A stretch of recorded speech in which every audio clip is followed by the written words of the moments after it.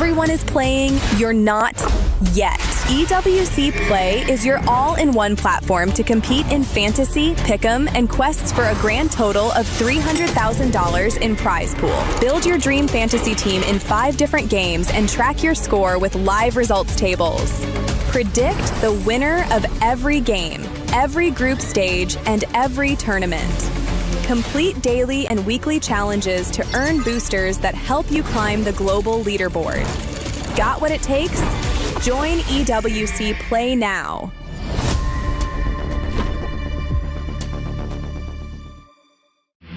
A lot of people are haunted by their past. I'm inspired by it. They're not just playing for themselves, they're really playing for their entire family. They have defeated their demons! They have crushed the curse! $75 million, 25 tournaments, over 200 clubs, only one club champion. The Club Championship is the beating heart of the Esports World Cup. Over 7 weeks, esports clubs send their players to compete. Every placement, every win, every podium earns points for their club. At the end of 7 weeks, every point counts. The club at the top walks away with $7 million and the title of best esports club in the world. It's not about being the best at one game. It's about being the best across all of them. Depth, versatility, consistency under pressure. One championship trophy, one title. Who will take it? Watch history unfold in Paris at the Esports World Cup 2026.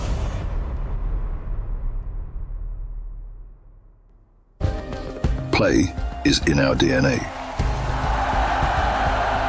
Whenever we let it out, it becomes our superpower. Now imagine an entire city being built to supercharge it. Kadir City, powered by Play.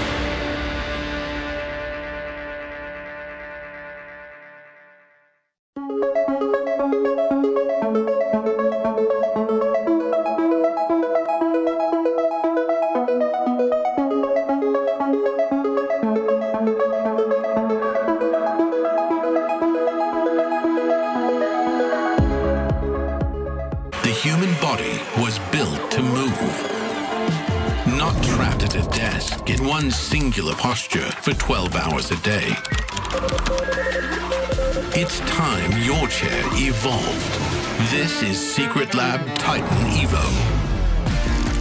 Ergonomically engineered for you, gamers, hybrid workers, artists, backing your every move.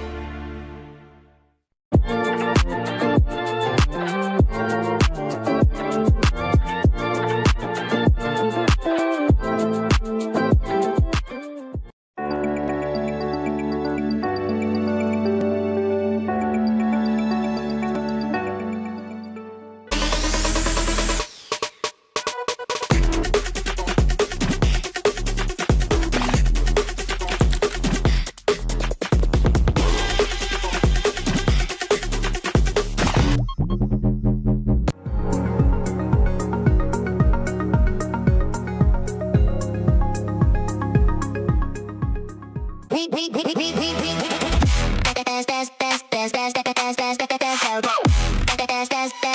book Esports World Cup.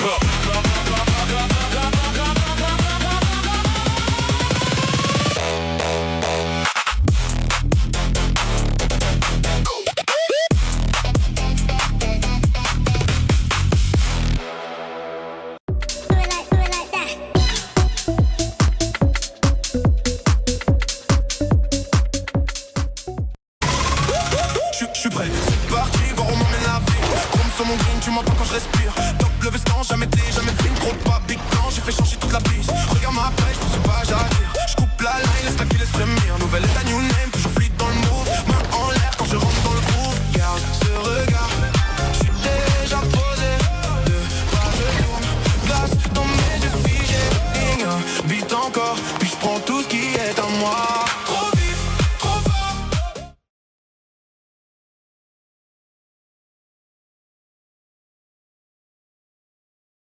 This is Paris. It's very hot today, and scooters are loud. These are our bikes, many bikes. I like bikes. This is where we buy tickets. This is the Pigeon. I like him. This is where we enter. This is where you spin the wheel. This is where we drink café. This is a croissant. This is basketball. You can use it. This is a DJ. This is a chicken. This is where we play video games. These are the jerseys. I like this one. It's how we cheer. These are my friends. Good friends. These are our players. This is where they put crush keys. Boo-hoo. This is EWC. Merci. Welcome to the battlefield. Remember, we are the hunters, and they are the prey. A real hunter always watches where he steps. Come closer, I dare you.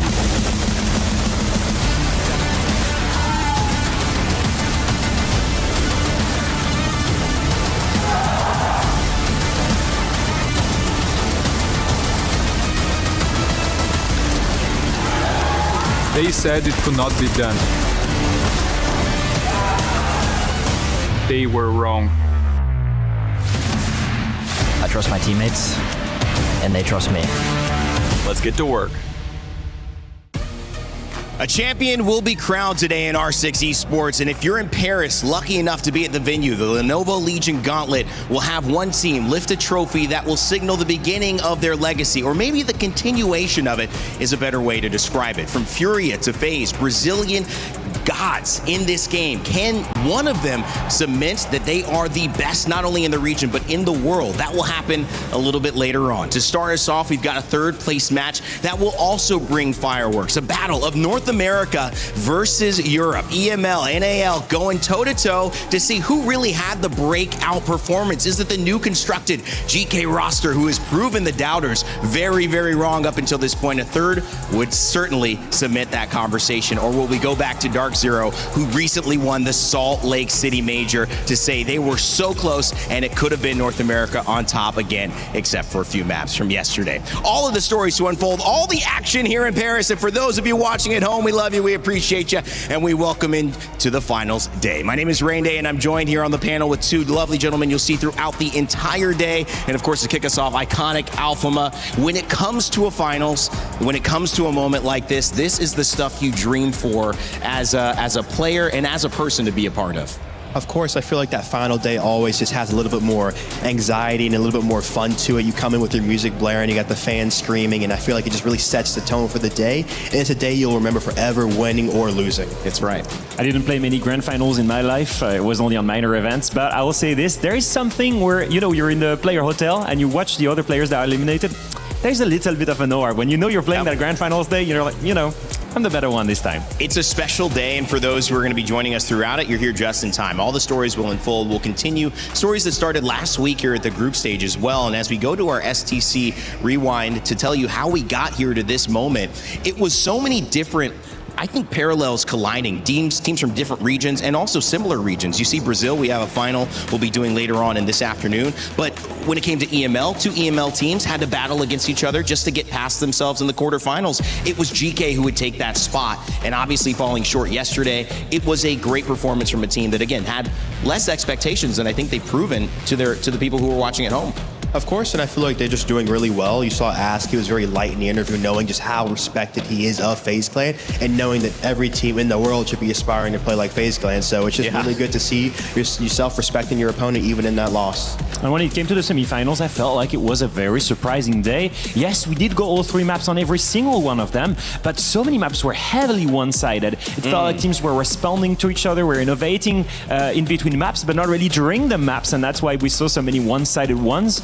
But in the end, I think we do see the favorites, right? FaZe, the two times world champions, obviously making it to the grand final. Furia, the most experienced team, obviously, and probably maybe upsetting the major champions in what we could call, I think, an upset, because obviously I was expecting maybe a DZ FaZe grand final. Right. But 2 very interesting matchups, and as I said, very surprising one-sided during the games. Boxera Diaz having fun. Boxera just left the stage and just started partying with the fans there. Had no concern for the handshake, but he's been here from Tier 2 now to a grand final. That's going to be exciting. But on the other side of it, it was GK Esports going up against FaZe. Admittedly, while maybe the proven debut that has kind of been like, wow, GK are here, it still was maybe the most difficult task to get through FaZe, and they weren't able to do it. Yeah, I mean, you see just an unknown. You saw Ass talking about them playing Consulate. They had scrimmed it, but it was one of their first times playing it on game day.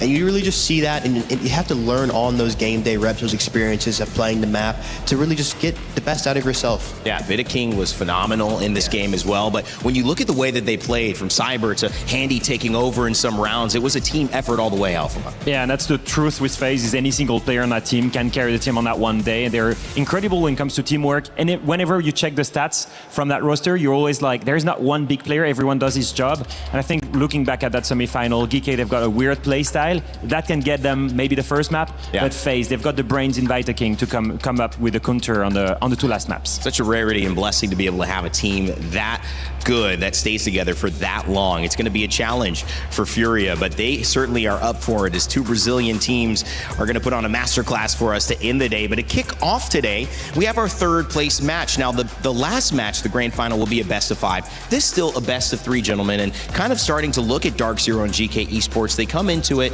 with 2 different lines of thought. GK Esports after that rebuild, Dark Zero trying to kind of keep momentum after Salt Lake, and both falling a little bit short. So now where does that leave them? And Iconic, I'll kind of raise this big question to you. What do you think's at stake for both of these teams and their continuity, their kind of themes as teams going forward? I think what's at stake is just seeing the systems. How can you bounce back after an extremely tough loss? Because I feel like you're not bouncing out of the tournament, but you're going into this 3rd place match. You know, it's not what you wanted. You want it to be in the grand final, but you have to take where you are and see what you can learn from. So seeing if they can capitalize on the mistakes they made yesterday and have a good stepping stone going into their off season and then into their next stage. So it's going to be able to just keep building that momentum. Now, I truly believe they don't approach this game the same way, right? On one side, you've got DZ, who won the last major, who are maybe more expected to make the grand final. So this is more disappointment for them. Obviously, they're still playing for $200K dollars, so that is massive. Yeah. But I think really the guys that are going to try to prove themselves, that's GK. I mean, so many of them were still amateur players a couple months ago. Yeah. Some of them never got close to grand finals. The only player that played an S-tier grand final is Ask, and I was all the way back in Jönköping in 2022 with Team Liquid. I mean, for most of these guys, that's the peak of their career so far. Absolutely. So winning that matchup is just as important as winning the semifinal yesterday. Yeah, of course, beating a major winner as well in Dark Zero. That would be a nice cherry on top for their performance here in Paris. Speaking of, if you heard some crowds chanting in the background, that's because there are other games going on in other stages that all have an impact on the club championship race as it comes down to our final week. Chris Tunn standing by with an update. CC update to kick off your day about this little trophy, because this trophy, well, it's nearly in the hands of ag.al. They now have themselves a 500-point lead, something that we never would have expected at the start of this 7 weeks. We still have a week to go. Things aren't decided, but yesterday's result with Dennis Lazovic making it to the grand final, he will be going up against Magnus Carlsen in chess later on today. that is going to be a tough game for him to find. But I mean, with the way that he's been upsetting players across the board over in the Allianz Vault, there may well be an opportunity for him to take down Magnus, although a lot of people are poo-pooing that idea. But the big reason as to why it's important that Dennis was able to pick up as many points as he has done in chess, as mentioned, gives ag.al that 500-point lead heading into next week, which is the ultimate showdown between Falcons and ag.al. For ag.al, Crossfire is massive for them. Going into that as favorites is going to be huge in the Club Championship. For Falcons, it feels like they're going to have to pick up a win somewhere along the line. When that's going to happen, though, I don't really know. There is so much still to play for here in the Club Championship, but the ag.al team and squad very much have their hand on it at this moment in time. Thank you, Chris, standing by at the trophy area, which we will see that totem have one new key in it, of course, after we do our grand final this evening. Also, another key. You think it's going to be crushed. It will be crushed, but it's unfortunately already been crushed for the two teams that are going to be playing first. They did that yesterday, so it's like not going to be that quintessential key crush we have at EWC. Here's a little bit of the leaderboard that he talked about as well. Falcons looking for 500 more points. ag.al in the lead. Of course, none of the teams that we're really talking about here in Rainbow Six Siege are in that top 5, so it would be a little bit higher stakes if they were, but the stakes are still high. $85,000 financially. That's a difference, Iconic, in terms of winning one game in Rainbow Six. Yes, and I feel like, too, we talk about DZ saying they might not be as in it, but I feel like DZ's culture, yeah, you're right. The opponent, they're going to be going for it no matter what here, so I feel like it's going to be a great game of Siege. It's men on a mission. Whatever the game is, whatever the mission is, they will be on it. And they are probably the most disciplined team in our ecosystem, so I think they will fight for it. I do think that when you start playing professionally, you're not doing this for the money, you're doing this for the passion. And I think that most importantly, for the guys on Geeky, winning that title, proving to everyone that rebuild was the thing to go for, proving that they're here, Falcons isn't, G2 isn't, virtus.pro isn't, the best teams of EML, they're not here. So if they make top 3 at EWC, that's is a massive statement for the rest of the season. I love that, and it's a great way to start off stage 2 as well for these teams. Speaking of, if you think you know a narrative that stands out a little bit better or you want to get involved, make sure to scan that QR code on your screen and join our pick'ems. There's up to $300,000 of prizes that you can earn. Yes, at $300,000 of prizing, so make sure to get involved. Let us know who you think's going to win this first matchup and the grand finals.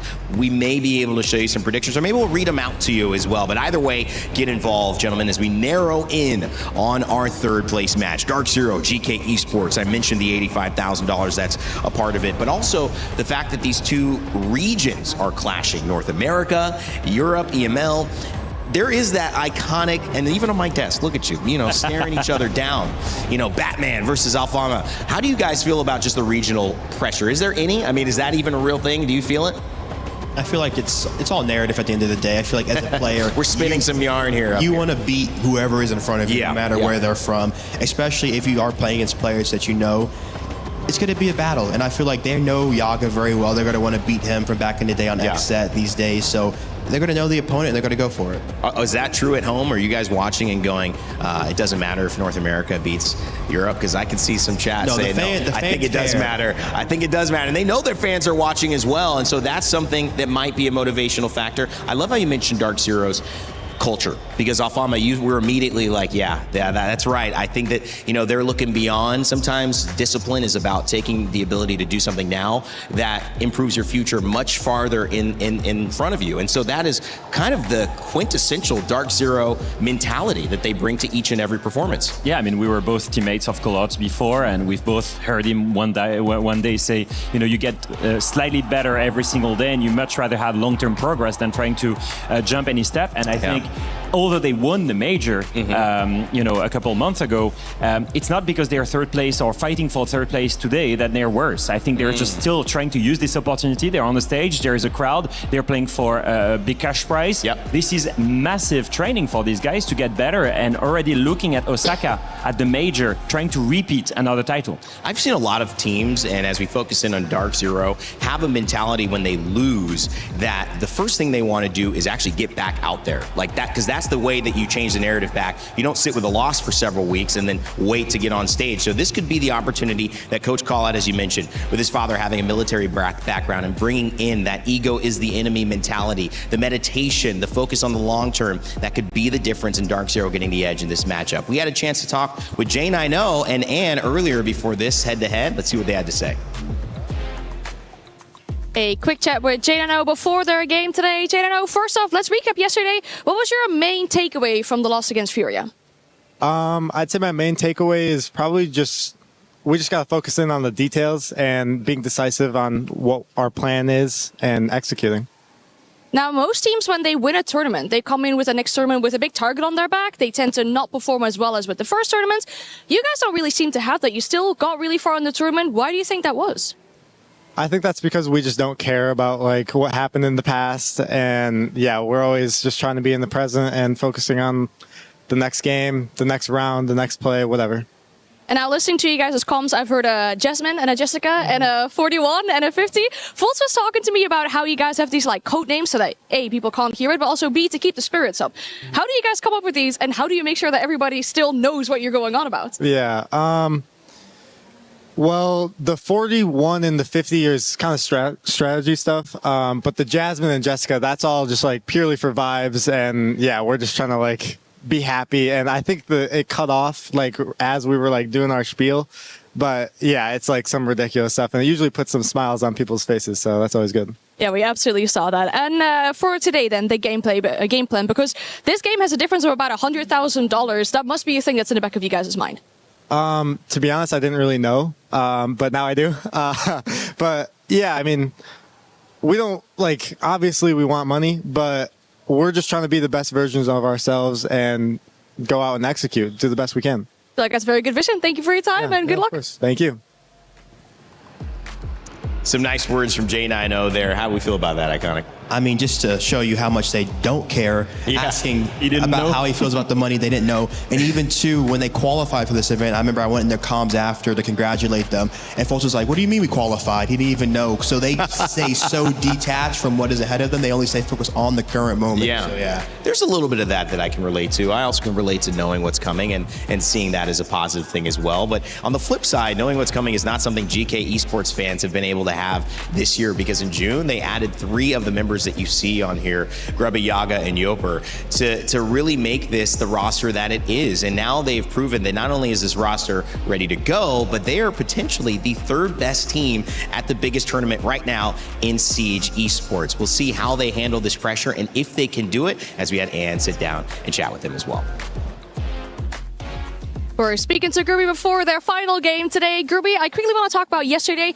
Surely you're disappointed with a loss against FaZe, but then again, you still brought it close to the reigning world champions. Somewhere you must also be proud. Yeah, first thing, hello. I mean, I think the game yesterday, obviously we are kind of disappointed that we lost to FaZe, but at the same time, I don't think you can be that much disappointed when you lose to back-to-back champions. I think we still put a fair fight. Like, we won our map, like Shale, pretty convincing, 7-5. I think we could close the game a bit faster. And I mean, the other maps, I think they are just way more experienced in the whole situation that like we had to face. I mean, it's FaZe at the end, so the more mistakes you do, they're just gonna punish you because they have 5 best players in the world. So the game will always be tough to play. And yesterday they played better. I think the consolate was way closer than it looked on the result in the scoreboard. I think the game was really close, but we didn't make it work. Like, they won, they played well.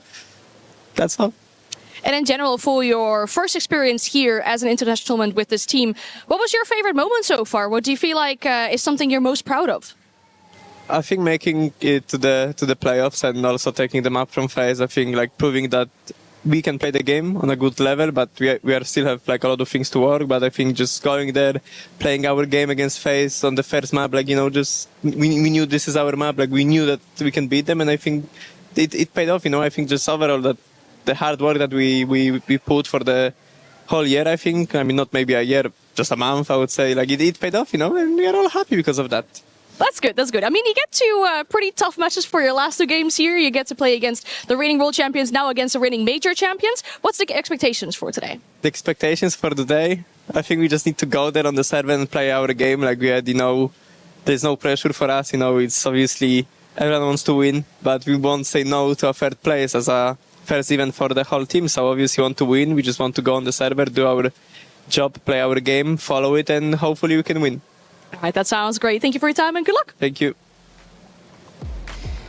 You know, I do like the atmosphere that's happening with these players. They feel relaxed, Alpha. They also feel confident that what they did yesterday was kind of a worthwhile result from all of the hard work leading up to this moment. Yeah, it's journey that matters really for these guys, especially for young teams that changed a couple of players, only a month ago. And just to remember everyone, like they did kick some really popular players. So like the players that they brought, first importing a Brazilian player, importing a US player, like it sends a message for the other players in the region. And so certainly they needed to prove that it was worth it, and I think they've done that. GK, as the maps come up in just a second, have taken a map off of FaZe. He mentioned that in the interview. They beat Furia, and they actually also beat Team Secret, who many people saw having this run and were defending EWC champions, albeit a different roster.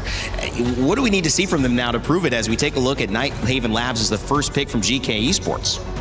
Especially Dark Zero starting on the defensive side. On the attacking side, you have to really make Dark Zero uncomfortable. Yeah. And like Janano said, they're going to be looking to get into their plays, making sure they're in sync and just being decisive. So GK's going to have to be decisive back at how they want to break those plays and how they want to counter their defenses here. Dark Zero, they play a very heavy style of rotation on the defensive side. They really challenge you and they make you uncomfortable. So you have to be ready for that. And like they said in the game yesterday, they know it's not going to be easy, and it won't be any easier today. They've had a lot of history on this map, Alpha. Yeah, I mean, it's a bold move. I mean, I know GK are on a 4-win streak on the map, but we saw Dark Zero 7-1 Furia on the map yesterday. Now we see DZ pick Cafe, obviously. A bit of a weird one, in my opinion, because we both saw Dark Zero and GK played at this tournament. It was always close. I think 7-5 victory for DZ against CAG, 8-6 on the side of GK. So not a huge map for these two teams whatsoever. What's interesting is that now as we take a look at these bands, you see where they've gone. Nighthaven's been a big feature.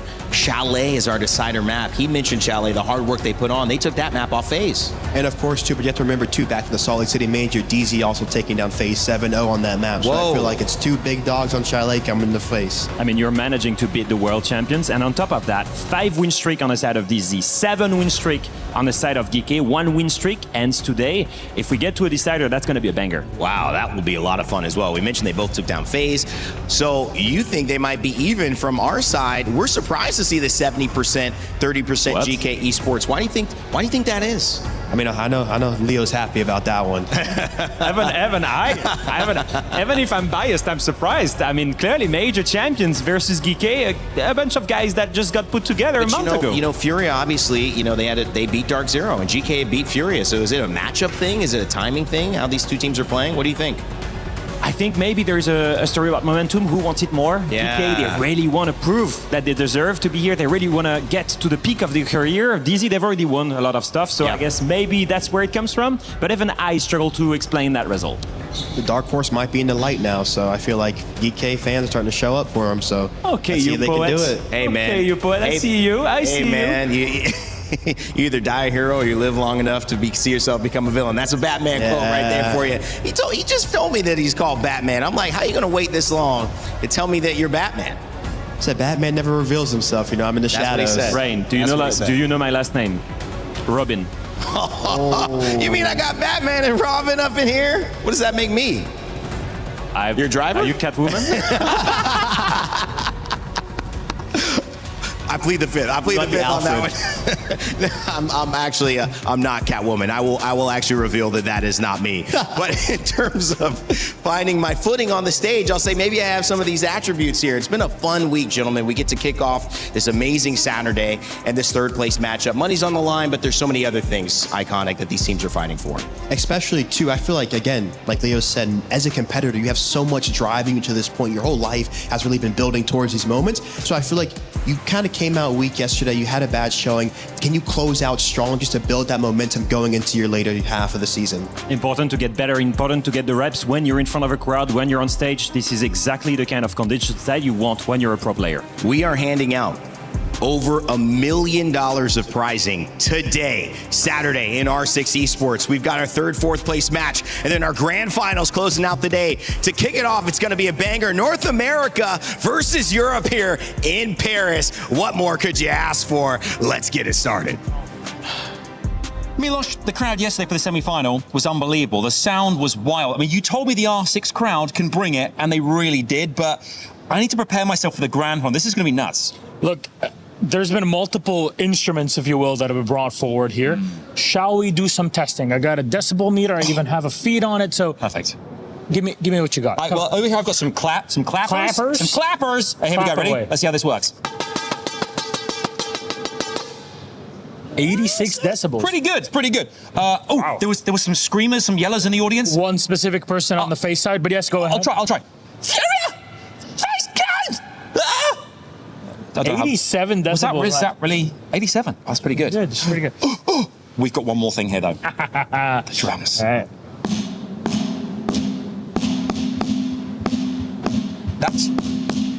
That's pretty good. I mean, 87, 88, that's pretty good. Yeah. But it's not enough. I don't think it really replicates what happened yesterday and what's going to happen today. Adam, you're missing the force for the trees. All three of them combined with an audience, that is not something you're ready for. I am so not ready for it, but I cannot wait to see how it looks. Milos, let's do this thing. Here we go, grand finals. Let's do it.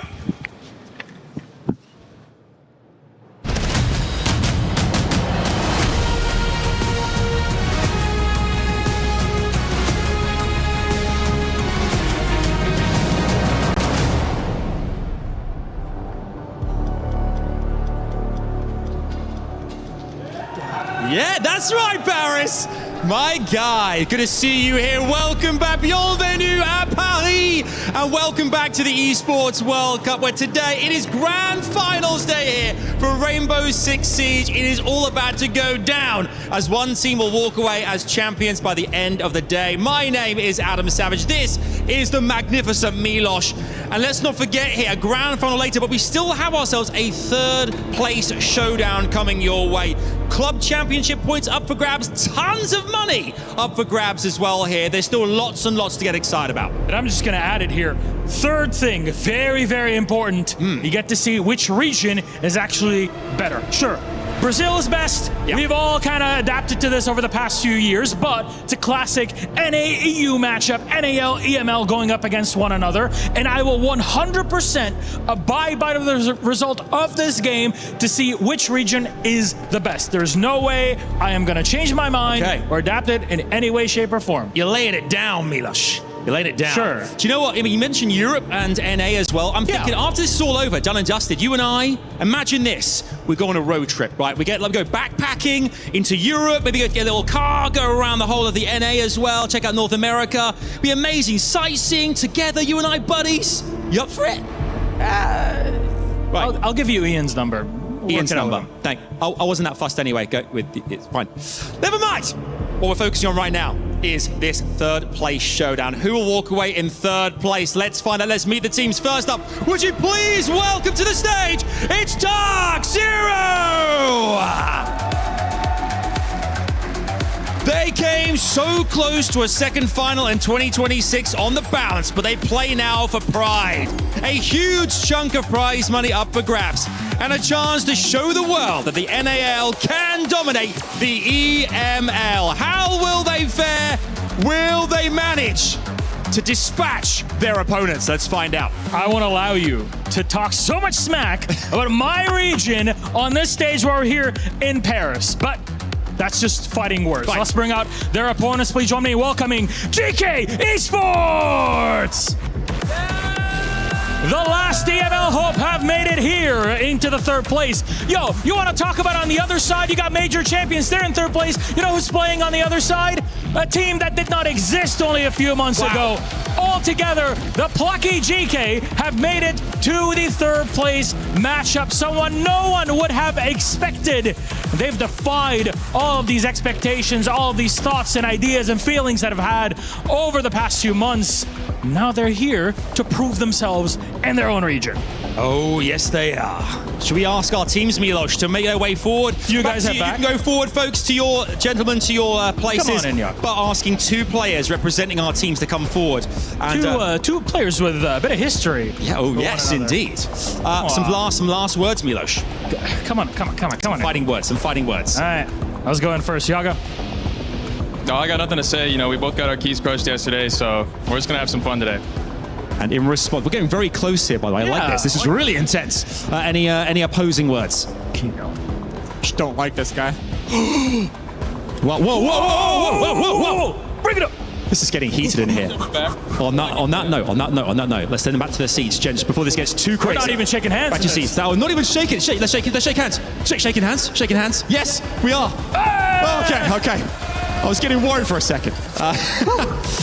Fellas, incredible scenes there. I like this. There's obviously a relationship there. There's a rivalry, but there's also a friendship there too. It's just how it is. Once you get into the server, that is when things change. So let's get this one started. A third place matchup. Dark Zero, GK Esports. Let's get it on. I mean, I might have seen my boy Keon over there up on stage. Man, he's pushing. I remember Keon being a little taller though. He's about 6'3". So at the end of the day, some fun trash talk there. Keno steps back with the squad. Dark Zero guys, Batman and Robin, as I'm gonna call you now forever. We get to set this stage up, man, and it's fun. Both teams seem ready, and that's exactly what you need to be. I think there are two ways to approach this kind of matchup when you're in their shoes. You can, dwell on the past and you can be disappointed that you're eliminated, or you can choose to have fun. And I believe both of them have made that choice. I think it's exactly the right approach. You're there is fans, there is a stage, there is money on the line. Let's just have fun. The pressure of making SI through EWC is gone. You can't do it. That dream is gone completely. Let's just have fun. Let's just enjoy the moment. I love it. It's kind of a tough line to draw because it's kind of hard to have fun if you lose on stage like this. Would you agree? Fun is winning? But I feel like also too, fun is the approach, and I feel like if you have that approach, you can also win right now too. And then that winning, like we said, gives you a lot of money too. That's right. They're not playing for the money, but you see the trolling kind of coming out from Keno and Yang, both being ex-teammates, both being ex-teammates of mine. I know their personalities very well, so they're in a very fun spirit right now, so it's going to be a good game. Now, I know why you don't care about money, because you're Bruce Wayne, dog. Now I understand. Now it makes sense. Oh, it's like Stewart. The guy that builds all the gadgets. If I'm Alfred, man, I'm trying to get some paper. I'm like, can I get some overtime?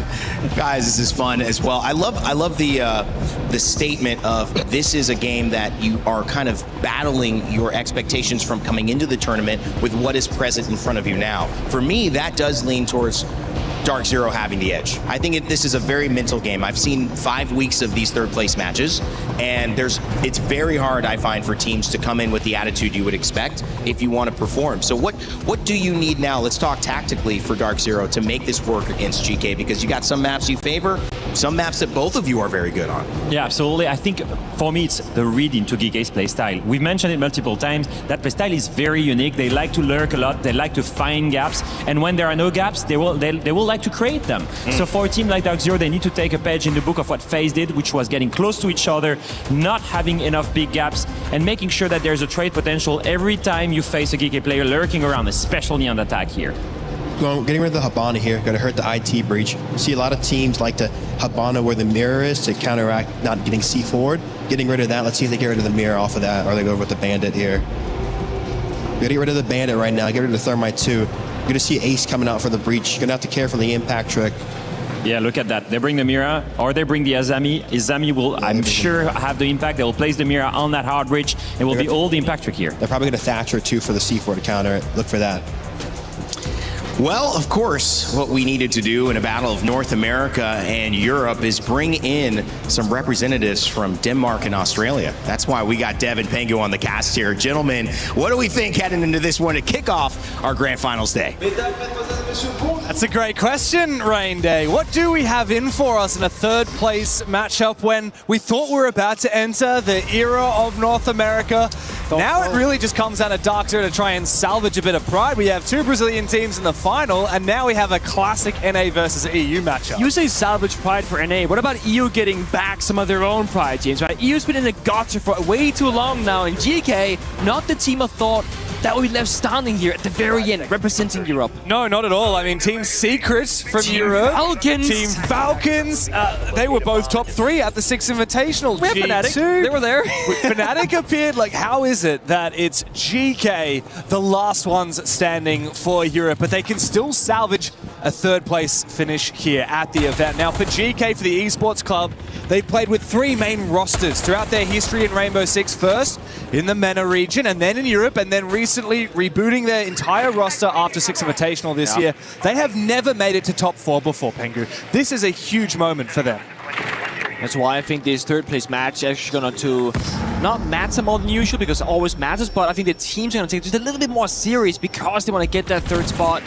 Whether it's for the money, the fame, the glory of winning, proving to your org that this was the right decision for the roster. Iconic was right. Thatcher brought out to deny any sort of C4 toss their way on the breach, but it's going to be impact grenades instead there from J9O. And this has just been the classic at this event so far. All about the mirror window on the breach, playing around with the hot destruction, the impacts, the C4, and so much of the round can be determined early on, because if you're successful disrupting that first step of the attackers, it's going to make the entire round from the afterwards so much more challenging. That's right, that hard reachability becomes so much of the battle here, especially the way DZ like to play with those bans. Genano continuing to try and hold on to rafters for as long as possible, but he can always peel back that next layer. He might even be able to reinforce top rafters if he uses that cavered barrier to cover him. However, we do hear some breaching going down from the Selmas. He will not get a chance to reinforce this wall of rafters as Upor has made his way inside. And GK inch their way closer to the bomb site. Yeah, looking pretty good. They got IT, they got Catwalk. That's 2 of the 3 areas of pressure that they need. But I feel like often you want that third spot. It can be a player below, for example, Sophia, but that's not going to be the case right now. Oh, so it should be a late round flank. The C4 that could be good for one at least gets popped off, but they juke it. They walk straight past it unknowingly, despite having Thatcher with 6 more EMPs in pocket, not needed just yet.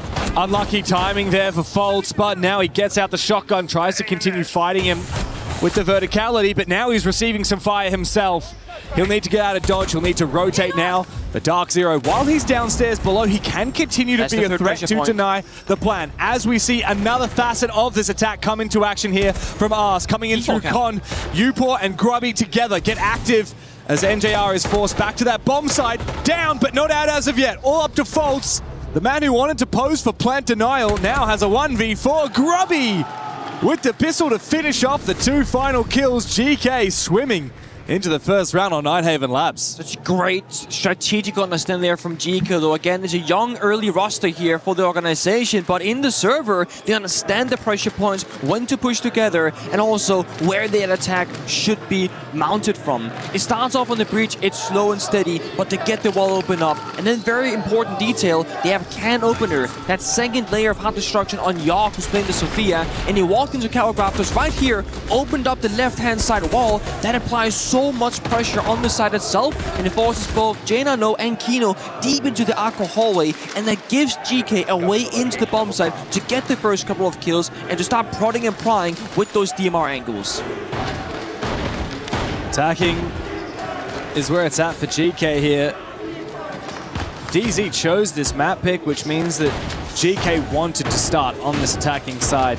Now DZ, in most of the games that you and I have casted, Pengu, they've actually been much more of a defensive favored team. Yes, they have. Their attacks can be strong, but their defense is where they really shine, especially when it comes to denying rushes, denying plant denial. We saw that a lot in their previous matches in the series that we played here on the main stage here, whether it's against Weibo or against Furia. Yeah. Of course, eventually Dark Zero did fall to Furia yesterday.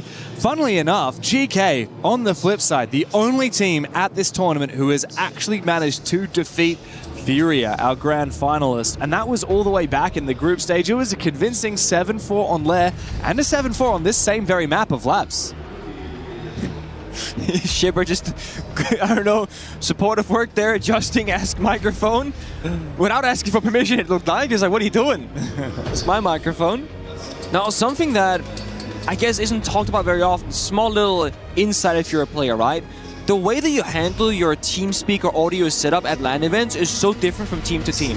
So you might be thinking, can you hear the crowd at a LAN event? Usually no. You got your in-ears, you got the soundproof headset with white noise being spammed in the background. However, when your microphone is picking up your own voice, the background of the crowd kind of bleeds into it. And not in the sense that you can tell what they're saying, it's just a lot of noise in your ear. Yeah. So some pro teams, they will have push to talk, where you gotta hold on a button and somehow spawn in a 6th finger to hit that key to then speak to your teammates. Some, they have talk or mute, so you will click a button, now your microphone is muted, you'll click again, now it's unmuted.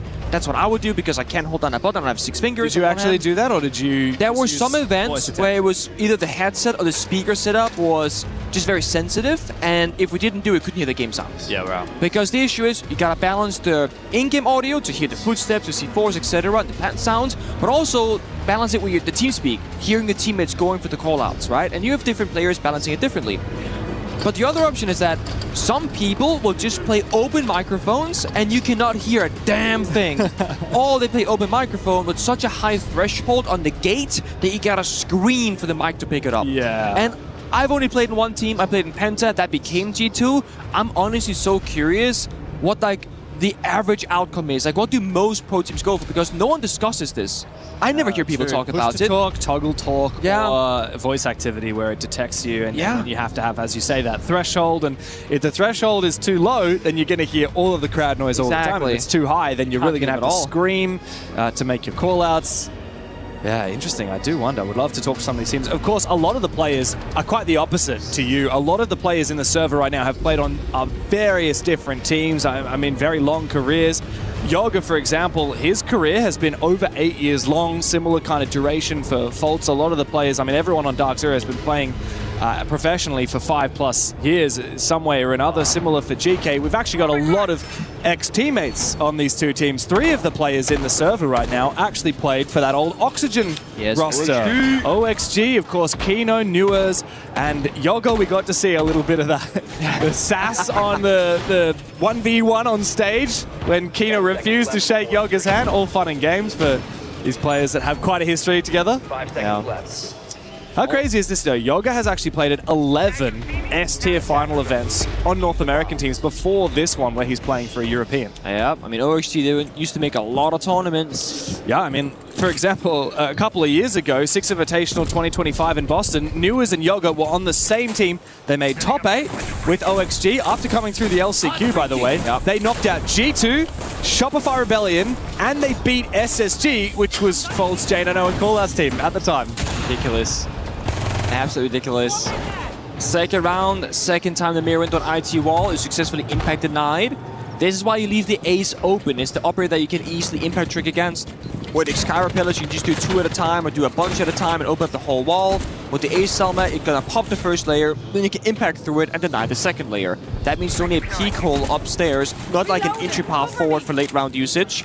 And the less ways you have in the building as an attacker, well, the less pressure points you have to enable yourself, and the less areas DC have to be worried about. The third Selma went out. That one was not impact trick there from J9O. So IT now is fully under pressure by the attackers. So efficient here from GK. They are such a well-oiled machine. So much experience on this roster from different teams. I mean, Ask and Yog with their own history. Even Grubby now is becoming a bit of an experienced player. He's played at a number of international finals now. Sarks and Upor starting to come into form as J.N.O. spots out Yog on the Monty, trying to make his way up the rafters stairs. Really poising a bit of a threat. Can't afford to look away from the Monty for too long as Yog will just go for the ADS fight. Swinging with the first bit of action. C4 goes out, takes down Yoga, who's actually playing the Monty. Injured as well, trading back. Very nice here from DZ. However, they do lose a player. Will they lose another? No! Kino with a quick drop shot onto Upor. Big kill. The Monty down. The Grim has been taken care of. DZ maintain control of the top floor. 3 players still upstairs. 1 in IT as well. And all the progress GK thought they had made has been for nothing. Kino really just said, fine, I'll do it all myself. C4, shotgun kill, finds the 2 openings. Now just kind of play the corners to play back the layers. But I think there's a read here from Grubby on the breach. Doesn't matter if Fultz is better, stands up. Cleans Grubby's head right off. Now they got the virtual bomb site. Oh, Kino finds another. Fultz finds the final player in Ask, who's playing downstairs, jumping in the bomb site window. An easy round there from DC. Funny though, because the very start of the round looked like a perfect dry run from GK. They breached open the wall, they took some map control, they opened up the vert. But as soon as they lost that skirmish on the top floor, it was over. It's so rare that Monty will die to C4. Taking about 75-80% of your health with a perfectly landed C4, that's very common. But outright dying to it, unless it did a double C4 toss, because Fultz also lost C4 earlier. I'm not entirely certain, but I didn't catch it if they did. Either way, perfect counterplay. Understand that, hey, if we just deal with the Monty, that's pretty much the entire push that we stopped. Yeah. That was a good plan from GK, but DZ, they're good on their defense. Like we said, 1-1 on their map pick. And this classic DZ, they just love leaning into specific operators for as long as they possibly can to hope that it gets baited out and banned. And in this case, at the moment, it's been Fultz on that mirror. He's often playing these power ops on defense that then tries to force out that tertiary ban Yeah. We saw a lot of Clash yesterday. I was going to say, you know what he's going to play when you bend the mirror? He's going to play the Clash. Yeah. And he's going to be really good with it as well. He's a scary force to be reckoned with, especially if you want to play shields. GK haven't been relying too much on the shields. Obviously, they played Monty last round, but they've got all the 3 main shields plus Fuse available should they want it. I think the beauty of the way that DC and Force they play the Clash is that it doesn't feel like they do it as a shield countermeasure. They do it to enable a style of their own.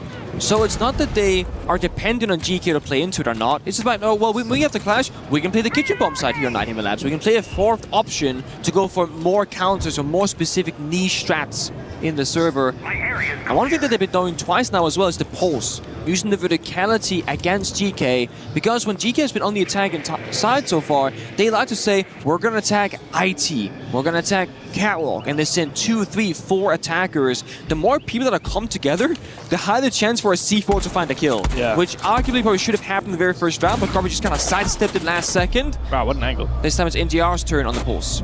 That's a really cheeky angle from Jane. I know he's standing behind one of those cabinets in IT with a one-way angle over the cabinet and then through the mirror window. He can't be contested. Onto that angle, let's manage to do a little bit of damage onto Yogg, who's now taking a little bit of damage from his own Boogie drone, I believe, as he's made his way into kitchen. Deathmark fails. As Mute Jam is helping DZ out, avoid detection from the Deimos as the Roamers continue peeling on back. Still 2 on the ground floor and 1 faults all the way upstairs in servers. But it seems to be a push onto the bomb site. GK have realized that this roam from DZ is extensive enough that it leaves the bomb site vulnerable. Nice, News wants to kill though. Sees so much pressure upstairs in the wrong game, but News is better. Finds 2, then finally traded back. But they know this bomb site is relatively weak. Yeah, indeed they do. And Faults is a 3 armor, 1 speed operator all the way up in service. He must have some kind of vert angle to try and help out as the push comes into the bomb site, but NJR from behind will take down Ask. 2 versus 4 for GK, Sarks and Yogg try and get active. Try and make their presence known, but they will have to recollect that diffuser before too long as well. SMG-12 in close range. Kino, he's usually trusted with that shotgun. Yogg does find NJR. Maybe this is winnable. They've got that defuse. They've got the pick. A retake could happen here from DZ. As the phone is ringing on out, Sarks will go down. The verticality works out in favor of DZ. And Yogg is forced to go into the 1v1. Bit of damage onto Kino, not enough as of yet. Worried about the flank from behind. Pistol comes out, 1v2. 30 seconds, still got to get that defuse. And both of his opponents are upstairs. Faults, so patient the whole game. He was roaming upstairs. Finally finds the last kill for DZ from above. Very well done. Only one thing missing there from the attacking side. No hard breaching whatsoever. So single breach was closed off, enabling Kims to play inside of that small box. And the double wall leading to the bomb site, same story. It wasn't open. That means that GK have so few ways in throughout the bomb site. And the vert that they did above was used against them because they lost the roam battle.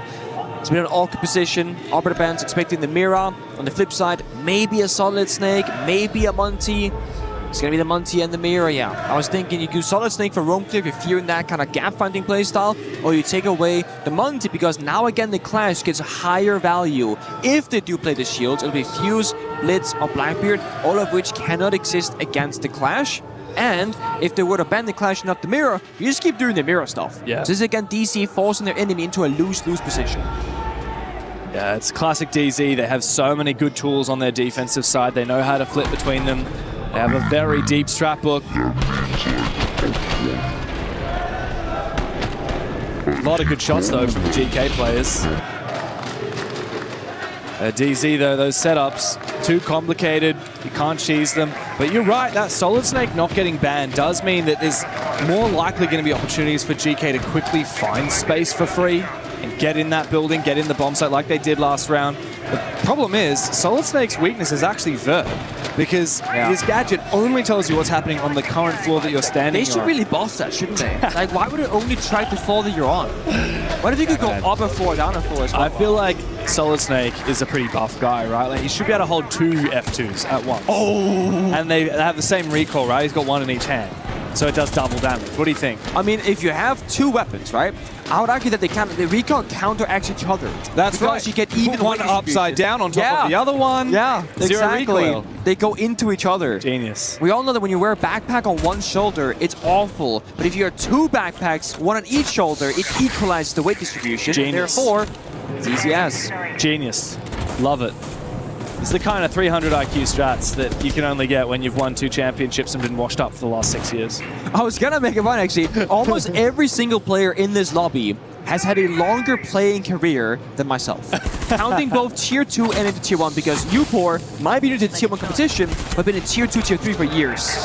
Yeah, he has. Yogg, one of, like I said before, the longest running players remaining from North America, no longer in North America, here in Paris, playing for a European squad. He finds the first kill. J9O goes down. That regenerative utility of the Azami. A good one to take down early, reduce the value the defense can gain from it. But DZ are no strangers to fighting from a numbers deficit on the defense. All a matter of how DC can restabilize. It is going to be that top floor bomb side, so in terms of options, Khan's going to go for a kill somewhere. Could be Kino forcing a shotgun fight inside of E-Box. Could be Newers going for a flank, playing by meeting. They've actually misdroned him so far. They double back. But I think still a small gap being found there. Doesn't matter. Newers shots the drone, falls on back. NGR elsewhere did find a kill, so back to even ground, meaning that now Newers has to value his life a lot more and really escape back to side, which he will do successfully. He does indeed. Good shot though from Yogg. He's down Fultz. Another big one with the Commando. 4v2 now with Fultz still on the floor and separated. He is dead meat.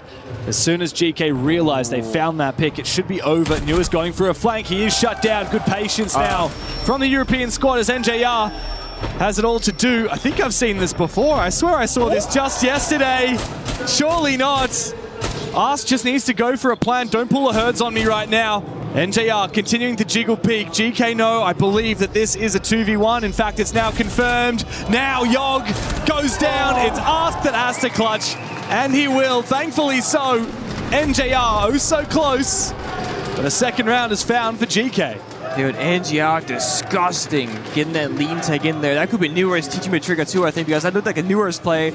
And I will say, watching DC for as long as they've been around, I think NGR having to be on Thermite for so many years and Harpoon seeing supportive roles, I've always been like, what is this guy doing playing supportive characters? Because there's been so many times, like going back to Charlotte Major even, the DC Charlotte Grand Final, when NGR was forced to become an entry and like in a round gone bad for DC, this guy is nasty. Oh yeah. And now on DC with a little bit more freedom in the playstyle, especially on defense, he's really coming into his own now. Yeah. Seeking those moments, seeking those plays. For sure. And look, NJR, what a long career he's had. But funnily enough, the entirety of his Tier 1 career has been with Dark Zero. 5.5 years. In that time, he's won 2 majors. Yep. With 2 completely different rosters. Charlotte way back in the day with the Canadian DZ, and nowadays with Fultz's DZ as well. A long career, especially considering he is only 23 years old. 23 years of age, and he spent his entire adult life playing for DZ. That's impressive. Not many players end up in just one spot for so long. I mean, Mint was also a player back in the day that kind of stuck around one team that became another team, and then, you know, he retired. Hey, don't forget about Mint's esteemed coaching career with Unwanted, top performing team at Boston. I suppose. Got to give my boy Mint some credit. I still have an old Flipside charm on my, I was gonna say same. my collection. It's in there. One of the OGs of the scene, one of the OG Shield players as well from NA. Yeah, you guys used to steal their strats and do them better as well. Back when I was a Flipside fan, I had to become a Penta fan because on the OG Clubhouse CCTV that no one played, they were the only team that went to it, and then you stole their strat and did it better. And you're like, these guys are the better Flipside players. Yeah, I was like, yes, I have to be a European fan too now. I love how much the OGs have done for the scene. I mean, we make the joke that, you know, this player walks that these players could run sort of thing, right? And it's really true. Sure. And speaking of NGR, learning from Troy, the way he started his career, and now teaching the younger generation probably that he's going to have around him later in his career, same things as well. Totally. It's beautiful. A lot of young players, though, on DZ. Well, young depends on your perspective, right? 23 is the youngest age player for a DZ player, and most of them have had already very long careers in Tier 1 because they were those gunners picked up at 18 years old. Every single one of these players falls into that category, and now they have the experience to be major champions. And so they have done so a couple of months ago. Now they need to fight here. 2-2 is the score as an aggressive run out from Foltz does not pay dividends. Good trade, however, GK restabilize. Sarks manages his pick on IT. Kino wants to lash out again. As DZ fall back again, they're happy to give up top floor control to GK. There's a good two-fanged attack there. The catwalk window with the IT breach working well together. But time has been taken away here from GK, and they still have attack outside the building. They haven't progressed close enough to the bomb site itself just yet. I mean, if they want to go for it, just like jumping inside the window, they're free to, but super risky. JR's covering one side window, swings it actually, and gets shot down. That right there loses them a bit of control by that B bomb site, forcing Kino for a rotate to retake that position as best as he can. GK is so patient. I love that from them. They're so quick at the start of the round with their setups. They've dry run 100 times, but when they're in the advantage, they don't overcomplicate things. It's a 4v2 right now, 30 seconds remain, but this bomb site is very hard to plant safely in because you can be denied vertically from above or below or flanked on the bomb site. Both players on the side here for DZ.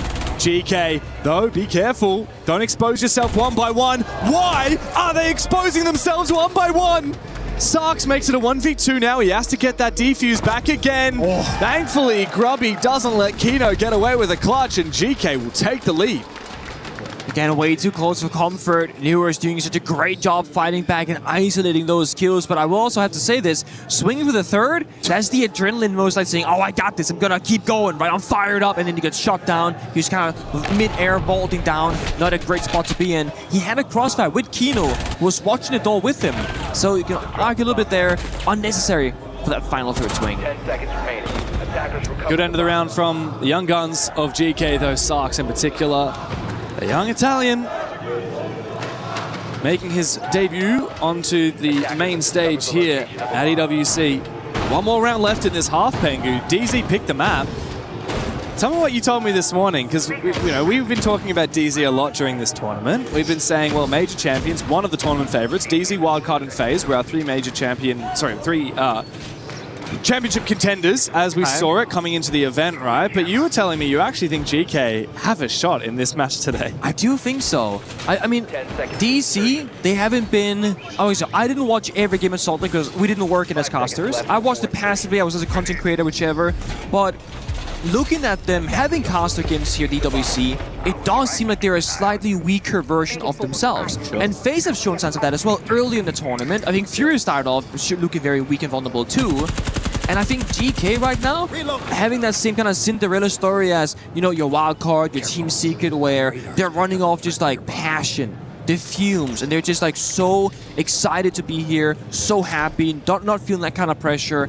Whereas DC, they have probably in their own minds let themselves down by playing for third place. They should be in the grand finals as the next matchup, trying to play for a trophy. 100%, but look, DZ, they've been really good. We've seen a lot of high-quality siege from them, but there were also 2 rounds from elimination to CAG in the group stage. There were 2 rounds from elimination against Weibo in their quarterfinal. Exactly. It hasn't been all sunshine and rainbows for DZ, and right now, fighting from behind on their map pick is not a good spot to be in, especially on their preferred side of defense.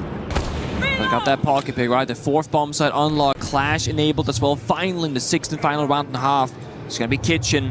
It's the classic DZ. We love Kitchen. GK have seen this probably 11 times in the last 3 matches that DC have played on this map because they do go there at a high frequency. They attack in a very unusual way, doing a full sweep from Catwalk IT in towards Pillar to then get the verticality above the bomb site.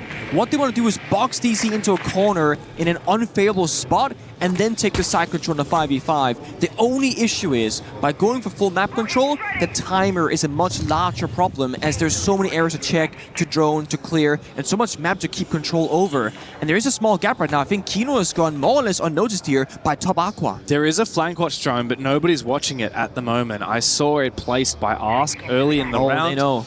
And indeed, there's a flank watch player. You pour potatoes a little bit. Thankfully, he still withstands and finds the kill. Now he's continuing to watch up on the top floor as DZ have this roam up above with the ADSs and the keeper barriers, but bedded into movement here from NJR. Grubby moved all the way from the other side of the map to sneak up this staircase and cut off DZ. GK are reading them like a book, and now DZ must rely on some hero plays on the bomb site to win the round. GK right now have to play the kills because Yoga is outside the building with the diffuser playing as a capital operator, but guess what? They got the full map control. They got the vert up above, Yoga in position on the window. If they can figure out where 2 or all 3 defenders are, they can use the smoke and fire and just guns together and just brute force the bomb side because they have significant numbers advantage, because Newers is so on health. Dokubikol will take him out. He has to answer it. Yeah, you're right. He has to, and so he will. He can be spammed again shortly by Sarks, but J9O finds a critical kill. Newers will fall to Grubby into the bomb site now. Faults on the clash, has to have an impact, but he is shut out of it. It's J9O 7 seconds. to try and save the half for DZ, but the plan is going down from Yogg. Good damage though. How does that happen? Yogg team kills. Is there a 1v1? Yoga cannot afford to lose this. The clash shield against J9O. Yoga has to land this shot. J9O looks for the rotate. He might be able to move around, go into the other side of the bomb site, look to try and take the advantageous position, boost it up, bit of damage, 1 HP. Now for Yogg, he just needs to buy more time. J9O up and over. Yogg clutches around for GK. 4-2 in their attacking half. With the clash shield as well. What an incredible way to find it. We're getting into the halftime side swap. Let's listen in. For supply and command, we go back to defense. Keep in mind, all this guy is doing right now is he has a cam inside a Raptor. He's waiting Jack either as soon as you get aggressive towards like the Raptor door, as soon as you layer out to hop in and take that space. So if we want to play the pulse off that bulker, we can. You can look for a micro there. Like basically, they'll have one guy on the roof holding the water door, and then he plays like close off the window and looks for that hop. So if we identify there's no guy on the roof, we can call Kino to swing that, or we can just say fuck it, and then consolidate back a little bit quicker towards the globe side. That's pretty much for both supply and command. It's got to be kind of one or the other, because they're just ripping that gap on us the entire time, and Jack's by himself. So either we go with Jack, have 2 there extended, one helps for like the Raptor door tool side, the other one holds for that, or we do the pulse micro, or we just consolidate back. It's kind of one of the 3, but we can't really just do the solo extension like that. It's not panning out for us right now. Heard. Yeah. Okay. Heard. On the attack side, just a reminder what I talked about. First, triple, so for basement, it's again probably going to be like the first floor explosion, and for storage, they usually like the Kina jump with the Thatcher on the side, and so kind of be Yoga prepared for that and like think about how you're going to play against Start close window, I guess, Yoga. I'm gonna do the bandit right on the basement because they probably gonna let it open. Let's see the bounce. I think if the bandit is open, then just play it on like skip it on the top floor, I think, and play it only like basement and if needed on the storage, because otherwise they will have like Zofia to counter it. Yeah, one more thing. I think for top, I think we should like expect like crazy stuff. So in the early round, guys, the one thing I'm gonna. The voice of a very deep man right there from Shepard. Again, the most I've heard this man speak throughout my entire career. And again, very strategical about the operator bans, the possibilities. Not saying, guys, we must play the bandit. You guys can play the bandit on the basement. But also, let's watch the operator bans first as well, right? It's like, don't overcommit to the plan until we know it for sure. And whenever we talk about kind of like how much he measures before he commits to something, you said this last cast, it gives that old Empire vibe, because they had one strat that they perfected on the attacking side that they always just used to know exactly how to counter their enemy. So Shepard would never call something without the full intel, so the operator ban will show exactly what they're going to do in the final end. For sure, and I really do love the way that Shepard gives so much freedom to the players of GK. Instead of saying, guys, you have to do this because I said so, he says, oh, think about this. Yeah. Think about this. Here's an idea. Here's an idea I had. You know, it's up to you. Bandit actually gets banned in the end of it by DZ. So I guess Shepard will not be able to be getting his teammates to play that. But the only way that works, the only way it works when you have a coach who gives a lot of freedom, though, is when you have players take initiative, right? Shepard starts saying what he wants to share, and then Ask will go, oh, I could do the, I think he'll go, oh, Yogg, I can play the bandit on this whatever. Yeah. And it's like, okay, but that wouldn't work if you don't have players taking that initiative. Totally. And I did hear immediately after Shepard finished speaking, I heard a voice getting active in the comms, and I wasn't sure if that was Ask. It actually sounded a bit like an Italian accent, so I thought it might have been Sarks contributing his opinion. I couldn't quite tell. I haven't spent enough time with Ask, Sarks, and Grubby to be able to tell their accents apart and to be able to tell exactly who's speaking. But yeah, interesting to hear the way that the comms pan out in those halftime role swaps. Also notable as well, we talked a little bit about this, but for DZ, they spent the first half of their tactical, or rather the so role swap, trippy. because they're talking about what just went wrong. Yeah. Right? But I did notice right at the end, before we cut over to the GK comms, call out says, okay, that's for defense, for the attacking side, and then he starts talking about what's about to come. Yeah. But it's interesting, like almost like a mini 1-minute debrief of what happened last half, so that if we do get to overtime, you have that back in the back of your mind. You've already, there's nothing what's the word? Like unresolved, right? You've still talked about it. I think it's an interesting concept because obviously I never played during the halftime swap, right? So we only had the tech time that you called with the coach, and that was it. And when you only had that like 45, 60 seconds, you couldn't have the luxury of discussing what went wrong. You gotta look at what's in front of you. Yeah. And it's like a mental tilter. But I like this from a conceptual point of view from Call-Out, saying these are the things that we got to do differently next time. And it's almost like you talk about the issues that might frustrate somebody, and everyone can kind of move past that point and now play the other half of the game. Because I do know from myself as well as a player, something can just sit in the back of my mind being, oh my god, like we messed this up, or this player didn't take responsibility for the mistake that he made, or I don't know what we're going to do on defense, and that takes you kind of out of the current present. So you talk through it, debrief style like you said, then you talk about for the last 60 seconds of the 2 minutes, what about our attacks? Yeah. And then Call-Out said, just to reiterate what I said already, you know, what the prep work was going into the game. Yeah, very much so. Funnily enough, Foltz actually got to play in the third place match last year at the Esports World Cup with SSG, as did, of course, Jane I Know and Call Out. And funnily enough, they lost it to Furia. Oh, did they? Yeah, they did. I thought they won it. They did. No, Foltz is a funny player. I mean, when you want to track the continuity of this roster, you could obviously look at NJR and the old DZ squad, but most of this Dark Zero really is the spiritual successor to that old Space Station roster that Foltz was the leader of, especially because Call Out is still coaching. Foltz himself has actually been to the last 15 events in a row, S-tier events.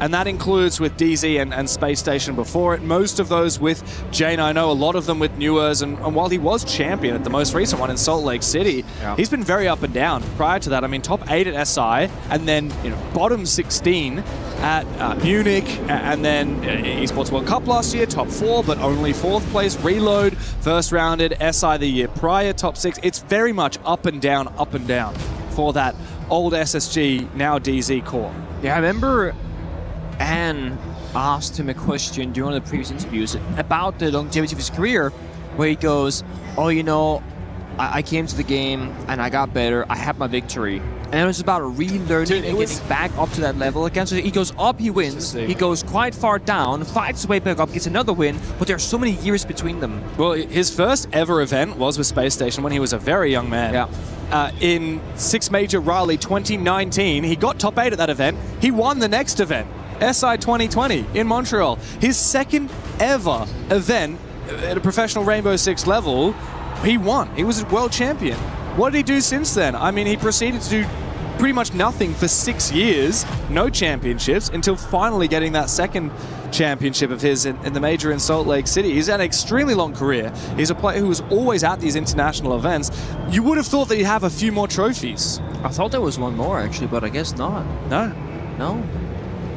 All right, SI 2020, and then a lot of top 8s, like almost every single major he went to, he would make it to the main stage. There are a couple of outliers where they got grouped, like SI 21 or Copenhagen, for example. They actually got grouped by Scars. I remember that very well. Casted that game, great match.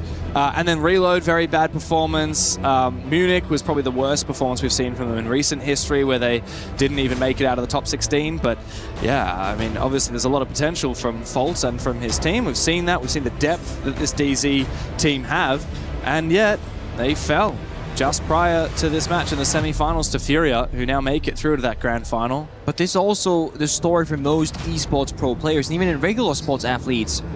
There are so many people who has to go without a win for a long time for someone else to win, of course, obviously. And in Siege, you and I had this convo this morning for breakfast. We have had, depending on exactly how you define it, between 3 and like 5 eras, a Yeah. dynasty, if you will, for Yeah. teams, right?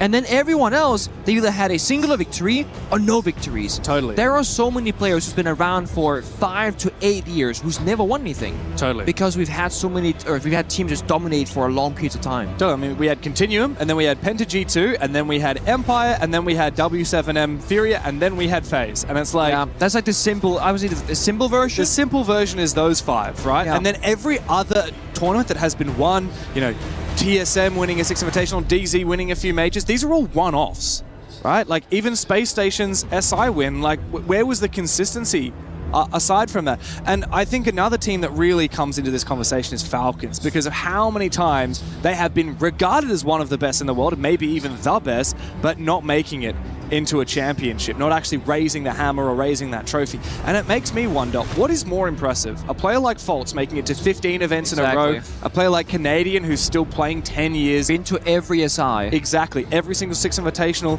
What's more impressive, that? Or, you know, Penta G2 winning everything for a year and a half, or W7M being the undoubted best team for 2 majors and a 6 Invitational, or FaZe being in 3 6 Invitational finals in a row, winning 2 of them. You know, what is more impressive to you? I feel like there's actually, it's a bit of a subjective. I don't think there's a correct answer, There's different right? ways of measuring it for sure. I have always valued consistency and longevity, and it's why I have so much respect for a player like Jar Canadian. He might not be going on stage dropping 20 kills every game and winning every single grand finals, but the guy's qualifying for an event. He's still there, still having impact and a presence, and teams like your FaZe Clan, who in recent history, 3 SI Grand Finals in a row, right? That's one thing. But if you go back 7 years, they were in a top 4 Pro League final. Totally. You go back to, 5 years ago, they were in a major final. And sometimes they win, sometimes they lose, but they are always at the top, chasing the trophy for such a long time. And then, like we said, we have teams that, I mean, look at Beast Coast, right? Out of nowhere, bunch of rookies, they win a major. Sure. And obviously we had Munich with a quartet again, but it's like, no one expects that to happen. But that's been the story of Siege. A team out of nowhere, even in Team Secret recently, they will win the tournament, surprise everybody, and then kind of disappear. They'd be good for 6 to 12 months, and there's always a different array of reasons as to why that happens. For Team Secret, for example, they got poached to pieces. Unfortunately, you know, the conditions at Team Secret, the salary, whatever, can't compete with these other organizations like M80 and Falcons and Wildcard even. But yeah, it's a funny situation, isn't it? But I think there is no correct answer about what's more impressive. No, but it's about what you value. I think you need trophies, though. Like, you can't be like... Can you be the best player of all time and have never won SI? Because that's a debate that Shaiko. I mean, I don't think you Shaiko's can. the best example. I am, like, very much... I think there's no right answer to a lot of these questions. I think there is a right answer to that. No, you cannot be the best player of all time and not have won a world championship. That is just... It's just impossible, right? Now, if Shaiko won the next world championship, maybe he would be in that conversation. But right now, he is not eligible. It's like our club championship. Well, he's in the conversation now, but he's not stamped on the letter, you know? Well, it's like, you know, here, the EWC format with the club championship, you could have the most points out of any club, but if you have not won in any specific game, you are not eligible to be the club champion. You have to have a win to own. That's right. You have to have a win, and you have to have a certain number of top 8 performances as well, or top 4 performances. We'll get our club championship reporters to get you the 100% detail on that. There's something there. For sure, exactly. You know, like, I don't care if Falcons, let's say, they were second place in every single title. That's not good enough. You cannot win the championship unless you have one of the championships to your name, and I think that's very much the case. I don't care how many grand finals you've played in, especially Falcons, because they have been in so many grand finals. At that point, you were the favored team so many times, there's got to be some kind of curse. And look, I'm not a superstitious man, but the number of times Falcons have been to a grand final and lost it, I'm certainly feeling a little bit superstitious. I think they've been gunning for Troy Canadian's record. Because Troy used to be the man who had suffered the most grand final losses before, and I feel like we're probably in a pretty equal area now at this point. Well, speaking of Shaiko and G2, I saw Shaiko yesterday. He's here. Yes, yeah, he has been. He was in our green room. He just spawned in. I was like, hello there. What are you doing here? He's hanging out. Oh, man. Yeah, no, Shaiko's been here the whole time. I actually saw him riding his motorbike the other day. Oh, did you? He has a mean-looking motorbike. Oh. Very badass. Living it up on G2. Gotta be careful. Yeah, the motorbike is kind of cool until it gets too scary, you know? I'm too scared to go for that. You don't even have your driver's license. That's my point. I'm too scared, man. I got a little scooter that's, not license required. It goes 20 kilometers an hour. Right. Oh, you've got like an electric scooter. Yeah, like that's cool. Those are dangerous. Xenox broke his arm riding one of those. Oh, right. Guess I shouldn't be talking then, mate. Yeah. Oh, well, we're back into the server. Thanks for bearing with us, guys. We're into it. It's 4-2, and we move into the second half. So now DZ, for the first time, show us what they've got on the attacking side. This is their map pick, though, so they need to bring a little bit more energy than we saw on defense. Otherwise, this could be yet another fairly disappointing result from DZ. Hold your horses right now. Side swap, keen on the Blackbeard shield. That's going to bode well for them. He's a phenomenal shield player, this man. He's waiting for the right call, the right time. Mind you, he has the shield on his back as the Blackbeard, giving less sound cue as to where he is. He doesn't sound like a shield operator. He just sounds like a regular dude in the server. Yeah. But he is not regular at all. He's going to jump in that CC window and take the fight towards Grubby. Oh, nice little fight there, close range. Kino takes a little bit of damage from the barbed wire, but he should be able to smack that away. And once NJR destroys his Kiva barrier, he'll be able to contest and prevent Grubby from continuing to peek aggressively. Ooh, very nice. The air jab from NJR. It knocks Grubby back and allows Kino to go for that ADS fight. Early advantage now for DZ. Air jab wasn't hurt there from Grubby because like too much sound, too much chaos in the server. Smoke canister explosions. Oh, the drone hull could net you some damage here, but Sax does not fire at the opportunity, and the wall being broken open here. A lot of pressure applied once again. Probably has to either go for a swing or fall back behind the Kiba, but that's only temporary cover. Once that gets shot, it's going to be either proning on the floor or forced to fall through the back. Looks like DZ are in good stead now. Even though Kino is low HP, he should be able to withstand a few more bullets to the feet before he goes down. He's actually rotating the top blue, so he's likely to try and fight Ask in just a moment at the top of the CC stairs. Newers finds a very nice angle. Nice shot from Sarks, but now he has to worry about behind him because he's lost Ask at the top of the stairs. And Fultz will work together with the Blackbeard to finish him off. Wow, very explosive split push from DZ. 3 avenues towards the bomb site. They deal the damage, and they rip GK to shreds. I like how simple it was. It wasn't about a ton of different layers and utility and counters. Like good crossfires, pushing together, utilizing the Blackbeard, playing on the air jabs, and just 3-2-1 connecting. And we saw some of the player interviews. I'm not sure it was Fultz or J9O. I think it was J9O actually, saying that yesterday's loss kind of came down to small details. And we know we did wrong. We fixed them for today. And this was a much better look on the attacking side than what we've seen from DC in the last 2 days. Yeah, indeed. Now, moving into the second attack, they'll have to go down to basement, and GK have thrown a few curveballs here. Unusual to see a castle pick. I wonder what the plan is here from Grubby. How much these will be on the bomb site to slow down a potential rush? Because I think, if I recall correctly, at the halftime swap, Shepard actually called watch for this rush or watch for that rush. And sometimes the castle is good at slowing down the rush. Of course, you can destroy it with the Blackbeard or with the Zafir. In this case, both are being brought. Shepard also said be careful of the Thatcher. Okay, no Blackbeard here as the repicks come on out. A lot of options here for DZ. They've got Vert, they've got explosivity on the bomb set, they've got some hard breach. The fact that they brought the Ace instead of Thermite leads me to believe that's not going to be a rush because you don't have a lot of space to work with using the Ace operator. But it definitely feels like a late round plan execute. The Thatcher getting in there, the Ram for the verticality, the Blitz for roam clear and planting later on. Keen to see what the plan is going to be. DC, all about the process, the step-by-step action. That's step number 1. And it's free, because Bandit and Kaida bend away, and Mute doesn't even stop the summer charges any longer. And that's also why there's no Mute jammers on the wall itself, because what's the point? So you put the jammers elsewhere for drone denial and gadget denial. That might enable them to roam a little bit longer on that top floor. GK on the bomb site will use the mirror windows, but that's Selma. Oh, wow. I mean, great worth usage. That is, 100% worth it there for Ask. It's a huge cost, very expensive to waste your only C4, but it does keep his mirror intact, and there are no Selmas left now for NJR. If you were to lose the mirror window, the roamers have to fall back to support it because you cannot solo hold the bomb site without it. But without the C4, you can't go for plant denials. Maybe this was baited by DC. They got the EMPs as well for double ups. Good smokes. No nitro cell now for Ask to try and deny this. If I will go down for sure. He's right in the middle, and they don't have information of where that plant's going down. The gas goes out too. A C4 is too late. Had that been slightly earlier there for Upor, the plant would have been denied, and DZ would not be in a post-plant position. But now the retake is nigh impossible for GK. DZ just outside. The smoke grenade will go out. Ask will try and long arm this. He'll try and get the angle with Yog, and Sarks to try and cover, and it's working. Newers taunts in the all chat, but this seems to perhaps be working for GK. Ars will continue holding it. Nerves of steel for GK. The Ninja defuse. And DZ might have had a nice rush, but they got to be careful for those retakes from GK. Oh my god. I mean, usually there's going to be a freebie, but playing a little bit too far on the left-hand side, and the long arm was somewhat possible, and DZ didn't have the verticality for the post. Asked it in the old chat, maybe not a good spot to plant.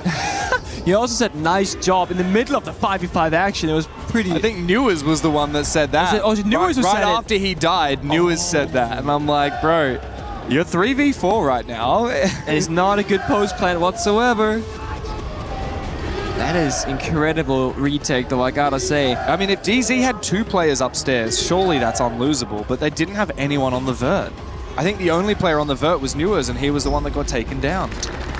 It's one of those cases where it's such good strategy from both teams, right? The Selma charge baits out the C4 as a possibility. Then they recognize, guys, planting to be quite straightforward. You only have one C4 now, maybe, and smoke, but they're both roaming. So you can get like halfway through the plant duration, then they arrive by the bomb site. And we got Thatcher as well to kind of go for the counter. The only thing is, had Kino been 2-3 steps further to the right-hand side, the angle is much more in their favor. So a strat successfully executed, just the post plant didn't go their way. Technically a good round for DC. Yeah, but I mean, we talked a lot about this in the DZ versus Furia game and in the DZ versus Weibo game. You can have good macro, but sometimes games are won or lost based on tiny little moments like, does that plant go down? Does that defuse come out? We saw that especially in the DZ Weibo quarterfinal. Yes. There were a lot of smoke plants, and DZ were really good at denying them. Yeah, they were. Again, DC usually the team to win the retakes themselves, but this time it goes against. And Ask, I mean, you can say he's 1-5 on the scoreboard. All I see is that he defused the diffuser last round and got his team the round victory. Again, there are so many ways of gaining value that's not shown you on the scoreboard in the kill department. Kino right now, for example, playing the shield operators. I mean, he's doing such a big job, everything off of map control, clearing player positions, gaining information, even if you might not get a kill. Oh. 2 rounds in the lead now for GK on that defensive side. DZ, a lot of work to do. Now, this top floor attack last time was impeccable. They started with control of IT, control of rafters. They quickly pivoted, took top blue very quickly. Now, not a C4 for Ask to try and... Oh, actually, impact almost works. The second impact will destroy the Selma, but not before a hole is opened up underneath that mirror. Yeah, underneath it. The mirror is still there. Technically, but you can't really play on it safely as you'll be exposed to blow it. Not a good time. So GK, I think they've read the situation. There's going to be a backside take right now because Yonk is cleared out rafters. He's peeked IT outside and he's like, okay, there's no one there. Oh, wow. Big booms downstairs. C4 not for that reason because there's dead players. C4 at the end because Sox went down. mibr.los low on HP. Sox already dead. It's DC starting off with a statement. And JR can't sprint thanks to that Thorn Trap. He is limping. Now that air jab could actually be shot if Upor perhaps gets close enough, or perhaps if he wide swings, it might actually detonate and force him back. Now he's just prone on the floor. And it looks like J9O might be moonwalking. Is everybody moonwalking? I think everybody's moonwalking. I see a moonwalk as well, James. I don't like that. It's a thriller. Ooh. That is actually a tough situation. I'm going to have to assume that the players also know how to play. I see them with their hands in the air. So this is a tough situation to call. There was a 5v4. It wasn't like nobody was dedicated. I'm not sure what the angle is here. Do you just replay it? Do we have to talk to the admins? I'm not. You know what's great? You know what's great? It's not our job. Is that it's not our job. It's not that. But the not our job to make the call about what we do, and we have to rehearse. Well, this team might have had the advantage. Well, this team would argue the opposite. And well, okay. Do we want to give our opinions on who had the advantage? I think we should get a player from each team to plead their case to why they should get the round victory. That's true, like a debating battle. Debating battle, That's a great idea, like both of them stand up. You know what, if we get like Call out up the front, you know exactly what he's going to say? He's going to say, I don't even care, I just want to I just want to play the game. Let's just replay it. This is replayed. I'll just play it That's the again. most fair thing there is to do, right? I think we're probably going to end Start up replaying that round. Like, look, it was reasonably even. Sox will be happy with that. He died early. Yupo was low on HP, but the attackers had low time. So. Jeno had like 1.5 kills with the 3 big booms, by the way. 1.5. Because he killed Sarks and he got a ton of damage onto Yupo. I think he was like half HP on the Warden. Yeah. I can only assume that we'll probably replay that round, but we'll get the call from the admins before too long. Don't worry, everyone's loading back into the lobby. I can see that almost all the players are back in the lobby, so we'll be starting again very soon. Did you get my Michael Jackson reference? When like everyone was moonwalking, I started singing Thriller. Yeah. Did you get it? Yeah, I was afraid of getting copyright struck, so I didn't want to... Oh, you think I'm that accurate? Weren't you? Well, I mean, I caught it immediately. You're spot on. Well, thank you.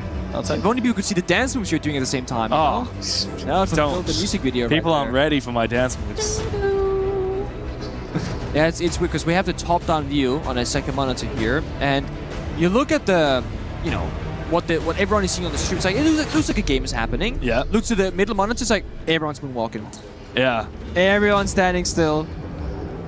A little bit of a moonwalk. A little bit of a moonwalk. Oh, I see someone getting active in the chat. I can see the game has started. We're back into it. Back into it. I do find it really interesting when I see players typing in the chat, and then I can see on our top-down monitor that there's no convo in the chat, because that tells me they're typing in the team chat, which means it's just notes to their own players on their team. Which I always think is really interesting. We noticed that the other day after the tactical timeout. I believe it was from Callout. It was DCM. Yeah, it was from DZ, doing a lot of typing. Taking some notes in the chats. It's a cool idea. I've never really thought about doing that. I only ever use the team chat to say, you know, like you say rush B in the all chat, and then bracket in the team chat, actually rush A. Okay. Drops in chat for Black Ice. No, guys, no, if you come up to Pengu at the event and you say, "Can I have Black Ice?" he will personally give it to you. I will not. This is hearsay, this is slander. But I know of other games where you use the in-game chat as a tool. Yeah. One of those games were here. Which one is that? I think they were here. I see a lot of smack talking. Is it League or Dota? Was League of Legends here? I know Dota was here. It was, I believe. Okay, I think it's probably early weeks then. Dota definitely I think so. In League of Legends, you will type down in the in-game chat the cooldown of summoner spells. The flash, for example, and teleport, whatever. That way you're kind of tracking in-game exactly when they come up, because there's no tool built into the game that tells you. And another small thing that used to be the case in Siege. Yeah.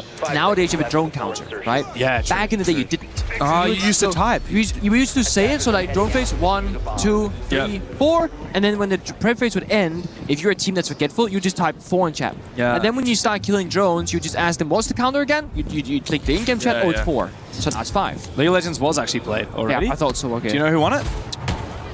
I don't. It was Deep Boss. Oh.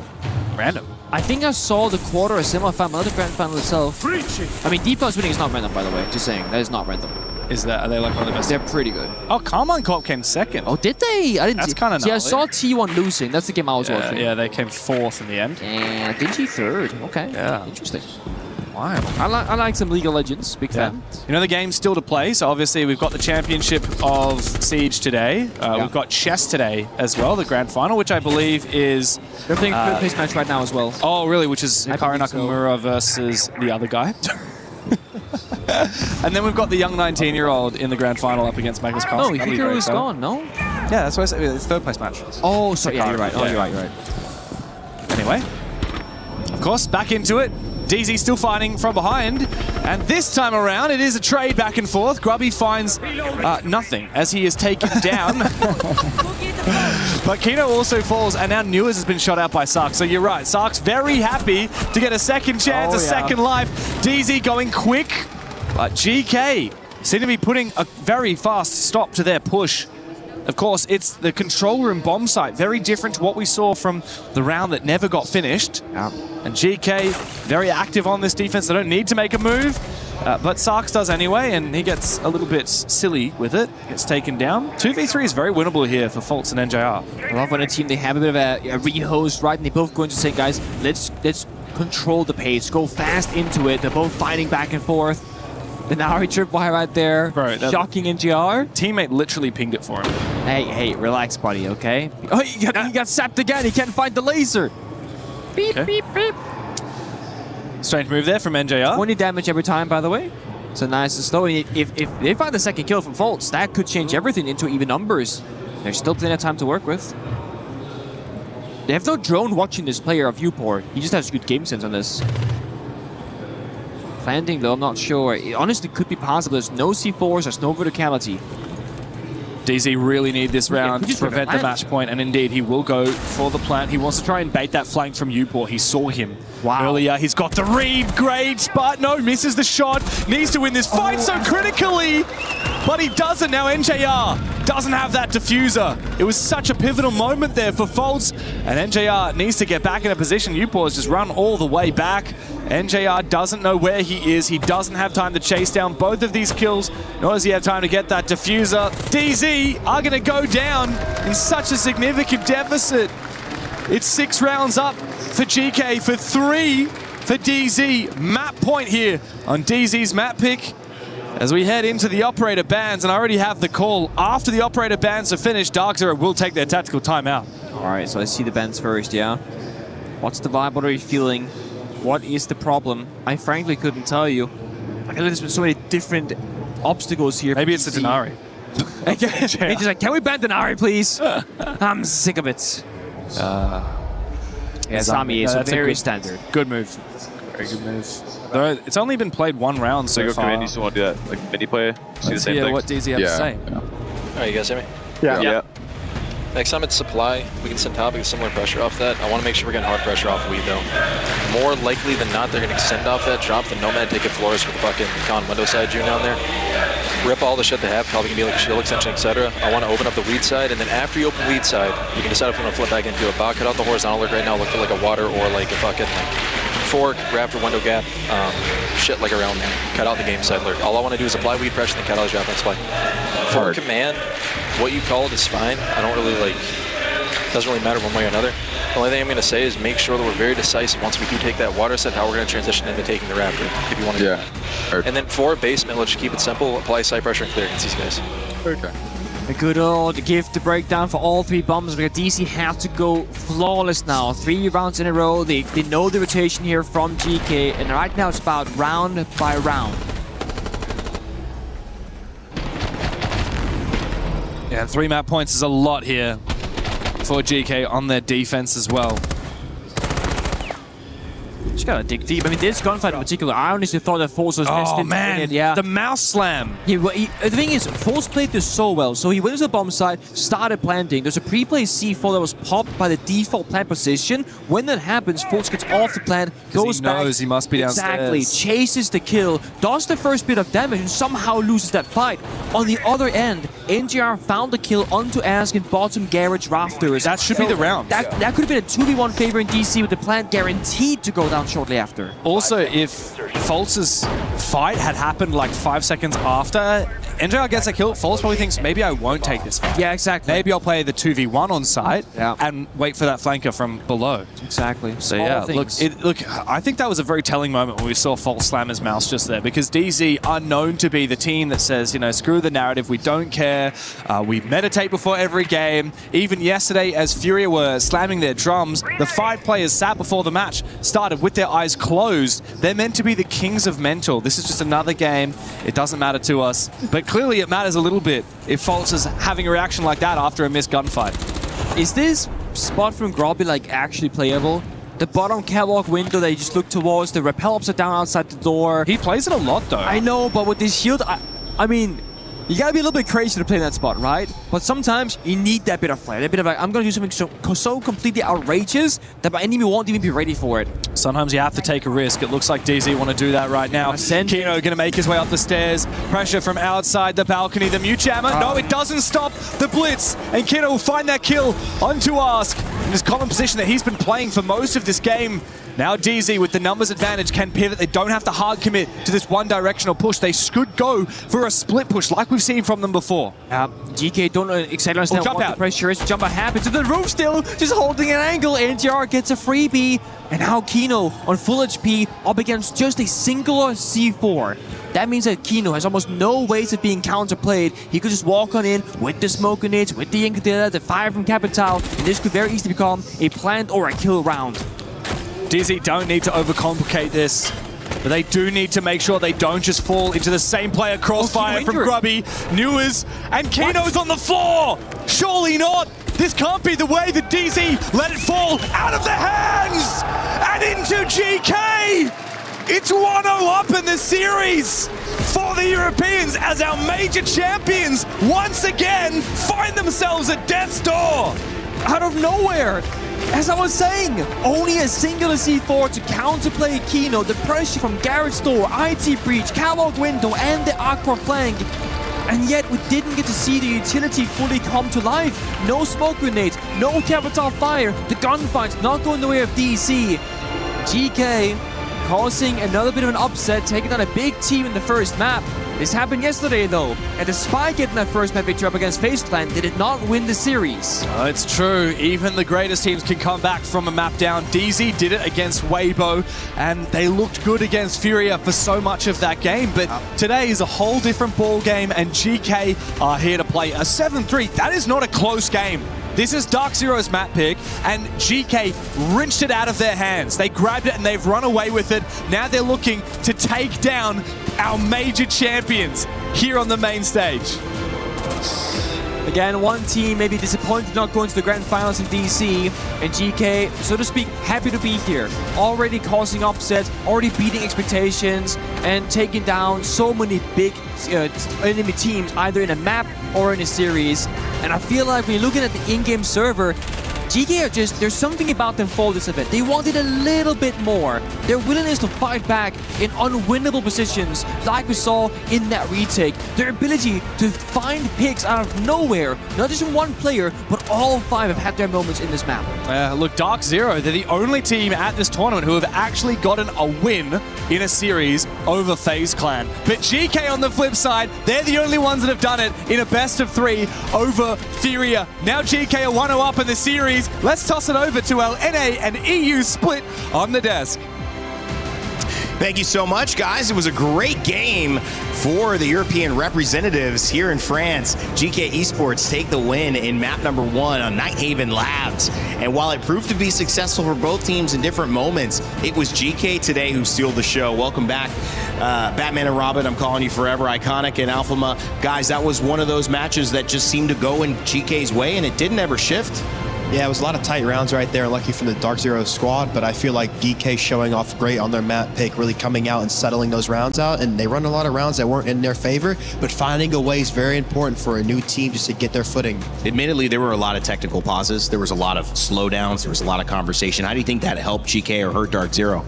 I think in general, it really didn't help the Dark Zero come back into it. I think the momentum all the time was on GK's side. I think if you look at the performance, I think it's a really good collective one on the side of GK. Not a single player really stepping up compared to the other one. I feel like Sox, Yoga, Grubby, everyone was stepping up here, especially the kings and makers of that 3v5 in the last rounds. But I think I was waiting to see an adaptation from Dark Zero. You know the way that GK is going to play. You know they're going to lurk around. And in defense, Dark Zero was spreading around. They were having huge extensions across sometimes 2 to 3 floors. That creates massive gaps on the side of GK to exploit. And quite convincingly, GK were able to pick up apart Dark Zero in these defenses. And that was, I think, the biggest problem was the lack of, adaptation to that playstyle on the side of Dark Zero. What'd you like that GK did?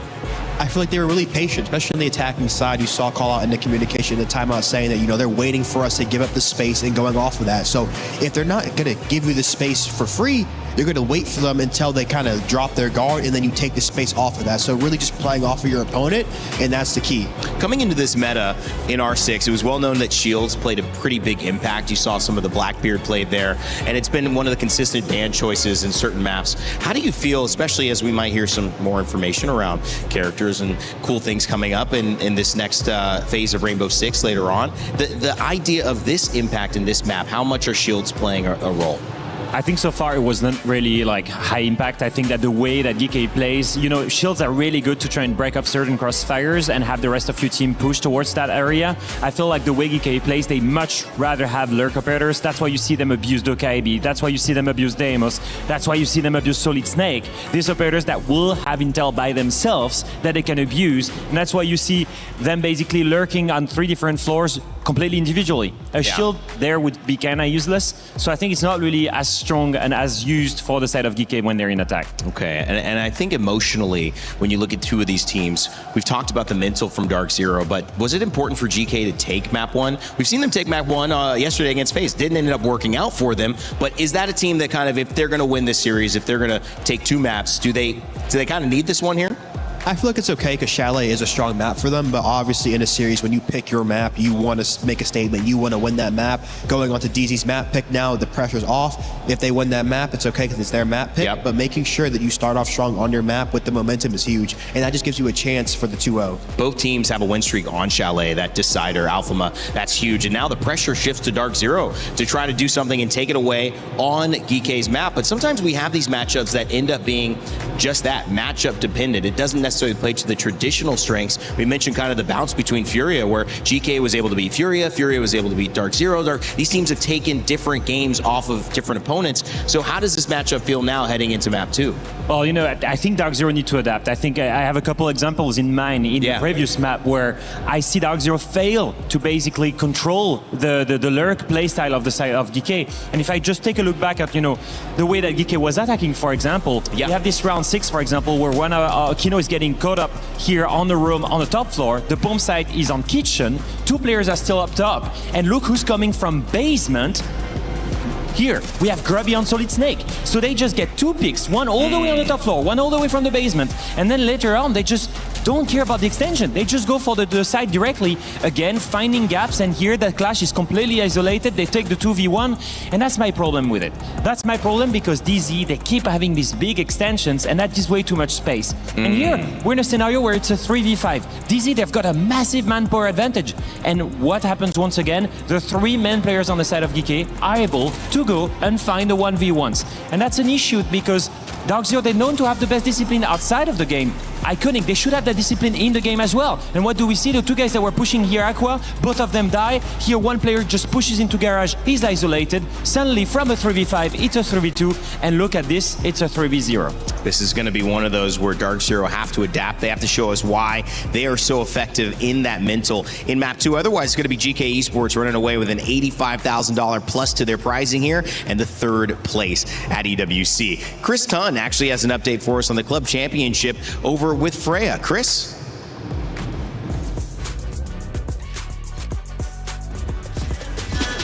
This ain't no regular thing. Came for the ring, you know what I mean. You see my name in the lights. Better get right, I'm champion.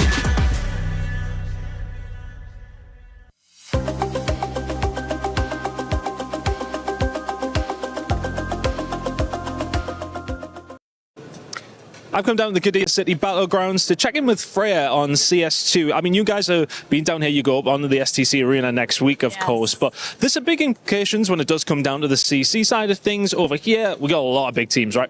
Yes, 100%. I mean, yesterday we saw Falcons securing a spot through to the playoffs, so they're guaranteed to be in the top 16. I think that's kind of breathing a sigh of relief for that club, because I know it's looking a little bit hairy at the moment, but obviously coming off the back of the IEM Cologne Major, Falcons, the major champions finally, Nico getting his. It feels like they've begun this season kind of where they left off in Cologne.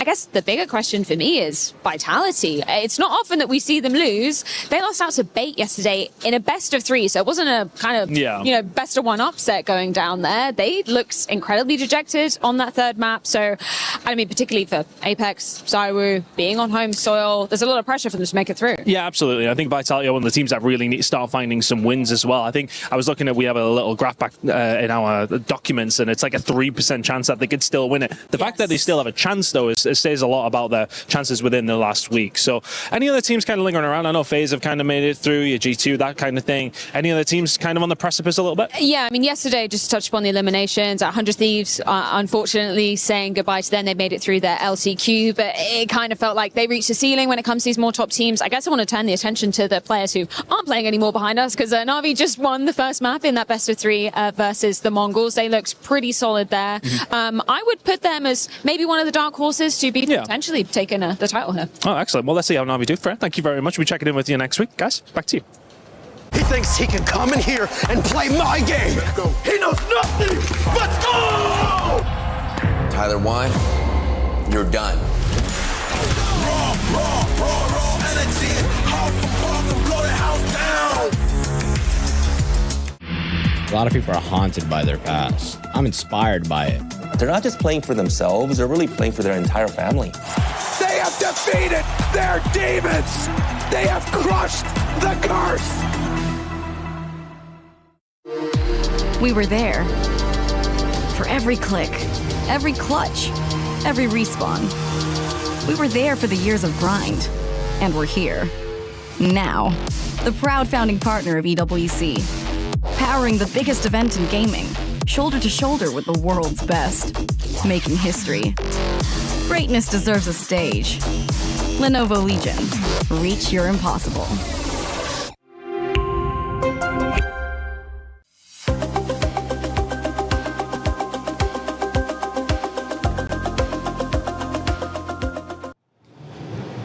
Well, Dark Zero lost their map 1 against Weibo, and they had the opportunity to come back. This has been a team that's been resilient. GK Esports on the other side also, like Dark Zero, come into it having lost the map. And the benefit of this, guys, is that you get to see one team continue that kind of losing streak and one team kind of break it here in this third place match. Yeah, and the main thing is we're starting to see a pattern of Dark Zero losing the first map, picking up exactly what kind of playstyle they're facing, and then adapt and come back from it. So I'm not too worried about Dark Zero. They're gonna go onto their map pick now, especially I think the fact they're gonna start attack is a blessing in disguise. I know this map is usually defender-sided, but this gives them the opportunity to not have to deal with that a little bit of worrying of the lurking playstyle of GK that especially is strong in attack. They will start by being proactive. They remove Asami, that will make obviously the piano side much easier to attack. And now as we look at this, obviously GK does not want to face a shield on the side of Dark Zero. Kino, they were talking about the second best shield player in the world. So some of those bans coming through. Iconic, what are you seeing here? Getting rid of the Grim. Grim's going to be a great displacement operator just to be able to shoot the bees in and get information for your team. The Wamai too just going to hurt the extension. A lot of times you see the C1 being a pivotal position here with the Rooney Gates or the Jaeger. So it's going to hurt that extension right now. And you should see a lot more Rooney / Jaeger coming out on the top 4 sites. All right, gentlemen. Well, the round is set. The map, we already know where we're going. Should be Cafe. And this one could be a big one. North America trying to bounce back, or will it be Europe that reigns supreme in this matchup? Let's send it back over to your casters, Dev and Pengu, to kick us off map 2. Thank you very much, Rain Day. Welcome to Cafe, Pengu. Can I take your order? I was thinking about it for a second. Yeah, I'm not that hungry. Really? Well, but how about this morning? Do you remember what you ordered this morning at the cafe? An omelette. And you remember the coffee you ordered? I got a crème coffee. Café crème. Café crème. Café crème. Un café crème, s'il vous plaît. I got some bread with butter and pain. Pain avec confiture? Yeah, something like that. It's like something framboise. I don't know. It's pretty good. Sorry to the French. We have a little cafe near the hotel. We've been going most mornings. It's good. I mean, I was going to order a banger of a series, but that's just me. Oh, that would have been a good answer. That would have been. I led you.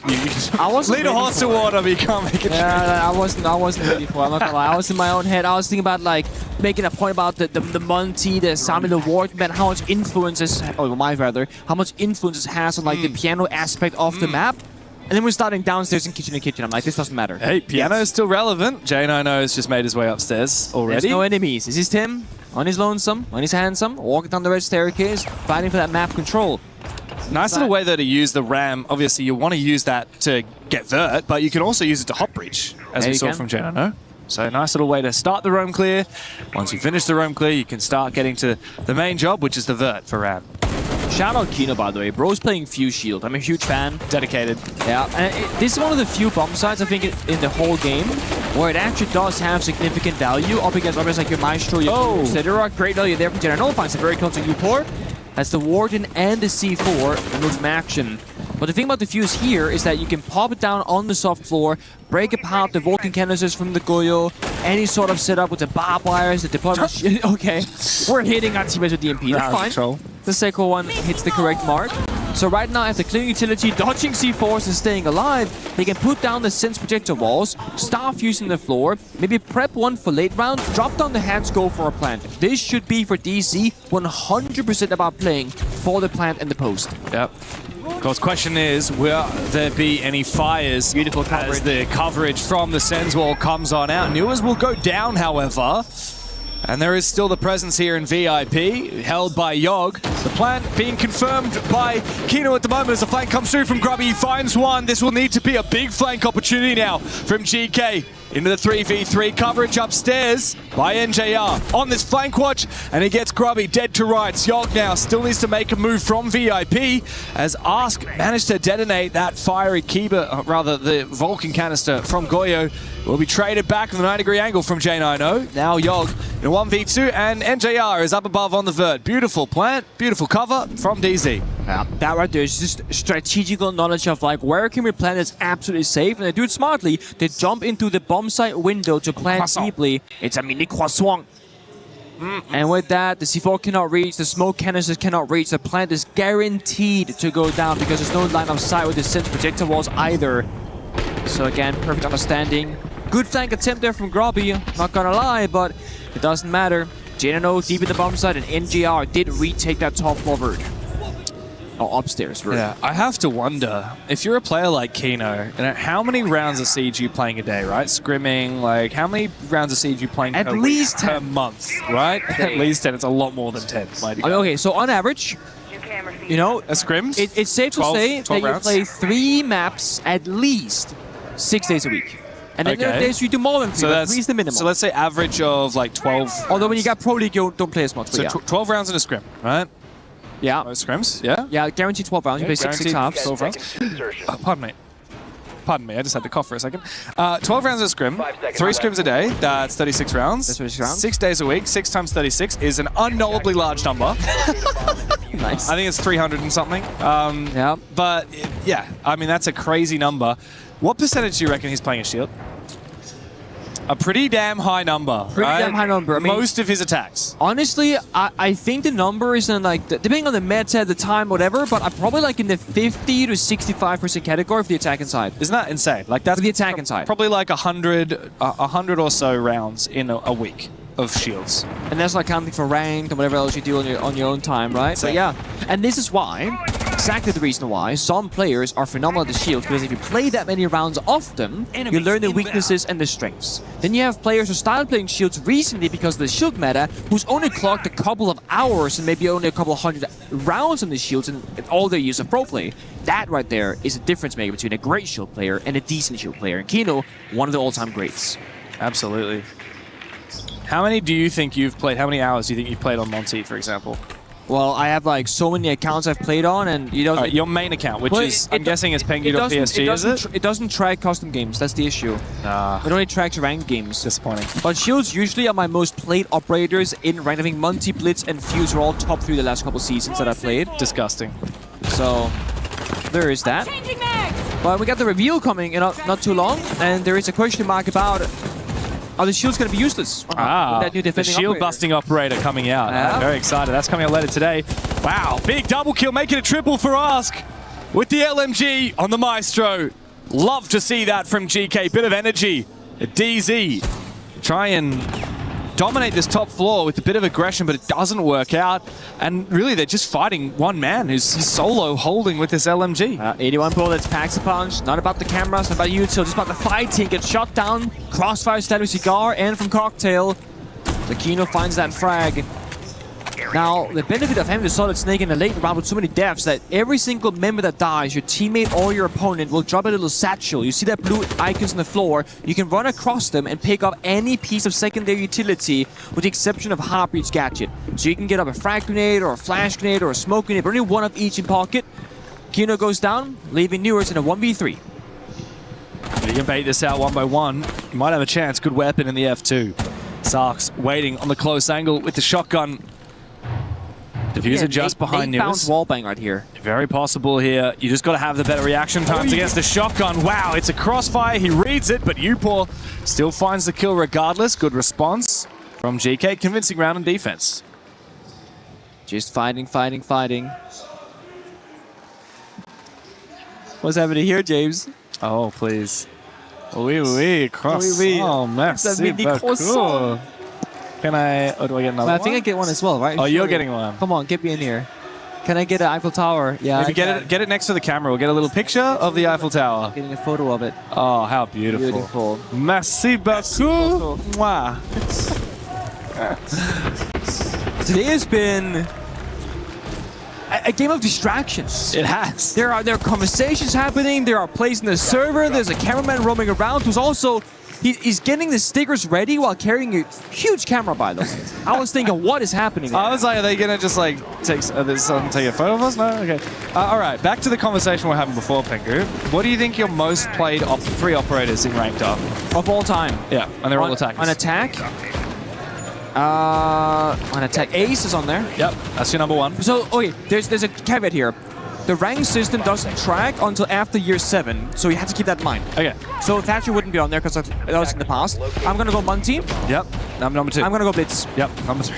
Bang! I knew it. Dirty shield player right here exposed on stream. And there was a season where Fuse was third instead of Ace because Ace was bad all the time. You also have a 1.65 KD on Blitz with 654 rounds played. Not you bad. Absolute demon. It's not bad. It's disgusting. Look at my all-time win percentage record of all time. I can go back, what? Goes back to my main profile. Oh, okay. Not the operators. Sorry, self-glacier. Win percent is 79.6. Oh, shut up. Lifetime ranked. Hold up. Lifetime ranked 82.5 with a 2 KD. Over 1.94 KD. Okay, come on. Okay, over 5,000 games. That's not bad. Yeah, that's not bad. 5,000 games with only less than 500 losses. Machine. All right, let's see. What's this from Grubby? To lock in. From Cigar Lounge. He actually finds a double kill. I think they mustn't have realized that he was tucked around behind the minibar. And he feels exposed. He still finds it. This nade, I don't think that'll flush him out of his position. He's happy to just tank the damage. It also doesn't even destroy the minibar, but those explosions go both directions. A nitro cell tossed out from down below in train by Sarks gets the injure onto Newers. I think they have an inkling. Good pre-fire from Foles. Almost traded back. Newers will get back up on his feet. DZ will try and pick up the pieces of this very grim-looking round. Early disruption time and time again. It was Ask previously, now Grubby finding 2 quick kills. Newers on low health too. They do have ag.al for verticality, but he's walking down the white staircase looking for a fight instead, so that hammer not going to be used downstairs. Jock was waiting for him. An absolute freebie. And DC not having a ton of strat right now in the server. No step 1, step 2, step 3 because they fall early in the round. It'll have to come down to fishing for picks here. But look at GK, 2 players right next to each other in Dining Hall. There's no way that Foltz can find both of these kills, and they're keen to peek for it. Ars takes a lot of damage to that LMG, but Foltz cannot deliver the killing blow. Walking through the flank track stingers, Sarks will put the pressure on as Ars gets aggressive. GK feeling confident today on the defensive half of Cafe. It's another round where DZ looked more lost than ever. Yeah, again, DZ's gonna slow down the game right now and take it step by step. Don't fall early in those gunfights. Get the drone work going. I do think that Monteban has been super influential because it's so hard to play the other shields. The verticality, the C4s, the long-range gunfire that's gonna be happening. It's such an uncomfortable map to play, you know, the Blackbeard, the Blitz, the Fuse, with some bumps and exceptions, of course, like that kitchen downstairs. Val could get bent away here. Information and verticality speak about it. And then Ying, combining with the Grim, weakens the execute, and DC will call their attack time to prepare for the second half of the attack. Remember we were kind of talking about off that, like they do the, it's like the Valkyrie extend out towards like Skylight side or kind of red, whatever it is that falls back. If you want to go fast in that bulk or part as the intro, one adjustment I want to make here though, is let's bring the snake early to like the piano south side windows, get pings across for like whatever the fuck they're doing right there, and then we can go into whatever we want to afterwards. But in general, mid sites, let's just slow down a little bit. We can start with the spread, and then if we want to go into piano over off that we can, if we want to go counter kill we can. Just slow down a little bit though. Like these guys are not playing very good Cafe defense right now. They're just taking advantage of us not being ready for their rat shit, basically, is all this. Yeah, I've heard. On this, anticipate the 90%. If we see it again, we can run it again with the dope, or we can flip into something else like a 32. Treat it as seen. They're not playing a very good defensive half on Cafe. We're just falling for their rat bleep. And they are doing some rat plays, it is true, but DC themselves are not droning all the corners. They're not slowing down enough to stabilize the round. They rabble in, completely oblivious to the fact that Robbie was just there in the corner the entire time. And that's the second time in a row now where the entire round has been determined inside piano. And when you have the Asami, the Wamai, and the Monteban, like I said in the very beginning, it really plays so heavily from both sides about Cigar and Piano, because those are operators that heavily get utilized in those positions. DC haven't seemed super aware of that. They've been skipping some steps, they've been punished, but with that call-out being mentioned from that call-out being taken by call-out, that's such an awkward sentence. Hopefully DC can switch it up. Yeah, this is the thing, right? Like, you have to play the game that's before you right now. You can't try and play the game that you prepared for if that's not the one that you're playing in the server, right? If you've voted GK, you know they like to play certain bomb sites in specific ways. This guy roams here, this guy likes to fall back at this time. They have this set up here. That's great. And then you tunnel vision on that, and you forget that you probably should drone Piano before you have two people swing inside, and Grubby is there to get the free double. I mean, the round was very much not your typical round of Siege after that had happened, because of Grubby getting that early 2-pick. Now DZ look to try and attack onto Kitchen. Now this is where the map started. DZ were very good at attacking this bomb site. Cafe is quite defensive sided. If DZ win here and then win one of the next 2 rounds, they could very much turn this game around. There's going to be a pocket pick here from GK to change it up though, the clash. And ask Kid in the prep phase. Yeah. And doesn't care as much about the verticality from the attacks. You can kind of walk below it with the shield covering. You can walk in towards the plant spot, put down the shield, go for a kill. So GK having a different win condition. They're also playing a ton of different time denial operators. You know, the fire, the smoke, even the 2-brow they could use for a hatch if they don't want to commit to it. But DC, I mean, they are great at executing in a 5v5 fashion when they can get all the right pieces together. We saw that the last time when they found their first round victory. This should be a similar story. So this is GK doing a handshake deal with DC saying, we will take the 5v5 late round, and we believe that we can win it this time. I like that from DZ. The adaptation to use the Hibana, and then you've got Extrovert, no more Sledge, but it's much safer to breach that hatch. Also gives you more options in the late round for additional hard breach should you desire to do so. The question is, with no fuse, how will DZ look to try and clear the Vulcan canisters on the bomb site? No grenades either. Yep. No Twitch, so no real util to try and counter it. I think they might have to swap. Yeah, go for a bake take. I see Kino upstairs on the roof. I see 2 players outside. First they baited, Gon6 goes out and force the first fire. Stall for 20 seconds. Captain responds. The crash will count as the Kino shield. That's the issue. Nitro! It's big! Big! And a second one from Uport to follow up. He's using this clash perfectly as Ars protects him. Uport could fall back right now, but I think he wants to continue holding on to Bakery for as long as physically possible. With no shield left for DZ, and with the Hibana taken down, there are such few options now for the North American squad. Perfect arrival there from Ask. All about putting the clash in the execute position for counterplay. With 35 seconds to go here, DC outside the building, no real openings, and as long as GK don't overcommit to a bad swing solo-like, they should be a lockout for a 3-1. Yeah. Good barbed wire here as well. Forces News to clear it with the grenade. He will be walking into a 3-way crossfire if he swings here. It's easy for Sarks to take that 1v1 knowing that he's got a teammate holding this crossfire. And Yogg quickly swings onto Faults. J9-0, 1v5, make it a flawless. Big round from Uport in the Bakery. And it looks like on Kitchen, GK have finally figured out how to cook. Frustration from Dark Zero players now, can only imagine. Again, they called attack timeout. Again, it falls apart way too early in a very simple fashion as well. It's, again, the small details not coming together for DC, and we saw the effectiveness of the multi-ban. It's like, this is such an insane counterplay. Because you're sapping the shield with the clash, the shield doesn't get the explosive resistance, so Kino dashes to a singular C4. And they push straight into it, straight into the setup. Didn't have the correct read there from DC. I'm not sure if they even knew that Clash was on the board until it arrived at Bakery or not. I honestly have no idea. It didn't seem like they had that figured out. Right. I mean, you look at the lineup there from DZ that last round. You've got Gridlock, Hibana, Blitz, Capital, and Ram. The only thing to try and deal with that clash was the Capital, and fire arrows were not placed in the right positions to try and deal with it or suppress it at all. DZ got outplayed in the operator selection phase, and now they have 2 chances before we say goodbye to their attacking half to try and find a little bit of redemption. The final bans have come on out. Before the prior round, the clash was left through. DZ decide to get rid of the Valkyrie, but that's fine here. I mean, GK have shown that they're happy to play the Mozzie, which has a double effect. You can use those cameras, the hacked drones, like Valkyrie cameras, but also it's just more drone denial. Yeah. And with the recent buffs that have come through to Mozzie's gadget, it's such powerful drone denial, especially on maps that are so centered around windows. Yeah. And singled always. I mean, Cafe's with the #1 Mozzie map right now. C4 secondary shotgun and the gadget as you mentioned. So, good bit of value there from Sarks. And again, what can DC do? They can slow down the game, drone more, get more intel. Well, Mute/Mozzie completely plays into that again.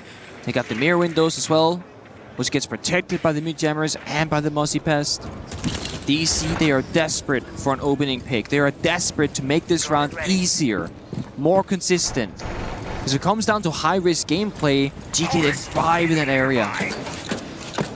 Oh wow, electing not to shoot the gridlock tracks from Yogg. He's actually going to tank damage from them as well. He's standing still in it, so he's kind of just vibing.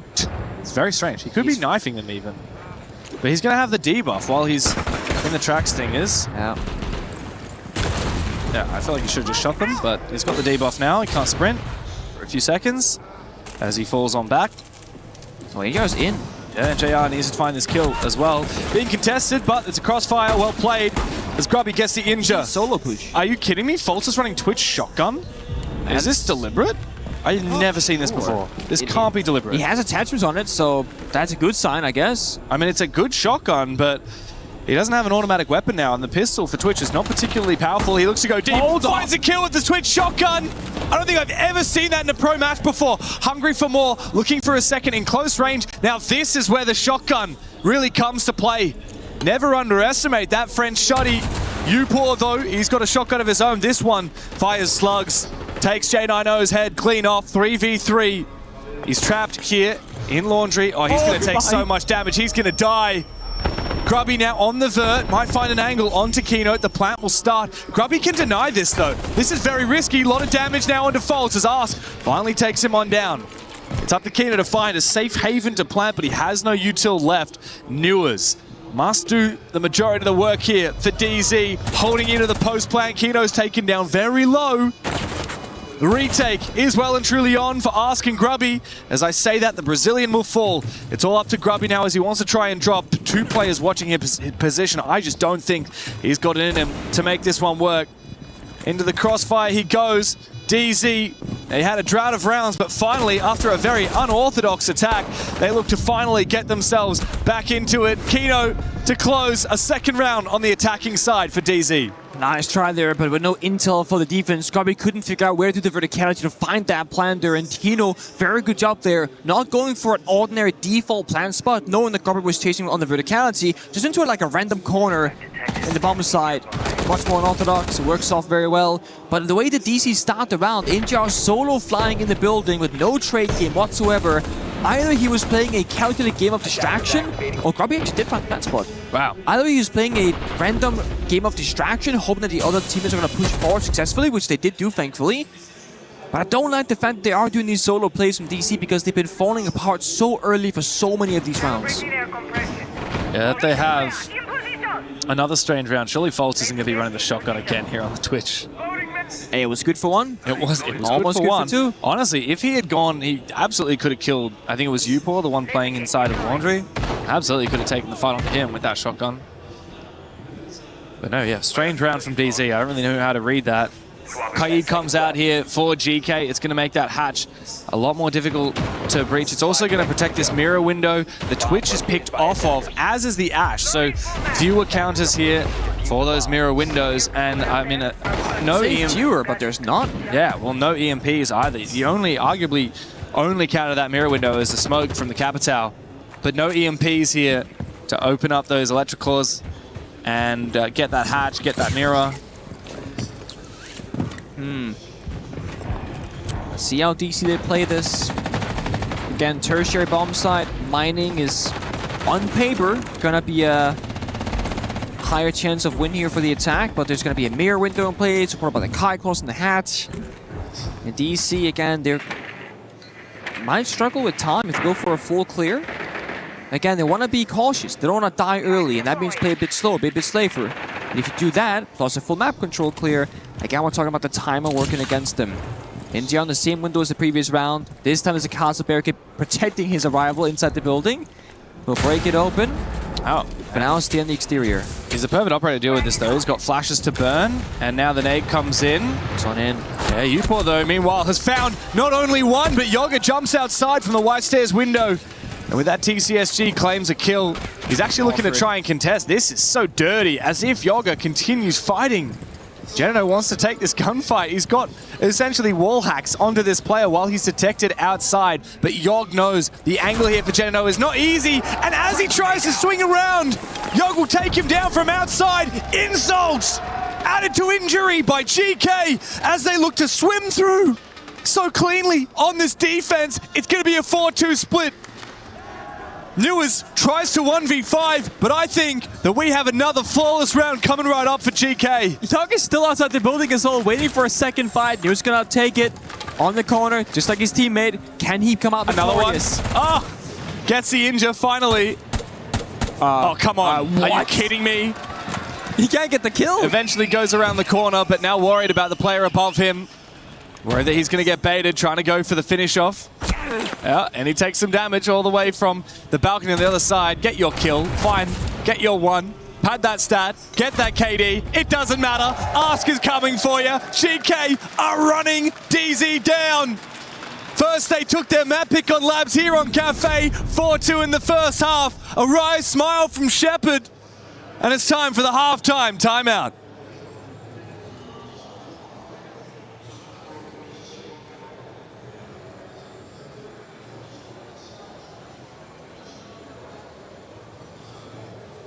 Giving up, like, you guys are going to identify it. You listen to what I'm saying now? Yeah. They're giving up, like, the tarp area. Like, they're coming in and out of, like, cocktail back and forth. And also, we've shown now twice that we're going to go over and try to OPK that. Ignore the OPK for now. If you want to go slow on the piano side, you can just call the base against these guys. They're not abusing rounds nearly as much as I thought they were. And, like, we can just bring the thatch with the Cade, work the walls across, and just keep it slow against them on, like, that mid-site. Reading, however, I will say off that last one, if you're not thinking you can go piano for whatever reason, the rush did look like it was there, like on the actual side rush. And then kitchen, you just clear, we go copy side. If we see the clash, bring the nomad. Like, just bring the nomad no matter what, even if you don't identify the last operator. Just box him out like you do against Sonics. Heard that. And on this defensive side, make a pretty quick read. It is a different map than Nighthaven, kind of like AD was saying. So, like, there isn't like a real rafter on this map, for example.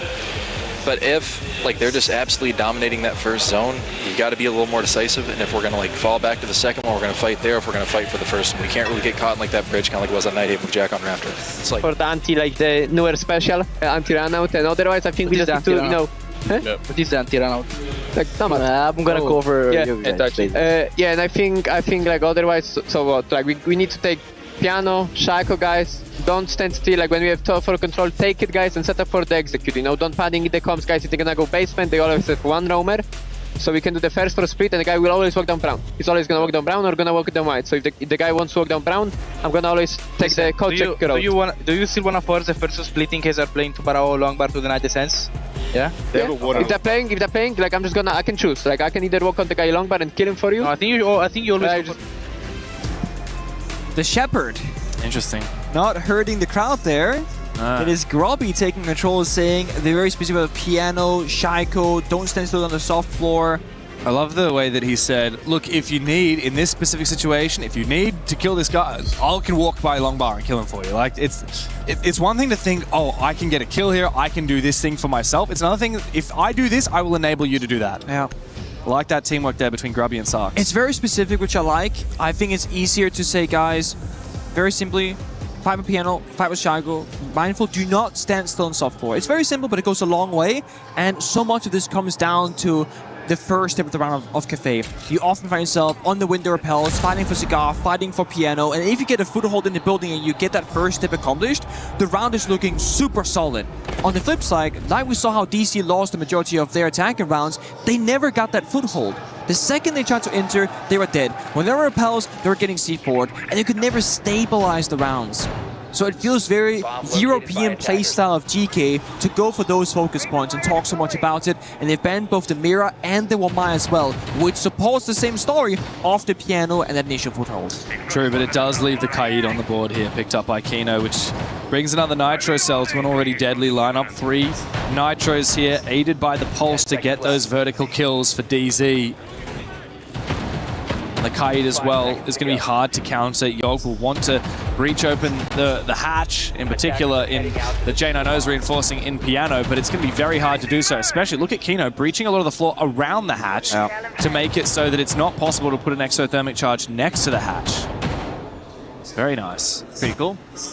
I don't really know how you get that Electroclaw off without Upor sneaking a Twitch drone into sight, though, which would be very hard. You could possibly get a grenade in between the layers of the floor, but depending on the signal of the cards, it might not reach. It's a bit tricky. Right now, it's actually on the soft floor next to the hatch, at least for one of them. So. Oh, in which case, that is winnable. Yeah, that is you gotta pick the right side. That's the other issue. I mean, you can also just use Hibana pellets and destroy that part of the floor if you, get the guess you can try right. and fish in the soft floor again. That's why they broke it. So we'll see how they play it out. Oh, and the second Electroclaw is actually downstairs, protecting the mirror window upstairs on the third floor. Very nice. Upor has so much to scout for though. Razor Blooms, Goyo Canisters, general information, default cams, and the Kite Claw. So yeah, I really pick your targets right now, and obviously big priority is going to be the Kite Claw if you can find it. Actually, I take it back. The big priority there was deliberately the Vulcan Canisters. He got 3 of them though. Yeah, and he saw the 4th as well. Yeah, good value. So now Nade will take down the 4th for sure from Grubby, I expect. Wow, a lot of damage. Unusual to see a player expose themselves to the skylight so early on, but Grubby will go down. The player that said he wanted to go for a kill and take down a guy long by. Actually, he's the first one to fall. And NS from faults to himself. Pat your own back there. I will say, the DC off that pick, they give up top floor control entirely, letting GK get closer and closer to execute. So now it's all about the verticality. 3 C4s, ton of intel. Skyros here on the corners, looking for the Kaid. This should destroy the And this should get it. One of those Manic Skyros. Very nice. Just pop it open. Oh, they're planting. They're skipping a step. They're just going to go for it. Yeah, straight into it. They have no idea. Yeah, there's no info here from DZ. There really should be. Nitro cells are not used in time. There's only one left. Yogg finds his. NJR looking for the retake. The post plant here is winnable for DZ. GK have lost a lot of manpower. And now Kino is looking to try and get on that counter defuse. Is there anybody there from GK? There is no answer! It's a retake from Dark Zero.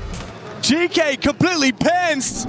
And the North Americans steal the first round on that defensive side. So the way that they get into the plant is going off pace, pop the hatch, straight planting. But then, likewise, DC also push forward very quickly, take down the guy who got the diffuser down, and go for an instant counter defuse. GK then caught by surprise themselves, thinking that was really quickly. Didn't have the vert, didn't have a guy outside on the bomb site window, and didn't have a player inside a pillar either for the line of sight.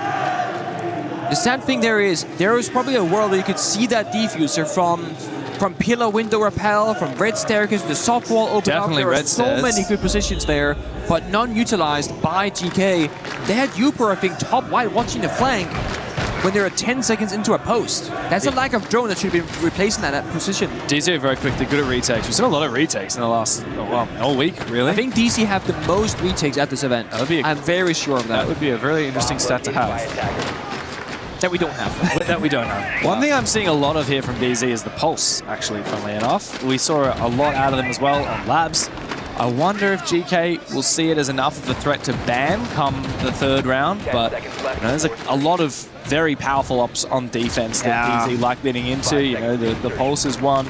I think the Pulse is a bit of a bait, right? Because let's say you ban the Pulse, they play the Valkyrie, they play the Solace. There's a lot of different substitutes for the Pulse operator. Whereas if you ban the Asami, that's a very niche, very unique operator. And a great example of an operator that they haven't played as of yet, which is one of the most popular operators on Cafe, the Asami, still yet to be played. You can also see DC. This would probably not happen from their side, but if they want to do a curveball, ban Brava, start playing Maestro. Cafe is one of the few Maestro maps that we see, especially in APL. From Kinotrope. I like that. to bring it here. My homie Carwow. Yeah. They have had pretty good success with it. There is the counter argument that against GK's playstyle, their explosivity on the attack, I think Maestro's been too slow paced in the server, unlike the Pulse, Valkyrie, etc. So maybe a bit risky. For now, though, all about the layers. We got Jaeger on the board with triple ADS stack and Shaiko and Piano. This goes back to what Grubby spoke about. Fight for Piano, fight for Shaiko spot, fight for Pixel as well. Step 1, do not stand still on soft floor. That's what all this will cover. Good drone work here from GK. Yogg getting a lot of info on this setup. Spotted out the power position, spots the 3 mute jammers that are meant to try and stall out drones, haven't successfully done so. Sark's looking for a bit of a lurk from down all the way below in pillars, and now it's his time to move. Bomb side is actually reading, and he's almost inside of it, especially with faults going down. Imagine he had the diffuser here. Imagine. GK have a gap. They could send Ask in there and try and go for a plan, but he's so far away on the roof. It does. Uport's in there. Oh my god. Shotty comes out, traded back by J90. Upor, though, has done a lot of damage. And you're right, GK still have a plant opportunity. I mean, Sarks has gotten so deep into the objective still with no diffuser. As Ask is all the way up on the cigar balcony. Yeah. He could try and enter the bomb site. Oh, I think Sarks might have been spotted. Yeah. Indeed he has. Well done from that bulletproof camera in the bomb site. However, GK have enough kills here that they are still in favor. NJR tries to make his way forward, but the M76 True wins True for Yogg. It's Gen-0 in a 1v3, and yeah, it just ain't happening. Not happening today, not happening any day of the week. It's another round on the board for GK. 5-3. On their map pick, and DZ starting to feel a bit of pressure. 2 rounds away from losing this match. DZ kind of just playing into the randomness of GK's playstyle right now, you know? Sark's been to the bomb site, they don't realize they 5 top floor, they allow Upor in on new balcony, getting a kill before they turn their attention towards him, leaving gaps open for the attack. So both new balcony, brown staircase, the bomb site taken completely for free. And the pulse was downstairs, but ineffective. Was walking toward the white staircase, not scanning anything, and that's where the gaps were left open. So DC, it feels like a bit of a communication problem right now in the server. They also don't contest GK in piano like we spoke about, in Shaiko below the skylight, or inside a cigar. So they're giving up so much for free, falling back step by step, falling back step by step. And GK do not care. You give them ground, they happily take it. They do not care about your setups. They will win their gunfights. And when you have NGR playing the Reaper secondary on poles, taking a long-distance gunfight, you know something is wrong. It is probably one of the worst guns in the game for that sort of battle, up against a DMR from the attacker or any ACOG zoom scope. So I want to see DC get into better fighting positions with the right guns, with the right operators, with the right person behind them. NGR Akino now on the DMR/Slock Shotty, looking to get a better percentage in their gunfights. Probably against 3, if not 4 DMRs themselves. Reloading. It's going to be a good old bakery take, right? You roll off the double door bottom red. You can jump on in. There is a huge counter, which will be NGR on Aruni. The issue is, he's the bakery player, so he cannot go into wedding and punch this barricade, so instead, explosions will happen. Oh, nice nitro cell. C4. Yeah, nitro cell used to try and take down that Ryora. Got 3 more doors. Yeah, the door can be redeployed here. Impacts from Newers could potentially rotate into position. NJR is still actually fairly safe here. EMP from Thatcher misses. Interesting. For right now. This Electroclaw is still up and active, which means that Grubby cannot deploy another one of his Selmas. I mean, if the Captain Fire gets into the mix right now, that could force NGR off this position, and therefore they could try and bait the kill, but finally Yogg into the action. Fire in hand, they're waiting for the push. False just waiting, biding his time. He's got a crossfire as well with NJR as they do fall back. They sacrifice control of Bakery. The fire from Yogg gains the ground in theory, but not in reality, because GK have not actually moved into Bakery as of yet, and NJR can always just rotate back inside. Not using more Aurora doors either, so they're not going to be able to like jump in the wedding window. They can't fight for prep. There's no shield for that pushing power, so this is GK finally being stuck outside the building. The best spot possible so far for DC. Here comes Flashbang needs to go out. It's time to get active here into Bakery for Grubby. They go deep. Pistol comes out for us. Finds his kill. Backstab from Socks. Oh, J90, Newers and Kino, be careful. You're losing all control. You're losing sight of this game as GK start to run away with it. Sarks, another one. A flank from J90 to take down Upor is not enough as of yet. GK still have that Bakery control. Ask with a DMR. Sarks waiting for the close range engagement with that shotgun. As he gets back, rifle in hand. J90 needs to take that fight sooner or later. Do him and Newers lash out, or do they wait patiently? Tough spot to be in right now. Separate fights across the board for both teams. 2 teams, 25 seconds. News, as long as he's alive, a plant cannot go down. It's up to Ars to win this gunfight. That's what he needs to do right now. Knows exactly where he is. But now he has to find both of them. Out comes a pistol. Another one for him. But J90 will trade back 3K. The big man on Dark Zero. It's enough to keep their hopes alive for a little bit longer. Well done, NGR, finding a pick, staying alive, sidestepping the fire, the EMPs, and all that counter-util inside a bakery. That puts DC in a winning position. No one overstepped. They took the fights relatively together for the first time here on Cafe's defense side. Operator Bands, we spoke about it briefly earlier. Asami worked for every single bomb site. That was like one of the logical ones. That or a specific niche counter in like the Pulse or the Valkyrie for information. And on the other side, Grim being targeted away, which I don't think GK will be too bothered by, but with the Solid Snake band paired with the Grim, it can be tricky to get information from outside the building to the inside, with the exception of drones. Look, if these rounds are going to come this close for DZ, I'm still a little bit scared for them. GK got in so quickly. Can I just say, Askman going with the pistol for 2 fights? The mechanical confidence to sacrifice an automatic weapon and go with the pistol. I mean, you're realistically only winning those fights if they're headshots, which they both were, by the way. But he chooses the pistol because he can sprint faster while it's equipped. Also no zoom scope for the first close quarter engagement, fast ADS speed. A lot of upsides there for the pistol. We saw Grubby do the same thing as well earlier. 10 seconds remaining. Just looking here, tertiary bomb set again, attempted by DC. Newer is getting on the solids again. They always want something in the information department, whether it's going to be the Pulse, the Valkyrie, the Maestro, the Solus, and it's about finding where the plan is going down and when the plan is going down. Also, it gives Newers more roaming freedom. He'll figure out where the drones are, if he's being watched, is it an air jab or a claymore for a jump out to play that disruptive playstyle. So this could just be DC getting a bit more active in the server, which I think they need to do, to fight for map control and not give up the space and just keep falling back.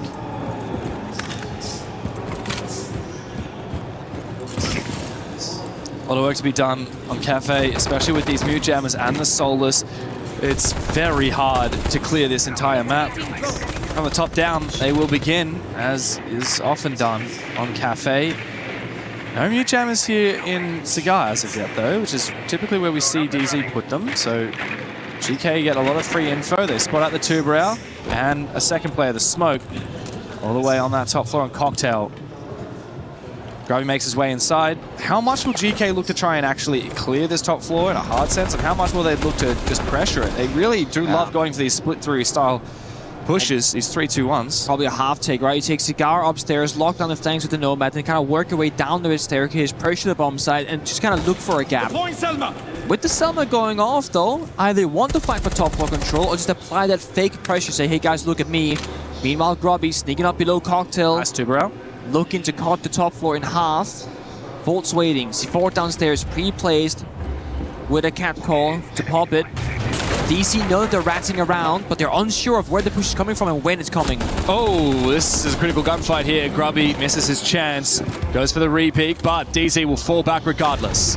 Downstairs, and Grubby eventually goes down. I'm not sure whether he can be revived here. Backstore. There's all nitro cells finished off now for DZ as they look to try and play Plantanile. And they drop all the way down into the ground floor for Kino and Newers. It's a tricky round to break here for GK, and they spent 2 minutes doing so, but I will say this was a successful roam clear. Only getting injured from Grubby, now revived back to 20 HP. They have 4 calls in pocket and plenty of util as well, but getting into a plant spot again will be challenging. Newers downstairs can solo lock that down.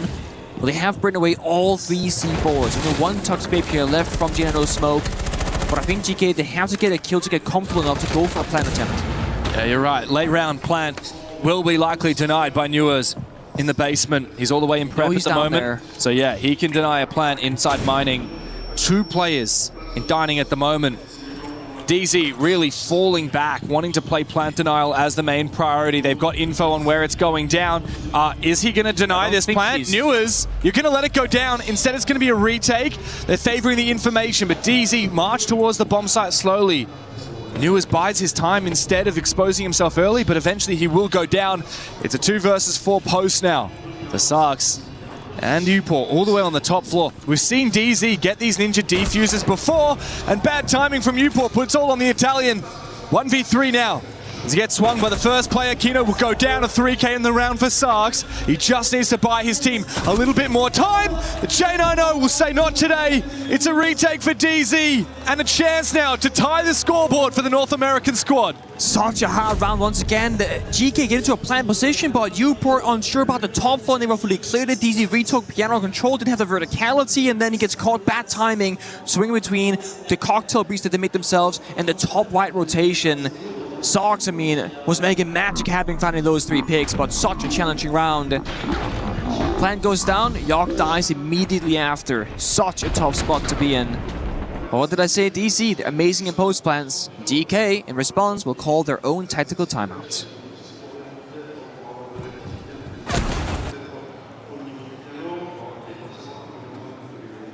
Okay. Yeah. Now open, you have every open to actually make it faster. So it's going to be reading right now, right? Yeah.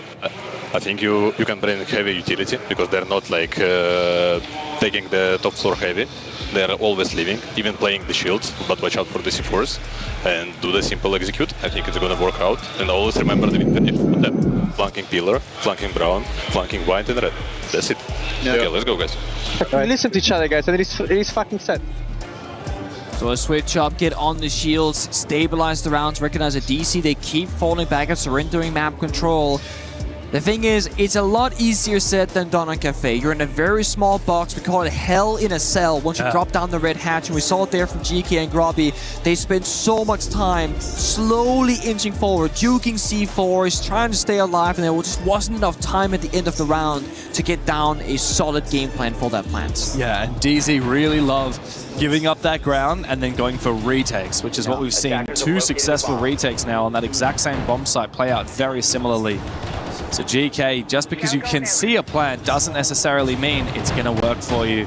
Even the fact that Newers didn't rush to try and deny it just tells you, speaks volumes about how confident DZ are on those retakes. I have to admit though, these rounds have been close, and there have been a few there that DZ have won where I really feel like GK had the upper hand, particularly that kitchen bomb site defense earlier, which is where DZ will have to go next round. Win or lose this bomb site, they could likely go back to kitchen. GK, a chance now to win on the other middle floor bomb site, which in this case is reading. And again, they got baited into entering the bomb site very quickly last time on this side. But then DZ made a retake work. Again, seems to be the playstyle here for DZ. I wonder what they talked about in their tactical timeout. And we'll never know. So prompted here. Probably Newers wants to jump out the window and go for a play, but you're 5-5. You're playing the Solace, like your value goes up the longer you're alive for, because late round is where you get to shine. I saw a Razor Bloom there below the red hat, so if GK aren't careful, dropping down could lead to a death or a lot of damage happening. There is no Twitch drone to simplify that situation. DC though in much more front floor positions, falls beneath the skylight in cigar box. Looking to stop the initial drones from entry and to shot Grubby's drone as well. Sarks an outside rappel looking for an angle. GK didn't get in that shield either. So someone has to enter the building and make that initial play, and right now they're all just going fishing. Yeah, I do wonder for GK, what is their linchpin? Oh, a run out here from Newers. I think that the player has... Oh, no, the player is still on the rappel. Uport goes down. Good read there. Well played from Newers. That is a worthwhile risk to take at the start of the round. GK have already struggled on these last 2 attacks in 5v5s. Now they're fighting from 1 player down.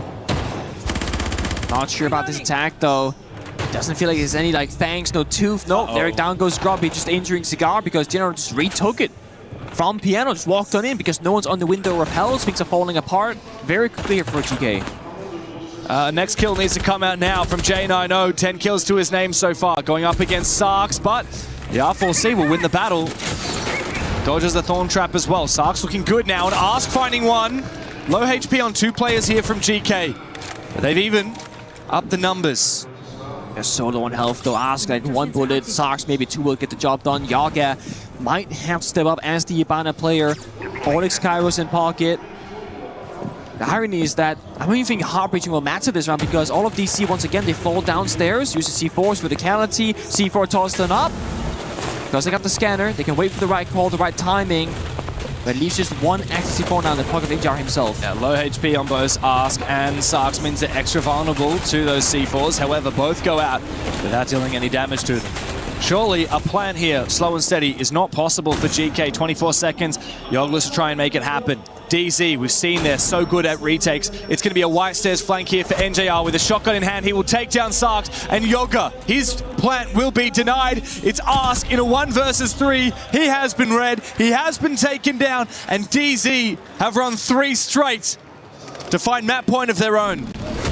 Running the gauntlet, down but not out. DC finally fighting back and finding the momentum on the defensive side. It's a rough start on the attack, but there's one thing these guys can do from North America. It is setting up obstacles and playing the game of adaptation. And that early disruption there, getting Newers on the solo has been such an instrumental play. Then they got the layers, the C4s with the canopy, the plant denial, and the final round in the 3v3. It was a good synchronized push. NJR pushing above, taking down the cover, enabling Kino to push downstairs, take down the planter. That is exactly how you want to leverage it in an even numbers situation as a defending team. The third member was flanking Pillar. So if one of the flanks are open, that's a freebie. And even if they're watching all the angles, you're giving yourself the best shot possible at coming out victorious. And it's all down to communication and timing, which DC, they're looking sharper and sharper at. Yeah, they've gotten a lot more on the same page in these last couple of rounds here. Really just the pacing, right? Like knowing, okay, all at the same time, we fall back, we don't contest. All together, we get aggressive. And that's what's really impressed me with DZ in these last couple of rounds. And now they've got the confidence to lash out. Newers has a teammate on that default cam. He almost lands shots into the body of that player coming from the Christmas market. But no, doesn't land in the end. So the wall opened up from Garage. Again, just applying that phantom pressing. Hey, maybe a backstab, maybe not. Grobby on the Brava. Again, for the Aruni gates, much more effective than a Twitch Stone. Yeah, the problem is, I mean, that Aruni gate can actually still be reactivated by the defense. So, you know, you're still going to have to... It does expose, like, particularly the Aruni barrier on the main bakery wall, right? Once that gets hacked, if the defense activates it, then... It'll still burn. It still has to be burnt, or if the attacker walks up to it, it will disappear, which means you get a warning when you're getting peeked. So it kind of acts like when you sometimes see a player's shadow, you get a warning that they're about to peek. Sheer warning indeed. Yeah, like this orange one right here, like that's a GK one. As soon as a GK player comes up to it, and it's going to open, and DZ will know that there's a player there. Oh, this is an aggressive peek from Grubby. Has to be careful. He's in a crossfire right now, but I don't think they realize it. DZ have actually fallen back. Surely not. Surely he's not able to sneak all the way through here. They're passing each other like ships in the night. Newers needs to win this fight, but he goes down. Big one from Grubby to try and send his team to overtime here. Kino also under a lot of pressure, but Janono wins his fight. Assisted by that Goo Mine, but the Grishmont will not save him. As Grubby goes down, outfinding his kill, Nitro Cell misses. NJR all of a sudden is the last hero for Dark Zero. 1v3, and the OG of this DZ roster must take matters into his own hands. It's a full flip now from GK as they flip over to the other side of the map. Sarks with that defuse in pocket. Open up the freezer wall to get a safe way into the bomb side, knowing that the team's against it. They cut the cross in half. Yarkin finds the final frag. And all thanks to Grubby, who just finds himself in the middle of the building, middle of the bomb site, opened up the round for GK. That was the exact pick that they needed. Overtime on the docket for DZ and GK here. The North Americans are not given their chance to send it to our third map, not just yet. Chalet is calling, but GK want to get it done in 2. At this point, I really don't know what to expect. I really wanted to see the shield come to life here for GK on the attack because it changes the possibilities of a push. I mean, the way that Grubby finds his opening and a second shortly after, that gives GK a realistic shot at this. But that's thanks to him timing it correctly, finding the gap and saying, guys, just wait a second, I'm going to get this kill, then we push together. Full commitment, it was beautiful. But right now, DC are used to it. And they just didn't have an Illimine in that location to shut down Grubby. So I'm thinking a little bit, What if they start playing the shields on the attacking side? That gives you a different win condition, a different way of playing the game, a different way of taking gunfights and gaining information, especially with that Solid Snake banned away. Shepard mentioned it too. Ask right now is hovering the fuse. It could be a shield. It could also just be a gun. I think the fuse is a huge pick here. Not going to commit to it though. Ask instead goes for the flank watch. Look, fair enough. Double flank watch with the way that DZ have been playing retakes. I'm not surprised at all to see GK wanting to lean into that. Into overtime, and DZ remain on this defensive side, and we've seen 6 rounds of it in a row, a lot of which they've looked very strong. It was a 4-2 defensive split, remember, for both of these halves so far. DZ, in theory, favored here. But you never know, GK, they have such an aggressive split way of attacking. It can be very hard to predict. Newer's still on this Solus, wants to go for a run out, knows there's an air jab there, but wonders if he can impact it and then go for it regardless. So they're reading into Newer's playmaking, the game of disruption, worried about the garage door, worried about the bakery door. And if the air jab is mispositioned, it can get shot quite easily. And I think Ask is just kind of checking for it. He knows that something is up. We'll have to drone it himself, actually. So it's Newer's on the bottom floor looking for disruption. It's going to be NJ on the middle floor looking for a C4 kill. And GK is still all outside the building. No way in yet. Tunnel visioning, I wonder, from Ask on that flank watch as the electrical gets EMP'd on out by the Thatcher. GK can focus up on that hard breach from Yogg. And I'm not sure if it has actually opened up the wall that they were intending to do so. No, and it looks like a juggle here from Kino as well. EMP hasn't come out yet from Newport. Yogg up preparing. Here's the EMP, and Yogg does toss out that. Oh, perfect. He tosses it out and immediately goes for the peak, while Newers will eventually kill Ask, who perhaps focus a little bit too much on that flank, contesting Bakery itself. It does leave things even, but GK have made good progress. It's all about, you know, getting further and further into the map, going one-for-one trade. As long as you gain map control, you can get further in your strategy, is going to be worth it. And Ask had already spent all his utility. He might have had some flashbangs in pocket, but all the air jabs were pre-placed. Now Sox can break apart the floor on the ceiling. Look in towards the bomb site, in towards the hallway, supporting them. But we saw GK plant previously, and the round still fell apart. Newers, low on HP, could always fall back towards Bakery, look for that plant on again, but he's out of impact grenades. Doesn't have a primary shotgun, so he's limited in exactly how he can find those angles. There's only two C4s left remaining, but one being on a pulse shotgun. Yeah. That said, we've seen ag.al very deadly with both the Reaper and the Shoddy. All the way down in the basement, it's Faults. Oh, that's an angle. Yeah, falling back. Again, like you said, those C4s in pocket. Late round is going to be a headache here for GK. Whether it comes down to a plant win condition or the post plant. DZ are so good at denying both. Flashbang comes out, in for the drop. Close to the bomb site now. Yoga is actually on safe floor, but a C4 toss on out could still kill him. He looks to try and fake it out. Kino gets baited. He goes down. 2 C4s still up and alive. NJR might just save the round. Yoga goes down. GK are so close, but they need to get that defuse back up again. Sarks looking for the plant, the re-attempt. Grubby finds one. Can he find the second? NJR's just got to deny the plant. The DZ to get themselves yet another map point here on Cafe. Oh, it comes down to the wire. Once again, it's so stressful. And Ask falling early meant they didn't have another player that could watch the downstairs floor for the C4. So instead, Yogg is running back and forth, juking them, baiting them, etc. But does fall eventually. DC's playstyle switch-up has worked tremendously well on the defensive side. The big question that lingers, though, can they get this done on the attack?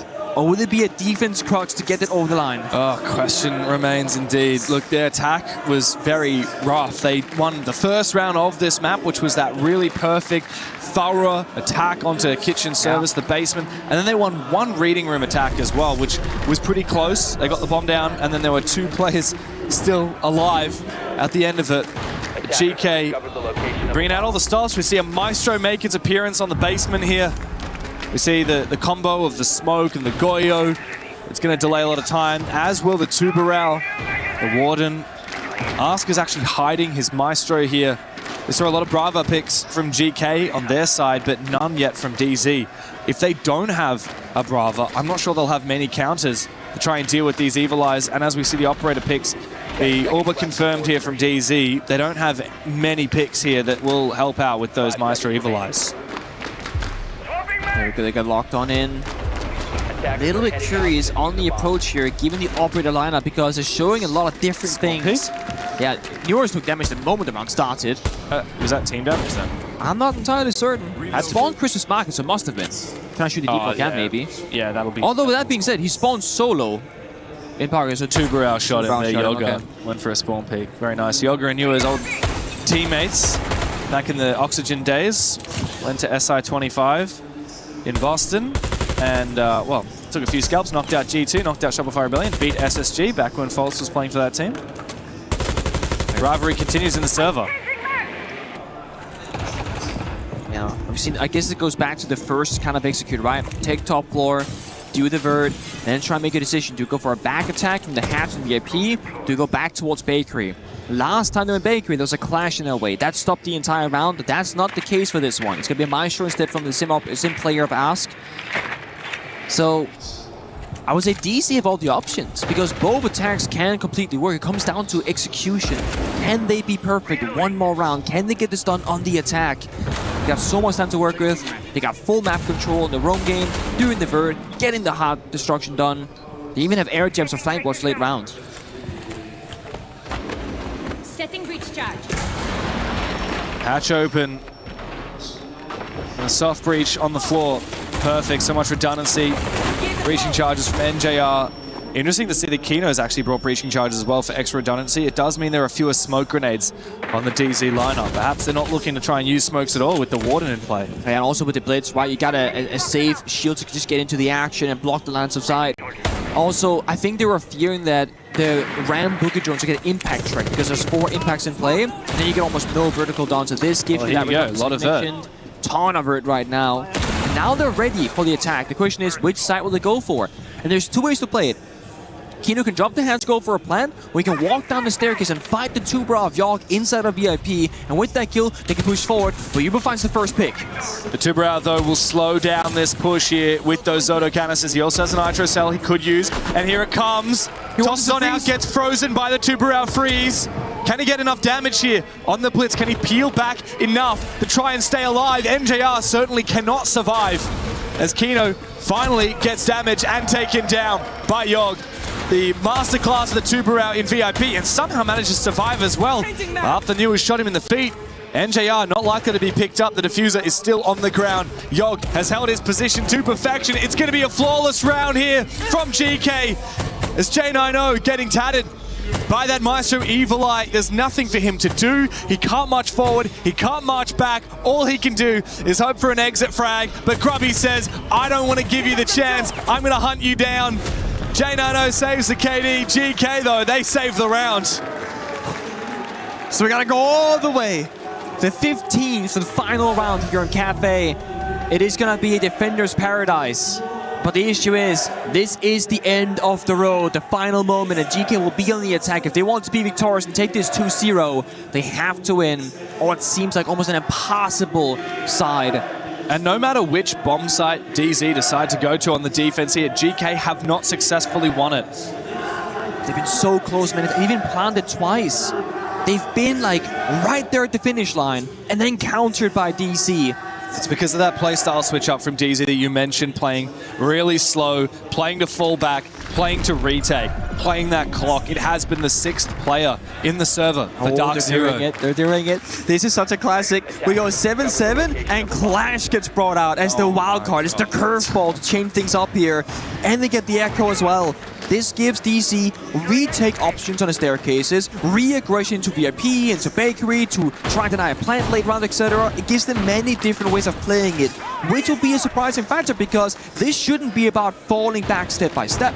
This should be about DC choosing where and when the fight will happen, but as the defending team. And they're getting rid of the Zof, which means that they're not going to have the concussions to try and counter the Clash. They're also getting rid of the Capital, so GK do not have much util here to counter the Clash. You could argue the Thatcher can help, but it doesn't do a massive job. The big target here for Sarks, he won't know it yet, are those Yokai drones. He's probably going to be focusing up his Brava drones on getting those Aruni gates, but if he could hack a Yokai drone, that would mean everything. The Yokai drone could actually then be used to counter the Clash. The other side is, I think, a lot of pressure here on York, right? Because this setup with the Aura, with the Brava, with the EMPs, they want Baker control, like we've seen so many times attempted from them. York, who has frag grenades.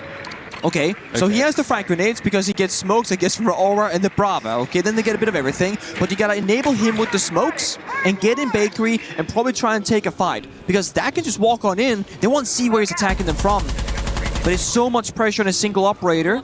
He's gonna jump in right now. Oh, Yogg the first. finds the opening kill. Thank you to the smokes. GK have their chance. The best chance we've seen from them.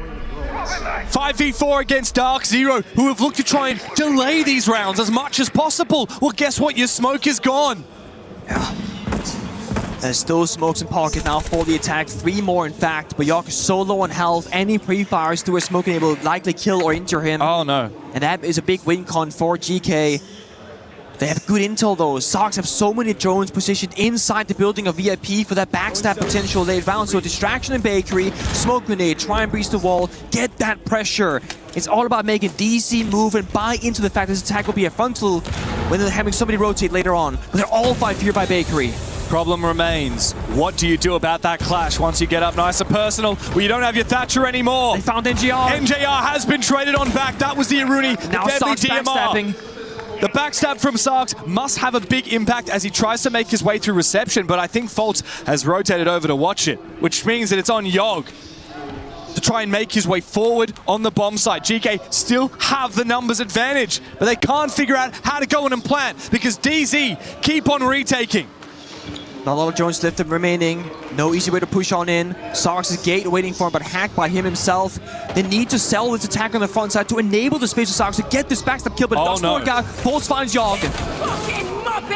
Big play from the clash. Fultz knows how to have an impact on this operator, and now he's been baited back again.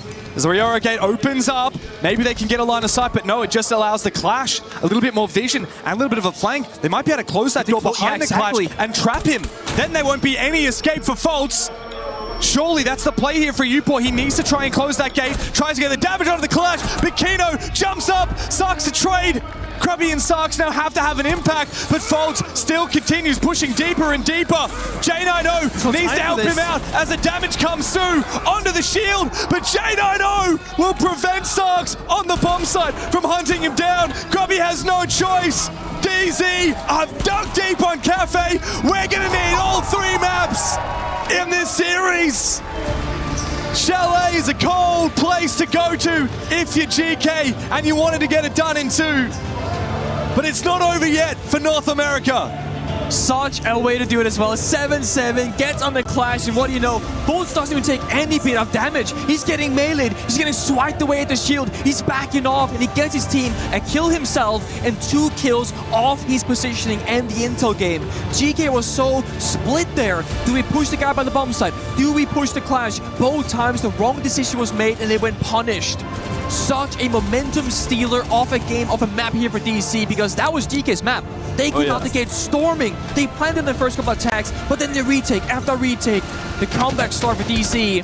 But Chalet, you cannot play the strats and the layers to the same level as Cafe. It'll be a very different approach, very different pacing compared to this map. Well, DC managed the reverse sweep against Weibo after losing the first map handily, and they look like they're on track to do the same thing again here to GK.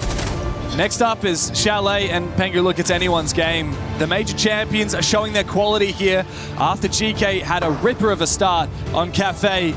But it's not over yet for either of these teams. GK have one last chance to dig deeper. Dark Zero, though, I mean, what a showing. On that defense, they gave us a serious masterclass. They did. There's something about this core, you know, the SSG going back as many as you can. They've been a dominant team on Cafe because they know about the layering. They know how to play those close areas together. And it's about utilizing the intel game. The second the newest got on Solus, another layer was opened up. Game of disruption. Before that, NGR on the post, the synchronized push to deny the plants, the successful retakes that I mentioned before. And the only time GK got in is when Grubby found a gap like that, somehow spawning in the middle of the building, finding 2 quick kills. If that didn't happen, GK wouldn't get the round. So many of these rounds were determined by DZ making plays and playing with the team chemistry that we know they have, that we know that led them to win the major just a few months ago. We'll break it down for you with our experts down on the desk. Well, Dark Zero continue to fight another day. North America, not out of it just yet. As we welcome you back to the panel, my name's Rain Day, and I'm joined by my boys here, Batman and Robin, iconic Alpha Mug. Guys, this is one of those where I feel like Shields, I asked the question, how important is it? We may see meta changes soon. We may see different tactics here as we go to Chalet for a third map. But that Shield, that clash in that final round, that was a game changer. Instrumental, and you feel like I was listening to the comms too, made the call, I'm gonna switch to the clash, stop the push, and I'm glad to see that found so much success for them in that last round. I mean, it's incredible the way that Dark Zero rebounded, because GK were in many ways very successful on this map also. It was quite a tight contest. Yeah, I absolutely believe it's got to do with the map. I think if you think of Night Heaven Labs, most of the bomb sites are not strong enough that you can just hold on to them. Yeah. And even the top floor bomb site that they try to play turtle, most of the time GK was winning it, right? So they needed to extend. The problem is whenever you extend, you leave a lot of gaps. And for a team like GK that loves to exploit gaps, that really favors them. When they reach Cafe, that defense is perfect from Dark Zero, because what they do is they play much closer to each other, so that anytime that you have a lure coming to you, it's a 2v1. And the few times that they extended and gave away the bomb site, their retakes were absolutely crazy good. You said GK was a team that needed to find that space. They needed to find those picks, and it was difficult on that second map as well. But this is a roster that's kind of done things that we thought they couldn't do before. Even making it into this third and fourth place, we found them find success to be here in this moment. So, you know, I don't know if it's right to look at Chalet and say, you know, do they avoid something that they've been doing? Because everything they've done has got them here. I mean, they've been very successful. Yes, and it feels just like a battle of these two teams adapting to each other. And I feel like in the last round, you saw DZ on the front foot too, especially when Shepard called that timeout. Shepard called it not playing too much extensions, they're playing for the fallback. But in DZ's reaction to that, in their timeout, they're talking about playing more aggressive. So you see that they're trying to counteract what they've saw, but DZ's changing that up, and that threw GK for a loop. So just constantly trying to just read your opponent and see what's going to happen before it happens is key. And I can clearly see the difference in playstyle and the difference, like the takeaway from Dark Zero from the first map into the second map.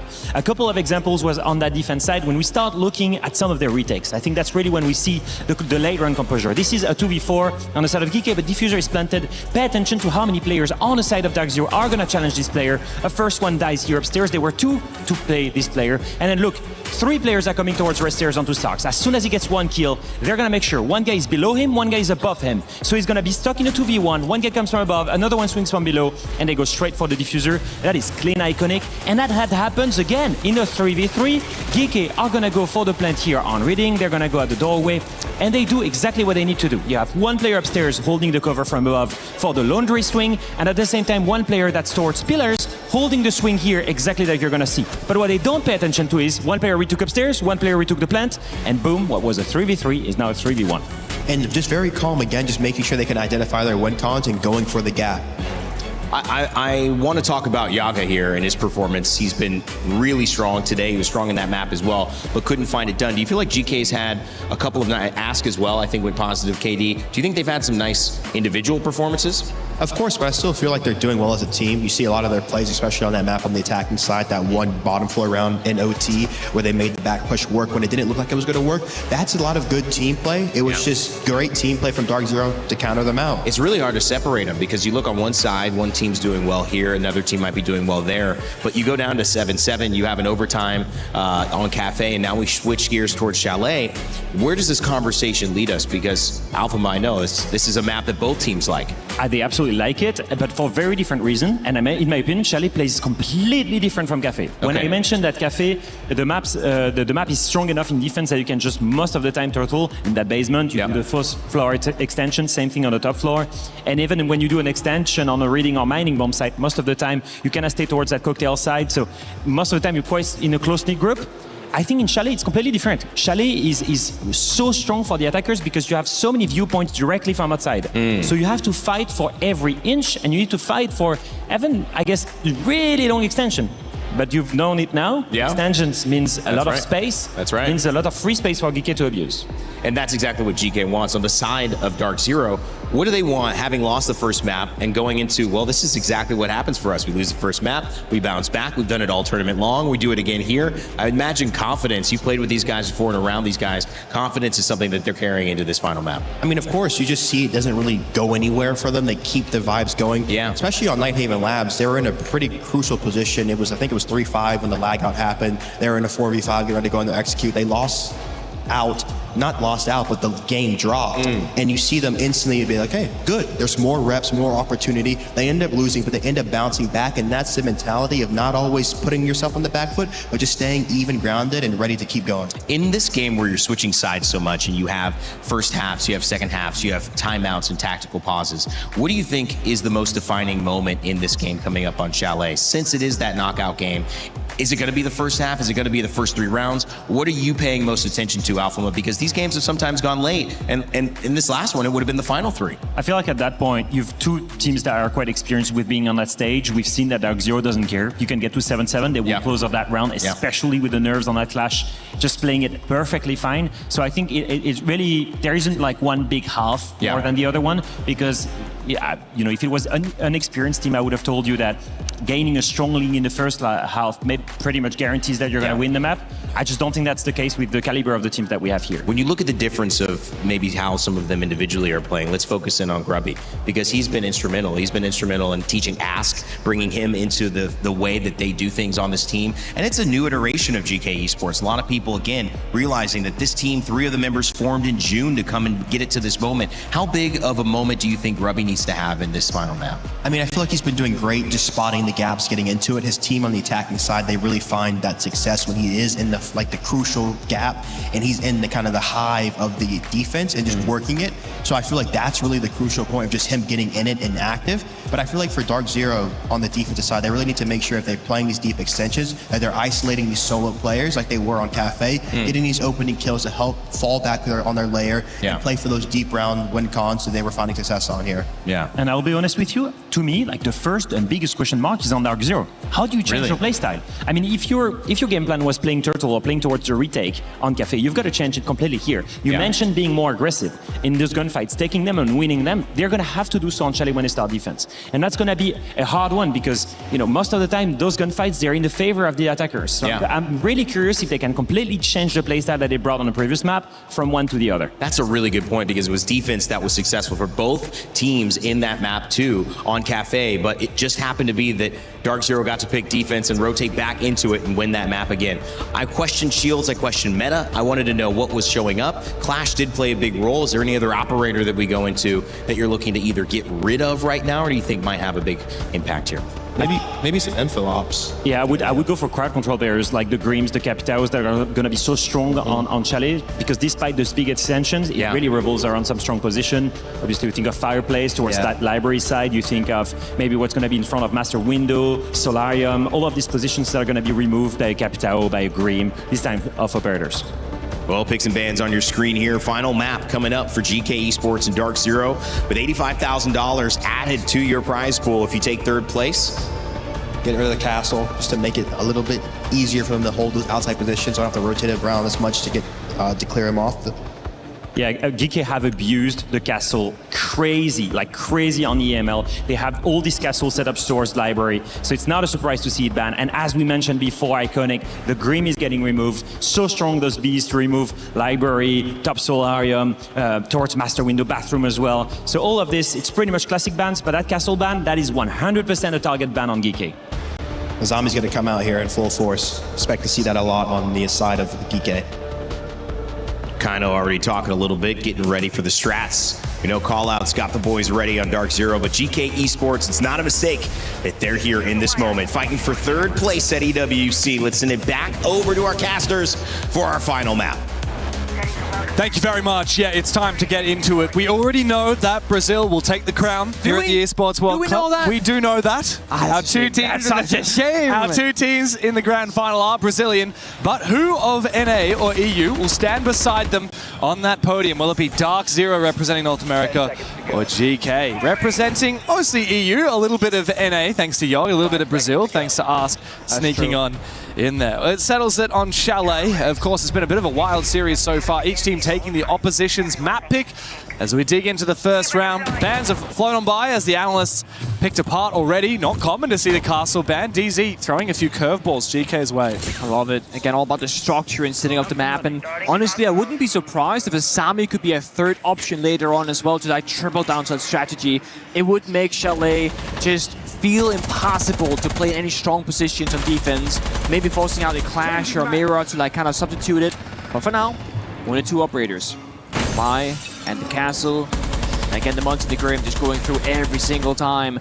So much lethality here though from DC. The Finger, the Capital, the Solid Snake, they can get very explosive in the server very quickly. But first, the smoke grenade to go off. Selma, but getting impact trick denied by Grubby. Well played. How much? I heard being tossed down. What was that? Electroclaw. Mid-round Electroclaw, hey? Yeah. Interesting. No util here on the attacking side to try and counter that Electroclaw, but sometimes all it takes is an F2, and Ask will swing by. Nice kill. Also the Frost going down. I mean, that reveals to DZ. Yeah. Be careful of your window jump-ins, otherwise you may fall. Oop. I like this one. Jane, I know, just like holding down the middle of the building here from Waste Man, just kind of snuck in, saying, I got so much map control, guys. We can now flip the attack towards that area, maybe. Because they got Trophy. ag.al finds Grubby as well towards Mezzanine, so the roam extension here is completely falling apart. And this means that GK will feel pressure from every angle. Well, Cafe was very defender-sided. Chalet is very much the opposite story. DZ starting out on what many would consider the favored side. And they are looking very good at picking apart these defenses, picking apart these players. It's a second kill with the LMG of Finka, as Upor finally gets the first one. Low HP on both Fultz and Kino now, as DZ have to slow down for a brief moment. Upor though, hello, right next to each other. He managed to find one before he's traded back. It's a 3K with the LMG. Very nice round there from Dark Zero.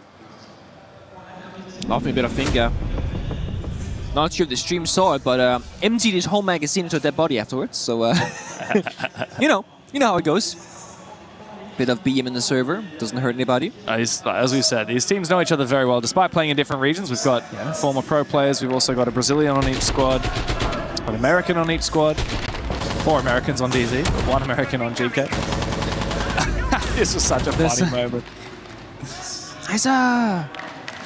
To be fair, wouldn't you count Kino as an American, by the way? I think you should ask him.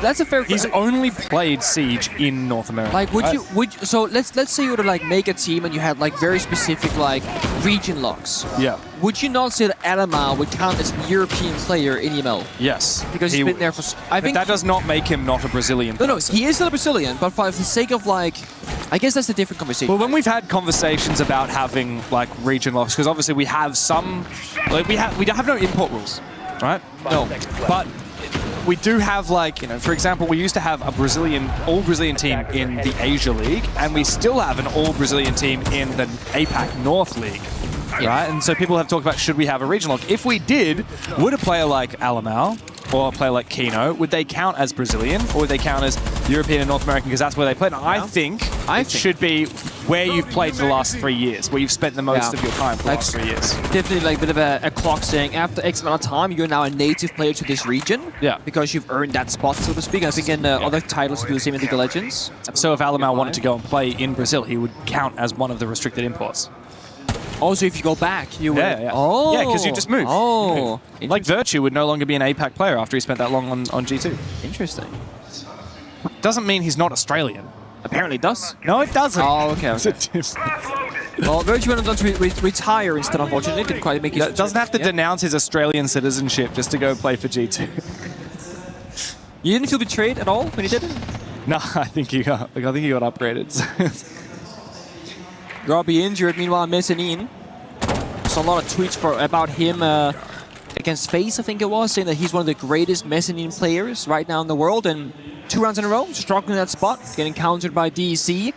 And I love how much split pressure DC are doing right now, right? They get an injure onto Mezzanine, but they don't attack it. They're joining the middle of the building, West Main, Trophy, joining Library, Neuros inside a bar, Gaming Room just holding down the middle of the building as well. They're just doing a bit of nothing, but it feels like, for GK's perspective, they're doing a bit of everything. They are everywhere in the server, nothing feels free. But look at this, right nice by camera. the bomb site. Droning it, checking with the scanner as well, and because they got Neuros in bar, you can go for a backstab once they pressure bomb site. Yeah, NJR is using the SAM cams as well from the zero to try and get information. Put one on the bomb site. Neuros is deep inside. What about timing?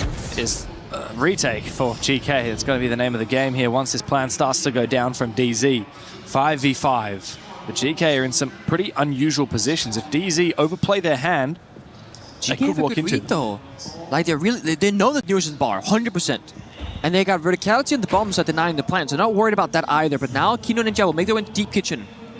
When will the plant go down? Well, they need to try and put some pressure on the top floor. Genino will do that. He'll take down 2 players on that top floor with the F2. He needs to try and escape. However, the jump out from Sarks will take him down. Plant has been confirmed, but GK actually still hold the numbers advantage.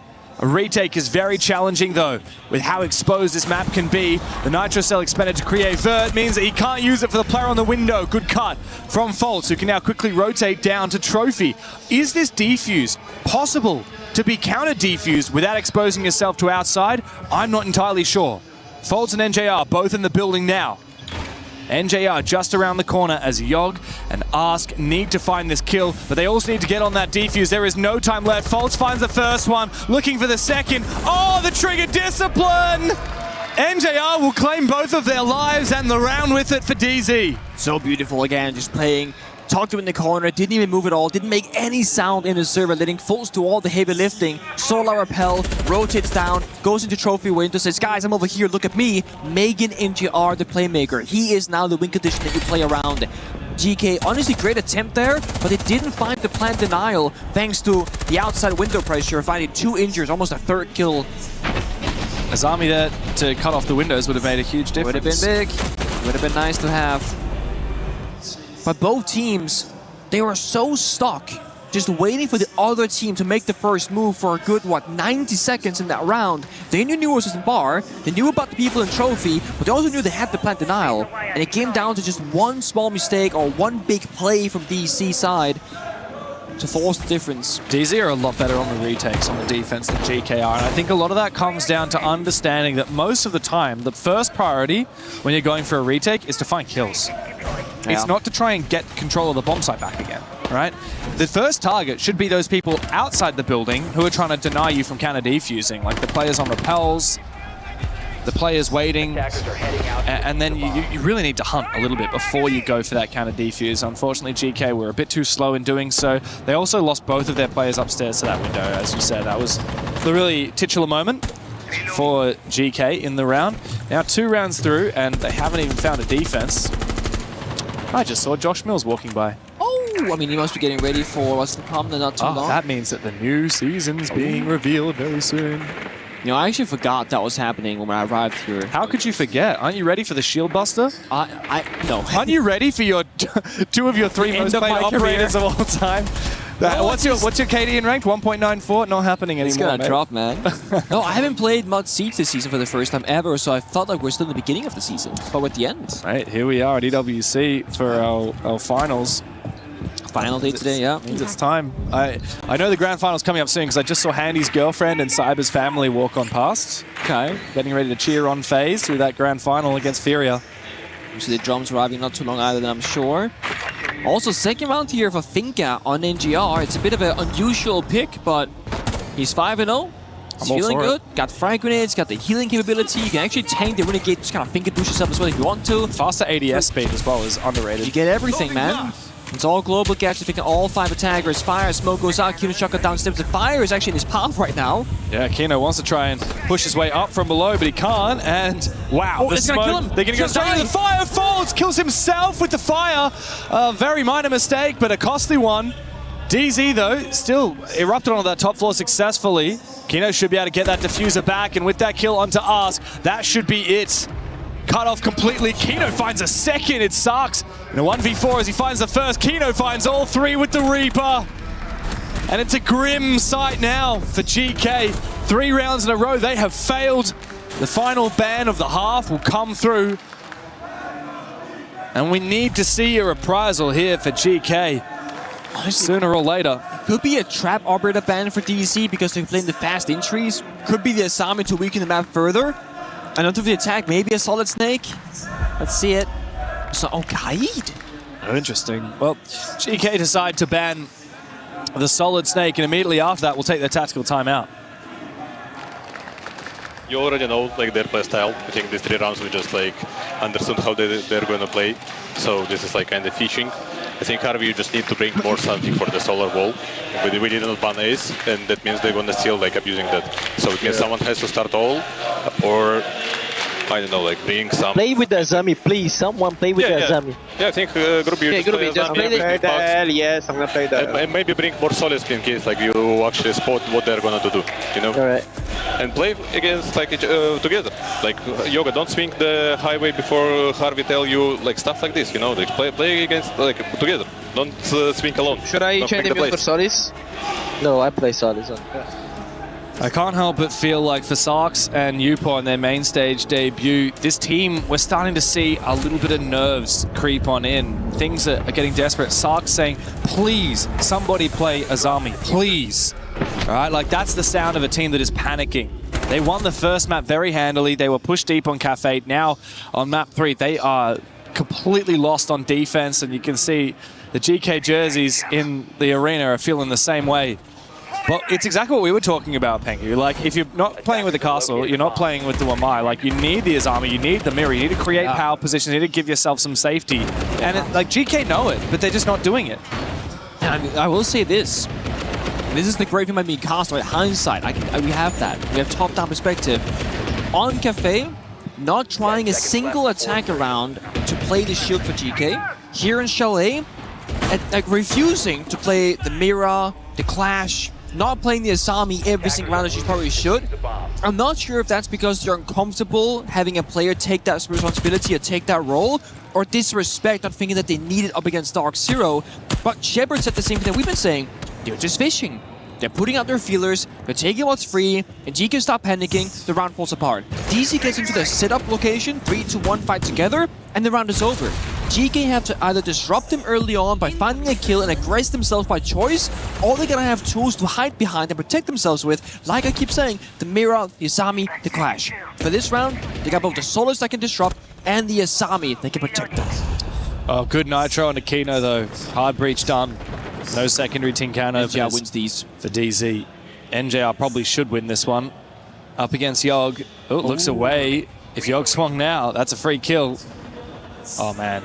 If only he knew. He can surely hear it. He thinks that NJR is looking his way. Oh, the timing is Out comes the Tuber out. Yeah, the timing is very unfortunate there for, well, both players, I guess. Faults, though, managed to hunt down Ask down below. That's the Solus, critical operator in the late round as NJR finally takes a little bit of damage. But he gets the read. One tap. Good night to Yogg. 3v4, GK again. We start to see the cracks forming. DZ looking for their 4th attack in a row. GK solo swinging, looking desperate in the server. NTI is better right now, 6-0. Finger boost popped as well. Healing back Newers to life while he's tracking a player up above. Bolts from the Vert. Oh, he's going to get a free kill, surely. Here comes a big boom. This yellow ping should enable the Vert, but no, the timing is a little bit off. NJR not able to peek at the same time. But they have gone fishing, and they found a few trout. Grubby, though, does shut Newers out of it. Almost find a chance for the second one. That should have been his free kill. On defaults. The bar's not doing him any favors. And a free kill. Sarks exposed, just not realizing that J9O is taking control of the mezzanine. DZ, just when GK thought they had an advantage, DZ rip it back again. So much floor broken, office wall opened up as well, exterior windows, so much pressure, and GK liking information. They have no clue where the attack is coming from or where the case might be. It's downstairs in Trophy, which means DC are forced to play for kills right now. They got 2 players working together on Ivy, now inside a piano on office door, with Volts backstepping to divert downstairs from Trophy/Solarium. Entry time for NJR, but Upor finds one. NJR now chasing him down slowly. The LMG. They're split. False is also coming from the other direction. No more vertical pressure now, but a good pre-fire on the back of the yellow ping. Puts it all on Upor. 1v2. False is low. But he can't isolate the fights easily, and MJR will swing to win. It is 4 rounds in a row for Dark Zero. They are taking no prisoners. Chalet is their playground. No parachute, no tag time out left here from GK. The players themselves in this server have to figure out their issues and their struggles. And right now, why are we swinging this if we're Yogg? I know that they gotta play the game with the sharpshooter, but like Shepard said, you gotta peek that fight together. Have a guy contest that off his window from the balcony, then have a guy go off his door, do a 2v1 play, something like that. The solo hero plays, they're great when they're working, but they have not been working so far here in Chalet. Maybe GK overconfident because they had a victory over FaZe on this map, but mind you, Chalet is not a map that FaZe, generally speaking, is like world beaters on. And that could give them some false hope for this map up. I sure expected more, at least. It's a 0-4, heavily favoring DC, and I don't think that's going to change anytime soon. No. We do see the mirror finally, but I think the mentals are a bit shattered on the side of GK. It looks shattered. I mean, you look at the players in the server, you listen to that tactical timeout from 2 rounds ago, even seeing GK in the crowd, you know, like, it's so hard to fight back from 0-4 on your defense. And look, I said that Chalet is attacker favored. I do stand by that, but I'm pretty confident that GK would have been the ones that get to pick it, because you look at the round differential from the first 2 maps, right? Yeah. Like GK only lost 3 rounds in the first, and DZ lost 7 on the second. So I would have thought that GK would get the map pick, or rather the side start pick. What if they didn't? They chose defense? Yeah. Bit of a mistake in hindsight. Uh-oh. That's what I said as casters. We have the fortune of hindsight. Did you get it, man? Hey! He got it. He has the hit confirmation, right? When he hits the camera through the wall. I hope so, at least. Either way, MGR, he's doing some goofy rolls right now, right? Playing the finger, playing the 0. This guy has not died yet. He has been a huge playmaker in every single round. Always last alive when it comes down to a low player count, finding those final frags. DC, again, they haven't changed up their playstyles. Again, fishing, getting drones in there, getting into information. And what better operator than Zero? Such a low pick rate operator, but if you can get all those SAM cams across the building, you can just lock down so much. And the yellow pin should get with it as well. Missed opportunity of Newers, could have had a freebie, but he is having good presence, and they might think the window is clear, so if they step back towards the window itself, he could still find the kill. As Azami is perfectly placed from Grubby as well. Oh, there it is. Exposure of Uport. A little bit of ants in his pens, but Sarks with his fight with the shotgun up against Kino. 1 HP, but he survives nonetheless.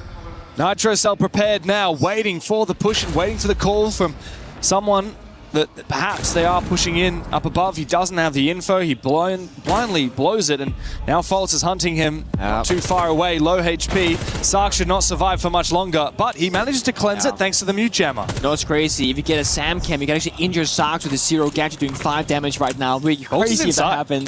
Fultz is inside. It's time to plant down, actually, but almost no cover. Yogg should be able to deny this plant, but it gets red. Fultz goes for the fake. The plant denial. The vert positioning now from Yogg. Is there information? Can they find this plant position? It's once again next to the hatch. Fultz is going to be able to confirm this plant. Surely DZ in the post will be able to lock it up. GK are once again left scrambling. Almost a shot landing, but Fultz managed to get out and survive. And Newers has taken down Sarks. It's an absolute disaster for GK. As Ask is then discovered, Fultz will go down. But Yogg cannot have the impact that is required. Newers mops up the final 2 kills with the R4C, and DZ have made 5 in a row on Chalet. They are making mincemeat out of GK. It's getting very quiet right now from the side of GK in the server and outside. The dream, it feels over. Hope is lost. At every turn, it's DC opening up the kill, getting the clutch, getting the plant, getting the better of GK in every single engagement. There was 4 kills in that round, by the way. And you see how DC, they are so fired up, finally showing some signs of positivity on the player face, because it looked a bit frustrated earlier on Cafe. It's been a hard-fought victory in this comeback. And to think that GK were only 1 round away on Cafe, and that changes absolutely everything. And the very final round was a 3v2 in their favor. that falls on NGR, but he then clutched back to win the map. NGR is still deathless.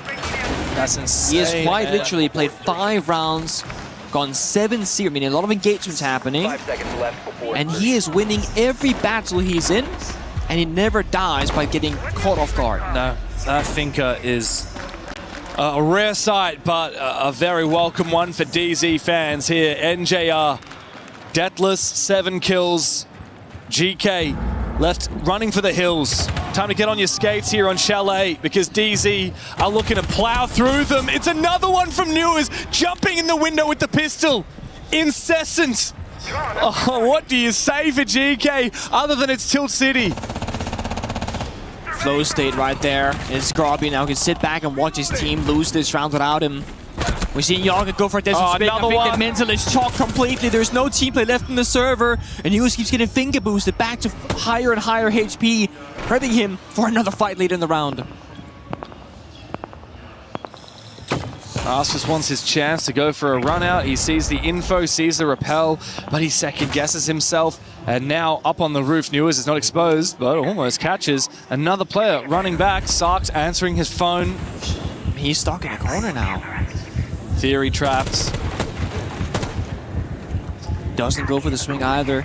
He knows Kino is inside piano watching him, so instead, with the right timing, does a bit of damage. Oh my god. Somehow Kino stays alive. Yeah, I mean, so many moments like that in this map where GK have surely had the advantage in the gunfight, but they just fumble it, and DZ somehow get to survive. They look to survive every single round of the attack. Upor must go down. He will fall. Asking a 1v2, the lone man, but GK is the Brazilian. As Kino's back up on his feet, thanks to the Finker boost from NJR. Nitro Cell finds nothing. Out comes the M1014. This shotgun can pack a punch in close range. Can it get the multi-kill? Sees the... Hello? Ask! Does he not see them? Turn your goggles back on, mate. You can't see anything. Time to get some glasses. It's a 1v3 on the retake, and DZ... They're gone. Have gone back outside. They have evaporated back into thin air. You might spot the first one, but NJR, untouchable! 8 kills and not a single death to his name. It is 6 rounds in a row for Dark Zero. Yeah, that was fucking awesome, bro. That was fucking epic. I'll tell you what, fellas, last fucking Bay of Hail getting tossed in was a good pull and a crank, man. Good decisiveness. What do you know about that? Yeah, what do you know? It's a great last attack effort. What do you know? Not taking it serious just turns into absolutely floatable. Just turns into Straight content. Like who would have guessed, bro? Who would have guessed? Lore, and it's just like what that Bot just hopped in a window, hits it. We'll talk about it though. It's a new thing. We haven't really we haven't really talked about it before. You're right. We'll debrief it after the break. We go over that a couple more times. Yeah, we'll talk about it a few more times. Again. Porte gap again. The only thing I'll say as well is on this defensive side, they're going to be playing with emotions, so just like be a little more hyper aware of just like the crazy shit early. I mean, honestly too, it'll be a great round to spawn peek like this first round back, just because they're going to be flying on a spawn, if I had to guess. Like they're going to be trying to get it done right now. Yeah, I'm hearing you. Do you think they're going to be trying to get it done, or you think they're going to be notice like already like we play bad, so let's ignore that. I mean, bad half, but we still have one more half to do. Yeah. Let's go, guys. Time to shine, baby.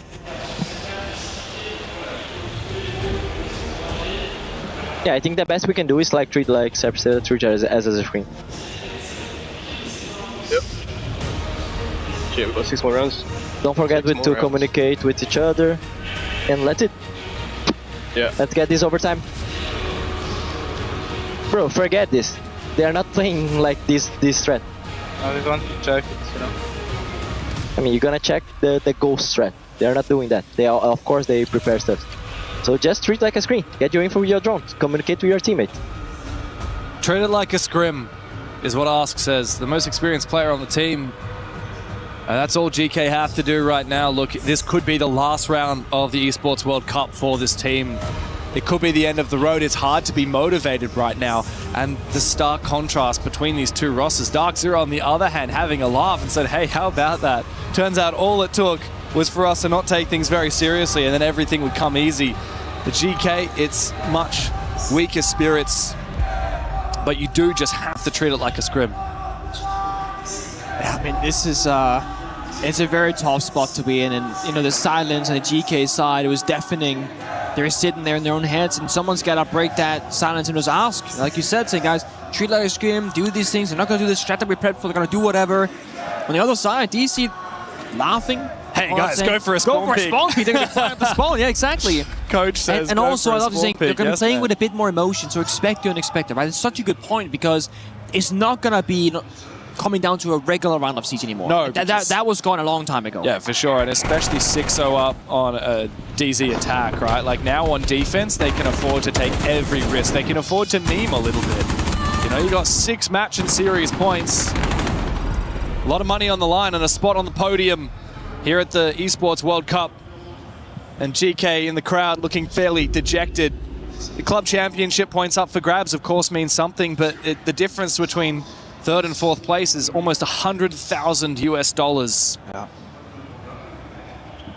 Also, there is a world here where ag.al will finish this game deathless. Oh, that would be a flex. 9 kills, 0 deaths, and 5 assists. The assist game is crazy. Yeah, I mean, he did play 0, so maybe he got a little sippity-sappity. There's no way. There's no way. A little sippity-sappity. I don't know how he's getting 5 assists. That's actually almost more impressive. He's obviously missing a shot.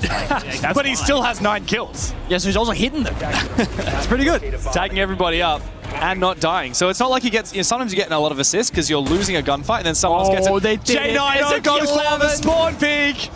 And it's the American. Fold says G's in the chat. New is also, during that halftime swap, said in the chat, how you feeling right now? I give you a clue. GK not feeling too hot. And it's Yark, you know, once on the same side of the corner here for the Americans. He's 0-7 himself, yet to find his first kill, and this could be the final round. And he is, again, he's killless, first to die. Oh no! Flash goes down though, Groby finds the gap once more. Great gap, and a great player to take down. Folds the leadership of DZ. No one was on that camera to support the clash. Oh, but Grubby gets completely swung. A very cheeky pick there from Newers. Time to go deep here for Sarks, but the smoke catches him on out. J90 spawn peek to kick things off. Now he's found another one. Good shot from Porte, but he's now low HP himself. 2v2 with 2 minutes to play. Complete chaos in the server. Ask is going back to spawn because someone left a diffuser there. I guess the guy got spawn peeked. It was Yaga. So they gotta retrieve it. He went onto the rock. Oh no. That is a mistake. Do not go onto that rock. Not in ranked, not in pro play. It is a death sentence. Winnable though from both sides. Mind you, ag.al did suffer his first death, so that's also gone now. It's Kino and Newers playing together. Because Ask and Porte got 1 lion scan, 2 frag grenades, and a flashbang. Just wait. Sit back and relax, DZ. Let's see if GK can handle the pressure when it mounts. Good nade from Ask. As he tries to peek on through, isolate these angles, but Kino's got this ACOG from the other side. He's got the crossfire. It's a perfect shot with the TCSG. Give him the second. Why don't you? Porte low HP. And it's utter dominance from North America's Golden Boys on their quest for redemption. Heads held high. And for Europe, GK were the unlikely hero, but every fairy tale must come to an end eventually. Today, it was DZ's moment to finally get another win here on the stage. Not the win they wanted. Of course, that was last night. They wanted to go into the grand finals and play for a trophy, but still, Indy gonna win makes a hell of a difference. For GK, yes, unlikeliness of them to win, a dream that comes to an end, but they were the final team standing for Europe, which surprised everybody, and they should be proud of themselves for getting this far at the event.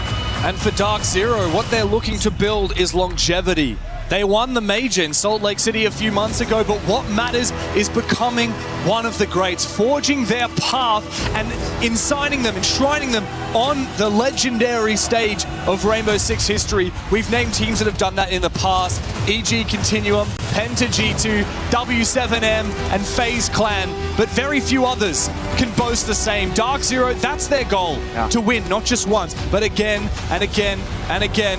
And they didn't get close enough this time, but they can work from here. They can take the next steps. and look forward to the next event in Japan and look to take the trophy there. And then to take it in Brazil at the Six Invitational and every event from here on out. This is only the beginning for Dark Zero. It's all about scaling and peaking at the right moments. You don't want to play your very best in a stage game. You play in terms of like stage 1, stage 2 domestically. You're not played on the real big stage in a grand final deal because that is where you gotta be at your very best. And a third place finish isn't the end of the world. It's not that you go from winning to getting first rounded and then it's a fluke all of a sudden.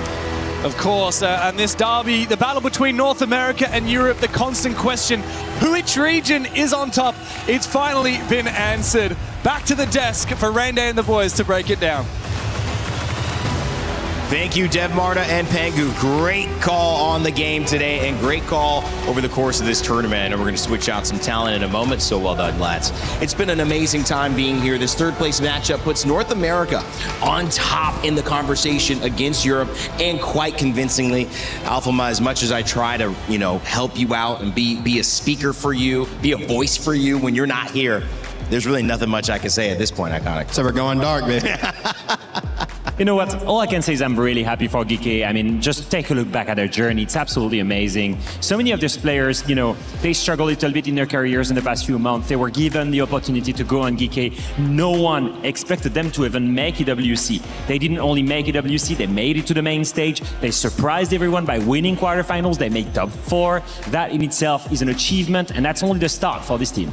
It certainly is. This is just the beginning of the legacy for both of these rosters. And, as Dev was perfectly mentioning, this is trying to build continuity and trying to build something for Dark Zero that can stand to the titles of W7M and Penta, G2, and to be one of these great teams, these great dynasties. And, one more win, one big final win, that might do it. I mean, again, but you can't let anyone else put expectation on yourself. I think W7M, when they did that, when Penta did that, they weren't focused on anyone who did it before them. Each of those teams have to go out and build them for themselves. And I feel like, we talk about these trophies kind of like the McDonald's collectibles that you go in the store and buy, but it takes real power to come to these tournaments where everyone else is working every day, year round. And it takes a lot of willpower to come through and win these tournaments. So respect the FaZe for what they've shown. Absolutely. It's a different side when you're having the conversation and when you're playing it. And obviously, at the end of the day, there's only so much for people watching at home who love the esports to talk about. This will be one in the books for North America and one more added to the legacy of DZ. Alphama, you mentioned GK Esports. Final note on this rebuild. Successful for you? Successful going forward? Absolutely. Super successful. Outweighed every single expectation I had on these guys. Revived the career of Ask. Revived the careers of Yoga. At the same time, revived the career of Grubby, who played a little bit at tier 1 level for Secret, for Fnatic, and never really reached those heights. For all of these players, it highlighted also some rookies in Upor, for example. So I think I look at this roster and I'm super happy about the performance. I'm really proud of them. And I think,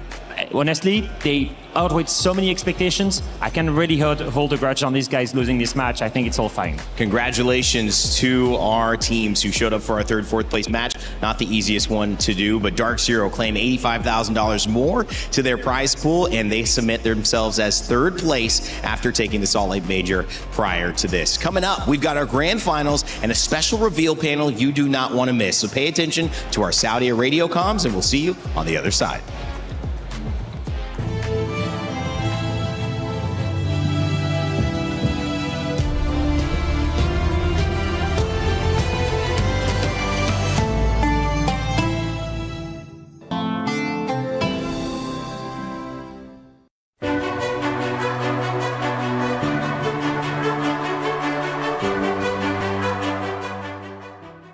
Peguei a Clash. Nice, vou plantar, coitado.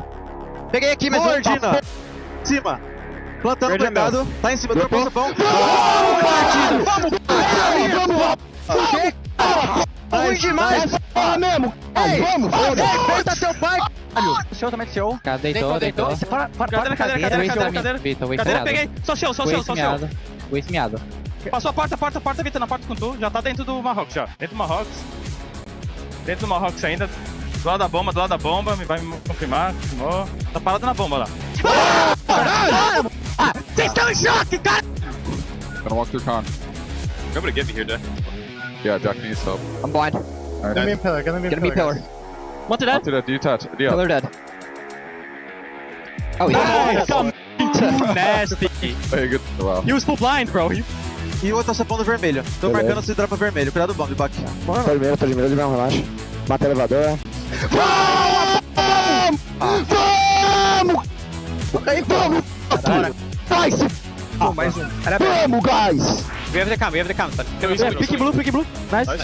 We still have the cam, stay there. One lobby. Harvey, hold the tiny angle lobby. Blue start speed. To beyond. I play, 2v1. Show me play aggro. Nice! Let's go! Okay, he's looking like Dan out here. That's the DMR, bro. Harvey, play the game, bro! Stop f***ing around the map, baby! He thinks he can come in here and play my game. He knows nothing. Let's go! Tyler Wine, you're done. Raw energy. Half a puff and blow the house down.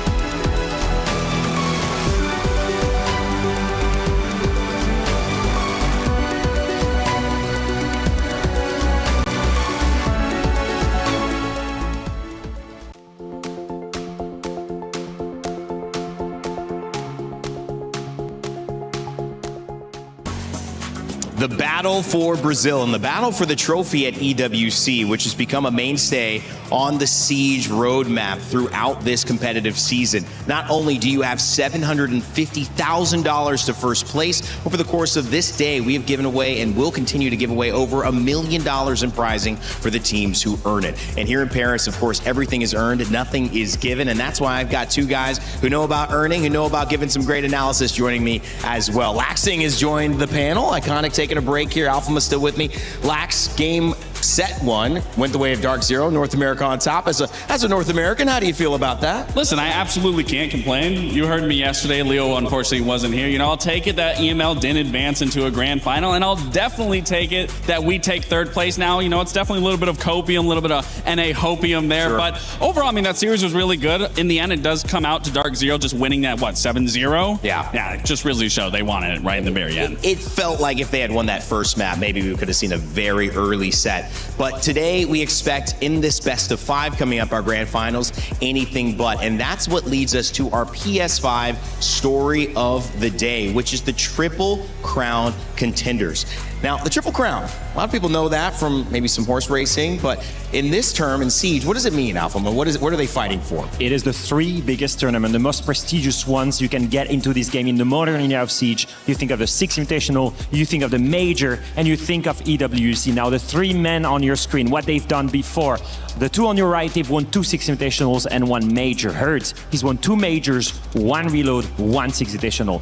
All 3 of them have one common point. They have never won EWC. One of them will win it today and become, for the first time, enter the legend of R6, because they will be the first holders of that Triple Crown, all 3 tournaments, EWC, Major, and aside.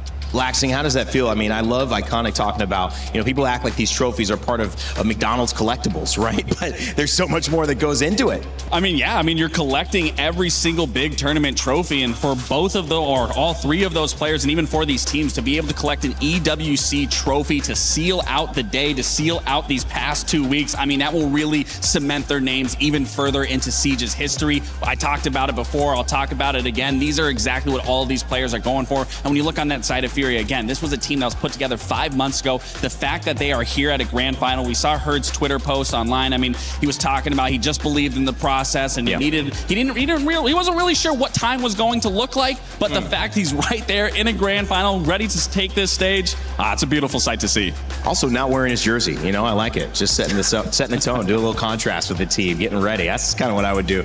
Alphama, there's a bit of a history between who wins and who doesn't, and who goes on to do well in the tournament. Yeah, a couple of fun facts about this. When Hertz face FaZe, we know there's a big deal coming on, because last 3 times in Modern Siege where Hertz face FaZe, every single time the winner of that matchup ended up winning the event. That happened at SI 2024. They met obviously in the grand final, and here Hertz won, became SI champion. They met again in Boston at SI, and this time FaZe won the matchup, and they went on to win the event. And finally at Widows 1 year ago, Furia beat FaZe initially in the playoffs and ended up winning the event. That's just to tell you just how big Titans of CJ are, because they know whenever they face each other, whoever wins end up winning the event. That's going to be really true today, because whoever wins is going to be winning the grand final. So it's going to continue. Yeah, absolutely. And it's always nice to see a Brazilian final. You always will expect the best out of them. I mean, they are the best region for a reason. So I'm really hoping once we get into this best of 5 that they really are trading blow for blow, taking each other's maps or taking their own maps, and we do see a full best of 5. I don't want to see a quick series. It doesn't feel like we are going to get one. We might have gotten our quickest series already, and many people think on the quick side it could not be FaZe. Many of you might think, oh yeah, FaZe 3-0. Some people have already been saying a Furia 3-0. We'll see how that ends up working. Either way, it'll be contested. But if you go back to how these teams have performed, specifically FaZe, they have surprised us a little. They've gotten here, which we expected. But the way they did, losing dramatically on several maps, but also dominating on other ones, means that, of course, they're looking to clean up their siege heading into the grand finals. So that is no question that they are going to get a victory. We had Ann sit down and talk with them heading into the big matchup today. We are chatting with Laura ahead of the grand finals. Laura, I feel like we had to get you the VIP treatment with the cool car because you're the back-to-back finalist for this game.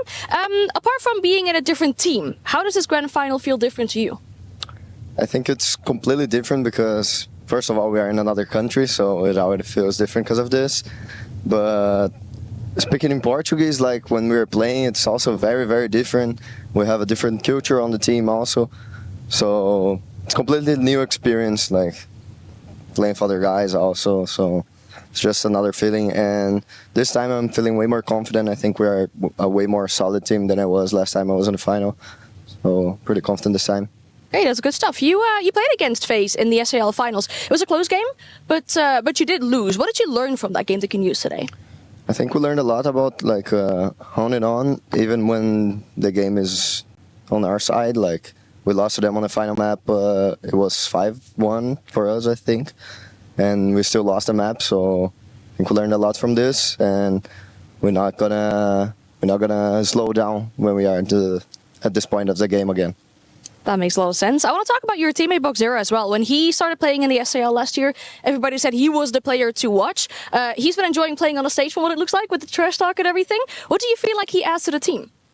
I think he's like a balance for our team, you know, like our team has so much ego, like we are like big names on the scene, so everyone has their own opinion and everything. So sometimes we're like discussing something. He's the more chill guy, so he balances our team a lot. And I think he's enjoying so much, like playing at playoffs, his first playoffs, playing with the crowd there, cheering for us. So he's just enjoying himself and hyping us all. I was going to say, because from what he shows on stage, it doesn't look like he's the calm one with how he's been behaving, but I love that.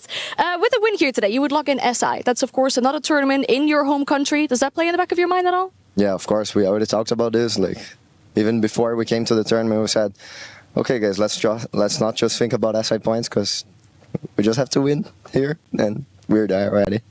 And then what are the expectations for today's game? I mean, we hope we're going to win. We just did our job like all the games, so we're just confident, and let's see. Everything can happen, but we're very, very confident. Sounds great. Thank you so much for your time, and of course, best of luck. Thank you. Why does Ann keep getting driven in a Rolls Royce to the venue? I mean, I'm in a bus. We're in a bus, guys. It's true. Is Ann really got it like that? Ann, come on. All right. You know what? At the end of the day, though, the jokes around Boxera and him balancing out this team, that's interesting, but it clearly plays that vital role for them. Yeah, that was something. I mean, there was many things that stuck out there, right, that they were talking about. I mean, him talking about their confidence, very clear you're in a grand final, but when he was talking about Boxera kind of being that equilibrium, that balance where everyone, you know, they kind of have their own little egos in some ways, and respectfully so, but it is funny when you think about Boxera that he's the balance of that team, and honestly, I'd have to agree. I mean, when they were celebrating, getting ready to cross that key, he was in the crowd. Ready to cross that key. Where was Bach? He was in the crowd. He couldn't care less about crushing a key. He was enjoying the moment and being in the moment. To be fair, a very good crowd to jump into, though, off of Oh, easily. and everything. Absolutely. I've been drumming with the guys. And, I would jump in, you too. You were with them. I was having a little bit of fun. I'm definitely not biased. I definitely did not drum with the Furia fans. There a Furia jersey no, under there? Don't worry about it. No, the main thing that I want to take away from this is I had the chance to meet Volps in the hotel today and just talk to him a little bit about the matchup. And I was telling him, all the pressure is on FaZe. They are the two-time world champions. You guys are a young roster. You've got a rookie with you. And he told me, in any other team that would face, I wouldn't care. Yeah. But the thing is, with FaZe, pressure never gets to them. So I know we don't have the pressure, but they don't either, and that's not an advantage. And I thought that was such a clear view for him because he knows them very well. He knows that's not going to be an advantage coming into this matchup. So interesting. All these regional matchups giving these teams different ways to go. We're going like 3 or 4 layers deeper because they know each other so well. Both from the Brazil region, Siege, Brazilian Siege, it has just been phenomenal at this tournament. EWC has made it clear they are on top. But which representative will it be? When you look on the side of FaZe Clan, many people expected them to be there. Furia talking about their journey. But Cyber has been maybe one of the most talked about individuals coming into this tournament and during it, not just for his support or having his family here behind him, but for his play. Anne had a chance to sit down and talk with him, and I hope it's not another Rolls Royce. Anne? I'm so glad we get to chat with Cyber ahead of the grand final today. Cyber, good to speak to you. First off, let's talk about yesterday a little bit. You guys lose map 1 to GK, then a big comeback. What do you think caused the comeback? Ontem vocês começaram perdendo o primeiro mapa, mas conseguiram fazer um comeback. Como é que foi essa partida? Como é que você sentiu durante ela? Bom, a gente estava muito confiante. O Chalé é um mapa muito forte nosso, a gente sabia que era um mapa forte deles. A gente acabou bobeando alguns momentos ali que custaram alguns rounds e a gente deixou escapar a vitória no primeiro mapa, mas a gente estava muito confiante com a pool que a gente tinha, que era o Consulado e o Fortress, então a gente estava bem confiante para essa partida aí. So it was a tough map 1. It was a very good map for us, but a very good map for them as well. But we were very, very comfortable with our map pool. We were very comfortable with the picks and everything, so we managed to win this match. All right, now Cyber, you and Souls could be the very first few players who win an SI, a Major, and an EWC. Does that play in the back of your mind at all today?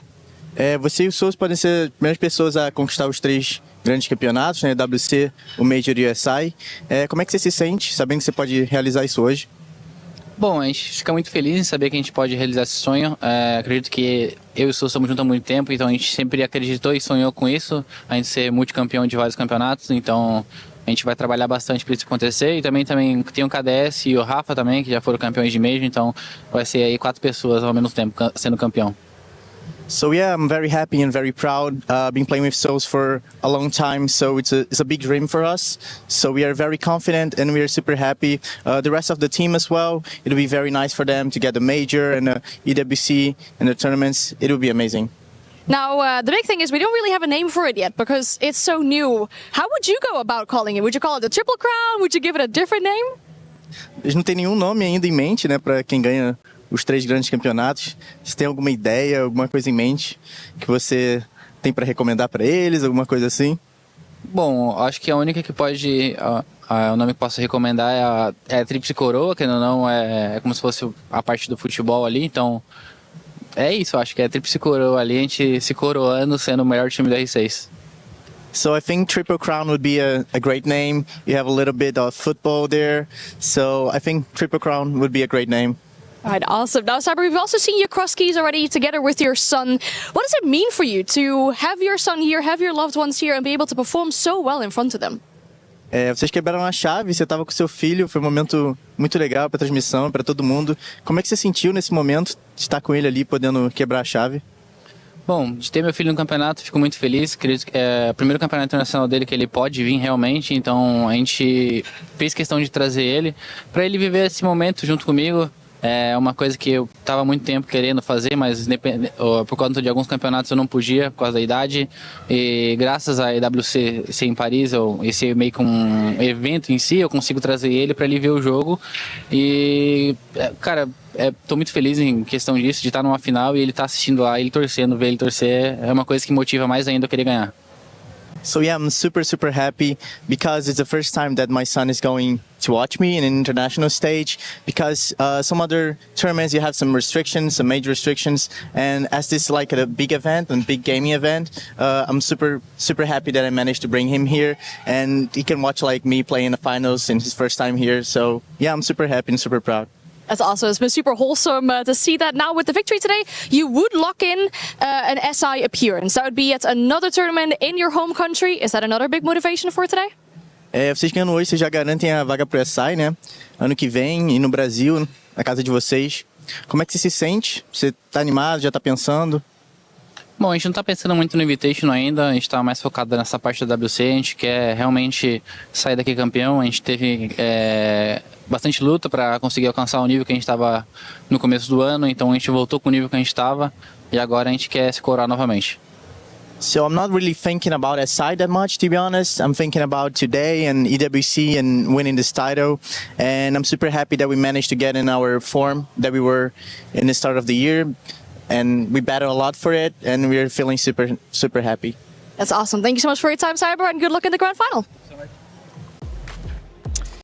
2 6 invitationals in a row, looking to qualify for a third here today. Cyber has been phenomenal, and of course, FaZe hoping that he shows up big to help them get the win. Oh, and he absolutely will. And there's one thing, Ryan, we always talk about the mental. We always talk about the physical aspect of having to play, but we never talk about the emotional side. And you obviously heard him talking about his son, his wife being here. Just being able to play in front of your family just adds so much more to the pot. The first time ever. The first time ever he gets to be here with his son. As you can see him here, he even went and crushed the keys of the semi-finalists there with his son in his arms. It's so beautiful. Even obviously handy with his girlfriend. I mean, it's just the close ones being here. It means so much to them. Being able to share that with his son, creating life-changing memories, winning life-changing prize money at the same time.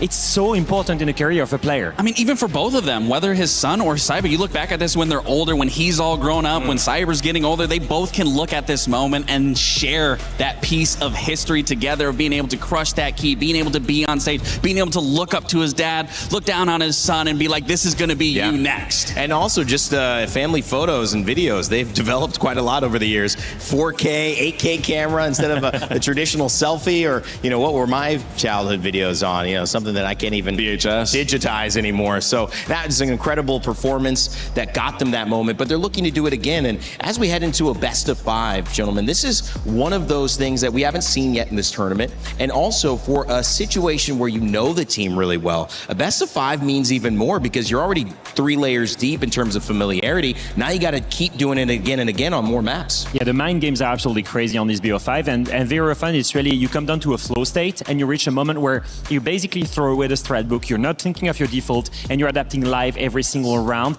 And at that game, FaZe will have the advantage. They've played so many more BO5s than the 4 other players and Herds on that stage. They will have the advantage, they won't feel the pressure, they will have the experience, and whatever how good Furia has been playing right now, FaZe will definitely be the favorites in this matchup. I mean, you also got to think, how many times have FaZe been in a grand final where they've had to play a best of 5? They've had to endure that tenacity and that intensity of being in this match. And then you also just think of, on that side of Furia, there's really only been one player that's had to do that, and that's been the side of Herds. So it's also going to be important for Herds to rally in the troops and make sure that they're all mentally and physically ready for this. And yeah, we talk about this being a clash between the same region, and you do have that. And I think you made a very great point. It's really about throwing that strat book out the window, and you're going to have to be adapting at every single step of the way in order to get it done and get to be able to call yourself an Esports World Cup champion. Feels like adaptation, that's a big theme, obviously going 5 maps deep, but also with FaZe having those swings against Liquid Alienware coming into this grand final, you feel like they are aware that they're going to be making decisions on the fly to get back into this. And a big loss might not mean as much, Alpha Monday, because they know they can bounce back. Yeah, and that's the big thing to me, is if you look at a record at grand finals, you think of the 2 grand finals that they've lost in major. You think of the Berlin major in 2022, that was Cyber and Soul ones that were already there. You think then of the SI in Sao Paulo in 2024. They also lost that grand final on the last brink of the 5th map after a crazy comeback from Herds in front of them. And since then, they found the winning formula. They've been winning every single grand final. And they've done that formula when Furia maybe doesn't have that one. So, in my opinion, that experience, all of that wealth of experience, 2 years of winning everything, that's gotta help them here. feels so difficult to do. Well, if everyone's here and you're watching online or you're here in the building, you know that there's something special about to happen. We have a reveal panel coming up, and in just a few minutes, we're going to go to the stage live and start talking about what you can expect from the new season. Now, the cool element, guys, is that we don't quite know yet. There's been some rumors, the excitement, maybe the biggest topic to start off with is shields. Characters, shields, they've been very effective in Rainbow Six Siege for many, many years, and maybe we're going to see something that, I don't know, disrupts the balance? What are we thinking? I mean, I'm sure hoping so. I mean, the shield meta definitely has been very prevalent with every step of the way, and I tried to limit myself from the teasers. The last thing I saw, I think, online was on Twitter. It was the new operator sitting inside of the Porte lobby. I saw some shields on the newspaper, so it's definitely leaning in the direction that there might be some changes towards shields that I'm very excited to be getting into. So fun fact about that asset, I wrote it. So I wrote what was on the newspaper. So I know exactly what it is. All I can say is that we've seen that it's a counter to shields. We've seen a little bit of fire as well. So we anticipate maybe that the counter is going to be about fire, and we're going to see all of this really soon. So just tell me real quick. Obviously, I'm not going to tell you. I'm not going to. No one can hear you. We're what, 4 minutes away. I'm not spinning the We're pins. just going live. I am not. We're just going in studio. No one online hears what you're saying right now. You're not going to cheat me into that. All I can say is that we've seen the abuse of shields for so long, especially at top level.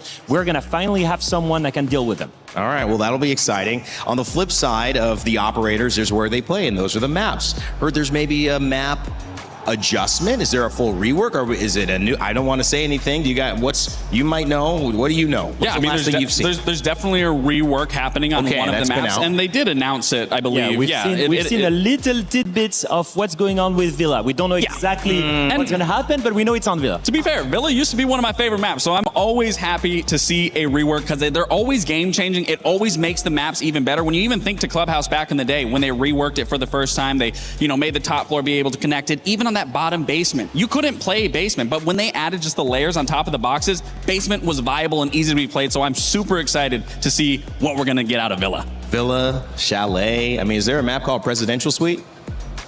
There's a site. There's a site. There's a spot called Presidential Suite. You're like making me think on vacation. When I go to a Rainbow Six map, I'm like, where's my next vacation? You definitely want a vacation at Villa specifically. It's a beautiful map. It sounds great to be a part of. I know many of you familiar with all these places and locations that are iconic. We haven't revealed our maps yet for the grand finals, but those have already been picked and decided, and we will give you those information very soon. The other thing is the DMRs. Ooh. What do we have to say about the DMRs? Because they've been strong. So we've been following the community checkpoints, and for whoever has been on the live, it's quite clear that the DMRs have been very strong in the meta right now. Obviously, the main thing, in my opinion, at the top level has been the time to kill. Yes. It's very strong compared to the assault rifle. So right now, I don't know which DMRs will be changed, but for sure they need to attack this group specifically of weapons because we need to balance things a little bit, I think. Okay.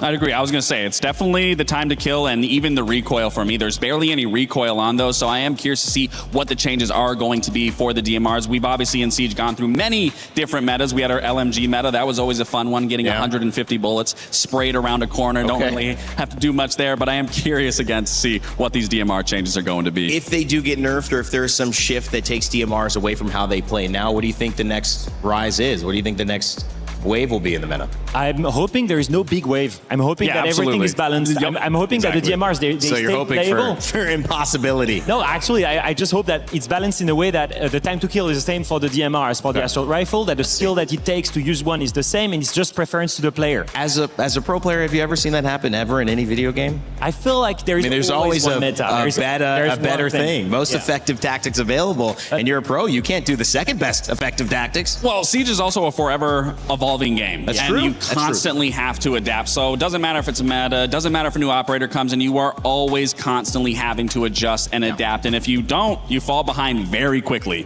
And there is one more thing that I'm quite curious about. Obviously, I don't know about you guys, but I've been playing quite a lot of rank 3.0. I know that. What's your rank? Ooh. Well, right now I'm a diamond, and I'm just so close to champion. And I'm just like, I know. it's frustrating as a former pro player to not even be champion. Yeah. And about the frustration, I've actually never hit champion either. I think the frustration that many have felt maybe is that we don't gain elo quickly enough, or that's a little bit tricky. I'm hoping that that is addressed. I know in some of the community checkpoints, Ubisoft has spoken a little bit about maybe reworking rank 3.0 virtus.pro helping towards that. So maybe there's something in the season that they are going to announce around this. This is probably one of the main things I'm looking at as a competitive player. Yeah. And then I think one thing that was announced was Legend Division as well. For the very top, like crème de la crème, the very top of Siege. Crème de la crème. Crème de la crème. I'm expecting some news about this. I love that. So operator maybe most exciting, Legend Division for you, map are you most I'm excited for it all. I think everything across the board is great, and I'm very curious to dive into it. I love it. Well, it's time for the Year 11 Season 3 reveal panel for Operation Splitfire.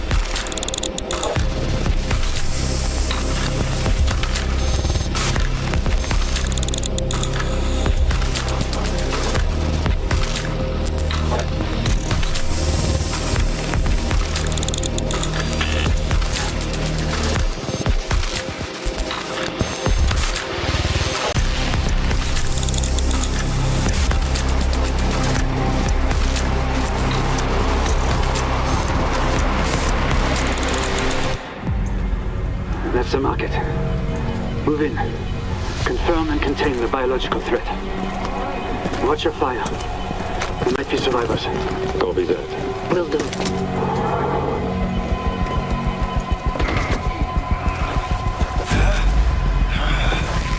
Civilian in distress on the east side. Leon, I need backup.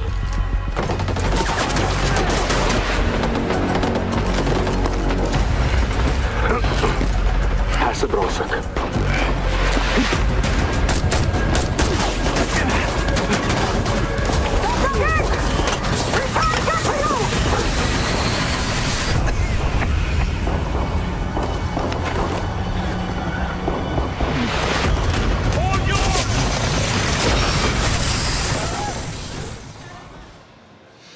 Good afternoon, everyone!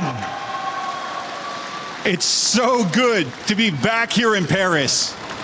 We had our incredible Six Invitational in February in this very city, and thanks to the EWC, we're back here with all of you. Now, this community shows up every season, and every season, you tell us exactly what you think. And that matters more than you know, so thank you. Now, it's already been a huge year for Siege, and with our second season closing soon, I think it's time to talk about Year 11 Season 3. We're bringing a lot with it. A brand new Defender built to break the shield meta wide open. An update to Villa's Basement, and a brand new event where speed is everything. But before we get to all that, there's something I'd like to address directly. Since the launch of Rank 3.0, we've been listening closely through our seasonal surveys and the feedback you've been sharing across the community. And a few topics have risen to the top: progression, placements, and rank standings. Let's walk through those changes right now. New placements. There's still 5, but with bigger rank point swings. Where you land is a better reflection of how you played. A soft reset at the season's launch, which we know can be disruptive, but this is designed to be a cleaner and more accurate starting point and to make sure your placements are better reflected. As an example, our highest ranked champion will be reset to Emerald 3 before placements begin. Base rank points are also being adjusted from 25 points to 30 per win. You're better rewarded for your effort. Also, Emeralds can no longer bring Platinum or Gold players into champion lobbies. And for those who want to go to the top level, the Legend Division is being added, and those are for you to compete at the highest level. Now, if you haven't filled out that seasonal survey, please do, because it's one of the best ways to shape what we do next. Now, we put together a full look at everything coming. Let's get into it. Here's Season 3, Operation Splitfire.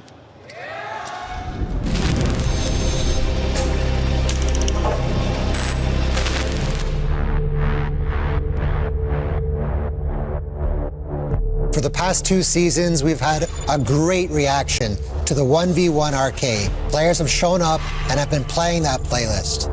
And this season, it's time to try a new arcade. The 3v3 arcade is coming to Siege in Year 11 Season 3.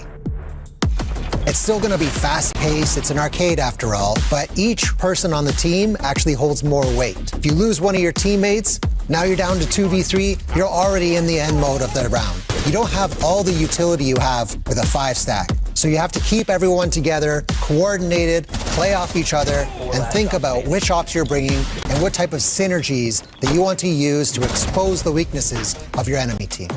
We will be applying attrition settings for 3v3. Once you win that round, all 3 of those operators are gone, and now you need to apply a brand new strategy. So think a little bit about when you bring your hard breachers, when to apply a shield. What about electricity? With 3v3, you only need to grab 2 friends, but you can still feel the thrill of a Siege round and the energy that you're able to bring to just coordinate with your buddies and close out that round. It brings a lot of excitement.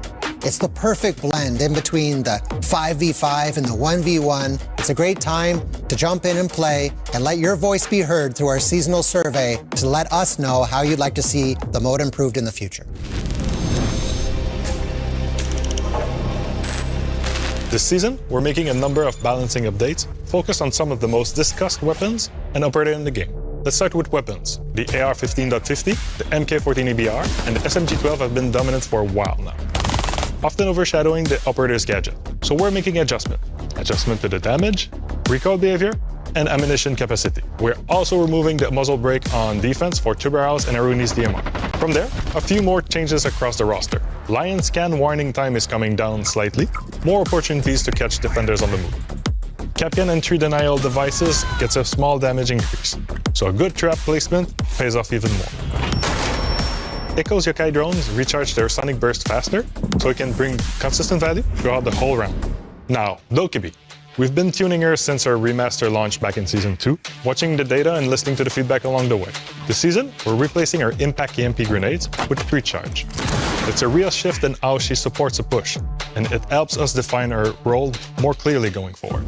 We're also bringing back a familiar counterplay to the ag.al payload. The upload now requires a continuous connection between Dokkaebi's tablet and the target's home. Break that connection, and the upload is cancelled. Mute Signal Disruptor can now sever that link, making him a direct counter to Dokkaebi once again. Initiate jammer.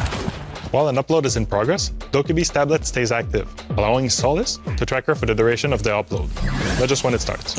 At the same time, IQ can detect the target's phone throughout the upload, making her a strong partner for coordinating pushes and following up on ACT defenders. Outside of an active upload, Dokkaebi's tablet remains hidden from electronic detection, just as before.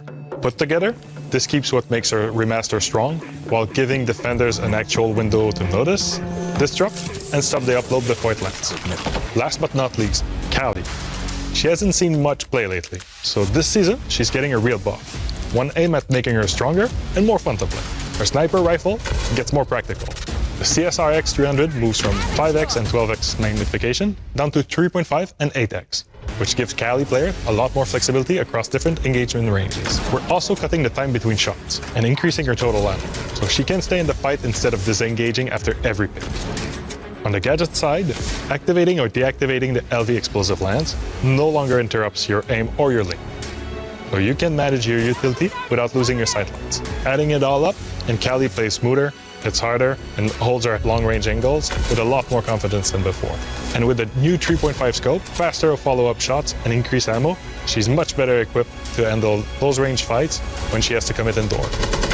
That's balancing for Season 3? Well, at least for now, as we will have another big update like this one during the mid-season. Over the past few years, we've heard players asking for more frequent map updates. We heard that loud and clear, and our answer is to bring a twist to the maps you already know and love or hate. So this season, we're introducing something new: targeted map updates. The idea is simple: make smaller, meaningful gameplay changes that shake up a map, open the door to new strategies, and keep a map feeling fresh without touching its core identity.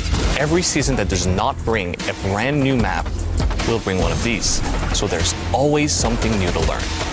First up, we're going to Italy with Villa. If you've played Villa, You probably already know this. The first floor living room and library has always been its least played bomb site, so we're moving it to the basement. We've reworked the whole layout to build a brand new defensive site there. New bomb locations, new rotations, new destructible walls, hatches, and updated cover. The biggest single change, though, is the garage. It's been completely redesigned, and it now plays as an interior space instead of an exterior approach. That alone changes how attackers can move through the whole side of the map. Put together, this bomb site is something completely fresh. New defensive setups, new attacking routes, strategies nobody's had to think about on this map. The basement objective is the headline, but it's not the only thing changing. You'll notice supporting layout updates throughout the surrounding area too, aimed at improving flow, droning lanes, and overall gameplay. That's what targeted map updates are all about. Focus changes that meaningfully shift how you play a map without losing what makes that map feel like itself. So every mid-season where we aren't shipping a map, we'll be testing a new micro update that will add new gameplay and new features that we can't wait for you guys to try out. And we'll be monitoring all of the feedback and reacting accordingly. Before we move on, Modernized Map continues this season. This time, it's Stadium Alpha, Stadium Bravo, and House. The tutorials and shooting range will also be receiving a graphic update. So as always, we can't wait to see what you guys do with these targeted map updates starting this season.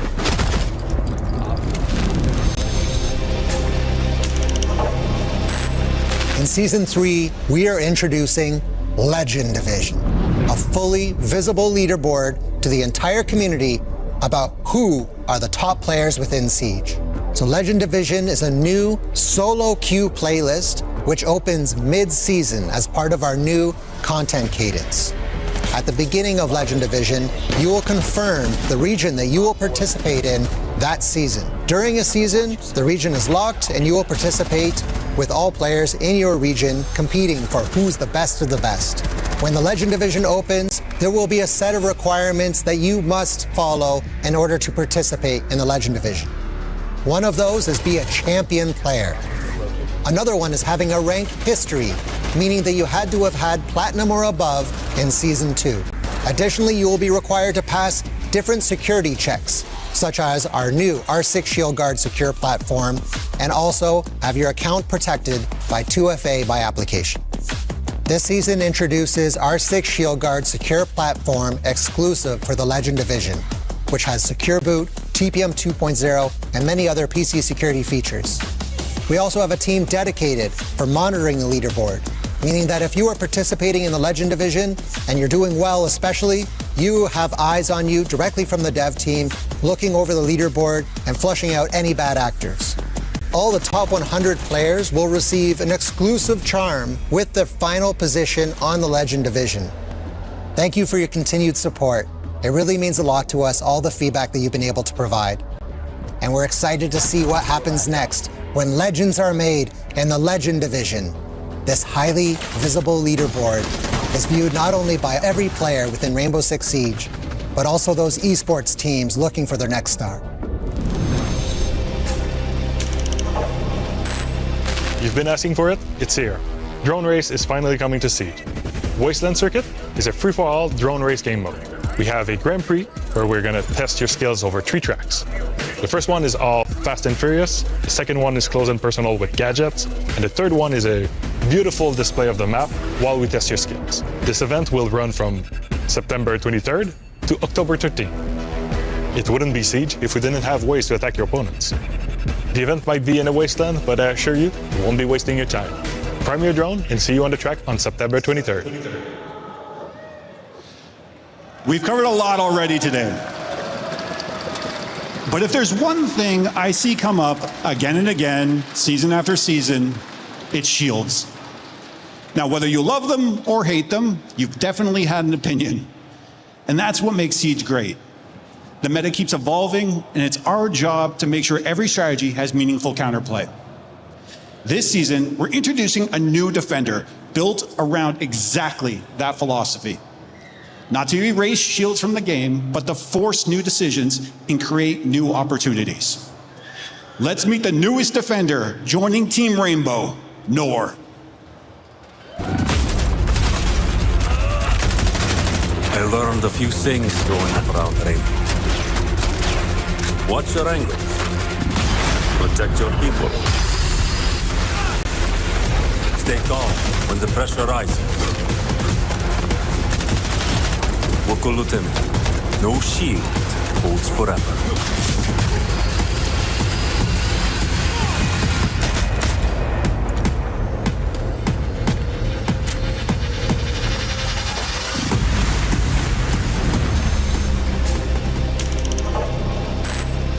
Meet Noor. Born in Egypt, Ahmed Mourad followed his father's footsteps by enlisting in the Egyptian military before joining Team Rainbow. His experience shaped him into someone who looks for practical solutions under pressure, a mindset that defines both his role on the team and the gadget he brings on the battlefield. That mindset is reflected in every part of his kit, and nowhere is that more evident than in how he deals with shield operators. Over the last few seasons, shields have become a big part of the Siege meta, and the feedback from defenders has been pretty consistent. Once a shield takes space and starts to lead a push onto site, your options start disappearing fast. Same goes during a 1v1 post-plant situation against a Monty. So, we wanted to give defenders a dedicated answer to shields. One that changes how shield players have to approach an attack. Noor comes equipped with the Horus Lance launcher, loaded with 5 Horus Lances. Fire one into a surface and it attaches, drills in, and after a short delay, releases flame on both sides. For shield users, that's a nightmare. Stick a lance into a shield and the countdown begins. The shield player has a brief window to react before the flame ignites. At that point, they don't have a choice. They'll have to stop to remove the Horus Lance, exposing themselves in the process, or they will burn fast, very fast. As Noor, your job is to capitalize on that hesitation. So keep the pressure on, maintain line of sight, and don't let them escape. Either way, the push they were leading just stalled out, giving the rest of your team the opportunity to retake map control. That's the moment we wanted to create. Shields have been able to dictate the pace of a push with very little resistance. Noor flips that, and that's just against shields. The Horus Lance attaches to any surface and can pierce through soft surfaces as well as reinforcements. This includes castle barricades, Azami Kiba barriers, and deployed Osa shield. So picture an attacker planning behind an Osa shield. They're sitting behind cover, confident no one can touch them. Noor can break that confidence. Pair that with an intel operator like Pulse or Valkyrie, and the Horus Lance turns into one of the strongest plan denial tools we've ever given defenders. Crowd control operators like Tubaro and Melusi can slow enemies down, making them easier targets. Barbed wire can also be a good option. Noor is a 2-speed, 2-health operator, and his loadout is built to support either playstyle. For primaries, the Commando 9 is for players who want mobility and who wants to win close quarter fights. Or you got the Alda 556. That's for players who'd rather anchor a position and punish anyone pushing through. As for secondary gadgets, it's a choice between a deployable shield to keep a strong position or the barbed wires. The secondaries are the TACOPS 1911 or the Bailiff 410. The Bailiff is especially useful to help with site setup and creating new lines of sight. Noor wants to make the shield player hesitate, make the position that felt safe feel unsafe. Noor joins the roster in year 11, season 3, in Operation Splitfire. We've had a lot of fun creating this operator, and now it's your turn to bring up the heat.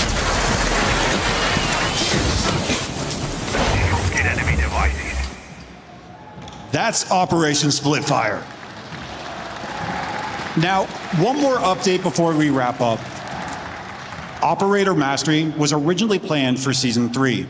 We're moving it to Season 4 to make sure the team has the time they need to get it right, and it's the experience we want it to be. There's still a lot in this season. A new shield defender, new ways to compete at the top with the Legend Division, an update to Villa, Rank 3.0 enhancements built directly from your feedback, and a lot more in between. Now, if you want to get early access to Noor right away, the best way to do this is with the Battle Pass. This one's stacked. Early access to Noor, Black Ice packs, operator bundles, weapon skins, and more. And here's when you can jump in. The test server opens August 17th. Operation Splitfire launches for everyone on September 1st. This community has always been the heartbeat of Siege. Everything you saw today exists because of you, and because you show up season after season. So thank you. Enjoy the grand final, and we'll see you in Siege.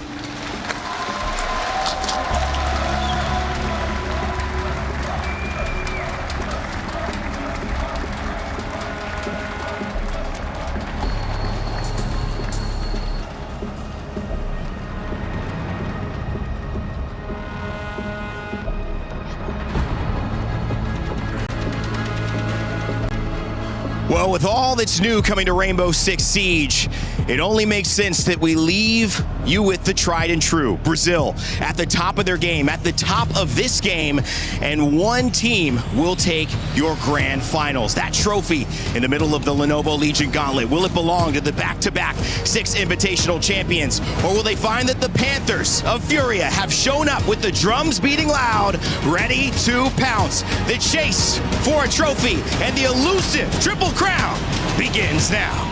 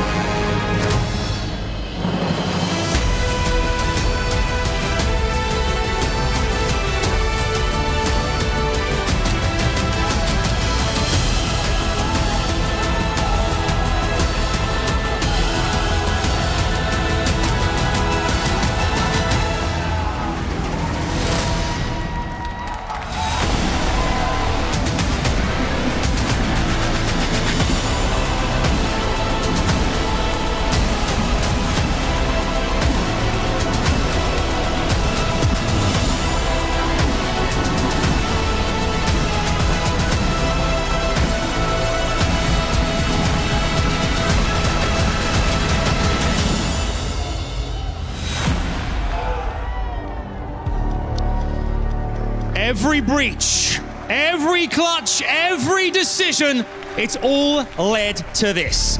The Esports World Cup Rainbow Six Siege Grand Final! Oh, Paris, you look gorgeous out there. This is going to be incredible. Cast your minds back. 22 teams began in this competition. We started with 22. We whittled down to 8. Down to 6, and then down to 4 to make it all the way down to 2 to this moment right here. We have ourselves a $2 million prize pool, $750,000 going to our top team. But let's not forget as well, that coveted ticket. The key goes in the trophy and the ticket to the Six Invitational 2027. An all-Brazilian showdown. It's going to be on home soil in Brazil. Paris, are you ready for this one? It's special, Milos. It's special in so many ways that we get to have an all-Brazilian grand final. So let's just get right into the meat of things. Ladies and gentlemen, Paris from all over the world, join me in welcoming our grand finalists, FaZe Clan and Furia! One side are back-to-back world champions. The others are looking to burn the whole damn throne down. It's no secret how far Brazil's domination goes. So it's only fitting to have an all-SAL grand final. For all their accolades, none of these two has ever lifted an EWC trophy.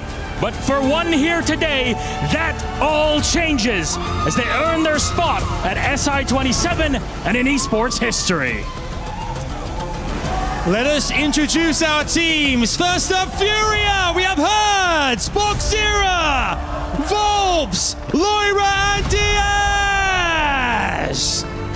Then we have FaZe Clan, Vita King, KDS, Cyber, Handy, and Souls. These are your teams. Paris, one more time, give it up for your grand finalists.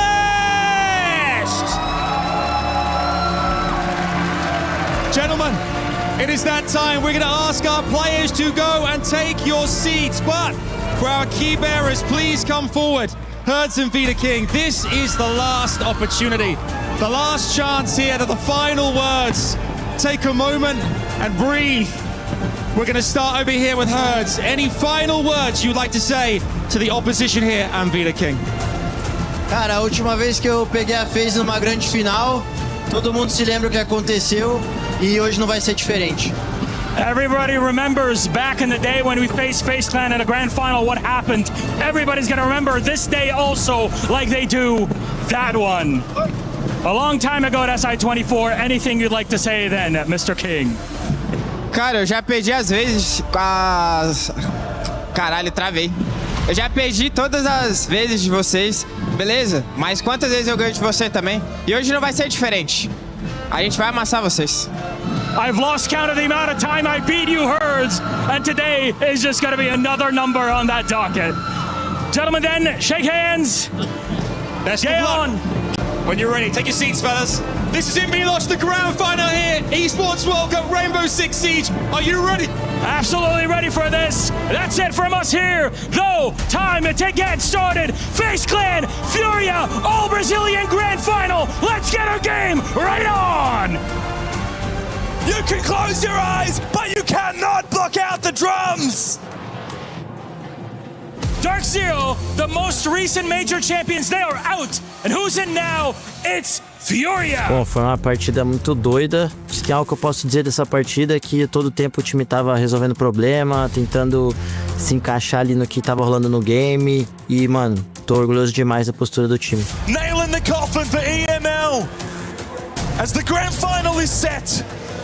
Bom, uma partida muito boa. A gente acabou entregando ali o primeiro mapa, mas os dois mapas foi muito tranquilo pra gente. In terms of a grand final, best of 5, it's not often that you'll see them actually playing in this environment, so you can get any kind of result on the given day. A gente é melhor que a FaZe Club porque a gente adapta muito mais, a gente tem um leque maior de plays. Acredito que a gente é melhor que a Fúria por conta de a gente ter mais casca, são um time mais resiliente que eles, então acredito que é mais isso. Bom, a mensagem pra Fúria é que eles têm que ficar esperto, eles sabem o time que a gente é capaz e a gente vai vir com tudo nessa final aí. A Fúria tá vindo quente, com sangue no olho, a gente quer demais esse campeonato e se preparem, mano. Well, another grand final for FaZe Clan, of course. Big quest is going to be 3 in a row. For Furia, excited to see what the Panthers can bring today. So excited for this grand final to get underway. Bom, vocês já sabem, né? A FaZe Clan vai ser campeão desse EWC. Então, é nóis. FaZe up. Vamos, Fúria!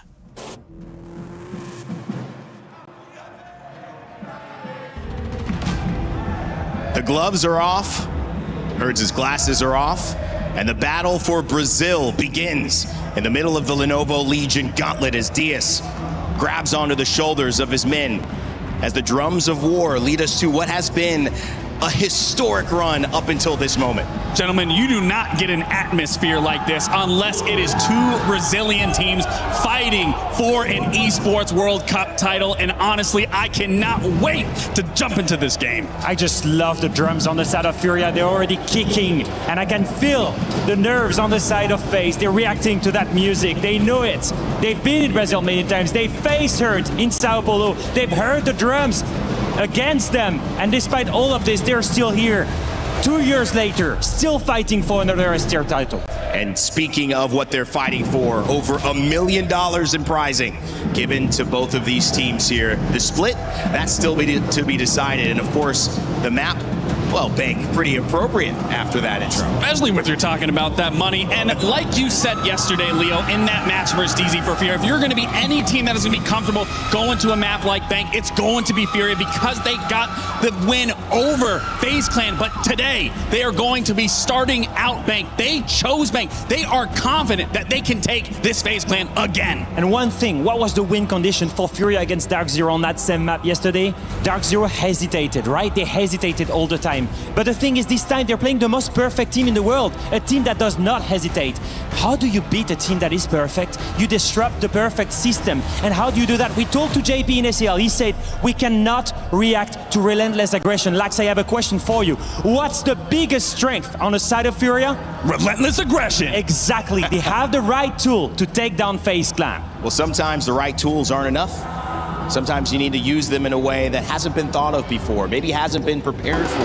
But that's the problem with these two teams because they know each other so damn well. And that's exactly where it goes back to what Leo was talking about, the open of this. Throw the scrapbook out the window. You have to live in that moment. You have to adapt when the obstacle is in front of you. And yesterday in their match for Start Zero, there wasn't much of an obstacle. They were getting free map control. They were able to go for those site executes practically for free. FaZe is not going to give you an inch. It's all about reaching that flow state. And I'm looking at two specific players on the side of Furia and FaZe. The leaders, the veterans. I look at Hurt and I look at Cybers, the guy with the most experience in these two rosters that can help reach the flow states for their teammates, that can help with innovation. And then I look at King, the ag.al on the side of FaZe. I look at Vulps, the ag.al on the side of Furia. And I think we're in for a banger of a grand final between some of the brightest minds this game has known in all of recent Siege history. There will be losses, like Odysseus trying to split the pathway between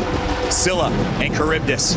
You choose one, but you lose on the other. Yet that's what you have to do in a best of 5. You might have to sacrifice a map to get all 3 at the end of the day as we head into our picks and our bans. We've said it before, these two teams, they know each other by heart. They've played each other so many times in so many different events. Every time, whoever won eventually won the event. We're gonna start on the side of Furia by removing the famous Montagne from King, one of the best shields player in the world. On the side of FaZe, they'd rather not play against a mirror, one that has been abused mainly on that basement bomb side of Bank.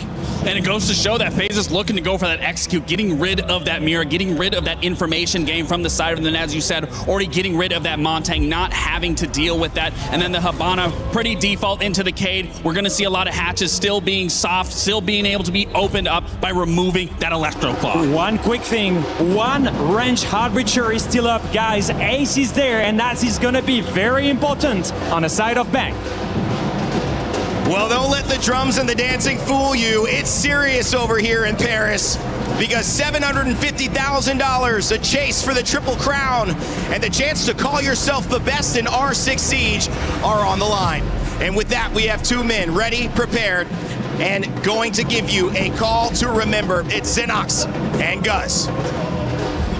Well, the drums of war beating behind us, Gus. It just gets the blood flowing, but we're here. Grand final day, Furia versus FaZe, the first time an all-Brazilian showdown in the grand final since that fateful day in Sao Paulo, SI24. I'm sure that might be in the memory for FaZe as well. No, it's certainly in my memory. Cannot wait to jump into this series. FaZe have looked formidable as always, but to be fair, if there's any team that can take them down in a duel like this, it's Furia. Now let's jump in.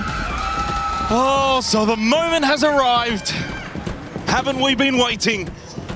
Furia, just under 5 months since this roster was put together, constructed by Herds himself. For FaZe, talk about a wealth of experience. They're not shy to a day like today, but for both these teams, it's a coveted Esports World Cup trophy that is not in either cabinet. Furia will defend first here on Bank. Of course, a best of 5 grand final to really separate these two teams. Very much a marathon and certainly not a sprint. But both teams will be eager to get off to the best of starts. FaZe looking to go Exy heavy in this round with the Glaz and the Sense combo. And with the Kaid out of play, expect hatch heavy emphasis here from the attack. Interestingly, Furia electing to forfeit this first floor control with little contest.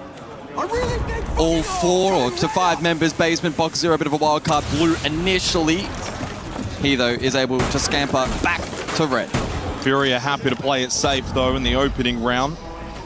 Bank their map pick, 4-1 record for Furia over the last 4 months. The only loss being to NIP 3 months ago. 1-2 record, though, for FaZe. Haven't won it for 6 months. So even though they come into the grand final as, most likely for many, the favorites, a big test first up. Minute 20 remaining on the clock, and still 5 versus 5. FaZe will creep closer to attacking this basement bomb site. Cyber now with the exothermic to open up the server side wall. A long angle, KDS on the Blackbeard holding close. They do have the ROUs from Vidiking on the Sens to help get this plant down. 2 smoke grenades still available for Souls to play off towards main stairs as we enter the final minute. 3 gas babes and 20 Shemeka launches still up for Furia. Default plant is not an option for FaZe. They'll need to go for an off-meta position, or the Flood, and the Sense will facilitate that. I think the Flood will be probably their goal. As you said, with the Sense and the ROUs, they can very much push down. You've got Soul pushing main stairs. Furia need to be ready for action rather than just plant denial. Vidiking with the kit is over towards admin hatch. 30 seconds, so time's starting to really get low now for FaZe. Can they find the entry? Souls is trying desperately, and I love that little lurk from Handy over towards Garage. Vidiking teases plant. Souls will be the first one down. They get rid of the glass. Hertz has found 2. What a way to start for him on the pen round.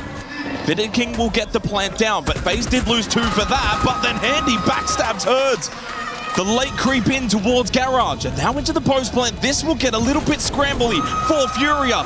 As Volts goes for the first swing from Red, he falls to Vidiking, expecting more, but loses the battle to Diaz, and suddenly, it's only KDS left up. 25 seconds, 3 versus 1 for Furia. Can Furia trade it out? 20 seconds, they need to move. Just movers numbers, movers 1, and it is Diaz that finds the headshot. Furia may have allowed the plan, but they will get the counter to Fuse and take the opening round of this grand final. Hertz is on his feet already. We've seen that energy from him on the stage at this Esports World Cup on a regular occurrence. It's going to be a great back and forth between these two, but a solid start for Furia. There's a bit of an awkward engagement over towards main initially, as FaZe opened up sight. Handy got value with his lurk, but then in the post, Furia were able to isolate those picks. Always nice to get a retake on the board early.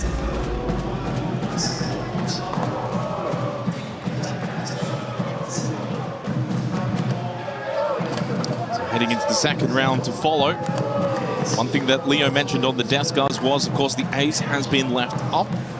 And to add further context to that, the Kanto wall, of course, near top floor elevator. That's a primary objective in opening that up and making it more difficult for the defenders to play that hallway. And it will come into effect as the attacker repick for FaZe will come through. Vidiking will go on to the ace. Of course, if you don't have either the ace or the Hibana available, pretty much can't get it opened up. So they make the most of that here in the second round for FaZe Clan. They'll get Cyber as well onto the blitz. Staff open area the second round. In terms of expectation setting for this opening map, I had to look back at some of the numbers between these two. Best of 3 was played in SAL for stage number 1. The second map in that series was Bank. 7-3 in favor of Furia. Started out nicely on the attack. It was a 3-3 half, then went on to win 4 rounds straight defensively. So despite being the underdogs going into the series as a whole, Furia have certainly posted good numbers against FaZe on this map. We know the FaZe also like to play with that slow tempo, especially on their attacks. And it has benefited them, certainly it did yesterday. I think actually a map that is the 4th fastest for average entry time at the Esports World Cup so far. But it does sit at a 50-50 split overall, although slightly more in favor of attack on staff open and top floor CEO executive. It's handy over towards Tellers. There's not much of a first floor presence, although Bolt's caught through the drone hole. I don't think he was expecting that one, and then Cyber with the pistol will get rid of Hertz. Lovely attack and clear from FaZe. They find the first 2 picks. They get good first floor presence. And this will throw the defense of Furia into shambles. They must find the next pick. Yeah, low risk entries there from FaZe. And they find it. Although the trade immediately from Cyber switched on. Captures Diaz on the trade after he got the swing kill onto Vidiking. Loira knows he's getting pressured here by the blitz.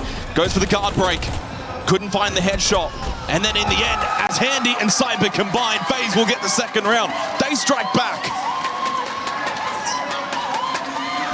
Slow, methodical, and clean from FaZe. That is their hallmark. That's their brand of siege.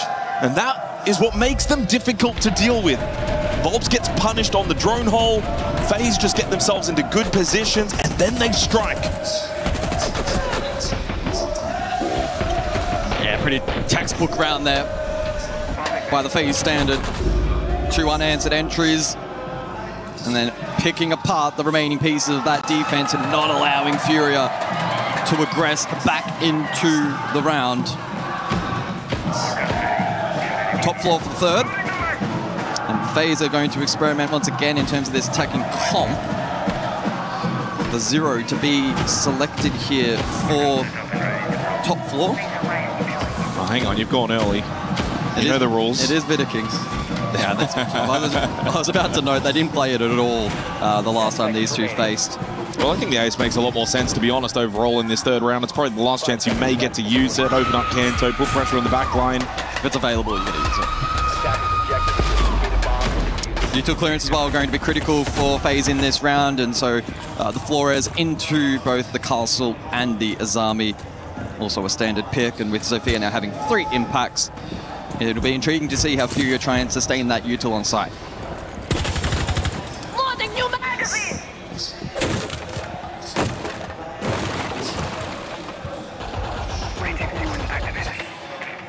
And we've seen this drone quite a few times at the Esports World Cup so far. Can get a lot of really good information towards front desk for FaZe. Not just front desk, but also the elevator position, so you can usually get 2 for 1. Although this side is a pretty default setup for the defense most of the time. So Cyber will go for the lurk up main stairs on the Solid Snake. Yeah, could look to connect with the push lobby. Maybe able to catch a defender if they drop Jan Hatch. For now, though, we'll sit and wait and allow the rest of the team to focus on the Util checkpoints in this round. Again, with both the Castle, the Azami, and the catch up as well. Critical to clear that. Bonus points if they can deal with Goyo canisters as well, which will be dispersed around the objective. Patience at the moment from FaZe. It is still only Cyber inside of the map. So far, all of the damage, though, has been from FaZe onto Furia. Hertz took a little bit over towards airlock. Now Loira too, towards top main. Sol's just droning through top square into CEO as he finds himself outside on the terrace. Loira's starting to get a little bit nervous about this potential lurk. It's getting later in the round. He knows that one's probably lurking main stairs, but then there's also the pushing towards square, which has been pretty much vacated. It's a pretty comfortable entry for FaZe if they want to go square side of the map. Volps by himself inside a janitor, hasn't got a lot of help. Loira goes down to Handy. Souls wins his battle too on said push in from top square towards janitor. He's got janitor control. Hertz is in the middle of the site though by himself. They do still have Boxera playing front desk, and elevator has not been cleared out. Cyber watching that position as he pushes in towards long desk, and he even slips on by. He finds the kill onto Hertz. They need these trades back quickly. Diaz though loses to Handy. It's only Boxera left. Critical kill onto Handy to keep this round alive for Furia. For one of the new rising talents in this game for Boxera, this would be massive. He gets another one onto Cyber, and Souls will go for the plant. Is he ready for KD? Yes, he is not. The experience will outshine. 2-1 lead for FaZe. Oh, such a suffocating brand of attack there from FaZe in that round. Great build-up. They made the double stack flood over towards main work out. And whilst you could certainly argue that the very tail end of that round got a little compromised, they were still in such an advantageous position. And that really was theirs to lose. To the credit of Furia, they are reading in to the kind of playstyle that FaZe want to execute as expected. Low was position main, but was susceptible to the flood elsewhere. The Util was still standing late round. Despite that, though, FaZe doing a great job to find win conditions. The additional bans have come through as well. We'll see those pop up on screen in a moment's time. As expected, Furia, they've elected to double down with the range hard breach. Ace no longer available, and FaZe, sensing that the Util's critical, will deal with the Wamai. Of course, with that ace band pairing with the Hibana, Kanto wall will stay reinforced for the defense. Although for this particular site, Locker's CCTV won't have as much of an impact. Mai played twice in the open, no, actually in all 3 rounds so far from Furia. They will not have that available. Now flexing over to the Tuberau instead for Hertz. And must win round, I think, early on here for Furia. Basement is the most defender-sided objective here on Bank. They won it in the opening round.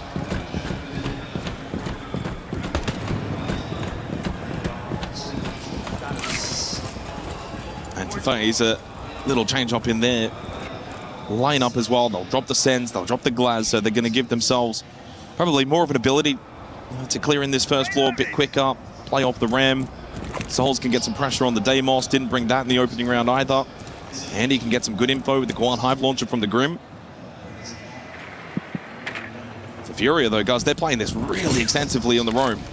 Only Diaz still inside a basement. They've got 2 on the top floor, most notably Herds, prone, long desk.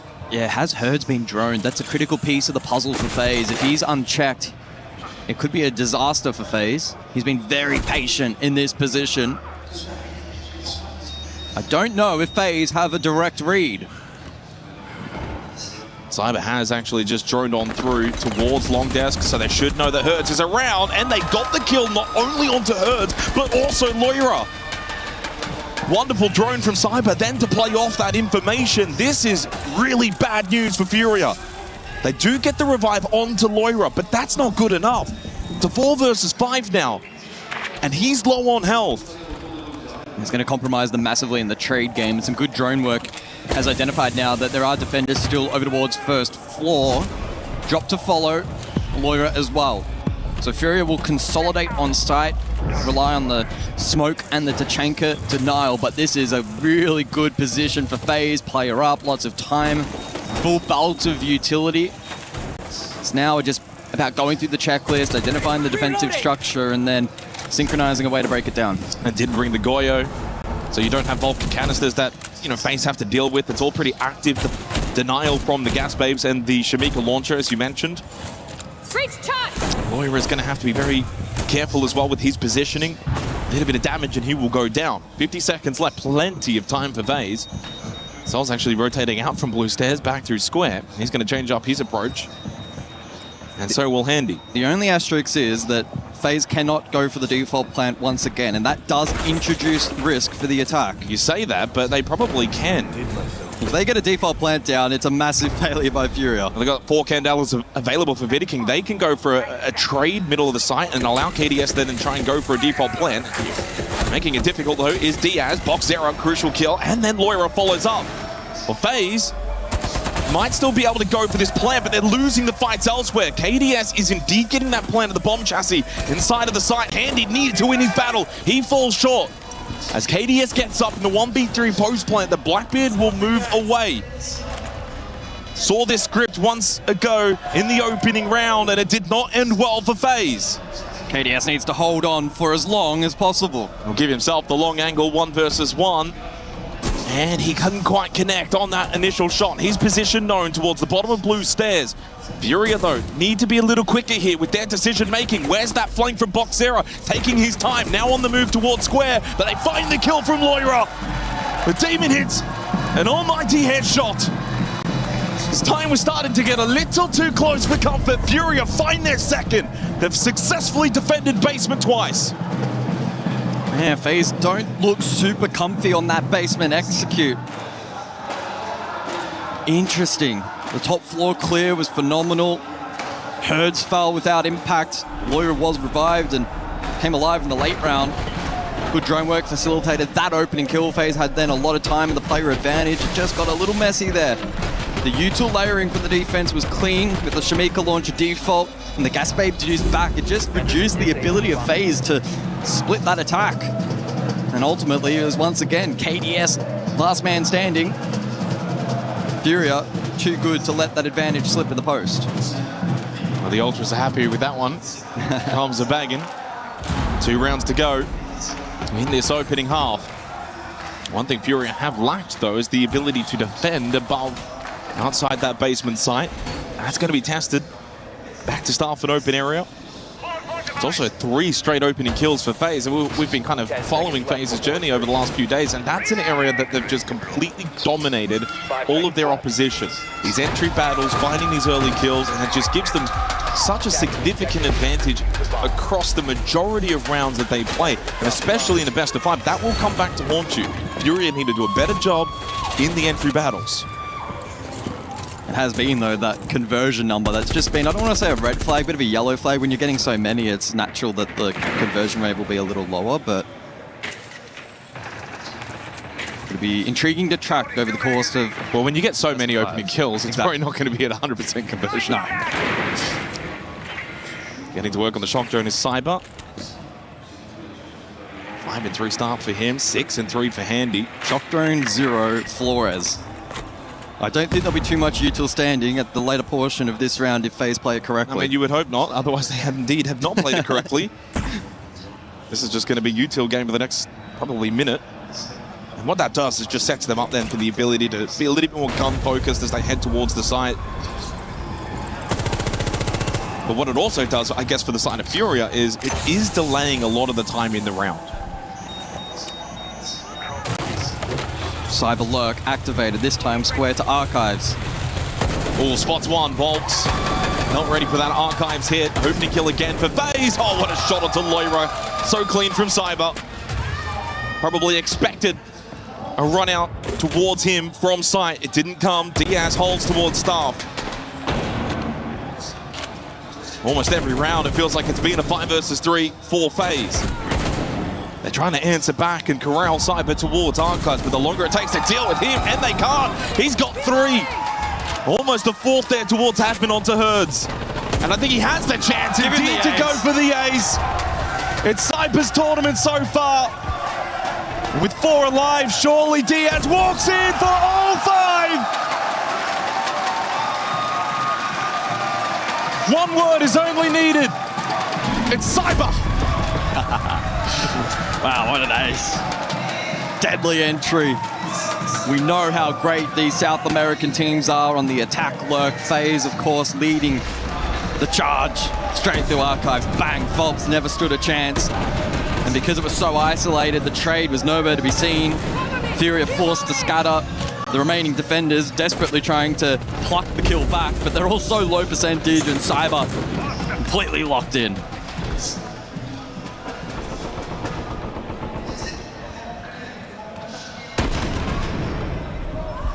Now FaZe are looking very, very good to start the grand final. I mean, the one round really on bank. Now, you don't necessarily need to win as the attacking team is basement, and that's the only 2 rounds that Furia have won. Final round of this half puts FaZe in a really strong position. 4 straight rounds, FaZe have had the opening kills, the early advantages, the 5 versus 3. Cyber now with a 3K multi and the ace, as he goes to 10 kills in just 5 rounds played.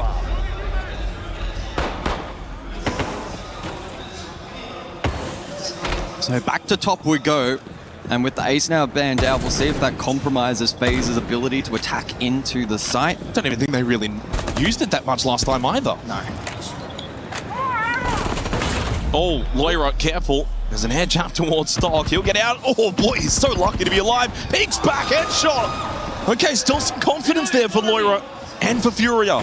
Just their 2nd opening kill of this half, and it's come in a timely manner. And with that ace ban, probably going to force FaZe into the direct, hence the ROUs on KDS. That will be susceptible to the Zodos on box 0. Top square focus, probably with the exothermics from the Thermite. Yeah.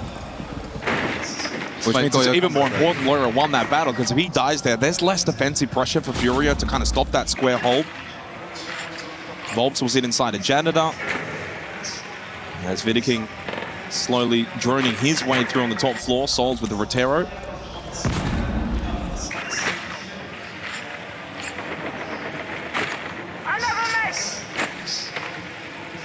This is a very difficult attack now for FaZe, because that top square hit down a player, little area around the map for the attacking team, so much then for the defensive team. All the way back over towards elevator, front desk, they can kind of sit a little bit more comfortably and then backfill in if those front defenders do lose their battles. This is very tough. As it stands, Furia in a perfect position to draw out the half. There's good info for FaZe, but actually converting that into pressure, into picks, preventing the plant denial, so tough. RO used to be deployed from the main rappel. Vidiking still with diffuser outside top square. So the only space they've got is square. Handy has got into Stock. He'll offer a different point of difference. But then immediately pushing down that hallway, Loira finds the kill. Handy, can he get a trade? Bob's also very low. Loira getting taken low as well. Good information from Handy on the Grim. Diaz goes down. Double kill from Souls. Takes over this long desk position. Loira now stuck over towards main stairs. Can't push back up. The Grimbees have kept him at bay. This has been a great push by Souls. But where's Boxera? He has to get involved towards front desk. Does still have a Nitro Cell if they go for a plant behind the ROUs of KDS. Made a rotate instead over towards long. Trying to get Loira back into play. Loira is back up main stairs. Soul's going for the plant behind the bomb chassis. Boxera found a kill onto KDS. Soul's off the plant. 1 versus 2. Boxera has got to come up clutch. Has he got it in him? That's a big kill onto Handy. Tests the resolve of Souls, who sticks the plant. Knows those behind the bomb chassis. What a flash! What a play! Well, the experience shines through again. A learning moment for Boxera in his first grand final, that it doesn't come easy. What a way to top it off there for Souls. It was such a difficult position for FaZe to go for a structured hit. Some good util layering, and the Senjan was perfect. It initially threw off the structure there of Fury, and they couldn't fight back into the round. Right here, phenomenal push. Forced the repick. Souls was aware. Loira was cut off by the bees. And then he clutches up with a massive pop flash in the post. Isolated, cut off. Ice in his veins to go, stick the plant, play off the flash, then get up, swing, kill. Without the flash, he's not getting out of there. What a play. Halftime break, of course, so we're going to go and hear what the coaches have to say. Mudar o plano. Vamos lá aí, guys. Vocês estão muito relaxados até demais, mais tarde. Ó, agora eu vou jogar mais tático. Eu vou relembrar nossas plays de conforto e vocês vão usando elas, guys. A gente ganhou quase todos os ataques no PDZ. Vai ser babinha aqui, guys. Preciso de vocês conectando cada um com os outros, tá ligado? Só isso. Sim, fechou. Guys, as nossas plays de conforto, só pra lembrar pra vocês que a gente não usou ainda. No CEO a gente tem a rápida verde, que a gente já não usou faz 2 jogos. Então a gente pode fazer, tá ligado? Vai ser muito roubado se a gente tiver a rápida verde. No bomba aberta, a gente tem a horizontal lento, que a gente até agora também não usou. Então, de boa, a gente pode usar ela, vai ser top. No bombo de baixo, a gente vai deixar o card open. Então a gente tem que fazer a comp com o Dias de Thatcher e você de Sofia. E aí você pode pegar HE mesmo, tá, o Ordina? Não precisa pegar o Q que você pegou ontem, tá? Pode pegar HE mesmo. Área aberta que eu desmovo, né? Você quer ter uma mana. Isso. Mas, tipo, vamos ver como é que vai ser o estilo de jogo dos caras agora também, né? Porque, tipo, pode ser que eles façam uma primeira rotação em cima de play mais rápido e tal. Bora. É isso aí, mano. Bora pra caralho. E vamos sentir, tipo, o nosso começo, a gente tem que conseguir reagir.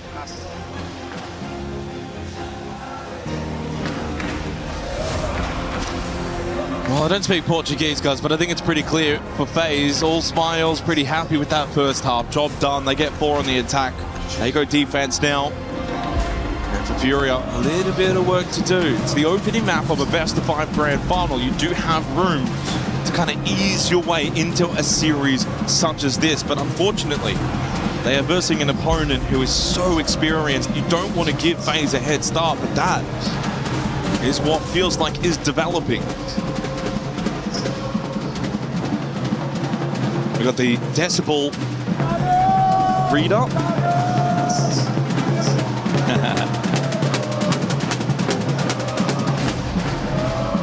Of course, these 2 teams on stage, at least for the most part, probably not too foreign of a position to be in amongst the crowd, so loud and so passionate. Well, you imagine this. Go back a couple of years to Sao Paulo, 10,000 Brazilians in an arena. Still the best crowd I've ever seen. Passion and energy unmatched. Oh my God. I think it's broken. I don't know if it can go any higher than that. I think they need to get a stronger reader. Just a little delay getting back into the game here, going into the second half. 4-2 lead for FaZe. And really, winning again in a lot of the ways we've seen them win throughout the last couple of weeks here at the Esports World Cup. They kind of just pick you apart, very surgical with their gameplay. You know, it's not everyone's cup of tea. I think the the way that FaZe play, but you have to respect results. And they've had better results than many over the last couple of years. Back-to-back SI champions. And if anything, I think this little delay, this little break probably benefits Furia ever so slightly. Just a chance to calm the nerves, recollect the thoughts, focus ahead of the second half to follow.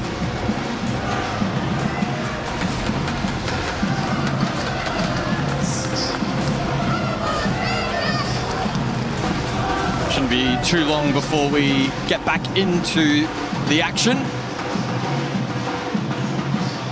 FaZe looking comfortable up on stage. This is their element. Okay, well, so hang on. The world record for the loudest shout by an individual is 122.4 decibels. So we either just broke a record or there's something funky going on. I don't know what to believe anymore. Someone get out the officials.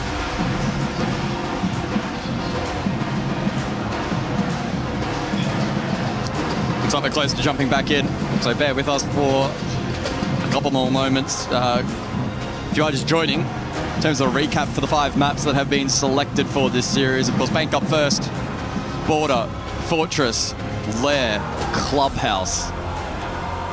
Don't mind that, Paul? Yeah, we didn't really get an opportunity, well, not we, but on the desk to kind of discuss the maps a little bit more in length. I'm sure they'll get the chance to do that after the opening map, but we were kind of having a little bit of a look ahead of the grand final starting. Border for FaZe, 7-0 record over the last 6 months. They've not lost on the map. That record starting all the way back, of course, in the Grand Vital versus Team Secret, if you remember, guys. That one going 10-8. And haven't lost since then. For Furia, it's not a good map at all. 1-2 record, 8th preference. Losses to NIP 1-7 3 months ago, and then lost to Fnatic 7-8 just last week. So I can't help but feel for Furia, just to add a little bit more context to this map of Bank, as I promise, are getting back underway. We're into the bands now. You lose this, Porte's going to be incredibly unlikely. Then you suddenly find yourself 2-0 down in a grand final versus FaZe. Don't envision a 3-straight comeback from Furia. Not at this point in their journey as a collective team, formed just under 5 months ago. That would be a tall order. So they need to find a way back here on Bank in this second half. Bands have come through, Mirror, along with the Echo, Monty, and the Ying. We will start basement, and we are getting back into the game.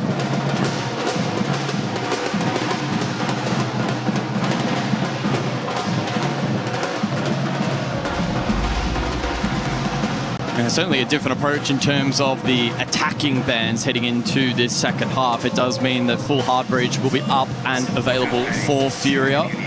On the flip side as well, the Kaid can be used here by FaZe, although not elected to be selected for this first basement defense. And so, yeah, the dynamic of these rounds should be a little different to what we saw back in the first half. Some more playmaking opportunities potentially available here for Furia, especially top floor. And defensively for FaZe, the onside denial perhaps a little more compromised with the Echo not in play. We'll see as well if it forces them into more off-site play in defending some positions. You can see that currently with reinforcements up on the first floor, and presumably there'll be a little bit of appeal to be deployed here by FaZe. Well, most importantly for Fury, got to start finding these opening kills on their own attack. It's what FaZe did in the first half, set them up really, really nicely. I like this quick entry for Herds, getting the live drone. Try and take some space quickly. Making sure that this clear around the map is precise but quick. But FaZe, I don't think will give them too much. Defend some of these hatch positions and stair positions. Fall back, never mind. Cypress not falling anywhere. 99 Herds, he cops one to the face, and for FaZe, that's job done. You can go back, play sight. 5 versus 4, another opening kill for FaZe. Furia finding it oh so difficult in the early portion of these rounds. They sure are, and it's going to prove costly here on Bank if not tidied up. FaZe will be ruthless from this position. Cyber continues to contest main stairs, but he's not going to play for life. He's just playing like a man who's so confident. Difficult to fault that. Focus now elsewhere. Open area for Furia. And Cyber has actually elected not to forfeit main. Hold it up close with shotgun. I mean, why not? I mean, who's going to get past Cyber at the moment? The way that he's been playing, back yourself in, good key position. It means as well for FaZe, they don't have to stress about main stairs and a likely push. It also means likely for Furia, the only option's probably going to be through server. And that makes it easier of a read for FaZe. Again, this is the tougher side to attack into. It's the only solace to be taken if you're Furia. Of course, they defended it both times successfully in the first half. FaZe are looking likely to do the same. Volp's trying to find a position to get this plant down. Flames, though, coming from the Shamika launcher of Souls. Moira does actually find the kill onto Cyber as he pushed back from main to come help out towards the site. No real backstab threat, though, on offer for Furia. It's a big stack. Nitrocell from Vidiking connects, though, onto the planting Volps.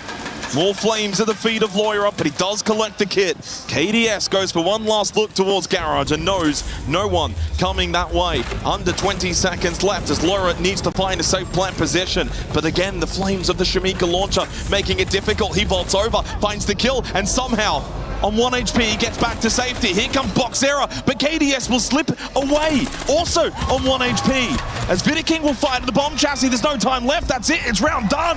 FaZe hold on, defend basement, go 5-2 up. Furia almost cooked at the end there. Some heroics from Loira. Unfortunately, though, it transpired to just be a little too one-dimensional. Furia, timeout. Os bonecão que tá open agora, encaixa duas play rápidas pra gente finalmente aquecer no jogo e colocar um pouco de velocidade. Eles estão gostando muito, guys, do jogo. Se a gente ficar tentando fazer essas plays que são mais lentas, tentando fazer contagem, sincronizar mid-round, eles vão estar confortáveis se movimentando no mapa porque eles estão trocando umas táticas. Então segue o plano, faz a direta no bomba da área aberta, faz a horizontal. Rápida verde. É a rápida verde pra gente encaixar o jogo. E quando a gente for jogar depois o bomba de baixo, eu acho que a gente pode fazer uma caçada com um cara jogando 4-1 rato pra pegar o back do smoke. Se a gente pegar essa aqui, guys, já acelera o step do server. Olha como eles foram bundão no server. Já começa a clicar reto, off-time, foda-se, eles estão de Eu acho que é... Eu posso trazer shield. Guys, agilidade pra vocês aquecer de verdade. Fechou. Vamos botar foder. Bora, caralho. Fechou, bora. Devagar, fechou. Bora, Beto. Bora, guys. Bora. Vamos junto nessa porra. Bora. Well, if I'm reducting on Furia, I'm thinking, okay, basement's probably not what we're gonna get. But what we can get, staff open and CEO executive, essentially look to mimic what FaZe did back in the first half, win the first floor and the second floor site, don't worry about basement. And if it does follow that same path, Furia can get this to overtime. That's got to be their goal from here. 2-5 doesn't look good on the scoreboard, and certainly you don't have a lot of room for error. You're losing the entry battles. You're finding it difficult to really get a good footing so far here on Bank. But win the next 2 rounds, and suddenly it's 4-5. FaZe will then go back to basement, but it's game on. So the next 2 rounds, super critical for Furia. But you lose even one of them. Not only FaZe go to 6, but then they will have basement to close this map out on. Attacker repick for Furia. They're going to bring the Sands, Blitz, and the Deimos, along with the Dokkaebi, and throw in the Ash. Full firepower from Furia. And Boxera, 8 seconds into the round, is going to get the kill onto a sport-peaking Cyber. He's playing the Solars. No better start to a round that you could ask for if you're Furia. No, dreams made of this kind of setup to get yourself back into a match. And so FaZe now on the back foot for the next couple of minutes. We'll see if they can fight their way back into the round, defending top floor. Furia bringing the lineup for the direct hit, courtesy of the Sense. And electing not to bring the ranged hard breach, despite being available. Maybe sensing that with the Bandit and the Kaid available, that may be tricky to contend with. Oh, Volps goes deep. Yeah, Volps already inside a janitor. Hurt's playing behind him. Loris also taking stock control. Furia picking up the pace. Gas Babe thrown out from Vidiking to retake janitor and has done so successfully. So he pushes them back out, retakes the position, forces them back over towards square. Moira, though, still lurks inside a stock. No elevator presence for FaZe, but they do still have one playing long desk in KDS with a deployable shield. So he actively is still helping Vidiking. Herds, though, gets rid of Handy towards airlock. Volks with the pistol finally gets his first kill in the grand final. Hostile tag. Furia making quick work on the top floor, showing what they can do with their chaotic attacking prowess. The Panthers strike flawless on the top floor of Bank. Well, more of that, and we may still have a contest on this map after all. Maybe. Of course, was a perfect setup with Cyber falling first on the Solace, courtesy of the spawn pick attempt top square. But Furia... Heads up play, though, from Box Zero to read into that as well. Yeah, Furia good read, and then they converted. I really like the tempo adjustment there mid-round. Able to send it top square, courtesy of the blitz. Lura followed up nicely over towards stock. They drew out some util initially, didn't go for the full commit. And then eventually were able to settle, apply meaningful pressure on to the defense, and he's ultimately crumbling. Furia still trailing by 2. That's the problem as well. You lose one on that particular site. You just enable the gaps to be opened up for the attack to eventually then exploit. Stock, no one's defending it. Janitors are pretty much a 2-on-1, 3-on-1 if you include the stock player. You have to bring players over to fill these gaps, and that kind of just set FaZe off on a bad note. We'll see if Furia can replicate, though, going into the 9th round as we go staff an open area. And he will go the blitz again for Volks. It does enable the top-down clear, but also enables, if you want, out of electrical to go straight in towards staff.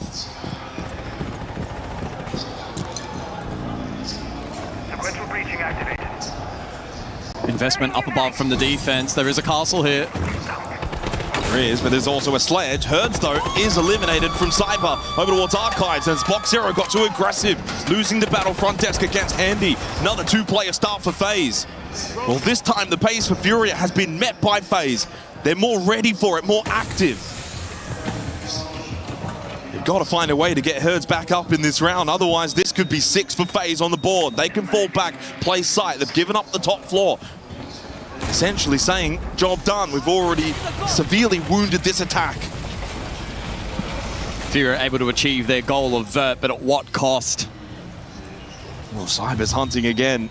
He'll probably just play a safe blue position for the late flank. I don't think he'll be too eager to move out of this spot. And again, he can play that too, because if he discounts himself, it's still 4 versus 3 elsewhere around the map for FaZe. Yeah. Very strong position for the defense. We might see the wrap here dirt, so Cyber could be isolated. Herds almost dying to the barbed wire. You can see Volps in the background. Can he find Cyber? Is he ready for Cyber? Looks as if he is very much ready, but then caught from Handy. Love the double play for FaZe. It's looking really, really bad now for Furia. Herds low on health. Diaz needs to do quite a lot of heavy lifting in this 9th round. I think all hope may be lost for Furia in this round. FaZe dominant. Just about being disciplined now. 60 seconds. Smash diffuser as well, by the way, in a bad spot. But I think that's the least of the concerns right now for Furia. Practically hoping that Cyber will continue to be aggressive, but he's actually been quite reserved ever since getting that kill onto Volps. He's just been holding and holding and waiting. Same with Handy. They got kick control. Diaz and Herds trying to find a couple of other kills. Maybe even also just draw out this blue stairs hold. But FaZe are giving them absolutely nothing. And it's just a walk-in death trap. 6 on the board for FaZe Clan. All too comfortable in that 9th round. 2 early opening kills, set the tone early, and 3 map points await for FaZe.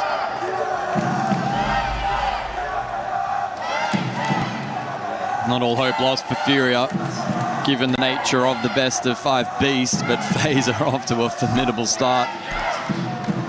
The game plan that they're renowned for and everyone has seen time and time again is producing results here on the first map.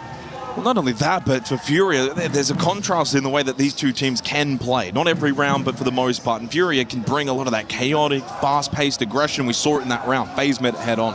FaZe like the slow, methodical, strategic play style, but they also have the ability to read into what Furia want to do and then play fire with fire.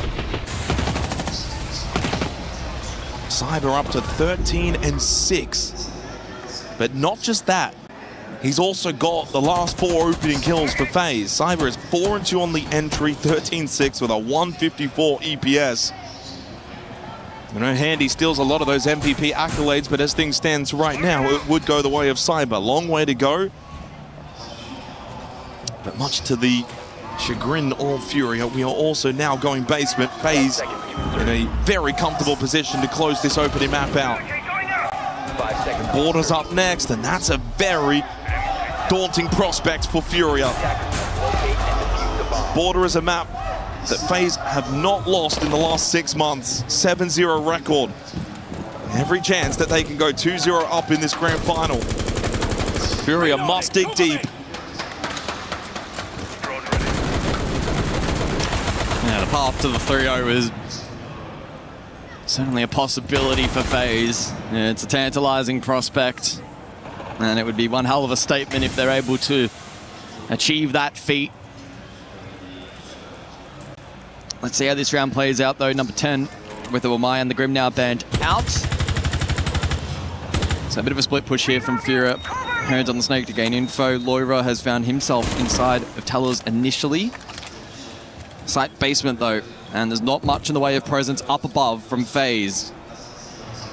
Fall off positions on that first floor. You can see KDS drop.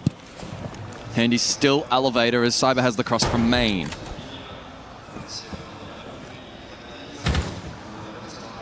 And again, Cyber just knows he can play aggressive. He's hitting good shots. Fury haven't really read into this as well. So instead of sitting more main stairs, he kind of sits a little closer to Beepers, and Bulbs should have been dead. He does now eventually die. Afforded no second chance from Cyber. Another opening kill for him. Make it 5 straight just from Cyber alone for FaZe. Oh, and Herds foul over towards that dirt entry position. It's ruthless from FaZe. So close to taking map number 1. Furia running out of answers on Bank. Bringing back this round will be tough. Herds should be brought back to his feet. 60 seconds, a player down into the smoke. Goyo and Tachanka. I mean, you can forget about plan A in a round like this. Now it's all about probably plan C. I don't even think plan B is probably in play at this point. 50 seconds left. There goes Diaz as well. Just pick after pick as Cyber goes to 15 kills to start the grand final. Herds may be back up, but I think Furia are down for the count on this map of Bank. Handy, insult to injury with that headshot onto Loira. When this team wake up to play, there's not many in the world that can stop them. Souls with the Shamika launcher to lay the fire at the feet of Furia. And Herds cannot stand in that fire. It's a rotating box area down main stairs, but this too is flamed. As he stands in the flames, he then dies to Handy. A flawless way to finish the opening map for FaZe Clan. So dominant, so scary. When they're at their very best, there's no stopping this team. It may only be map 1 of this grand final, but they are switched on and ready. And Furia will need to dig deep going into Porte to bounce back. Oh, they have sent a strong message in map number 1. Cyber, 16, Handy, 10. And as a team, the siege was absolutely on point. They were switched on, ready to go.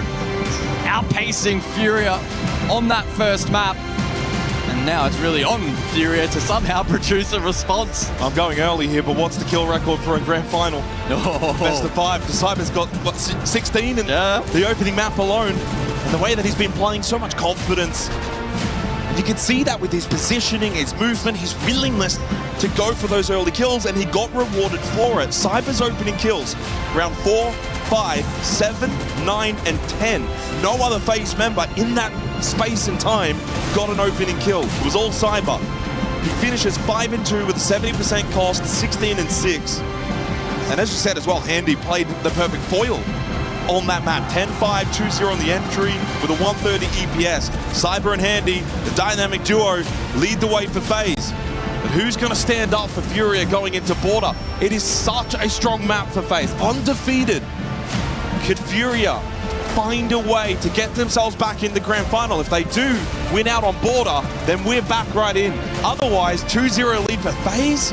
And then from there, it's so difficult to envision Furia can bring it back 3 straight. Porte is such a snowball style map. If that entry brilliance continues and shines through for FaZe, I don't foresee a world in which Furia can fight back. Well, we'll have to wait and see. Again, it is a best of 5. It's a marathon, not a sprint. A lot more Siege still to be played in this grand final.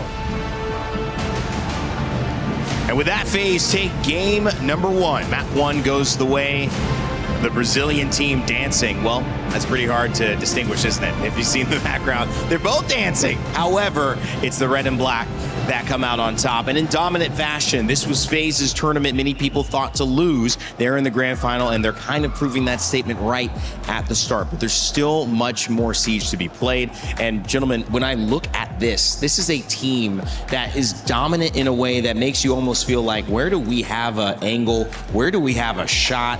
Where do we have a peak to even break through? We mentioned it before. They're playing the most perfect team in the world, a team that feels like flawless. Whatever you throw at them, they will always find a solution. And I felt like, initially I told you, I talk to the analyst of FaZe Clan, the one guy that maybe has some clue about what's the weakest link they have. Well, one weak spot he mentioned was, if we play against aggression, we struggle because it disrupts our system. What did FaZe bring here in this matchup, Lax? Aggression. Exactly. And that's the biggest thing. They're matching the aggression on the side of Furia. And even when it doesn't happen, I felt like Furia was way too passive. In this defense side, they just give way too much space. It felt like we were watching a DZ versus Furia game where they were DZ this time. They were on their back foot. They weren't the one on the precipice of getting aggressive, taking the engagements, winning those gunfights, and then playing into those layers. It was FaZe just right out the get-go, taking every single fight to Furia, where then they were falling back. They were almost questioning their own style, their own play, and that's not what you want to see in a first map. And, you know, as we've said, this isn't a sprint. This is a marathon, so they easily can bounce back. They can go into that second map understanding where things went wrong, but you cannot allow FaZe to be this comfortable going into a second map. So comfortable as well. Vita King standing up and talking about how good they were. You see Cyber there as well, celebrating Handy. Also in the Samba from the family members there. You see it right there again. This is a moment that they have been waiting for. They want to crown themselves part of that triple crown conversation. We mentioned Souls and Handy and Cyber who have the chance to do it. KDS also has a chance to get that triple crown. So there's a lot on the line here, but FaZe is looking so good. And tell me why they're looking so good, or at least an aspect of it with that telestration you prepared for us. I've got one of the best examples of what makes FaZe truly special, and this is going to be in round 3. Now, 120 left in the round, and we're going to notice something. All the players on the side of Furia are on the top floor, and you see here Loira standing on those white stairs. He's going to be the target. Now, pay attention to the positioning on the side of FaZe. They've got Cyber who can go up the stairs and maybe challenge him, and they've got Vita King on those trading windows who could maybe jump in.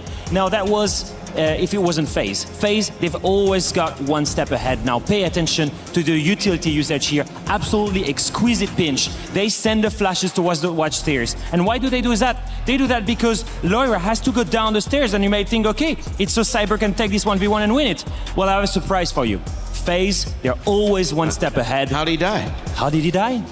Andy was there, upstairs, on the roof, upside down, and that's why the flash was there, so that when the player ran down, he would be in his angle. Now, you might think this is special. Look at Souls 1. He's ready to punish anyone who comes for a trade. He punishes Volp swinging out of that door, and that's it, 5v3. At the same time, if you needed any more reason to believe that FaZe are truly special, well, look at what Cyber will do here. With Solid Snake, from those white stairs that he just got the control onto, he spots a player in elevator. Now, instead of challenging him, what he does is, he's gonna go go towards him, he's gonna shoot a few bullets towards the elevator in a way so that Snake can sneak into meeting room, 180, and boom, free kill onto the bomb site.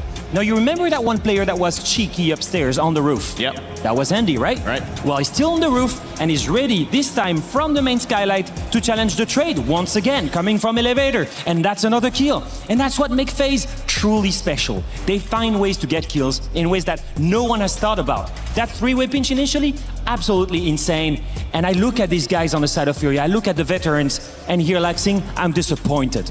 I absolutely am as well. I mean, you have to think about these two have been in these moments. They've won events before. They know what it's like in order to win. But right now, they are not showing up. And especially for the players on the side of Loira, Boxzera, and Diaz, these are the two, your captain and your ag.al, that you are looking at for the support, looking at for the help, to just be able to find that momentum, get that shift. And you even look at round 6, it was Boxzera that was trying to bring that 1v2 back. And if he gets that 1v2, that momentum shift swings into their favor. Of course. They have to rely on their rookies or on the youngest players, Loira, Boxzera, you mentioned them. And if we think of the veterans on the side of Furia, and then we think of the veterans on the side of FaZe, I just keep looking at Cyber.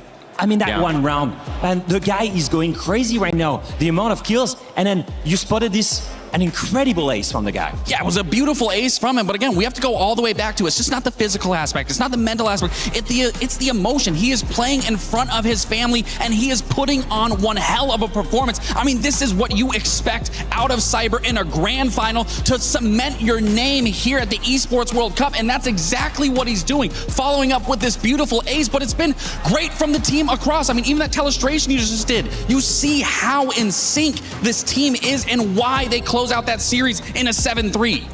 And now we look at the two veterans on the side of FaZe, exactly how we mentioned, Rain. I mean, you see the big difference into statistics right here. We've mentioned before the players that can reach that triple crown. On the side of Furia, only a single player's Herds. On the side of FaZe, 3 players, Souls 1. And obviously Cyber, who won the Berlin, who didn't win the Berlin Major, who won the Sweden Major, who won 2 SIs, and who can now win the WC, KDS, all the way back at that Mexico Major. Also a major champion. So all of these guys here in the running in full force. 16-6, as you see there. Cyber having a heck of a day. You mentioned playing in front of his family. If you've been watching this tournament up until now, you've seen them celebrate with him on stage or down below in the fans, with the fans. But coming up, it is Border. This is a map that even the casters talked about feeling a bit wary, and especially if you're Furia and a fan of this team, you know, losing map 1 and now going into a map that FaZe hasn't lost in, what, 5-6 months? That is not a good proposition. Yeah, I mean, they're currently 7-0, and out of those 7 matches that they played, 6 of them they beat their opponents 7-2 or 3. So they have absolute dominance on that map. And you even remember, you look back at when they played Liquid, what was the attack strategy or the defensive strategy to go against Liquid? It was to play aggressive towards them. Exactly, and what were they doing on Bank to beat Furia? Playing aggressive again. Furia has to adopt a different sort of playstyle if their aggression isn't working. If FaZe wants to play aggressive, they want to take those gunfights to you, then maybe you need to slow down. You need to force FaZe's hand, get that opening kill going into your favor, and then punish them for getting over-aggressive. But that's the difference in the stylistic matchup between these two, is FaZe knows how to play both sides of the coin. Coming up next, we've got Fortress as well for this. FaZe going to be defending on this. This is Furia's pick. What do you think? I mean, exactly, you just said it. FaZe going to be defending on this, and Fortress alongside Cafe, alongside Consulate, some of the most defender-sided maps in the meta. So we might be looking down at this, and we're reminding everyone, right? You just mentioned it, Border, FaZe, 7-win streak, most of those being 7-3, 7-2, not even close. And after this, if they win, they go on to Fortress. Defender decided to close it out in full force, full momentum on the most favorite side. I am scared for Furia. I want to see them fight back. Yeah. I'm absolutely scared for Furia as well, and I'm kind of pushing it past the layer and looking at that clubhouse. We need to get to that map 5 to go to a clubhouse to decide the Esports World Cup champion. I mean, it is the Coliseum. You're being tested on all of your fundamentals, and if we can get to that best of 5, God, I'll be excited. I cannot wait. And you know, it's interesting we mentioned KDS because his KD actually wasn't that great. It was like 2-5 coming out of that, but his role that he's playing, the way that this well-oiled machine is working in FaZe, it's hard to fault anybody because they're playing their role so well and they're making it so hard for Furia to find an answer. Hopefully, as we get closer to these picks and bans in map 2 on Border, despite FaZe's success, we can see Furia make some adjustments. And maybe it is the aggressiveness that you both mentioned. I think we're needing to see the ag.al on their side, Volps, step up finally. He's such a good player. He's carried them so far. He's got such a specific vision of the game, maybe a little bit more advanced, maybe a little bit more faster paced. He's exactly the kind of ag.al that can be successful on such a small map like Border. We said it's going to be a massive challenge to break that 7-win streak on the side of FaZe, and it starts with the upper backs. Again, getting rid of the shields, a great start. We know how pivotal shields can be on the map like Border, especially when you're pushing into that top east, you're pushing into break. They can really be a thorn. Getting rid of the mirror early as well is going to help with that site execute a lot of those fast takes over on Archives. Now Furia, they start in defense. It's a very small map, we've mentioned it before. The way you fight here is going to be so aggressive towards the entry points. And that is the main thing here. It requires confidence, because you're going to need to challenge some angles that you don't want to challenge. That confidence needs to rise on the side of Furia. If they may think they can take FaZe, it starts here by building that confidence. This roster rebuilt around Herds and Volps in the veteran leadership role. ag.al needs to get Furia to bounce back, because staring a 2-0 deficit down the road to FaZe, going to another map like Fortress, just isn't a good look. But of course, they'll have the support to do so. Our second map, gonna do a lot of work for this FaZe Clan roster if they can get it. But Furia, we'll see if they can bounce back as we head to map number 2 here in our grand finals for R6 Siege. Let's send it back over to our casters, Xenox and Gus. Well, a massive obstacle in the way for Furia heading into Border. FaZe 7-0, undefeated, and get to start on the attack for a map, guys, that's been the most attacker-sided map at the Esports World Cup, sitting at a 60% attacker win rate. Not only that, it has the slowest average entry time, but that's a benefit to a team like FaZe and their playstyle. Yes, but FaZe are just a whole different beast on this map. Arguably the most chaotic that we have in the competitive pool. And after reaching flow state back on bank, it'll be a case of trying to transfer that to the second map in this series. As the guys on the desk are alluding to, a 2-0 deficit, as likely as it kind of looks, it's also going to be very devastating for Furia, so they need to fight with everything that they have here on map 2. We'll add for Furia, Fortress, of course, the map that will be played next. They have an 8-2 record, and it's their #1 preference map, so they'll feel confident going into Fortress. So if they can steal Border, get this back to 1-1, they may even have the chance to lead the grand final going into Fortress, after Fortress. It would be an almighty steal. But that's the thing. Huge asterisk. It would be a big steal if they can win this map. All odds against them. And expect, again, more of this slow, methodical attacking playstyle from FaZe, especially on a map like Border. They want to be surgical. They want to find time to get these picks, use the air jabs, take some space. But that's where for Furia, they've got to be cautious to not go and overinvest in aggression themselves, because FaZe will be ready for it. They're holding these kind of angles. They're expecting for Furia to want to get aggressive, and Lawyer will go down to KDS as he slips into security. Another opening kill for FaZe. That is something Furia will need to work on. Oh, slammed. Completely slammed. Diaz will be next. Dead. Wow. This is FaZe, baby. This is scary for Furia. Boxera had a very good map back on bank as he finds a kill onto Handy and then falls immediately because the space in the site has already been taken. 3 from KDS, make it 4. Well, forget about that slow, surgical playstyle. They can switch it up as well.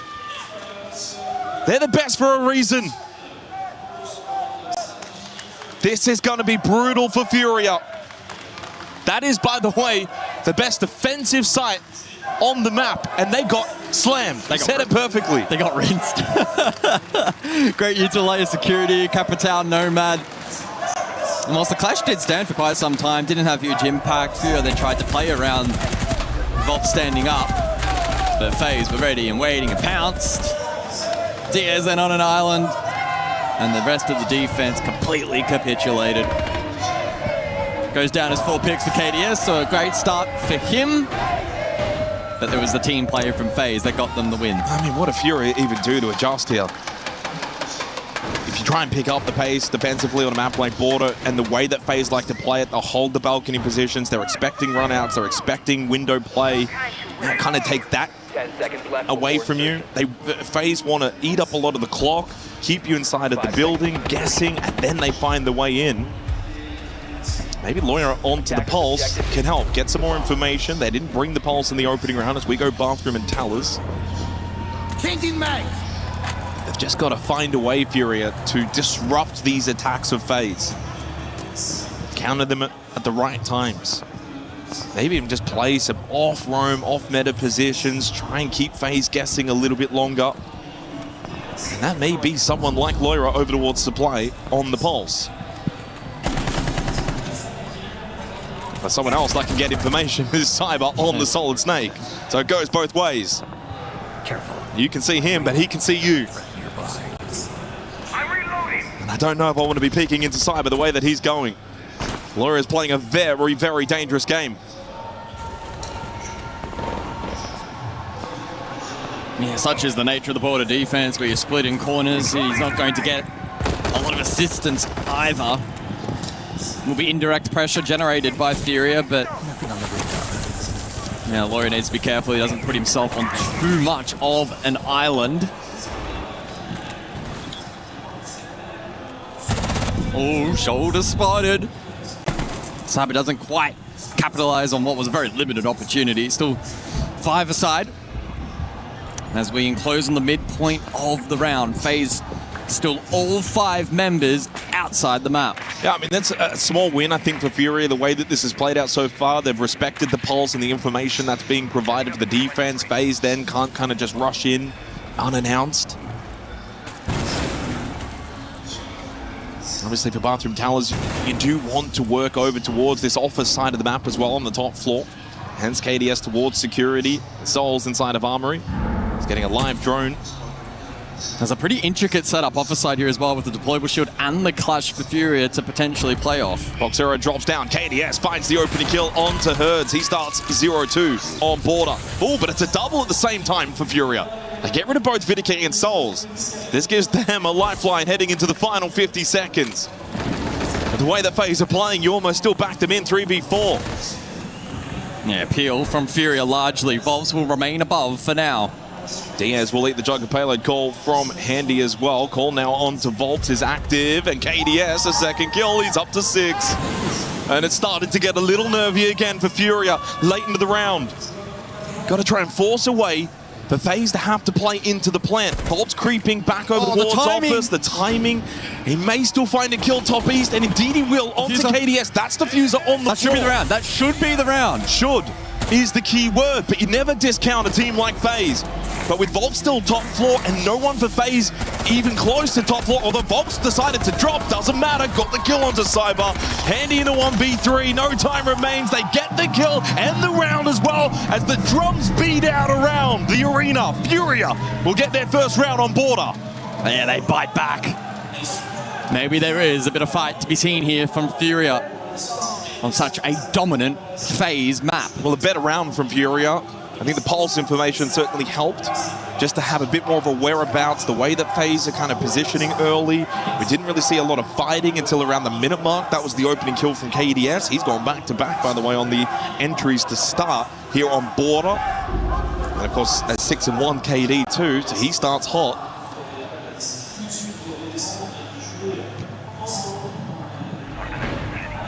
But a big defensive round win for Furia on that side of Bathroom Towers. That actually sits at a 67% attacker win rate. And they were able to get the round as the defensive team. And that has got to be the mentality for Furia. One round at a time. Don't worry about the overall objective of the map. Keep the FaZe record out of your minds. And let's play some Siege. 5 seconds left before insertion. Down to Workshop for the final round of this initial rotation. And we'll see how FaZe look to shape for this particular round. If the tempo will remain similar, or maybe in response to the last round where Furia gathered a good read, they could look to maybe switch up a little bit. And presume they'll go full force ahead with the original plan though. Furia dropping the Pulse into this round. They do though have Solace for some info gather. Interestingly, the clash will persist, and that'll be an interesting talking point at the end of this round. It's been played across the entire first 3. Volps for the majority and Diaz on one occasion. And not just info gather for the Solus as well, but helps if they want to go for a fast plant attempt over towards Ven, and then you can, of course, get the intel if there's a smoke layering. Just get the idea, though, from FaZe. I don't think that's going to be the overall plan A. I think they want to try and see if they can sneak into the map. You can see Cyber towards Passport on the Solid Snake, find a couple of picks. I know that Fury is probably going to be moving around the map a lot. The beauty of Border is a lot of the map is pretty much always played regardless of the site. Also means for Volps, he's going to have to be very important with his positioning on the Clash, making sure he's in the right spot, trying to get in the face of FaZe. Yeah, they brought the Nomad and the Capital again to try and contest that. And last time out, it was very successful for FaZe in dislodging this Clash. Volps goes shield down. KDS finds a third straight opening kill and back-to-back onto Herds. Diaz with a crucial kill back as well, but they lose two again. Cyber sneaks in from Bathroom into Workshop, finds 2 kills, and only Volps and Diaz left for Furia. As FaZe again, they find the gaps better than any team in the game. Cyber will remain inside or close to the objective as the rest of FaZe rotates for the final blow. 60 seconds of KDS to plant. Now the Clash is not working clearly for Furia. FaZe are just able to circumnavigate around it. KDS will get the plant in the Workshop. Diaz will be dead. Fitted King headshot. Again, surgical from FaZe. They go 2-1 up.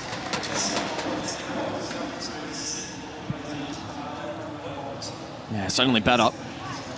3 straight opening kills for KDS as he starts off hot here on Border. Now the Clash is not working. We saw it in the first 3 rounds. Which makes me wonder, do FaZe still elect to ban it? I don't even think you ban it. They might try and take the Souls of the Pulse out for info instead. Yeah. Unless they sense that the Clash could still be a problem. No, they don't. They go Warden instead. So Warden played in every round as well, and that's going to enable some of the more util layering we're seeing. Capital, Ying, etc. Furia, time out. Sólidos, tá ligado? Porque se eles botarem jab no pique, eles estão jogando muito chapéu morte. Você pode picar o cara do chapéu morte, e se você não picar e os caras jogarem pra leste, você joga batendo notes pra ajudar o Roupão por baixo. Eles ganham ar, eles vão fazer Zac. Não tem problema, porque você tá de sólidos por baixo. O Arquivos vai ficar fudido e a gente ainda tem as Wincom, que a gente tem double C4 pra calcular. Sim, guys, outra coisa. Eu acho que a gente joga o jogo que a gente conversou que a gente fazendo no chalé. Pisou, bateu. Pisou, bateu. Vamos causar agora, porque a gente já testou, já jogou safe, agora vamos causar full neles. Vamos fechar. Uma ideia só. Full time, toda a conversa que a gente vai ter agora é focar nisso. Show? Bora aí, padrão. Bora, guys, bora. Bora aí. Diferente? Não, pode ir. Eu acho que vou pegar o boi, mano, esse bar. Probably the right time if you reduct to talk to the troops here. It's only 2-1 on the scoreboard. Clearly some stuff that they need to work on and improve on and adapt to, and need to do so quickly. And the multi-ban is quite intriguing. 3 rounds to go. We haven't seen it be played yet by FaZe Clan. But I guess just taking away the option for Furia, they will drop the Clash. And I think that's the right call. I know Volps has started a little bit cold, and sometimes when you don't start well, you almost instinctively want to go and play shield. Well, the problem hasn't, in my eyes, for the majority of the rounds, been him and his performance. No. Clash. It's the fact that FaZe aren't over-investing into it and keep finding gaps elsewhere that are exposing on site. I'm also mean when you start 4-11 and... Yeah, it's easy to have a negative mindset. To be fair, if you want to point anything out right now, Herds, 3 and 12, 1-4 on entry across the 2 maps. If there's anyone that needs to really stand up and step up for Furia, it is Herds. We know he can start slow in big matches and then get going. Doesn't want to leave it too late, though. But don't leave it too late. It's been a fantastic start from FaZe. They bring the blitz this round. First time seeing shield play from FaZe. And funnily enough, the first time, of course, Furia will not bring the Clash. Armory Archives once again. But this was won by FaZe in the opening round. It is the side that Furia need to be winning. But to be honest, this is set up for a quick hit. Go straight into Archives, go for a plant. Glaz to cover.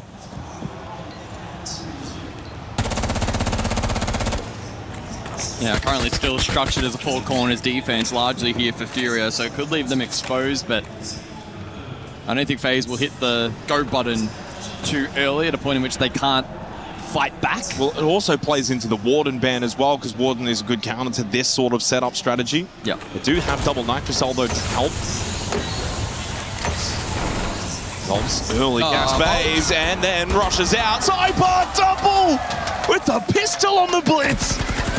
And then court metal stairs is Loira looking to rejoin his team on the top floor, but instead joins them in the grave. Well, FaZe didn't even need to go for plan A. Boxera and Diaz to defend the site, but Diaz will fall after finding that kill onto the glass, leaving poor old Boxera by himself, getting aggressed by the blitz, overwhelmed, make it 3 for Cyber, and make it 3 for FaZe here on Border. It really is incredible how many rounds across this series so far FaZe have made it look like we aren't watching a grand final, because they have just been so clean, so dominant, and Furia just not given any kind of tools to fight back into the round. Volps left the blitz unguarded. Cyber got 2, Herds is now 0-4, and it was a complete steamroll for the rest of the round. Well, here's a fact. FaZe, in every best of 3 here at the Esports World Cup, have dropped a map. They lost Fortress 7-2 to virtus.pro back in the upper bracket semi-finals in the group stage. Obviously, you ended up winning all of these, by the way, but still lost 7-1 on Lair to Liquid and lost on Chalet to GK yesterday 7-5. Right now, I just don't see them losing the way they're playing. We are somehow seeing FaZe step up their game even more. They are playing some ruthless siege, giving Furia nothing, switching up their tempo. They can play fast, they can play slow. 5 seconds left before. And it's a repeat bomb site attempt for Furia. They know that Armory Archives should be defensively sound, but it's been already broken twice. They do change up their strategy though. They drop the Goya, they drop the Solus, they'll bring the Thorn and the Allah, so they're going to double down on trap utility. But in response, FaZe will bring the Twitch for the first time. I thought maybe we'd see the double commit from the blitz this round for FaZe. Not the case. Boxera spawn That's massive. kills. On to KDS as well, who's been running rampant. And if there's anyone to find, might enable a bit more aggression now around the map with the air jabs down. You say that, but if you're Furia 5 versus 4, you probably might just want to shut up shop and look to really lock down that site. Park the bus.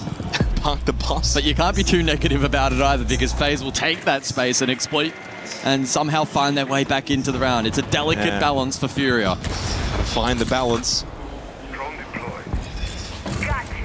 First opening kill of the map for Furia, courtesy of Boxera. Across both Bank and Border, he has been their best. 11 and 10, the only player going positive for Furia. And again, this is where for FaZe, they'll slow the tempo down. They'll see if Furia want to play aggressive off that early kill. Yeah, they're trying to find a lurk potential. Vidiking spot east at the moment. Thinks his way up. Unlock long corridor, maybe. Volps has just made it safely back in towards Offers. Wouldn't want to be peeking into that DMR spray. Volps will go down to Cyber. He finds his way up to 7 kills and overall 23 kills in the 2 maps played already. The only thing that right now that's going to stop him from breaking the record is probably the fact this could be done in 3. Handy shuts down Herds, who starts 0-5. Herds has had no impact in this grand final. And FaZe now with the extra player. So much for bunker down. The bus has been rolled over. It's been flipped. Lawyer in a rough position now, needs to find a couple security. Oh, he looks a little panicky. Lawyer wants to get back to safety, but he does opt for the swing. And the right call made is he collects the kill onto Souls. Evens up the numbers heading into the final 45 seconds of what feels like a pivotal round. If you are Furia, you need to be winning this. A chance. Oh, Diaz, I thought he might have got a good timing. But Loira does get a good timing onto Vidiking. Handy and Cyber, though, no slouches in a 2 versus 2 as Diaz will be finished off.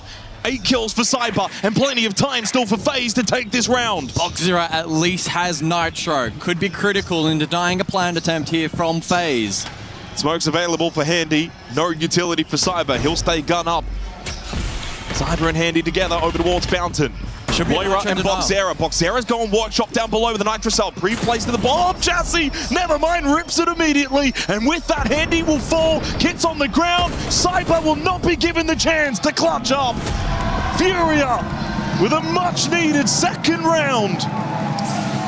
Yeah, it was a good read there. Decision making from Boxera on point. Elects to go below, higher percentage to go for that play than risk the nitro being shot at or exposing yourself to Cyber, who was on coverage.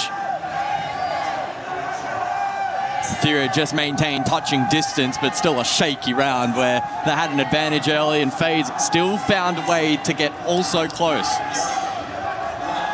They're never out of any round, are they, FaZe? That's the problem.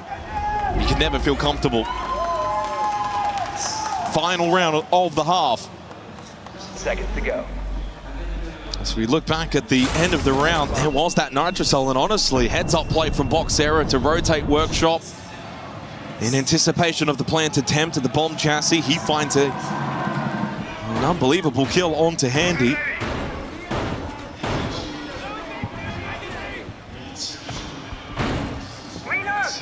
Is 2 rounds enough, or do Furia need 3 on the defense? 10 seconds left. I'd be taking any round I can get in this style of map against FaZe, that's for sure. Bathroom tellers for the final of the half. The 0 in combination with the Twitch for FaZe. Looking to gain info, clear util, Goyo in play, Razor Blooms and Grismut Mines as well.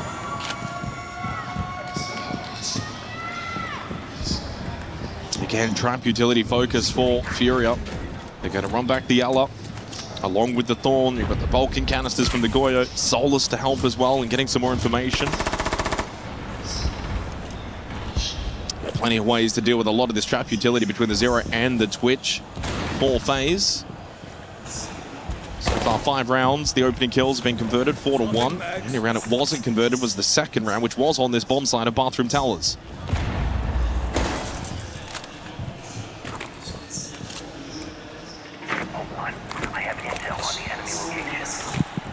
So FaZe will work the map, eager to gain information and potentially exploit an entry point.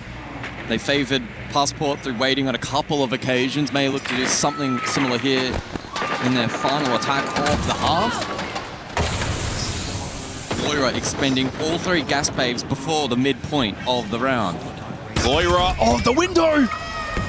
He went for the swing, he went for the aggressive play, but he's the one that ends up dead. Well, didn't get finished, and Volps is still top east. He has been droned, his position known. Herds, by the way, finds his first kill of the map. And on to Handy. Loira has also been able to drop down to get that revive from Volps. And the Razor Bloom prevented Souls from pushing and deep. Cyber gets caught on the timing, looking to punish. Boxera, good angle held. Vidikin keeps the round alive, though, for FaZe. With that kill onto Herds. And then finds a second onto the low-health Loira. 3 versus 3. Heading into the final minute of this half. Yeah, 2-1 split from the defense. Furia, advantage. Can they make this opportunity count? I mean, what's the play right now for FaZe as the duo? Vidiking over top waiting. Volps is going to be downed. And then Vidiking, though, wanted to go for the clear, and Boxera had him covered down the hallway. And Diaz will filter back down. A trade site here for Furia. Souls, his position known after he collects the kill onto Volps with a 1v2. Not out of the realm of possibility. An impact available for Boxera. And honestly, Boxera's been pretty good in the clutch so far for Furia. Souls, does he think about going back to grab that kit? It doesn't seem like it. Instead wants to play off the yellow ping intel that he has, knowing they're both probably towards Bathroom. Knows at least one is, and I do like the way that this is being held over Boxera and Diaz. Souls seeking for a 1v1. Now into red time. Needs to pick up the pace. Needs to find the double. Gets one, but then Diaz has the cover swing. Furia, for the first time in the grand final, will win back-to-back rounds as they tie it up 3-3.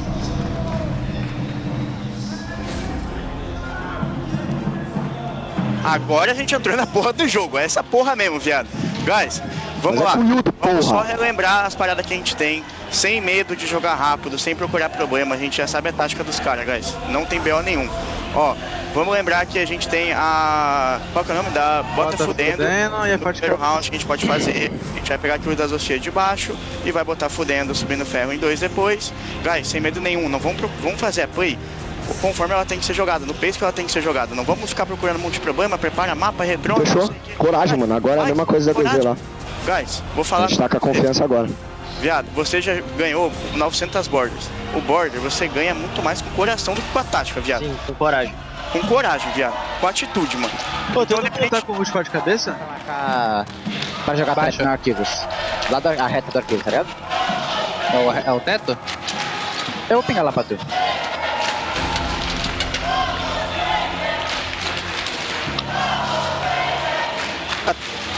É isso. Deixa eu falar lá nessa aí. Cara, eu tô em choque, pô. O cara tá abrindo tudo pronto, pô. Se eu tivesse ouvindo aquele cara da Twitter, tinha estourado ele. Achei que era só o cara da leste.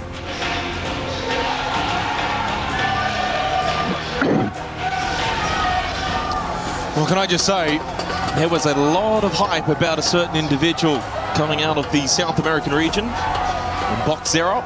And maybe when he first came into the Tier 1 scene, wasn't the biggest of splashes immediately. But here, in a grand final against the caliber of FaZe, he has risen to the occasion. 15 and 11 across both maps. This, again, still the only player positive for Furia. 2-0 on entry with a 119 EPS. Ranks him as the second best player in the series so far, only behind Cyber. He's risen to the occasion. What about the rest of Furia? Where's Herds? Well, he found an opening kill in that round. It was his first kill of the map in that round. They got back-to-back rounds for the first time in the series. They got 3 defensive rounds on the most attacker-sided map. Tied, now at 3-3, heading into their attack, looking to break this streak of FaZe on a map of Porte. This could flip the grand final on its head. Massive second half coming up. We're mute. Monty Glaz the bands as we head into Armory and Archives to kickstart the second half.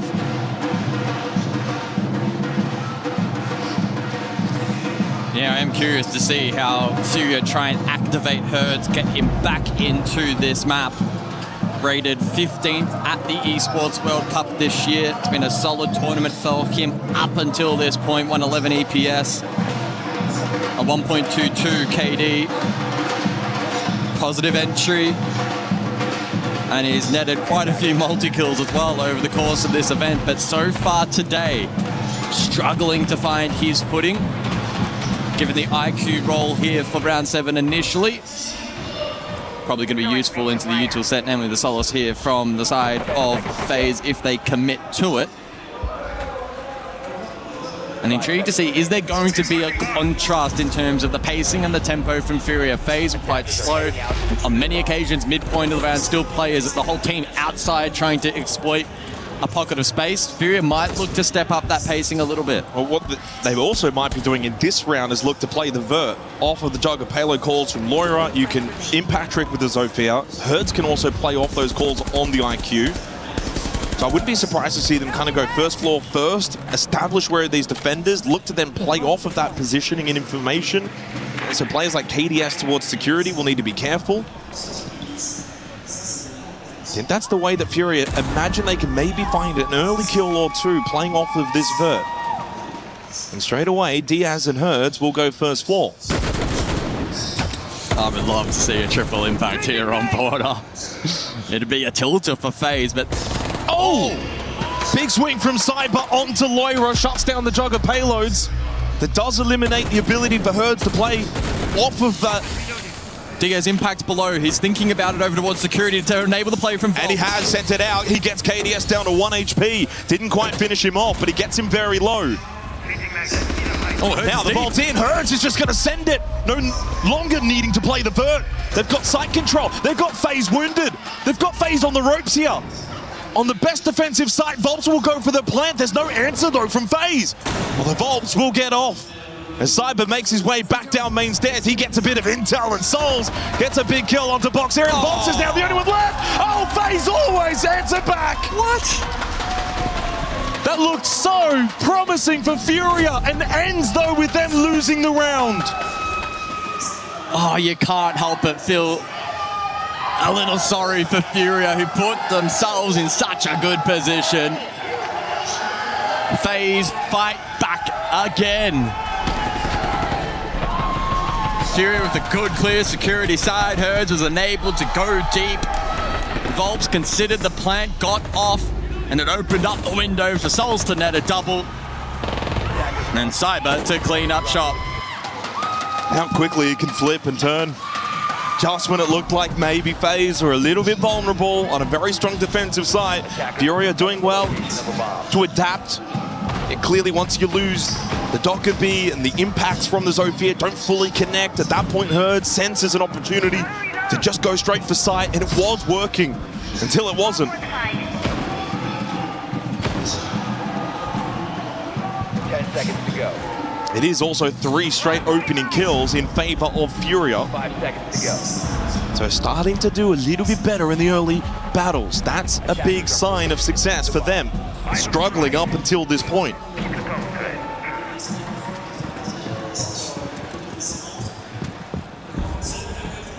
Then Workshop for the 8th round. And Cyber, well, I thought he was going to be on there for that kill. Saw the elbow. Do you think he jumps out? You wouldn't dare, would you? I mean, you're 12-2. Maybe you've got that license, but it's probably the wrong call. And it would have been if he vaults there into the DMR. Surely dead. And makes the calculated decision to fall back. Sledge here from Furia suggesting for it to be part of the game plan, or it could even be for the horizontal lurk, enable the passport through customs rotate. We'll see that from Herds now. Though we'll need to be mindful of the rotate up above through break. And the eyes of Cyber! Clean. Herd's not ready to take the battle against the man that's on fire. A second quickly from Cyber gets him up to 14 kills on Border. He's now up to 30 kills across the 2 maps already. He is such a factor in this grand final. A factor that Fury have not worked out how to stop. And gives FaZe a 2-player advantage. Just when Furia thought they were getting themselves back in on Border. And it's a jump out as well from Handy. They're so clean, they're so good. As Diaz will fall, this round may be flawless. After Furia were able to strike to close the half, FaZe will strike to start the second half. Back-to-back round wins sees them go 5-3 up here on Border. And the party continues for FaZe. Just when it started to feel like Furia could pull off a massive upset on this particular map, FaZe once again regain ascendancy. Well, the drummers on the chairs and the FaZe fans on their feet says it all. There's just no stopping this man. Cyber has been at his very, very best, if not maybe found a new level, if that is something we didn't even think was possible. He's got 31 kills and only 8 deaths, 7-2 on the entry. This is shaping up to be an all-time individual performance in a grand final. He has 178 EPS. Again, if this were to go all 5 maps, he's breaking the kill record. Well, the kill record, 63, Gunner at Manchester. He's already halfway through. They're not going to play enough maps. But they're not going to play enough maps, that's the problem.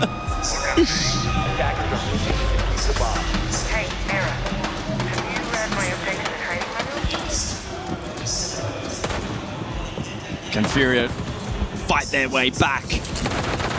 Tertiary site in play. Bathroom tellers, heavy roam deployed by FaZe. I mean, at this point, you've got to feel like for pretty much all the individuals, maybe minus Block Zero, what's the mental like? Because no one's landing shots, everyone's negative. nothing's really working. The team as a whole not working clearly, but also individually outside of box zero, no one is really finding good shots and feeling good presence around the map.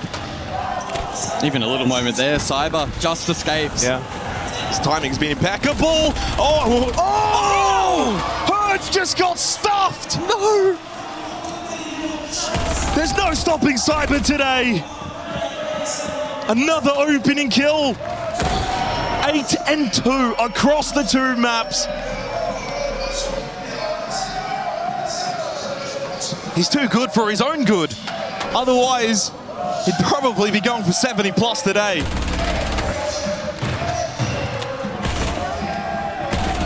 Fury just looks stuck in the mud.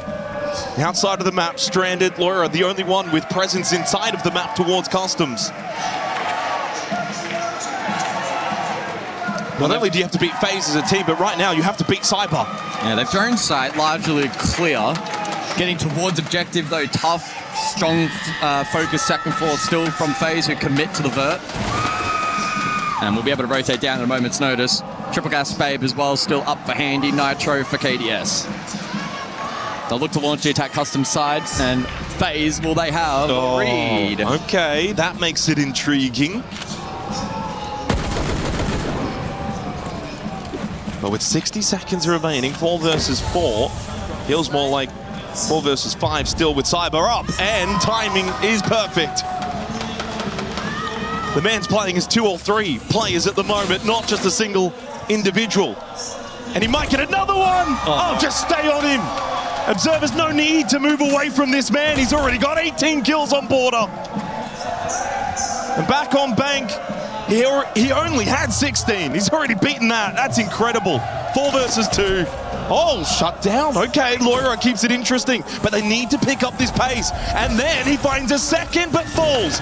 Leaves it down to Diaz. Both above for the defense. Got to go grab the kit, though. Does he go for the revive? It might be the best thing to do, but he needs to be cautious of the vert being held. As you said, both still top floor for FaZe. Loira back up, will go for the plant. Makes his rotate in, tucked into the corner of Talers. Drop down from KDS. Where's the cover? Souls as well. Loira will get the plant down. Diaz finds the kill onto Souls. Furia might just steal this round. Nitro KDS. Nitro from KDS, and then gets the kill onto Loira. Nitro blows, but doesn't find Diaz. Diaz, what are the nerves like in this 1 versus 1? Does he have line of sight onto that kit? KDS might be able to draw him out. Pokes a few shots and is expecting Diaz to be close to this kit, but for now he's not. He's fallen back. Taps it once, gets on it, and forces Diaz forward. Big shot from Diaz as KDS got off the kit to peek and take the battle. It's Diaz that wins it. Furia stay alive here on Porte. Well, don't speak too soon. Big moment for Furia. Cyber continues his rampage on the side of FaZe, but it still wasn't enough to get it across the line. Well, as soon as Cyber died, honestly, the belief was maybe that Furia could win the round, and funnily enough, they go on and win the round. Deal with Cyber, and maybe today you could deal with FaZe. Azami Solid Snake will be the bans. Furia just keep this interesting on Porte. 4 to 5. Armory Archives up next, though, will be difficult to attack into, but they almost were able to crack it back in the 7th round. So we look back at some of the Cyber highlights. Another 3K from him. Herds, just nothing working for him today. No, that was a rough one. Bobs as well, just got completely slammed. Well, you can see what it mentally, but maybe winning this round. Herds mentally look defeated. Furia mentally look defeated. But you go and win this round, and maybe that just gets the energy flowing again.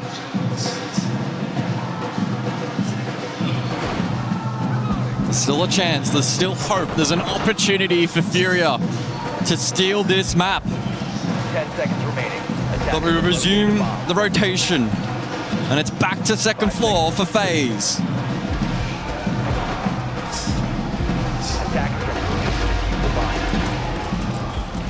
34 kills for Cyber, and still only in the 10th round of the second map.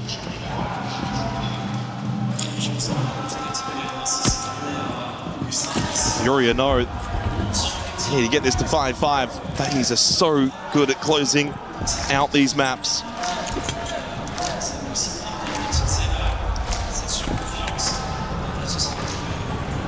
After a little streak of 3 rounds that Furia got the opening kills, it's back to Cyber shenanigans early in these rounds. He'll be one to watch early again on the Solus towards break. That's not a peak battle, Laura, that you want to be testing. But he may test it. The first shots don't land from Cyber. That is something we haven't seen much of today. And he loses the 1 versus 1 against Loira. It's a perfect start for Furia. They will see that name down in the kill feed and be filled with hope for the remainder of this round. That's the belief, surely, for Furia. We've dealt with Cyber. The Solus is gone. We find the opening kill. And they do so rather early. Only a minute into the round. This will stretch the defensive phase a little bit here. They've actually double stacked towards security, so there are gaps, and those gaps are over towards Eastairs side of the map. Full rotate Archives. I think they just hit Archives here. They should be good. Archives has been vacated. Vidaking, though, is still close by inside of Archives. Handy could, of course, help out as well towards lockers. But that would leave KDS stranded towards security, Souls towards Fountain. Can he get involved? They can push a lot of areas and try and navigate their way into the building. Talk of the IQ. Herds to play off the call. With the pistol shots aren't fully connecting, so Boxera says, I'll do it myself. Good enough.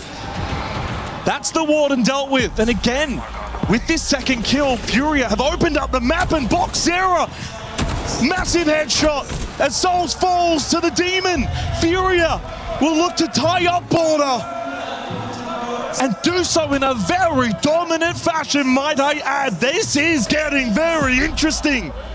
Handy on call as he pushes up Eastairs now. Also death marked. They know exactly where he is. The drums are just getting a little bit louder here in Paris because Furia are making it happen here on Porte.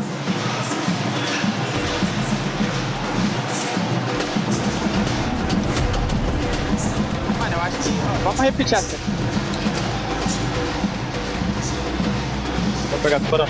Tá, seguinte, a gente vai repetir a Senal, só que a gente vai fazer com o Cyber de ela e o Soul. Você pega C4 mesmo, tipo, vou tentar fazer uma double C4 aí naquelas portas. Eu vou de mira também. É, pode vir de mira, mas em vez de você ficar picando, tipo, porta-neuba, fica jogando C4 no quadrado e tenta fazer C4 no PC junto com o Red também. Larga essa trap aí e traz o... Tá, peguei C4. Traz o teu C4, fechou?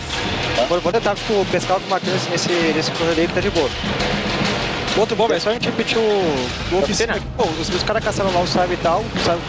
Se você quiser subir lá pra jogar com o pessoal, você pode subir. Tá. Se quiser matar todo mundo de baixo, você pode matar também, né? Bora aí, guys. Então vambora, só dois demais. Tá precisando. Bora? Eu acho que a gente fica peitando ali, ou se usar a meiota e a tripa. As the tactical time expires, all tied 5-5, and it will be repeat bomb side as well for FaZe. Back to Armory and Archives. Well, guys, is it as simple as deal with Cyber, deal with FaZe today at the moment? Is that the script? It's a big part of it. Maybe. It's got Laura fired up. But the job's not done.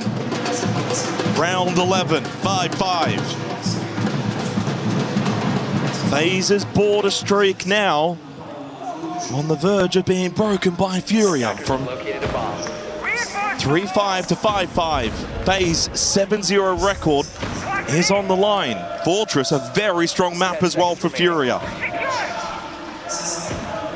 This feels pivotal in the grand scheme of the overall best-of-5 grand final. These next few rounds can determine quite a lot.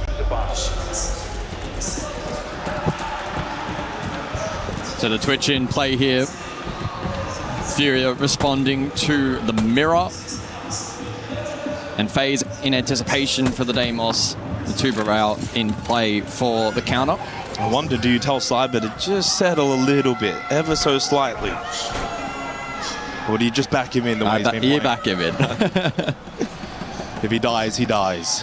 It was really off the back of a nice clear in the last round. Cyber didn't play it particularly poorly. It was really good from Loira. He's getting good info. Boxera falls though, the Twitch on the ground. And finished off by Handy. That's another opening kill for FaZe. Just calms the nerves for the defense. Diaz, though, has one trapped. Handy. Handy get himself out of this little situation. He crosses the window safely, and at the same time, they lose Loira. from standing at the end of the last round to sitting down out of this 11th round. FaZe up 5 versus 3. The Furia have a big clutch in them. It's about time Herds gets involved in this grand final. He's been awfully too quiet.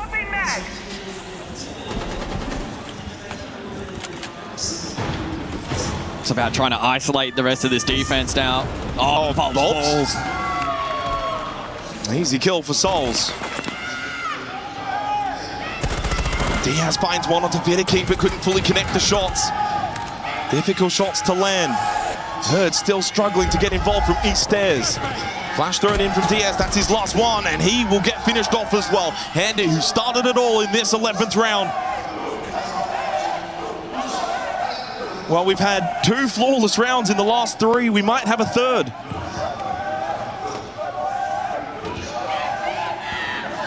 As FaZe on the verge of getting to map point, Herds will get a freebie on to the sitting duck of Souls. But I don't know if he's ready for Cyber. He'll have to pre-fire swing, and instead, the slow walkthrough is his demise. FaZe have got map point here on Border to keep their streak alive. Furia now need to send this to overtime. And it's a harsh reality check for Furia, who, if they are to get the job done, will need overtime. Decimated here in the 11th round. At every point of entry, FaZe met fire with fire. And on every duel, nearly another flawless to add to the growing tally here on Border.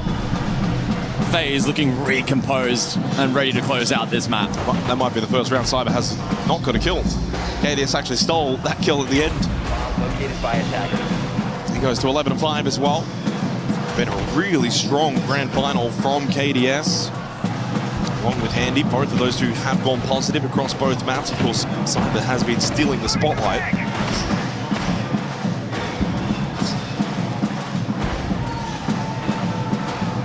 So second go round for FaZe, ends up working on Armory Archives. Now Vent Workshop plays very similar in terms of defending from that Lorca's position. It will be an attacker change up for Furia.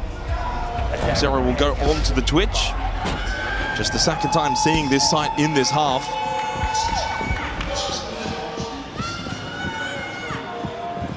They've been playing a lot of Deimos in this half, Furia, in the hands of Loira. This time he will go on to the Grim. First time seeing Grim in this half.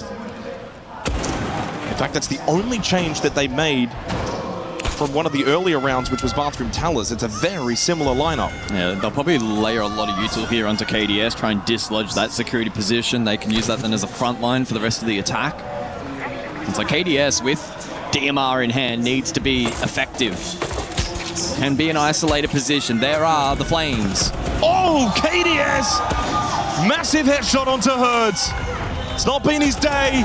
It might not be Furia's either. They've just been torn to shreds.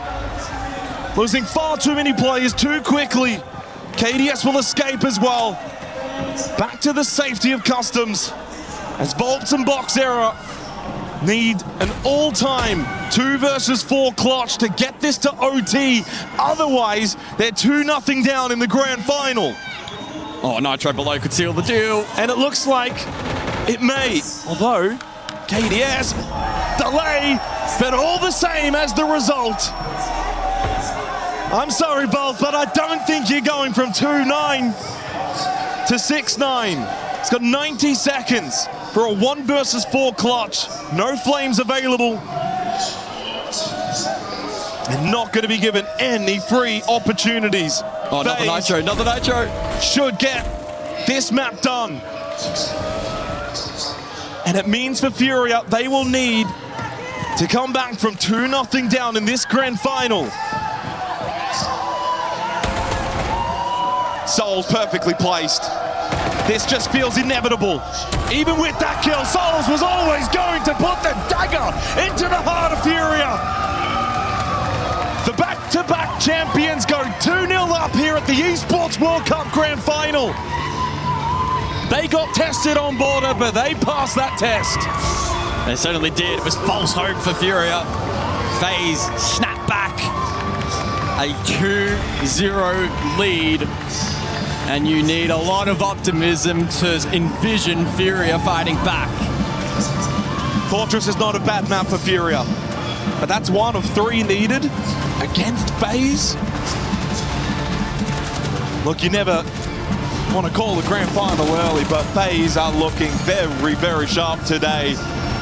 Their border streak now goes 8-0. They look formidable, they look so dangerous, and even though Fortress is a good map for Furia, it also wouldn't surprise me if they go for the clean 3-0 sweep. The Esports World Cup for Rainbow Six Siege, it's had a history of fade-out grand finals. This may be another one. Furia will fight back. 750k USD on the line for the winner of this series. They won't bow down without a challenge, but they have fought pretty valiantly up until this point. It's mainly a case of FaZe just being far too good. A guaranteed spot in the 6 Invitational as well, but I don't think that's something FaZe care about. They know they'll be there. If anything, that might have been more of a helping hand for Furia, but to be fair, the way they're playing, I don't think it's too much of a concern. But the brilliance of FaZe today on full display. Look, a gallant effort for Furia, and honestly, when they got it to 5-5 and they won those 2 rounds, Bathroom Towers and Armory Archives, I started to think maybe, just maybe, they could pull it off. But as per usual, FaZe, they find that next gear. They have more gears than any other team in this game. 2-0 up in the grand final for FaZe. Their fans celebrating. Let's throw it back to the desk. Well, Vita King and Handy shaking hands and celebrating. They feel like it's almost theirs, and it certainly is. 2 maps, 1 more to go before they lift the trophy here in Paris, France. What a moment for FaZe Clan fans, and what a moment for you at home watching what could be the beginning of these players getting that triple crown, as we're so calling it now. The elusive R6 Invitational, the Major, and EWC. Handy, Souls have a chance to do it. Herds on the side of Furia and KDS as well. But when it comes to Furia getting into this game, it's looked so difficult. It has been all FaZe all the way, despite that last one coming down to a few maps. I mean, I feel like we're watching, it's the beginning of the end for the side of Furia. I mean, granted, it was a 5-7, but I mean, look at that scoreboard, Leo. Look at the 2 players that we highlighted from their previous series of being the leaders, being the captain, the ag.als of both Herds and Bolts, only combined putting up 6 kills in that map. You have to look towards Lawyer. You have to look towards Diaz. You have to look towards Boxer. They're the ones trying to keep this alive. Yeah, and the worst thing is, it's exactly the same trend as the last map. Yeah. Vulps and Hertz all the way at the bottom of the scoreboard. The ag.al and the leader, the veteran on the side of Hertz as well.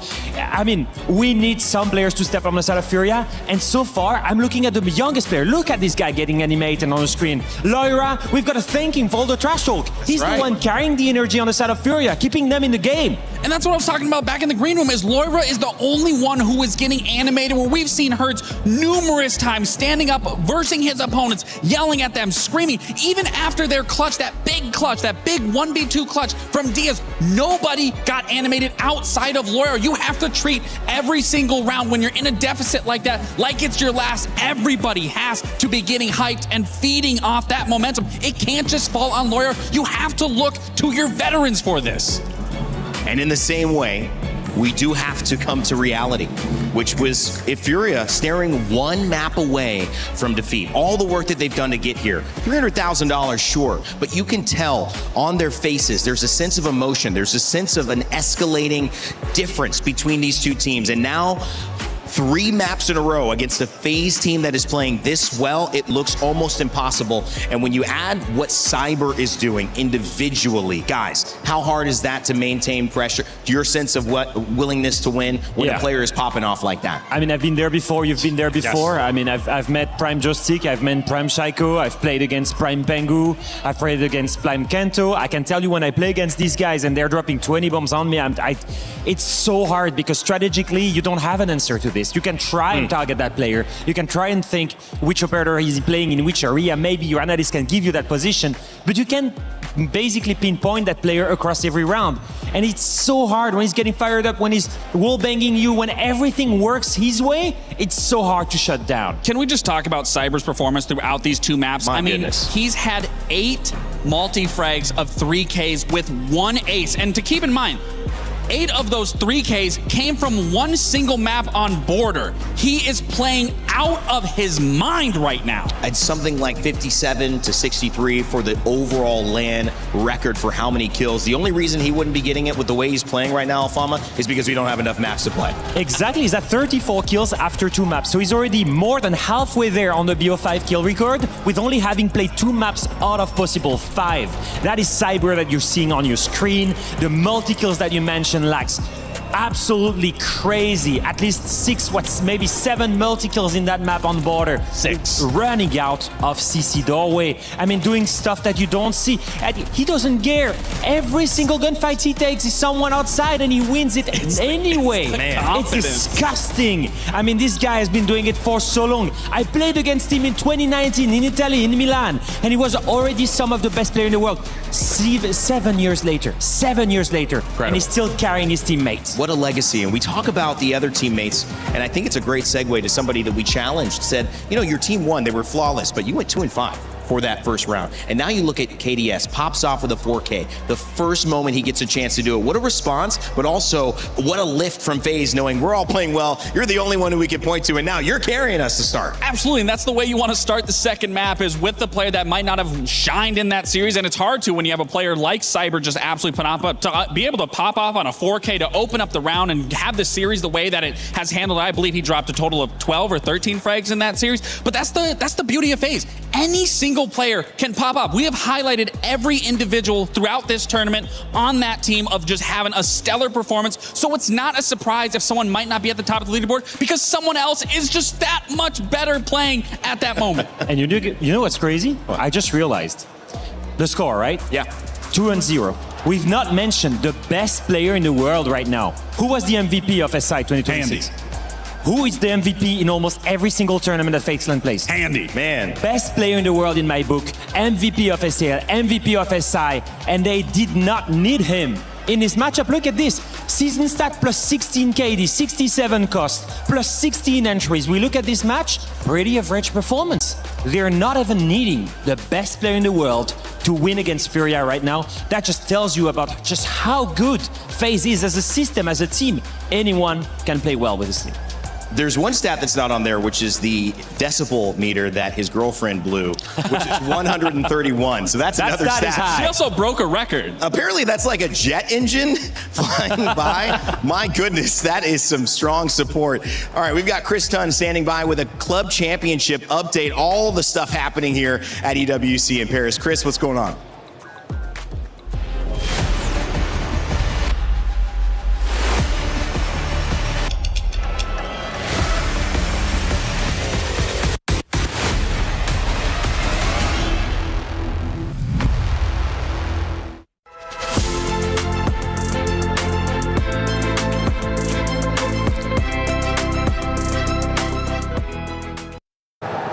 Well, we're nearly wrapped things up in Siege, but things are truly done in chess. Magnus Carlsen taking things away kind of as we expected heading in this week. Team Liquid actually getting some points, Trav, so that was a positive as well. But realistically, ag.al are the big story as far as the club championship are concerned. Not a bad second place, all things considered. Yeah, absolutely. Obviously, they're going to have wanted first, get that extra 250 points, a little bit more of a buffer in between them and Team Falcons just below them.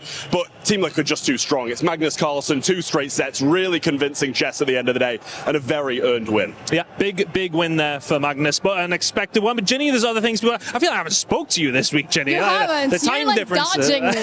the time difference has been crazy. But no, for Rocket League, it's been going on all week. What's the current situation there, CC-wise? So CC-wise, Vitality, Falcons, Twisted Minds are all in the top 8.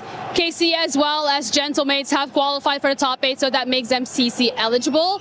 Twisted Minds right now playing Falcons. This is an elimination match, so favorites I will say are Twisted Minds, but anything can happen at this point because a lot of the teams in Rocket League that have been losing were not expected to lose a single match, so we're gonna have to wait and see after that. Yeah, everything finishes up tomorrow for Rocket League, so I'm gonna have to catch up with you next week, Ginny. But yeah, I'll do my best to grab a hold of you. But guys, that was all. Thank you very much. Back to you. This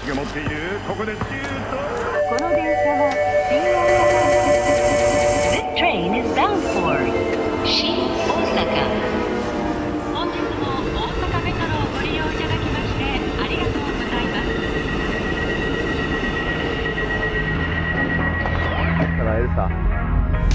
皆さんこんにちは APL のマリックです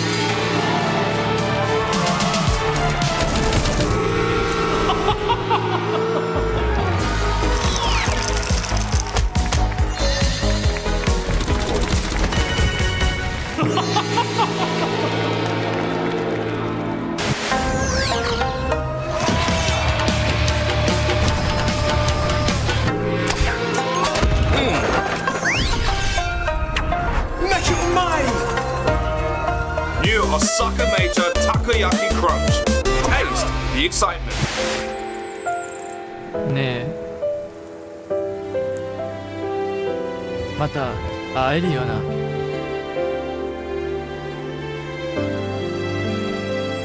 勝ったら会えるさ大阪メジャーで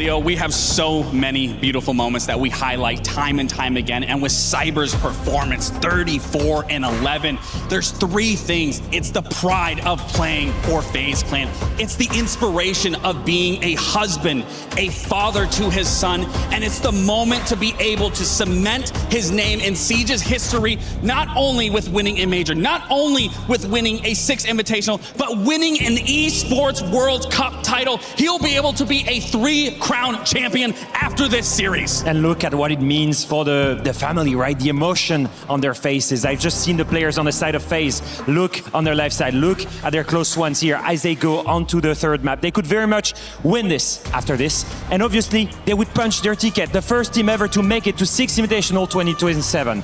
That would be in Brazil, 100% in front of their close ones. They could become the first team ever to win not only an SI, a second SI, but a third one maybe in Brazil, on top of winning EWC here today. That would be absolutely crazy. And it all starts here, Rain, by winning this map. You see the faith, eyes closed, hands pressed together, because what FaZe is doing in some ways is a miracle. They have performed so well so far, and that foundation has been set by this organization by being back-to-back 6 invitational champions. Now they look to do it in front of their family. Son in the crowd, husband and proud.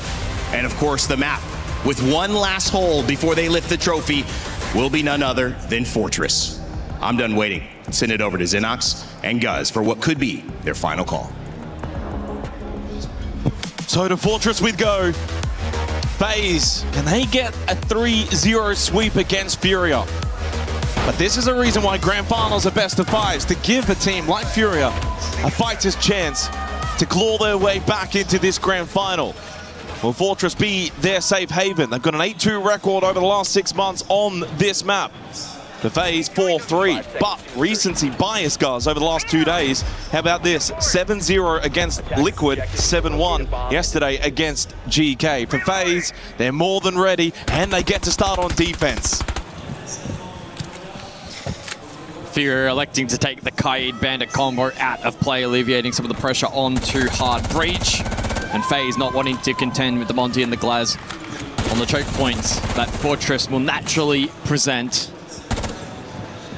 Furia might be able to find some salvation on this map, but I think I look at it from the perspective of FaZe getting a complete free shot.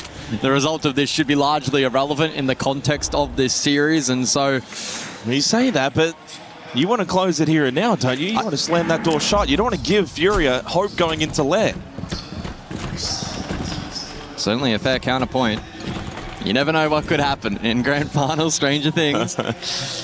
Now, well, a long way to go, and Furia haven't probably shown enough to suggest they could even take this map, and certainly attacking first up isn't going to be easy. Reloading. But they've just got to throw caution to the wind. A couple of Hail Mary plays. Try and be a little bit more divisive. A slow start, though, for the attack of Furious. Herbs will make his way through games. It is Command Bathroom, the opening round, so they're going to sweep across south side up to the north side.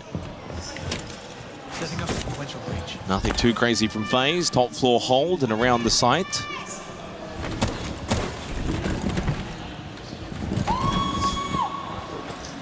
Just all prepped and ready for Cyber. Doesn't quite find the opening kill, but a little damage onto Volps, and now they look for a double swing with Handy. But it is Handy that loses out the battle to Boxera. Pass is activated from Cyber as the Candelas start to rain in. Two more available for Boxera. And will clear this deployable shield, and Cyber gets caught. Good clear from Furia. And a good start here on Fortress. Yeah, the use of clearance has been strong here from the attack, but it's a matter of converting this position and finding a route for plant. Volps still deep, isolated a little bit here, needs to be careful. Where's the help? KDS trying to win the battle against Volps. As he said, where is that help for the Blackbeard? They did lose Loira. That's one troop down. Volps inside of the site. It's Diaz that will catch out Souls towards the courtyard corridor. KDS hasn't really gotten too involved. As Vidiking will fall to Herds, it's a good start for Furia. But when you're 2-0 down in a grand final, such a long way to go. KDS, as Volps got off the plant, it's Boxera that gets the kill. They start well, but it's one round and you're 2-0 down in the grand final. They've just got to take it one round at a time.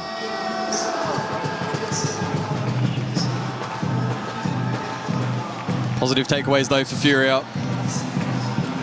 Good work in converting that round.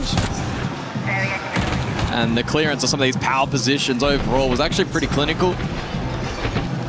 We did see Volps get left on a little bit of a temporary island over towards Bathroom on that Blackbeard, but he ensured that he played reserved enough that he didn't forfeit his life. Then allowed the rest of the attack to reposition, and FaZe were very much on the back foot for the majority of that round. I mean, that's what you can build confidence off, though, especially attacking into Fortress, get a nice early round, but it's the way you did it, as you mentioned, with the utility clear, able to dislodge Cyber, get the first 2 kills. I mean, a map like Fortress, I think for Fury hit, not only, of course, they've got to win it, but it would then build confidence going into Lair. You win Lair, suddenly it's 2-2. A 2-0 lead honestly feels as if you're a long, long way back, but you win this, and then it's a contest on Lair, and who knows what can happen. Attackers are moving to defuse the bomb. But for Furia, they cannot, at any point here on Fortress, draw their attention to the next map. They have to stay focused.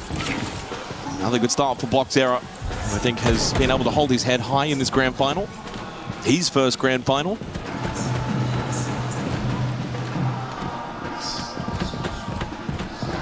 It's going to be interesting to observe as well. Does this map maybe give an opportunity for Herds to find his stride?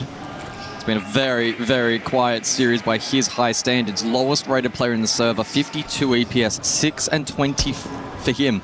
Well, if you recall back to 6 Invitational 24, he didn't have the greatest of grand finals either in terms of the start, and certainly on the last map of Labs, but that he was very instrumental in the comeback for W7M back in that particular grand final.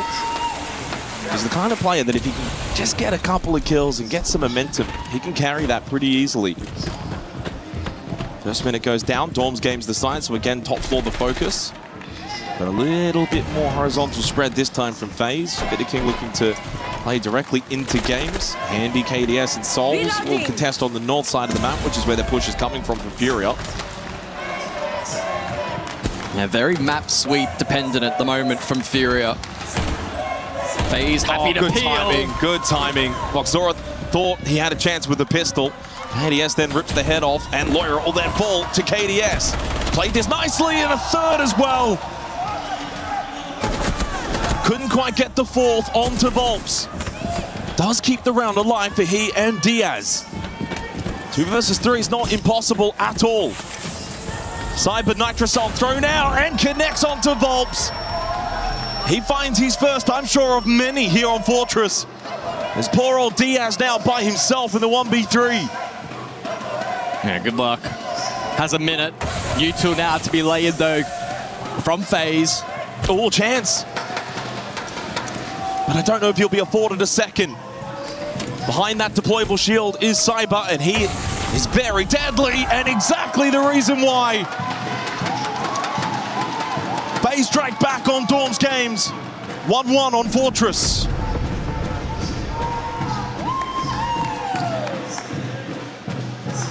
That's a little bit better. As we prepare for round number 3.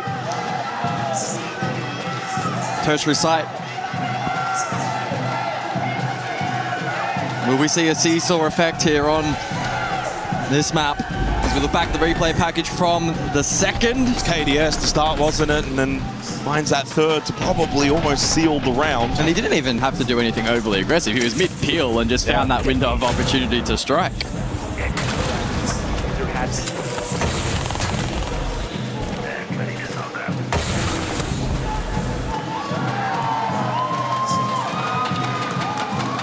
KDS will get himself up to 20 kills now in the series. 22 for Box Error, 36 for Cyber. 10 seconds remaining. As we go waiting and cafeteria for the third round. Bans after this. Nothing is granted and everything is earned is the motto here at the Esports World Cup. FaZe have been earning very nicely so far. The trophy in their sights, 6 rounds away. What did we go with? The triple crown? Was that? Hey, we're classy. We get to trademark it. Whatever you say sticks. Whatever you say sticks. I do like triple crown. Well, I was referencing the quad crown if you want to count reloads for Hertz. I don't think many will agree with that.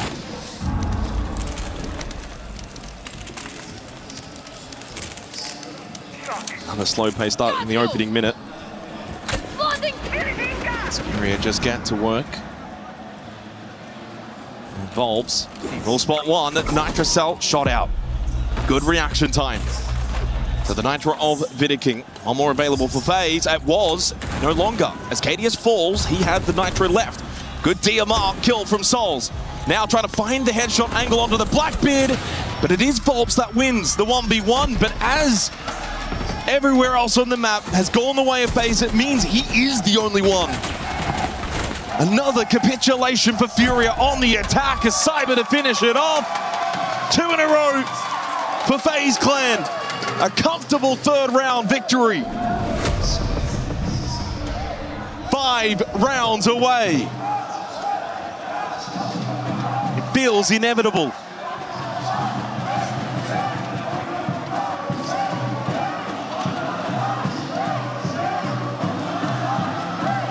What a story it would be as well for FaZe Clan as an organization, yet to lift a trophy here at the Esports World Cup. It's hard to believe that in the last 3 years, they haven't lifted anything but a hammer, which of course they've done twice back-to-back.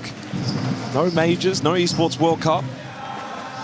But they're so close to adding to that trophy cabinet.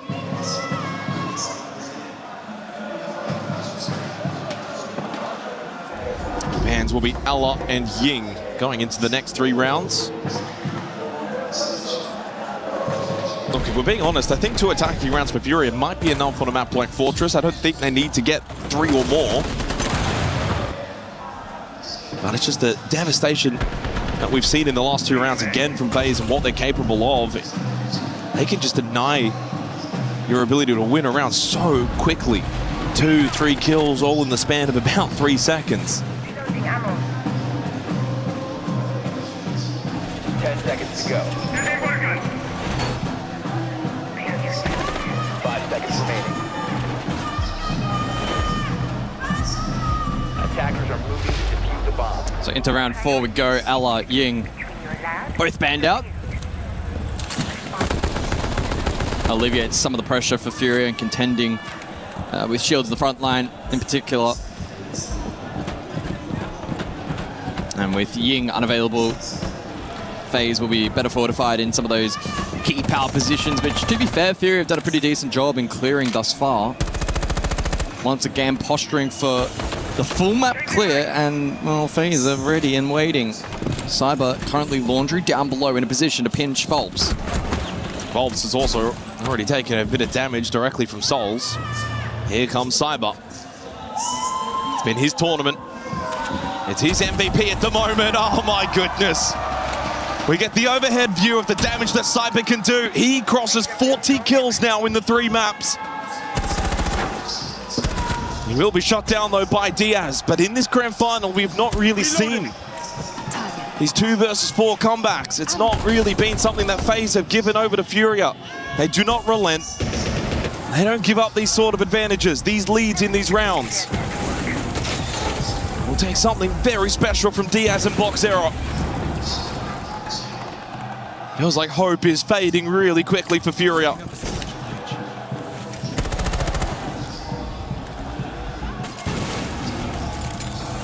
There's a bloom, Boxera. Can't make your way back there, buddy. You can't park there. And you can get brought back up at least. It's all about dotting I's, crossing T's for FaZe. Util standing, 2-player advantage, and all the momentum their way. You very rarely see FaZe forfeit these kinds of rounds. I mean, what do you do here for your Furia? I mean, Boxera's very low on health. He does have 2 Jogger payload calls available. Vidiking at the moment targeted. Smoke grenade thrown out from Boxera. They'll just play together. This is basically a hope and pray. Need to catch a good timing on a swing, trying to clear out this corridor position. KDS has, by the way, moved into bathrooms and could go for a back hit. Headshot angle onto the Azami, not probably ready for Souls, prone in the middle of the corridor, and indeed he is not. 3-1 lead for FaZe Clan. 4 away from claiming the Esports World Cup trophy and crushing one more key. Tactical timeout for Furia. Ó, se liga aqui, Bopão, presta atenção. Passou todos os bonecos de track, passou Gringo, passou Deimos, passou Solid. Eu acho que agora vai ser perfeito para fazer semi-cavalo. Não vou nem me estender muito sobre isso, você vai concordar. Como da cozinha, eu acho que vai ser muito bom fazer phase.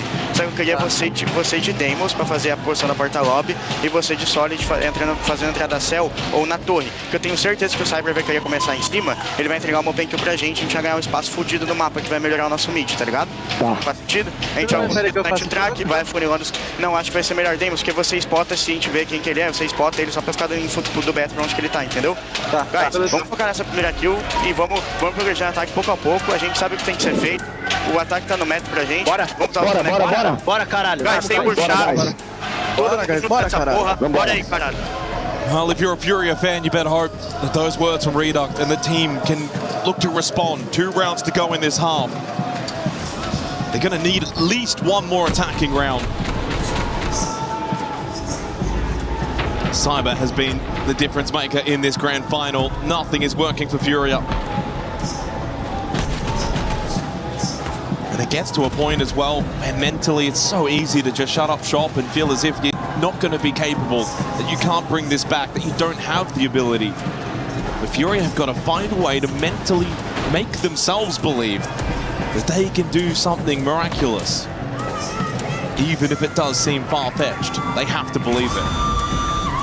Yeah, from the perspective of Furia, you have to remind yourself that the other 5 on the opposing team, they're human, just like you. Nothing is impossible. It's going to be a challenge, though, and they'll need to play well. It goes without saying. Gorm's Games up next. Must fight their way back into this map. As FaZe continue their steamroll. Cyber up to 40 kills in this series. And the only reason he's probably not going to get the kill record is because FaZe are sprinting towards the 3-0. Cyber's got more kills than Herds, Bulbs, and Loira combined. By the way, Loira's got 18 kills. Boxera finds an opening kill, though, onto Handy. As that breathes some life back into Furia out of the tactical timeout. It is only the Malusi. And while it's been a decent grand final for Handy, it hasn't quite been his high-profile best, only 17-14. It's all been the Cyber Show today. And he's going to be the real boogeyman that Furia still need to contend with later in this 5th round. Keep it deployed. We have some time. They still elect to peel back, despite being a player down. They'll look to play into the late round util on offer here. Nitro, triple smoke, and canisters from Cyber. Well, they have got information on Cyber KDS towards the courtyard corridor, courtesy of Loira on the Solid Snake. He's been able to ping out their location, so they've got good intel on 2 of the 4 members. Cyber's also in the Jugger payload call, so he's very low. Liking the pressure that they're putting into Cyber, making it more difficult for him. But not impossible, and he creeps in towards Briefing to try and find an angle. Hertz is going to have to be very cautious. Oh, Cyber does find Volps. Of course he still has an impact. Of course he still has a say. Loira needs to find this kill on the KDS. He can't! Despite the opening kill, FaZe are still just too good defensively. Cyber to get the last 2. It's another 3 from him. 4 straight rounds for FaZe. As Furia now are so close to that knockout blow coming their way. Waiting room cafeteria, the last side of this half. 5-1 down will not be a good sign. They must win this round. I feel like at any point now in the future where we reference the BO5 kill record, we need to etch in the asterisk that if it wasn't for FaZe being so good, it may well have been beaten. He's on an absolute heater right now. 10 kills on the map. He's getting pinged by the Solid Snake. He's eaten the Jugger payload call. Doesn't matter what you do. Taken low, and he still then finds 3 kills. Oh, they line up at the end. He's on 44 kills, and we're only into the 6th round of the 3rd map. 20 short. 20 short of the record. I mean, what's the best of 3 record? Or the 3 map record, if you will. Oh, well, it looks like we do have a rehost, so give me a moment and I will triple check. Yeah, rehost will be in progress here going into the final round of this half as FaZe have been able to string together 4 straight defensive rounds. And honestly, that's also with, in that time, 2 opening kills from Furia, not able to convert the early advantages. So it is a 50 kill record, BO3 LAN, shared by KZ and Dan. And Cyber's on 44. But do you count it? How does that work? Who decides these things? I think we need a new category for this one. 9 and 3 on the entry as well, by the way. So it's not like Cyber's just kind of getting these like anchor kills and everyone else is dying and then he kind of gets the freebies. No, he's fighting from the get-go. And get this, 10 players in the server, 9 players do not have a KPR above 0.86. So the highest being Box Era, 0.85. Cyber's got a 1.63 KPR. That's kills per round. He's almost averaging 2 kills per round. That is insane. To add extra context in the league, so SAL, EML, etc., across a particular stage, you might have anywhere from 1 to 3 players average around that 1 to 1.1 KPR. He's on a 1.63. In a grand final. It's an all-time performance. It really is. Maybe JB92 was onto something. So the lobby being rehosted. FaZe 3 rounds away. 3-0 over Furia. Oh, they're just having fun. Handy's got the Jedi mind tricks on the camera.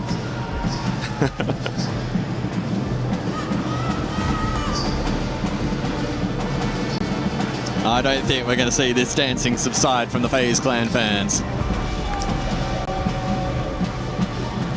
And look, honestly, in grand finals or even just a regular best of 3, sometimes you can kind of see the recipe forward for the team that's losing. You can point to good positives and say, well, if they can just do this a little bit better, you know, you find the avenues. There's just nothing that I can envision here for Furia. think their chance, certainly Bank was very disappointing, and maybe playing one of their top maps first up in the grand final doesn't help them. Porte, they were actually pretty decent considering the map streak for FaZe. Fortress, look, I will say, if they can get this second attacking round, close the half out, go defense themselves, there is that pathway back forward. That's it. That's all I got. Well, we're struggling to find belief on the side of Furia. And I wonder what's running through the minds of those 5 players on the stage. Do they have belief that they can fight back in this best of 5? We are loading back into the server. It will be the final round of the half. It is must win for Furia. Yeah, I mean, must win. No underestimating that. You win this round, you get your 2 attacking rounds. That's par for the course. That's kind of the expectation on a map like Fortress. You then go into the halftime break. You get another message from Reduct.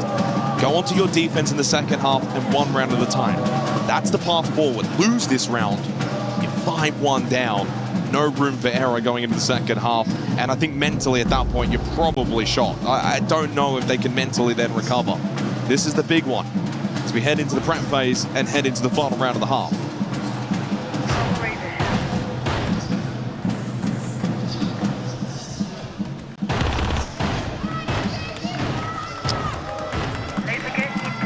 Look back down below. Let's see how this one ends up shaping out. It's been pretty mixed in terms of the opening kill metric over the course of this map. It's been a seesaw effect. Each team trading blows. 5 seconds to go. But in rounds 3 and 5, Furia have failed to convert. It's proved costly on site. Late round anchor play from FaZe has been exquisite. Especially that round 3. Oh, Cyber. Well. Oh, no. Cyber's thinking about the run out. No, nothing better of it. That's another aspect as well of his gameplay across the grand final. Cyber's ability to kind of know when to be ultra aggressive and then when to fall back. He's just done that to perfection. Doesn't throw his life away. I think of too many occasions where he's been caught out over aggressive. No, exactly. The drums may be beating from the crowd, but the heart of Furia is fading slowly in its beats per minute. Cyber does get taken down early from box era. Volp's trying to battle over towards Hamam against Souls. He goes gun up. They also dealt with KDS. Souls will die to Volps. This is a much better round for Furia, all inside of the opening minute. Well, that was rather quick, and that was rather needed. A sign of life for Furia, after all, to close the half. They get the much needed, much required second attacking round as we head into the halftime break.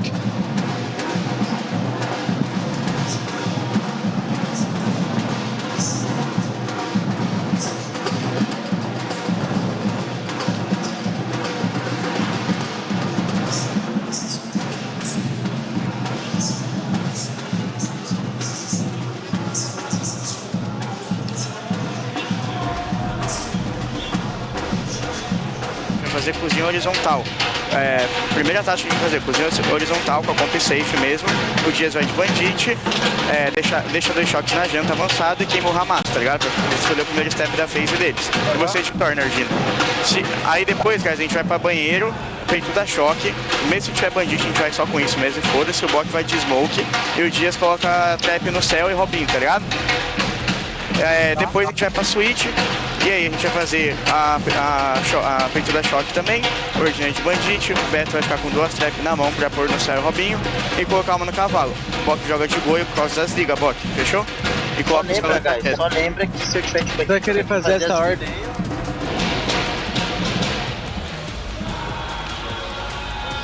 Descansaram agora.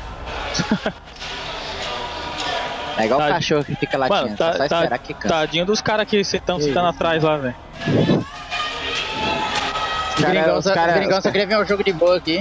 Os gringão devem falar, só tem maluco nesse Brasil já. Só dá louco. Poxa, o cara ali da bateria com a camisa amarela da Fúria, não é o Yuri do teste, não? Não, né, porra? Meu Deus do céu, velho. Eu sei que não é ele, né, cara, mas parece, porra. Não parece. Parece não? De Juliette? Idêntico. Parece nem um pouco. Que é isso, pô? Aquele cara lá de olho amarelo parece o cavanhaque, pô. Aquele outro lá. Não, o Reis tá falando, vamos pôr os times. Well, as we head into the second half of this map, to reiterate, this is the most defender-sided map of the tournament so far. It also features the second lowest amount of plants, which removes a rather large win condition for the most part to the attacking team. It's not going to be easy for FaZe. That's the goal for Furia heading into the second half. And by getting those 2 attacking rounds, it does give them a platform to build on. All hope not quite lost just yet, but they need to probably start well, get a couple of rounds together.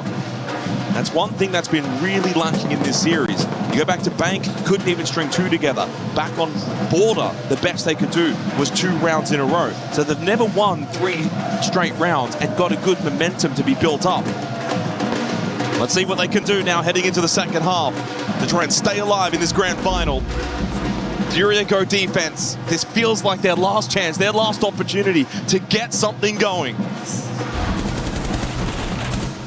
was great work in the last round. Quick sweep, horizontal, and FaZe given 0 opportunity to peel back towards site. Seems like there's still a little bit of belief on the side of Furia, who have elected to go to the quote-unquote tertiary side. I believe on this event it's actually been one of the more defender-sided, but regardless, the lesser played of the 3. 10 seconds to go. The band's Monty Damos alongside Kaid Bandit. It has been the most defender-sided site on Fortress at the tournament. In fact, it's Command Bathroom that's been the closest to attacker-sided at 44 attack win percentage, 70% for Wedding Cafe on defense. All the metrics are there to support Furia in their quest to get a comeback going here in the grand final. But the way the FaZe are playing, the way that Cyber's playing, sometimes you can throw a lot of these statistics out of the window.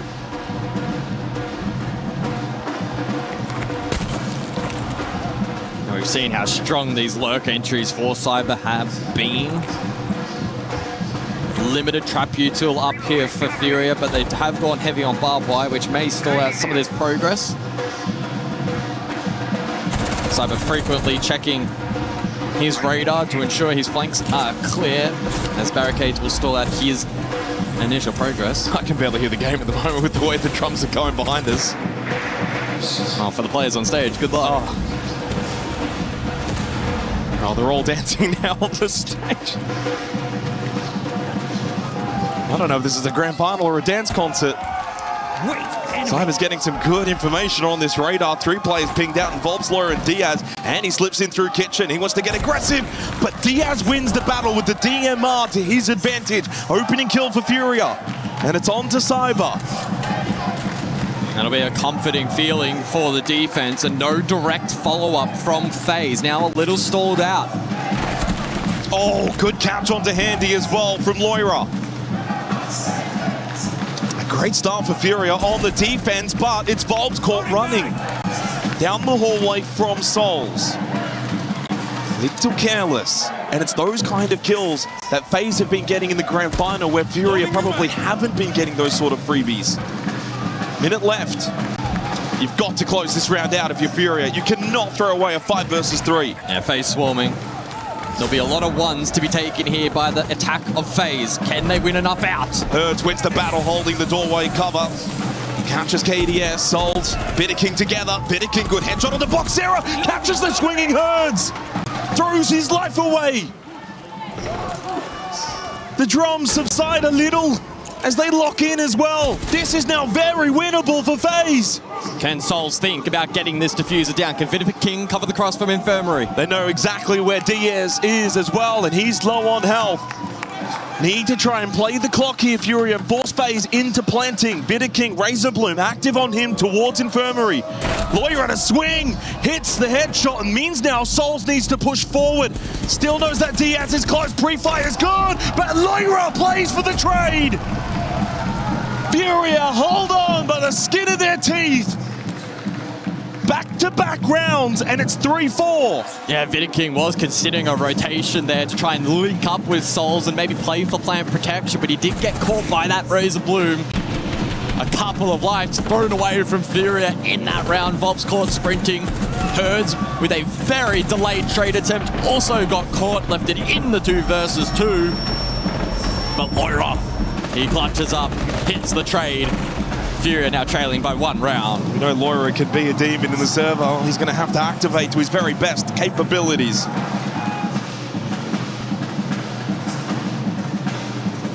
So they hold on. Good start to the round. Dealt with Cyber. Had the 5 versus 3. Yes, it does come down to a 1v1 in the end of the round, but it's irrelevant. It's a round win. It's in the books. Move forward. 2 in a row for Furia. They have yet to win 3 rounds straight, though, in this grand final. And honestly, must do it now for the first time here in the 8th round. Command Bathroom can be a tricky beast, though, on Fortress, as we've seen at EWC thus far. It hasn't been all that easy to defend compared to the other sites.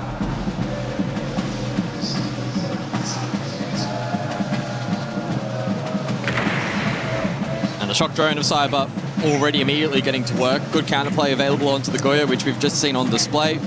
The mirror as well. Not to mention the Grismot mines, the magnets as well from Volps and Herds respectively. So Cyber will have his work cut out for him in the util department. And once expended, can then get gun up and active inside of the map. Roteros will be available as well for Vidiking. So drone heavy round from FaZe. Imagine they'll slow the pacing down. And then look to, in the late round, execute with the Glaz. They've got 4 smoke grenades available, throwing the 2 bolt smokes as well from Handy. It does enable Souls to get quite active on the Glaz.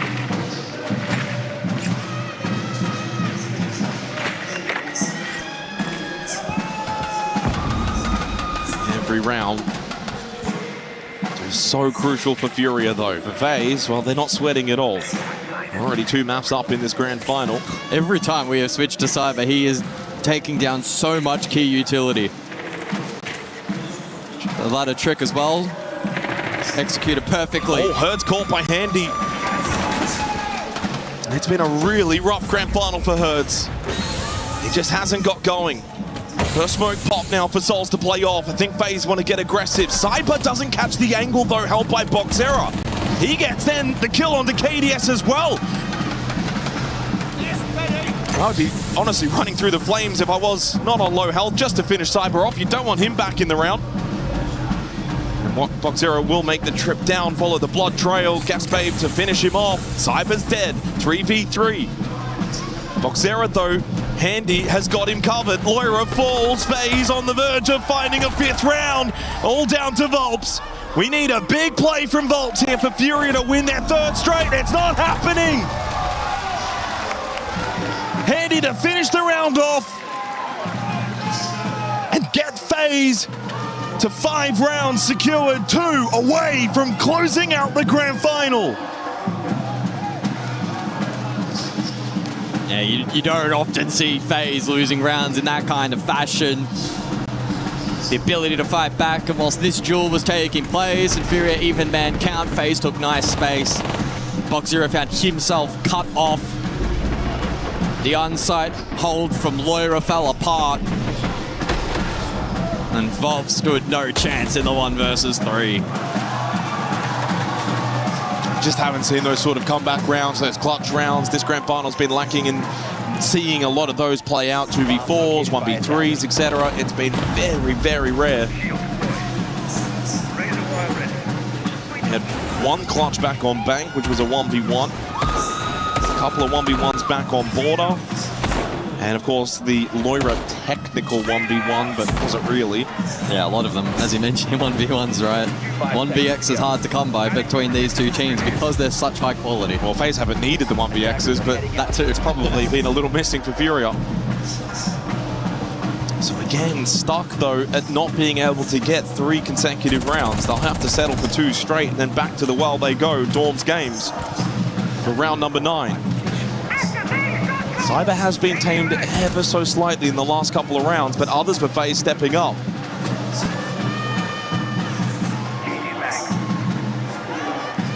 Vidiking to resume the twitch in this round. First shock drone dealt with, still 1 in pocket. Once again, similarly to the last round, a lot of utility that he can counterplay into, enabling a little more versatility around the map for the attack. Roteros for Handy, useful into the double deployable shield here. from the defense of Furia. Volps finds the first. Needed that one early in the round. They haven't always converted, though, on their opening kills here on Fortress. Enter to the Quan Hive launcher. That's information obtainable for FaZe. Actually now had 4 of the last 5 opening kills have Furia.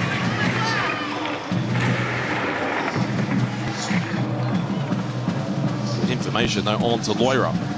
FaZe have shown a far better capability of bringing these 4 versus 5 rounds back into their advantage. Cyber on the lurk. Either barrier will just block him at the doorway. Good reposition from Loira, and still has 1 more in the pocket as well. Matricel available for Herds, 2 gas babes still for Diaz, so there is plenty of utility for the defense heading into the final minute. Yeah, they're playing into that util so nicely at the moment. Good positions held here at the moment by Furia. Not over peaking, disciplined. Cannot afford to feed ones to FaZe. Was a flash thrown as well. That is a little bit wasted. Good swing from Loira onto Cyber. Backed himself in and won the battle. 2-player advantage for Furia. Soul's hoping that 1 more will go for a swing. Mirror window has been broken. Bitter King has the chance. Loira goes for the jiggle peak, but then Herds well positioned to deal with Bitter King. Spray will not connect from Souls. Handy did find the kill onto Loira. 2 versus 4, no, done. 2 quick kills from Furia. They'll find their 3rd round in the last 4. Starting to build a little momentum here on Fortress. 4-5. Yeah, looking locked in and focused there in round number 9. 1 more ban per side. It's got to be the mirror. Has to be the mirror ban here. What do you get rid of, though, if you're Furia?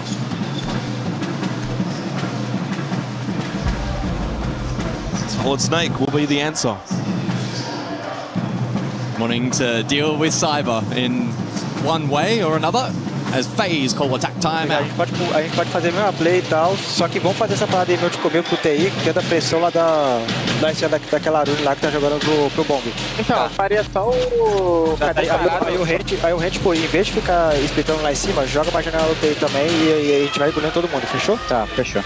Tenta vir levando ele a queda. No bomb do banheiro, deu pra perceber se tá fazendo recuado ou avançado nessa play? Não, mano, era pra equar a família no seu. Era pra equar a família avançada. Tá, beleza. Então vamos fazer uma splitada, meio que baitando a mesma coisa, tipo, de smoke lá na obras e tal, e a gente vai dominando o mapa e depois a gente termina, tipo, avançando. Eu jogo solo lá na obras. Isso aí vai jogar, tipo, pulando L e avançando porta L, fechou? Tá, eu vou de twistão nesse aí então, quebrar as coisas. Timeout expires for FaZe. It's 3 of the last 4 rounds for Furia. It may not be 3 straight, but they are starting to string together a couple of rounds. 4-5 on the scoreboard. They've also started to get control of the entry battle, winning 4 of the last 5 opening kills. As we head into the 10th round, can they go back-to-back rounds again, tie the scoreboard and put a little bit pressure onto FaZe to close the grand final out here and now on this map of Fortress? This feels like Furia's last Hail Mary. But at any moment, it's easy to think that FaZe could find this 6th round and probably put the nail in the coffin.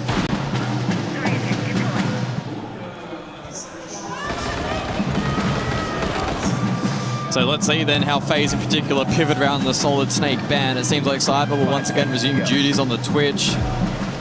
King back on the Flores, so heavy emphasis still will remain in terms of util clearance despite that mirror being banned out. Still quite a useful tool in dealing with Razor Blooms to enable lurk. So they lose the mirror on this side of waiting cafeteria. Instead, then they now bring the Warden. That's the main change up for Furia, along with bringing the Azami instead of the Goyo.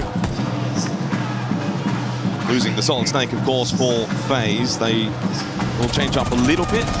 Mainly going to be bringing Twitch again this round. Didn't bring it though for waiting cafeteria, along with the Striker, which will be double flash and double frag grenade for Handy.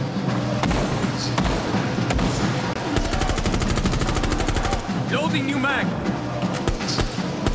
More than likely going to be a traditional slow build-up into the round for FaZe, contending with keeper barriers and other various pieces of utility that will naturally slow them down. There is that Twitch onto Thorn interaction mentioned previously. As Souls can get to work hard breaching on the Hammam side of the map. Maybe draw the attention here of Furia. Elects not to blow that straight away, as FaZe are still staging elsewhere. Halfway through this round, but I mean, that's the FaZe special, isn't it? Yeah, everyone outside. Classic FaZe. And one of the few teams where we don't concern ourselves with worrying about the clock too much. They know how to use it so efficiently. Oh, but Herds finds an angle onto KDS. Is Herds slowly getting himself individually off the canvas for what's been, well, to be honest, a terrible grand final up to this point, but it can change. Another opening kill for Furia. They've started to dominate in that area. And Cyber, well, he's been stranded on 10 kills now for a while. This may be kill number 11, but stolen away by King. He won't care about that. He's happy to see the end of Boxera. FaZe answer back. So they start to push through that courtyard corridor. But it's Diaz that catches Handy. No trade potential either. Cyber not close enough. Still at the doorway. So didn't have the chance to get the trade on to Handy. Advantage again for Furia, heading into the final 35 seconds. They still haven't dealt with Herds over towards Dining. This is a tricky position now for FaZe to problem solve their way out of. Furia so close to tying up Fortress. Herds to duck away from the flash. Another one though, he goes full white. Has Loira got a long angle though from that main hallway with the DMR of the Aruni to help Herds, who does seem a little bit stuck. Vault over, Souls!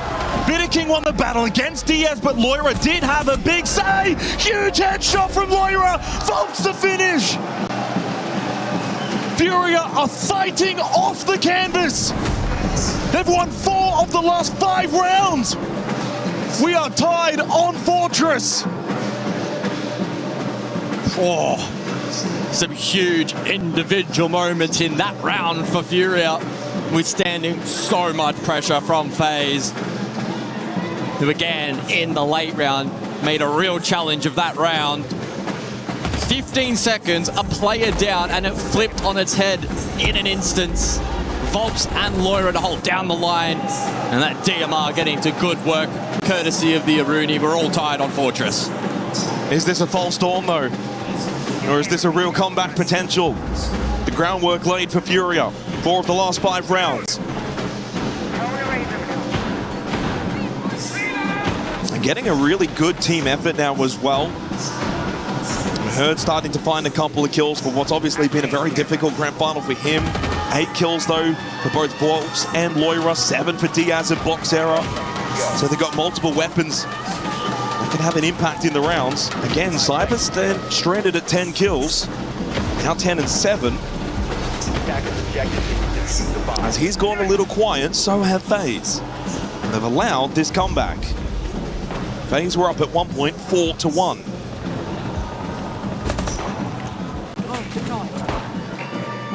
But such is the nature of, I guess, defender-sided Fortress.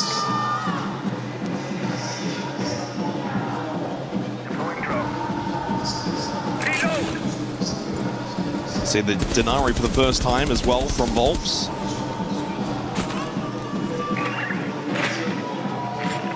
Yeah, courtesy of the Volk, we see the transition away from Twitch in this round from FaZe. IQ instead. Strong tool in identifying where that info gather is and then being able to formulate a way to deal with it, although may leave them a little more exposed in some of the util clearance game. And a byproduct of that may mean that some of the lurk potential here for FaZe is a little trickier than has been the case for the majority of this half. Flores, the mainstay, once again back in the hands of King.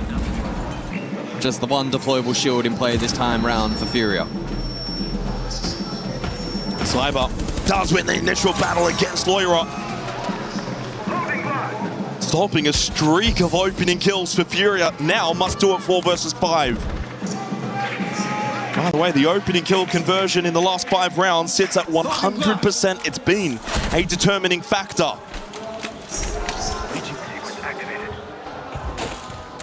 The drums go quiet as Furia need to navigate a 4 versus 5 in this final minute of round 11. Command Bathroom, of course, was won by FaZe last time in the 8th round and are setting themselves up to do it again heading into this last minute. Diaz has got to be so careful, but finds the angle onto Handy. Handy is revivable. Nitrocell available for Diaz, double gas bait for Boxera. Oh, you to layering, Herds down. Cyber on 1 HP, Handy's back up as well, so it's a straight 5v3. Gas bait connects and Souls will go down. It's a crucial double from Boxera. 30 seconds, 3v3. Overtime to be secured for the winner of this round. Long rotate, KDS. They're going to double stack this position, try and trade their way into Bathroom. Got to recover the kid as well. KDS to vault over, claim it. Volps loses the battle against Vidaking, but Volps then gets the last laugh against Handy. The tripwire connector gets the kill. Plan to go down from KDS. Can Boxera find the way forward? He's trapped by Vidaking. Oh, what a Nitrocell from Diaz! A massive explosion that gives Furia map point on Fortress from 4-1 down.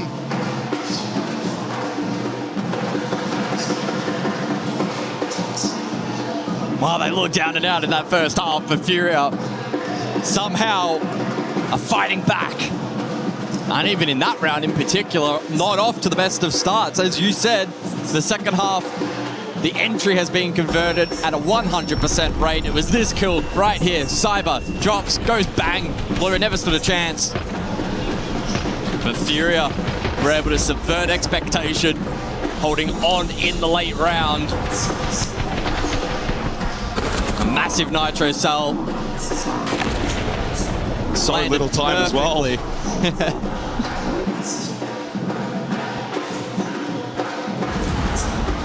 Well, Furia have the chance to close this map and send us to Lair to extend this grand final.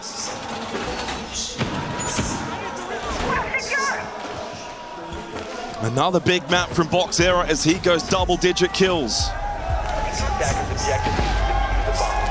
Yeah, double-digit kills with 11 back on border, and he led the way with 8 on a bank where they got resoundingly beaten.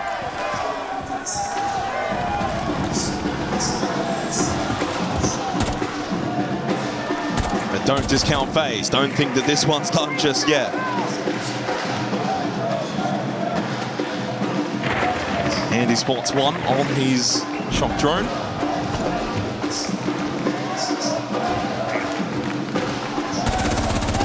Cover me! Reloading!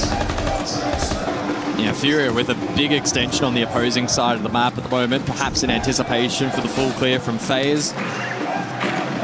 So the question then will be, do FaZe actually elect to commit once they gain this info, or do they go for the rotation more direct? Oh, Cyber caught on a timing, but somehow Boxera doesn't get the kill. He had first shot. Cyber, the reaction time is next level. He has been wounded, but it's the opening kill again for FaZe. Cyber is a machine. As Volps now lurks here on the first floor, but he gets droned out, position known, and forced to fall back. He was eager for the trade attempt, but won't force it. Oh, Loira almost dying as well. Furia attesting their fate here in the final round of regulation. Need to win this next fight. Oh, hurts. Again, another fight that Furia have not been able to win. But Hertz has got the information on Cyber's position towards tower. Handy finishes off Loira. 5 versus 3 for FaZe. And they are typically good at closing these advantages out. Diaz needs the ace. This one is seemingly going to overtime, but that's a big kill. That's kicked down. Gives Diaz a small chance. As he gets tagged up, Cyber, Handy, both low. It's not impossible, but really improbable. He's been enclosed. FaZe have been able to gain ground. A lot of time to work with as that diffuser's collected. This is where for FaZe, they can just kind of double up. Nitrocell, is that going to connect? It does. On drone, they know his games. Double push, but it's Handy that has the angle covered as we go to overtime here on Fortress.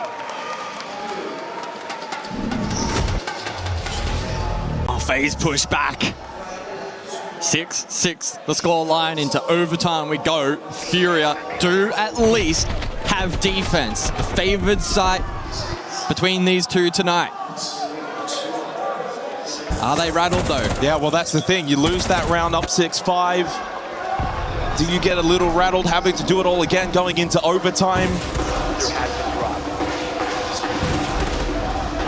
FaZe so clinical. So much composure.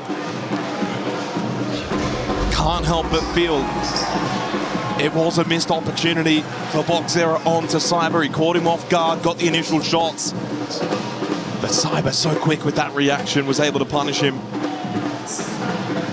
And off the back of that, we go OT. Furia on defense still.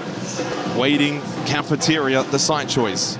And this is a site that FaZe could not win on attack from 2 opportunities. Yeah, Furia picked it first out. Back on round number 7, doubled down round 10 when it came back into the rotation, and as you are alluding to, winning out on both occasions, found the opening kill on both occasions. Going to bring Valkyrie as well this time around on Waiting Cafeteria. First time they'll do that.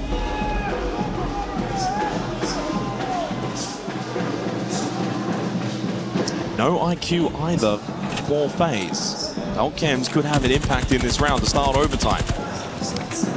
You know, I do wonder, maybe it was hidden, or perhaps FaZe just electing not to bring it. They have in the past, though. We saw it back in round number 11. Can that info gathering give Furia an edge in this round? From an information perspective, will be important in identifying what's clear, what's not. I think most critically over the early to mid portion of the round, trying to identify what kind of lurks might be employed. And how they can try to shut that down. Speaking of, Cyber already inside the map, this time lobby. Obviously, one Volcam already dealt with, 1 lobby, 1 museum still up for Herds. Here's that lobby Volcam. Boxera trying to play off this ping. Cyber making an entry through front. He's looking for the cam. He knows something's not quite right. He's taking some time, though, out of the attack of FaZe in searching for these Valcams. Reloading, cover me. Herds. Can't imagine he's too confident in his swing game at the moment. 4-9 here on Fortress. Lackluster grand final for a man so experienced. Heading towards that final minute again, but as we know with FaZe, as you said it earlier, they don't need a lot of time when they go for that side execute. King to get to work in games, open up the floorboards from above. No one on the top floor for Furia. Full horizontal hold towards the site on the first floor. So FaZe will have the vertical advantage. Yeah, just flushes that defense a little deeper. Leaves Infirmary now a little exposed, and FaZe are circling on that corner of the map. Means you're going to be so careful with your positioning. Danger everywhere. You can sense the uncomfortability of Boxera. But he does hold his position in Infirmary. He's done a good job. He has been able to stay alive despite the amount of frag grenades thrown his way. Keep it barrier up, and it's Diaz that got the Nitrocell kill onto Cyber. That's kicked down towards the corridor. Yeah, really good from Boxera, eating all of that utility, giving his team a chance. 25 seconds now for the recovery from FaZe. He does die, but as you said, job done. Diaz then plays off his life with that kill. Trade back from Vidaking. Flurry coming now from FaZe. Hertz, though, big kill with the headshot onto Souls. 15 seconds. Kit will be acquired from Vidaking. Back into Infirmary he goes. Wants to get a position for KDS to cover, but Loira shuts that down. As KDS finds that kill, needs 2 more in 4 seconds. Will opt for the plant instead, but here comes Vobs. 7 on the board for Furia. 2 more chances for map 3 to go their way and get us to Lair. Oh, they ate so much pressure in that round. Furia hold their nerve. Another opportunity to win this map and head us to Lair. Well, what a round for Boxera to do his best to dodge the amount of utility coming his way. Got some help though with Diaz, that Nitrocell onto Cyber. That was kicked down. That throws a bit of a spanner in the works for FaZe. They've got to go get it, get themselves out of position. What FaZe do get now though is the ability to win their own defensive round and get this to 7-7. And wouldn't that then put the pressure on Furia? For FaZe, it's whatever. If they lose 7-7, if they lose the 7-7 15th round and we go to Lair, they don't mind. They've got 2 maps already banked in the back pocket. But you would imagine Furia will be a little nervy, even on defense, if we get to round 15. But has Furia had the chance to close it out in regulation? 2 more chances here to close it out in overtime. And it looks like they're going to go double shield as well. Blitz and the Blackbeard to be selected for Furia. We haven't seen them attack for quite some time. But there were 2 rounds that they did bring. Both the Blitz and the Blackbeard. Lost one, that was on Dawn's Games. Won the other, that was on Waiting Cafeteria. But we go Command Bathroom.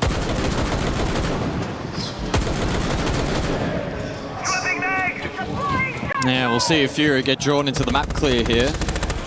With the double shield, I'd probably anticipate that to be the case. Play a strong front line and being able to break some of those key choke points. Unless they find an opening elsewhere and then can exploit. Diffuser in the hands of Volps. He'll drop Old Tower. So they Furia just going to go quick. I think they just want to play this quick. Try and catch FaZe off on a timing. Worst case, you lose the round, you go defense next. No, they get the space, but FaZe are nowhere to be seen on this half. No, but we're a minute into the round. They've already got full Dawn's Games control. Get a little bit closer to the Command Bathroom. They're playing this with real pace. Cyber lurking first floor.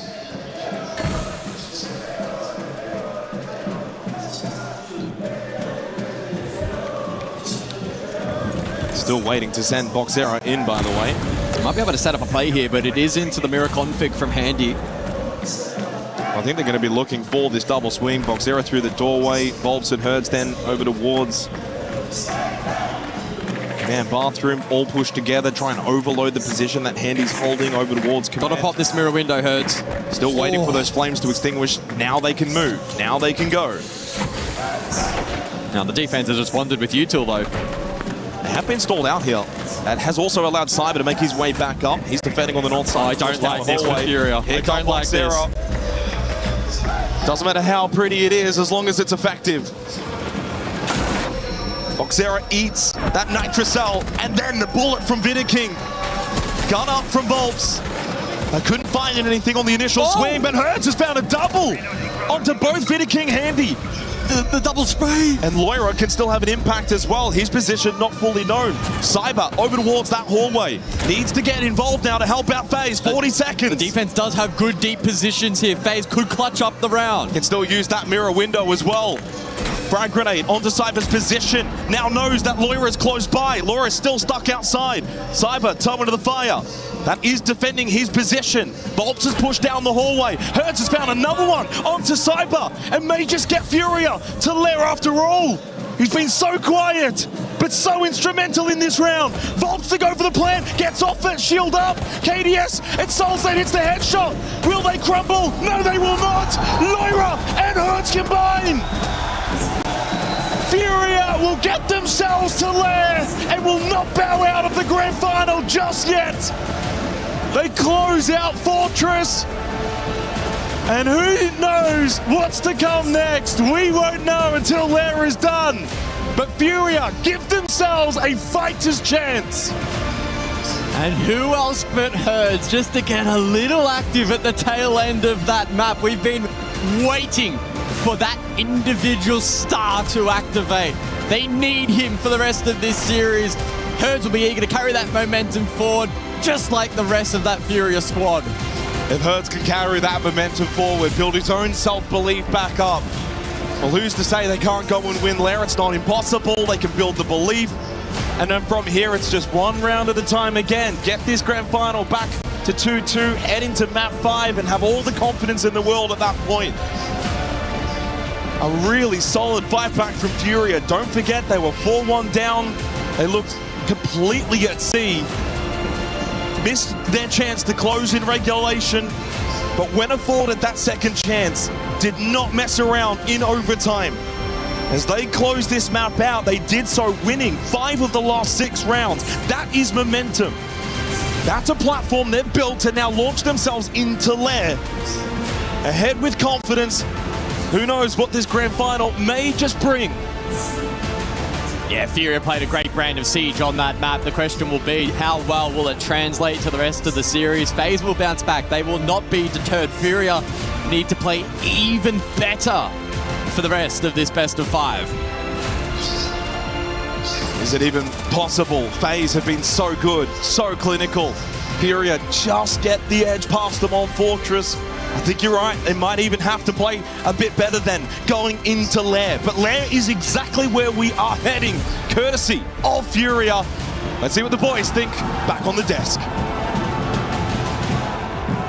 4 of those rounds went in a row the way of Furia, and 5 of the last 6 to tilt this back to a series. And while FaZe were using everything in their might, family, faith, foundation, and even on Fortress to be able to try to close it out in 3, it was Furia, another F, that would put an end to that and keep the conversation going to maybe what could be the beginning of something special. Of course, that is a lot to say and maybe a little too early, but they've opened up the door, Lax. I mean, what a show of resilience from Furia. Going down 2-4, yes, it is a very defender-sided map, but you still have to earn those defenses, and they absolutely did. And I want to talk about Volps, because obviously we've been highlighting him in the negative, to be able to find his way, find his momentum, find his rhythm, to really put the nail into the coffin here to close this series. Then you look at Herds, that last round, that was the defining moment for Herds to realize he's still in the fight, he still has impact. It's all in the head,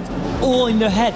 When your 2 leaders come back into it, when finally they start, here they're still at the bottom of the scoreboard, but still, they had a few critical rounds. You just mentioned it, the very last one for Herds to be able to get that double kill on Horse with Twitch and finally cover the plant.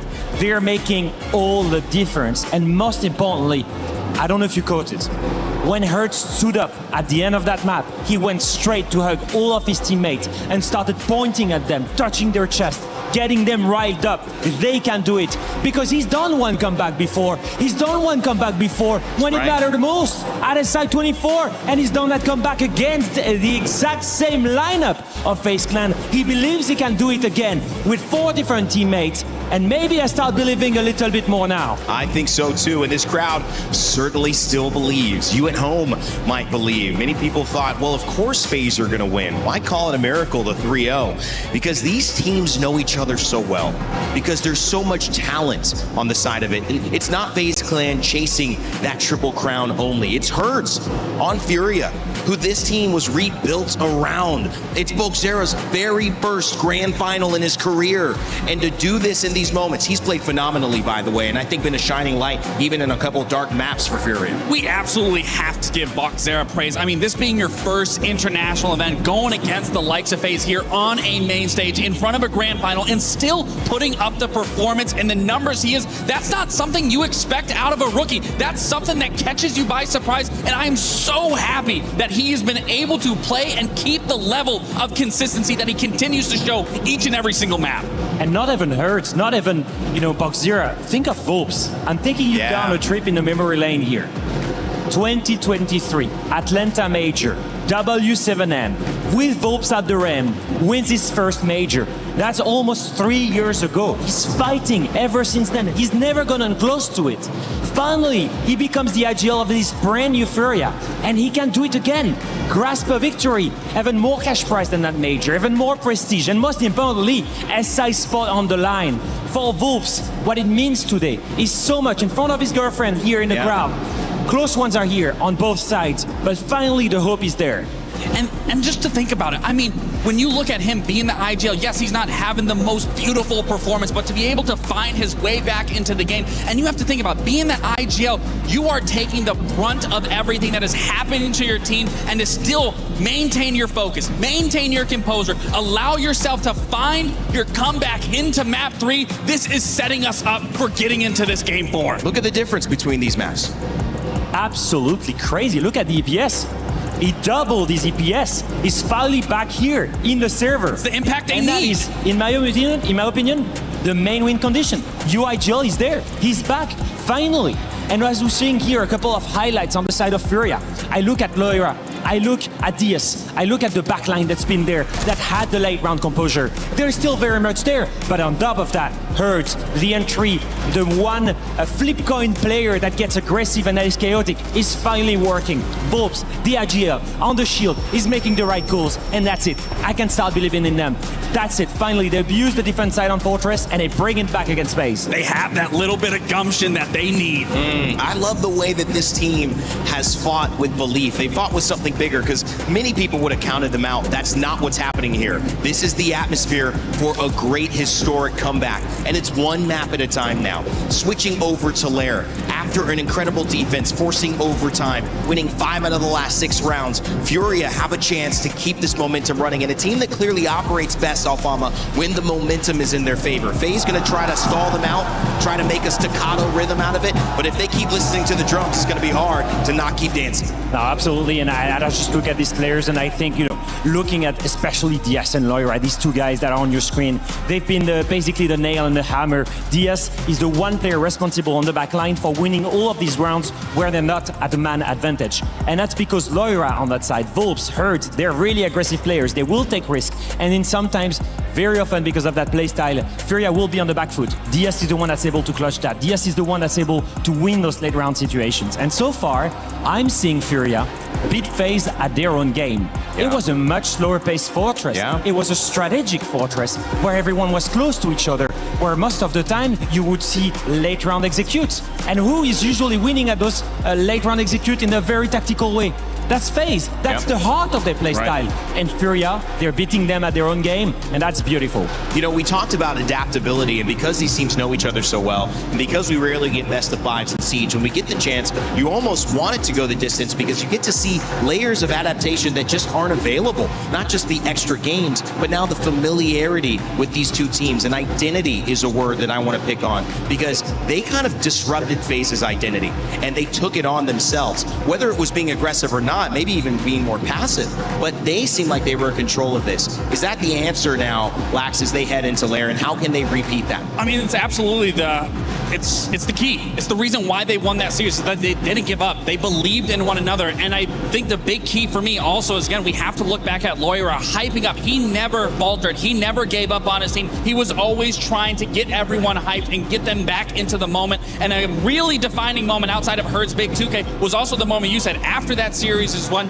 Hurts gets up, looks at everyone, hugs them, points to them, lets them know you are the best. We're going to win this. Let's get this next map. Those are the keys that is going to be the element that is going to get them back into this series, get them back into the fight, and bring it to FaZe's doorstep. We started speaking about it when it began, right? It's all in the flow state, all in the head, especially in these moments. Very often, it's not really tactical. But if I have to say 90% is the mental, then let's focus on the 10% tactically here.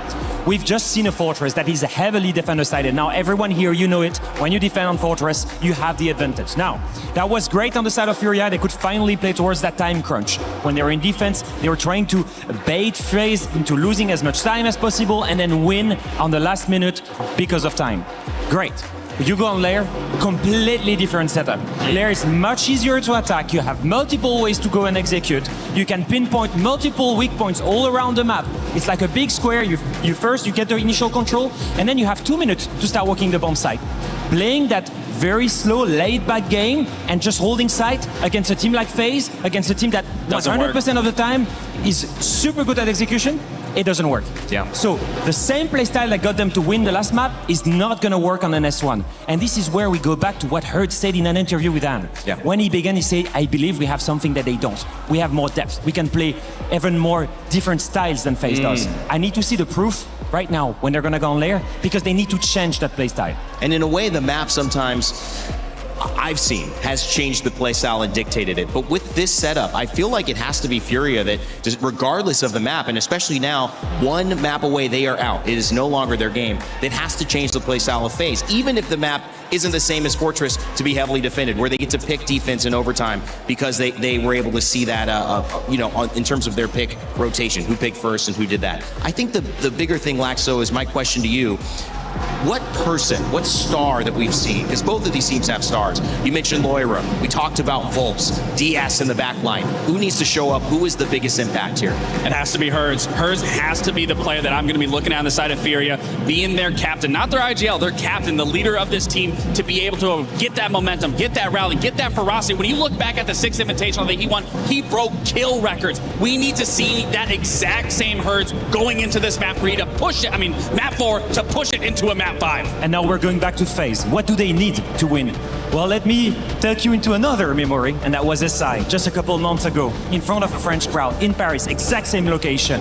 These guys are playing SI Grand Final, and they're facing a really good Team Secret. And they're leading. And then suddenly, they stumble upon a problem. They lose Fortress against these guys. They've been here, exactly the same spot. Wow. One map away from winning, suddenly they lose Fortress. And they bounce back. They bounce back. They won the map after that. That team mentally has everything they need to bounce back in this. That's why I'm saying the pressure is on the side of Furia, not of FaZe. Currently, it's 1v01 to make it and to win. They still have a life. They're not worried.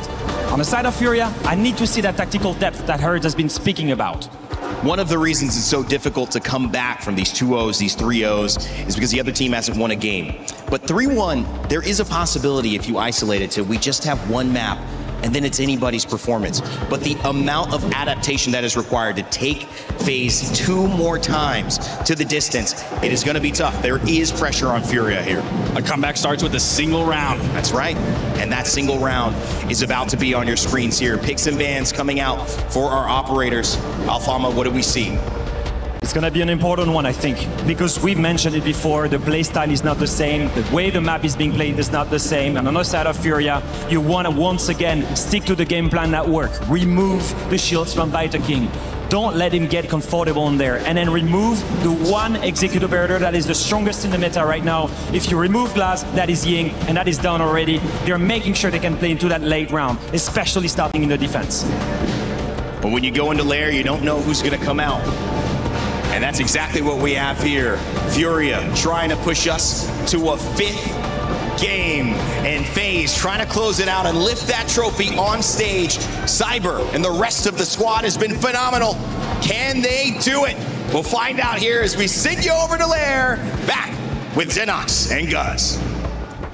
Well, the beauty of map 4 means it's one of two things. Either FaZe will claim that trophy at the end of Lair, or Furia send us to map 5. It's one or the other in terms of heading into Lair. A 3-2 record for Furia, but most importantly, of course, a win versus Dark Zero. Just yesterday, 7-3 on this map. And on the flip side, for FaZe, if you recall, a few days ago in the quarterfinal, they got decimated by Team Liquid. 1-7 loss for FaZe. That's the last 2 times these teams have played this map in such a short span of time. Furia begin defense as well. Can they carry that momentum from Fortress into this map of Lair and seek out that 5th and final map of Clubhouse? I think a good opportunity as well to be mindful. We are now entering map number 4 of this series. Best of 5s, a rarity in Siege. Often only played in the most important of games, especially in this kind of environment. And so that's naturally going to give FaZe an advantage. The stamina of Furia is really going to be tested to its absolute limits. They did well to grind out Fortress. Lair's going to be a whole different story. So Master and R6 top floor to begin with the defense of Furia. They'll bring the clash in Diaz to hold over towards Ops at the moment. Right now the focus for FaZe opening up balcony side breach.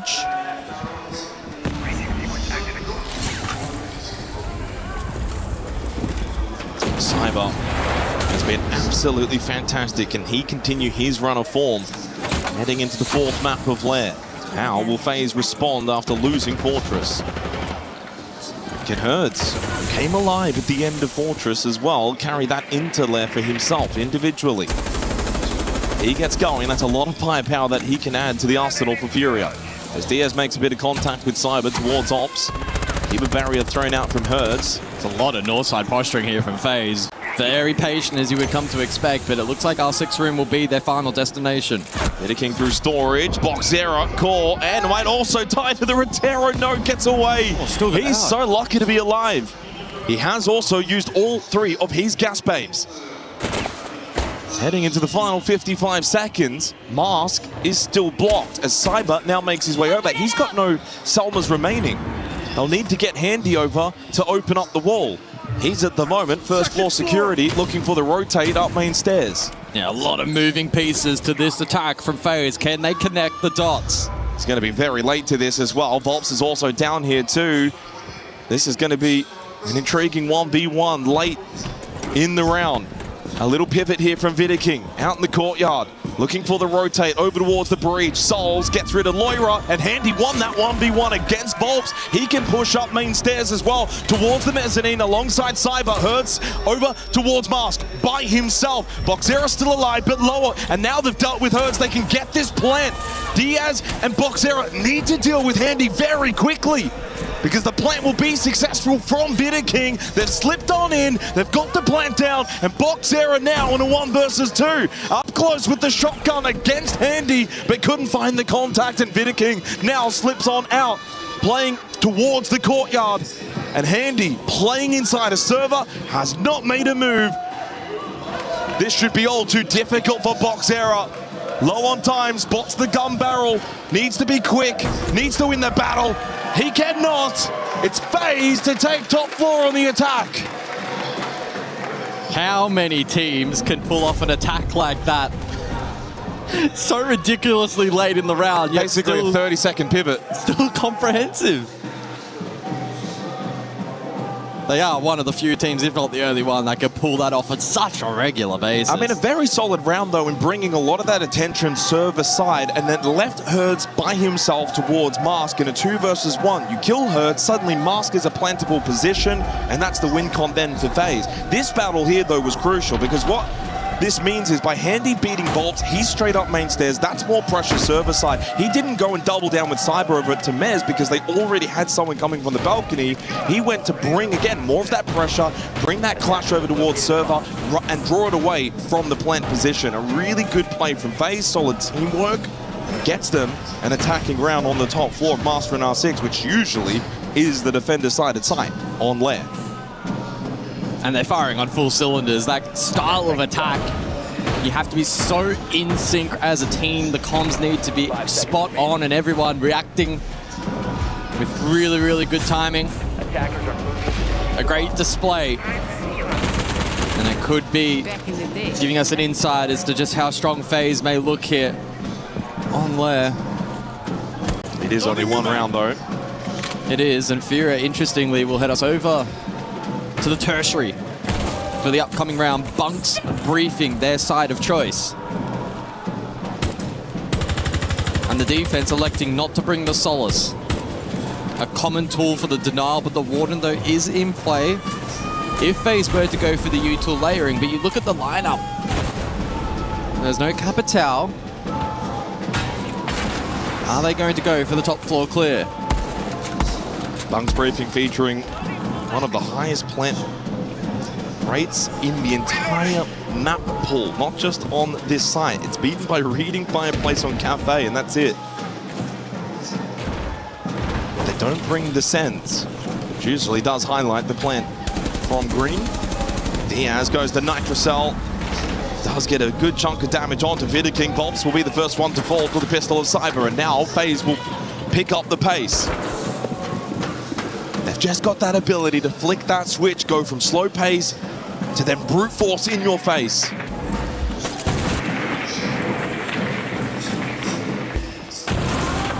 And Fury now are susceptible to the crunch on the top floor. This mirror window, can Furia play off it effectively? And Loira is now low and feels a bit pinched because of KDS at the window.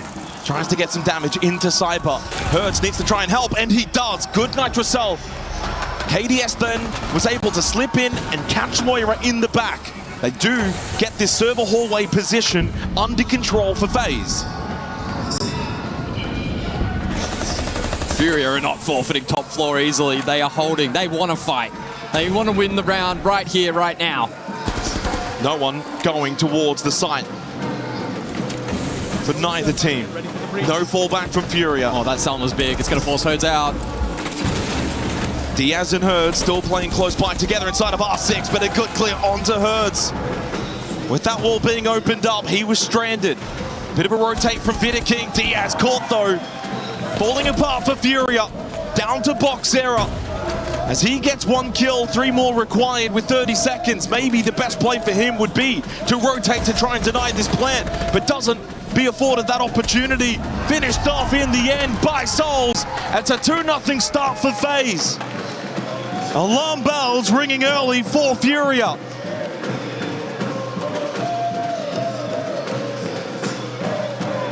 And it will be a tactical timeout called already by Redux. Pausa aí pra vocês darem uma respirada, tá ligado?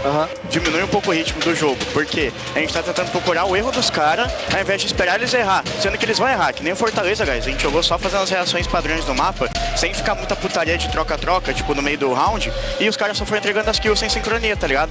E a gente tem que seguir o mesmo plano, não sai do plano do Bahia que vai dar certo. Vamos fazer Labs Falcons agora, não tem problema, depois a gente bane o Ace e volta pra de cima. Guys, lembrem das reações padrões do mapa, que as kills vão vir, o round vai ficar fácil se a gente diminuir o ritmo da comunicação e focar no que a gente precisa fazer nos cruzados da tática, fechou? Vai dar bom, fazer. A gente vai fazer Labs Falcons, depois a gente vai banir Ace e vai seguir o plano com as táticas de mira, guys. O plano tá Fechou. bom. Vamos, guys, vamos. Fechou? Bora, caralho. Bora. Bora aí, guys. Caralho. Well, we spoke about Furia needing to bring the momentum of Fortress into lair. That has just not been the case. FaZe have started so hot. 2 straight attacking rounds on lair. Puts immediately Furia on the back foot. Don't forget, it's the 2nd best defensive map in the pool so far at the Esports World Cup, only behind Fortress.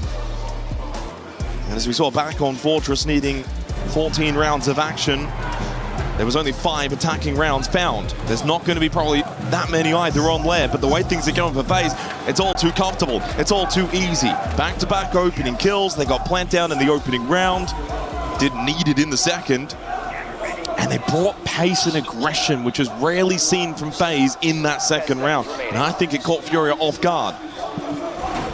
Now, it looks like Furia looking to experiment here in round number 3. It's the Scopos in play. That's a brazen call. It is. Probably sensing that, especially on site, FaZe are just too strong in being able to layer that util and break down those positions, try and disrupt elsewhere. Cyber on the search for kill 50 in the series.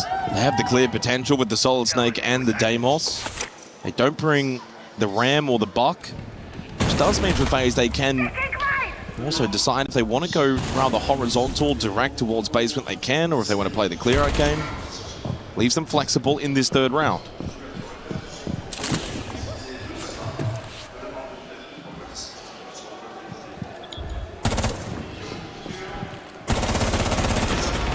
Cyber, no surprise to see him looking to make contact early. So far, it's all been Boxera for Furia on lair. Bob's bowl, in the meantime, was targeted by that death mark. Could find himself in a precarious position 2nd floor, but all the attention from FaZe at the moment is directed towards basement. And you can see the vert set up here from the Scopos. It does also, though, limit the play for Volps. In terms of being played into, good ping on the radar from Cyber, catching Laura Diaz and Herds' location. It does, though, mean for Volps, if they indeed are going fully direct, he can be the one to backflank for Furia. In fact, he actually has transferred back down into basement.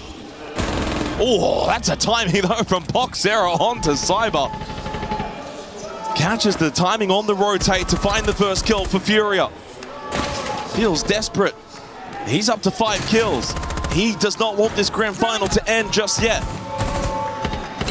Into the final minute, Herds taken low, but Volp Stars find contact on the Scopos, dealing with the Blackbeard of Souls. 2-player advantage for Furia. These are the rounds you absolutely must be winning. Herds into the corner, flashes coming his way. Couldn't avoid the second, but hasn't been cleared. The push through not just there yet. He will get cleared though by King. Finds the tight angle, but trade immediately comes from Diaz on the smoke, leaving Handy and KDS by themselves to try and snatch this round for FaZe. But in this grand final, even from the side of FaZe, these 2v4s have not been common. Easy one for Loira, spots out KDS, gets them both. Furia find their first round on Lair. Yeah, it ended up being quite one-dimensional there from FaZe. The lockers all in, brute force play does not work out. Furia, they withstand that pressure. Isolate a couple of picks in their favor. They still had good roam presence in play. Box Zero caught a good timing as well. They hit the scoreboard as the additional bans will roll through.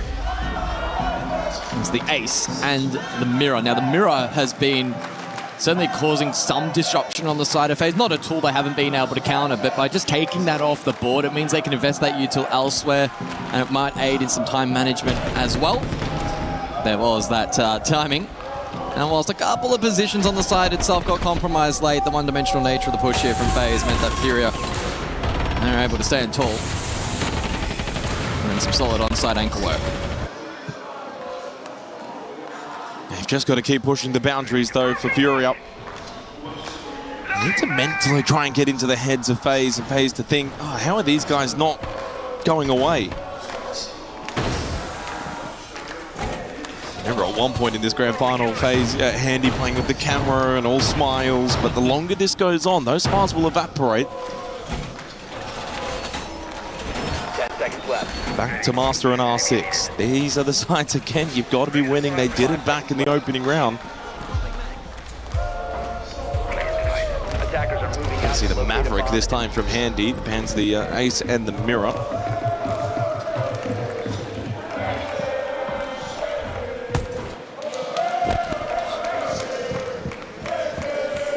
Maverick probably in response as well to the Bandit selection.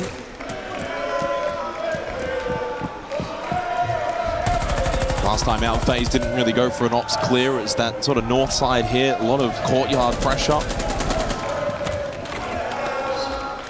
I wonder this time, though, with the Maverick selection, if he will eventually go towards an ops push and get this mezzanine control. And judging by the initial positioning on FaZe, that should be the case. Yeah, Handy can create line of sight, generate a cutoff point. Makes it difficult for Herds to continue to hold this aggressive angle. Caught here. Herds is very fortunate on this table in front of Souls. If there's anyone inside of the server that you probably expected to die there, it's Herds. He's had a rough day in the server today. Gets away with one. Yeah, that's good. Mezzanine has kind of been a little bit dealt with already. It's more difficult now for Loira to play aggressively there. Bob still wants to kind of hang around main stairs, but he looks a little cautious. FaZe can completely forfeit ops. It's perceived pressure for the remainder of the round. No one will be confident in re-swinging that on the side of defense. Early pressure, no way of really getting information. And now they bring all of their players back over towards this courtyard breach. Do they just go for phantom pressure again here? And then rotate off again? Go R6. Maybe the full flip, bit of bathroom pressure as well. It'd be so on brand for FaZe to go for that. Just keep Furia guessing. And again, evidently, as we've seen in this grand final, they don't need a lot of time. They're the one team probably they could just continue to execute 20, 30 seconds left and always look comfortable. They've done well to do with a lot of these Vulcan canisters as well. Laid out by Box Error.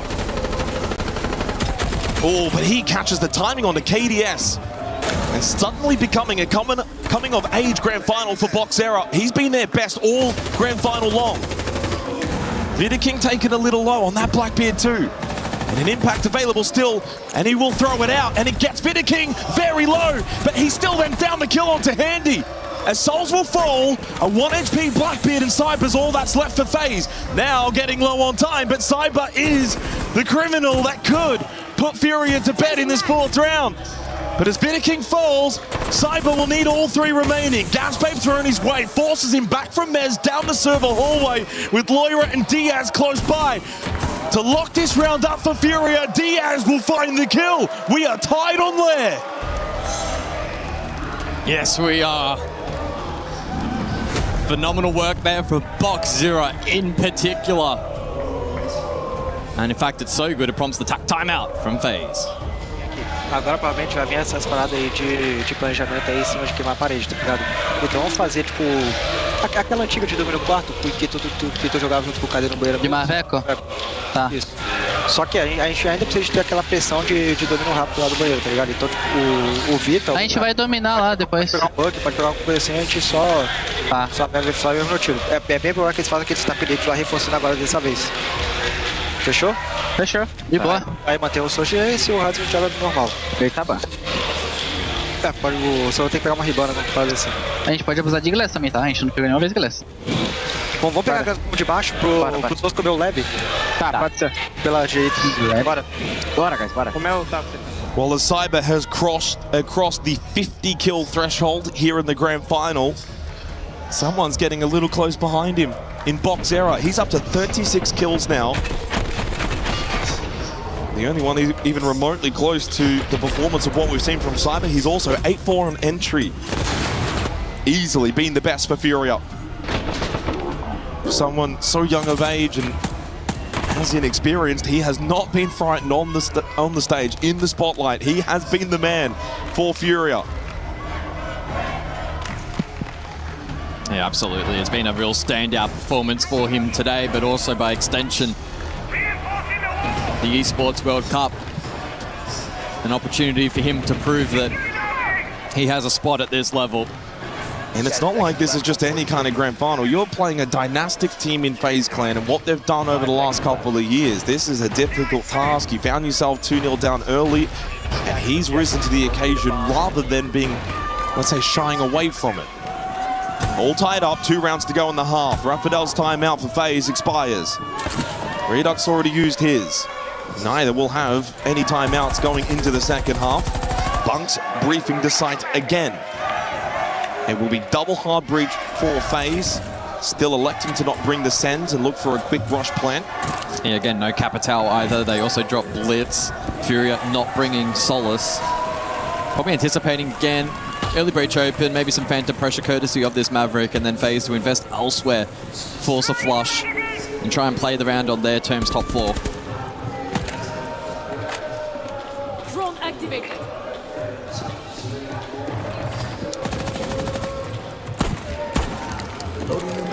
I'd be pretty surprised if this ends up formulating as a direct hit from FaZe. Say that, the way that they're positioning at the moment may suggest otherwise. Or is it back to that sort of phantom pressure that you create and then you rotate off? Saw that back in the last round. Ooh, Cyber at the window.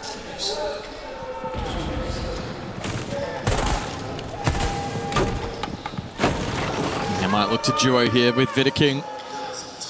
Souls as well has quietly crept upside. FaZe circling on second floor. Yeah, I think Furia getting the idea that FaZe want to clear out this server side on the top floor. What does Diaz do? Does he stay or does he fight? Well, it looks like he just wants to reposition. He does have Volps for cover, but Souls has made his way into Ops, so Diaz and Volps need to be very, very careful. Souls is by himself. Lowest trade potential, Handy down below.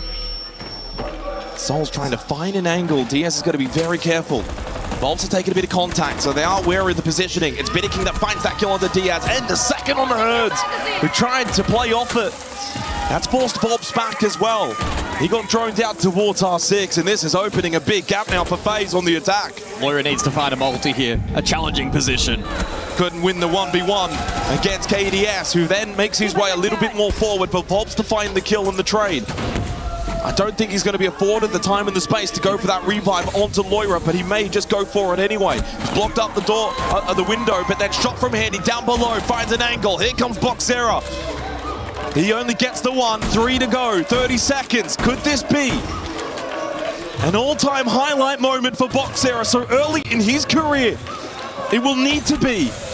As he gets tagged up, he knows that doorway is not going to be safe to enter. 2 above, 1 below. Cyber to make his push in with the kit as we enter the final 10 seconds. Can FaZe cover this plant on the vert? Yes, they can. No entry found for Boxera. Out of the timeout for FaZe, they retake the lead. A third attacking found on Lair. 1 round to go in the half. Back in front. again, the way they're just able to creep those chess pieces into position and then pounce. It was Vidaking in that one. A swift double. It put so much pressure then on that second layer of defense. Loira was forced to swing. He dies. Volps got caught with the keeper in hand. And whilst he still found one, it wasn't quite enough. Box Zero isolated Green. And FaZe are just so confident in their ability to deny his position. They hold 2 above, 1 for plant below. FaZe surely marching towards a series win.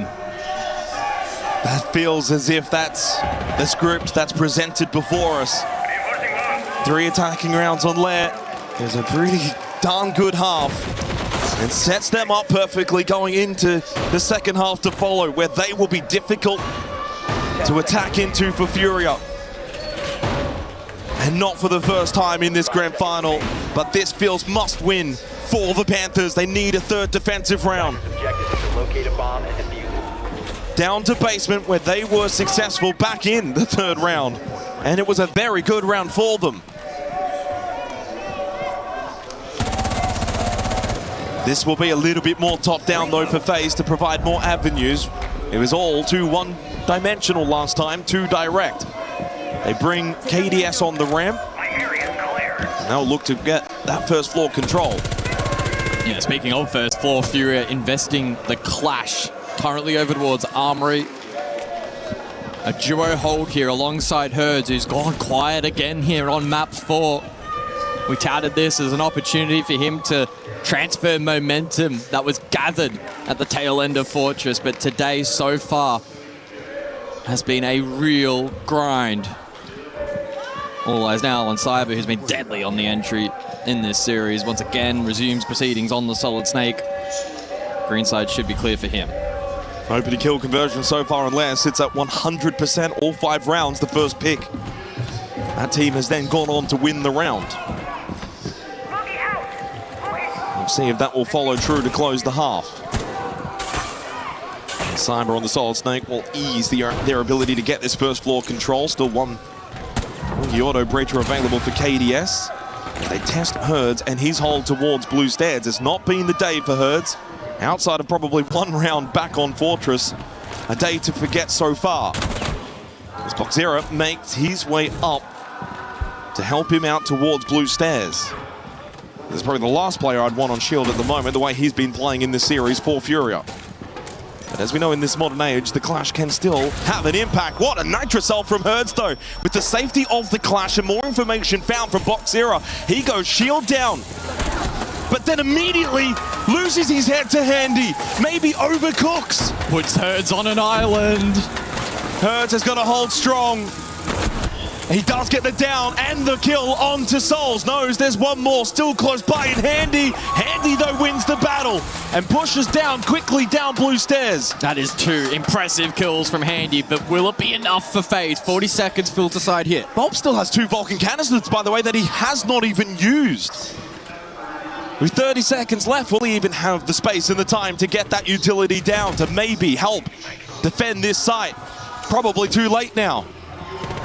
20 seconds, 3 versus 3, the most crucial round of this grand final so far for Furia.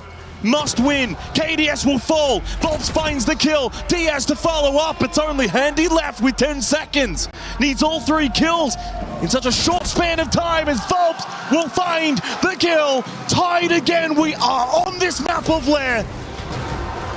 3-3, heading into the halftime break. And what a big second half to follow.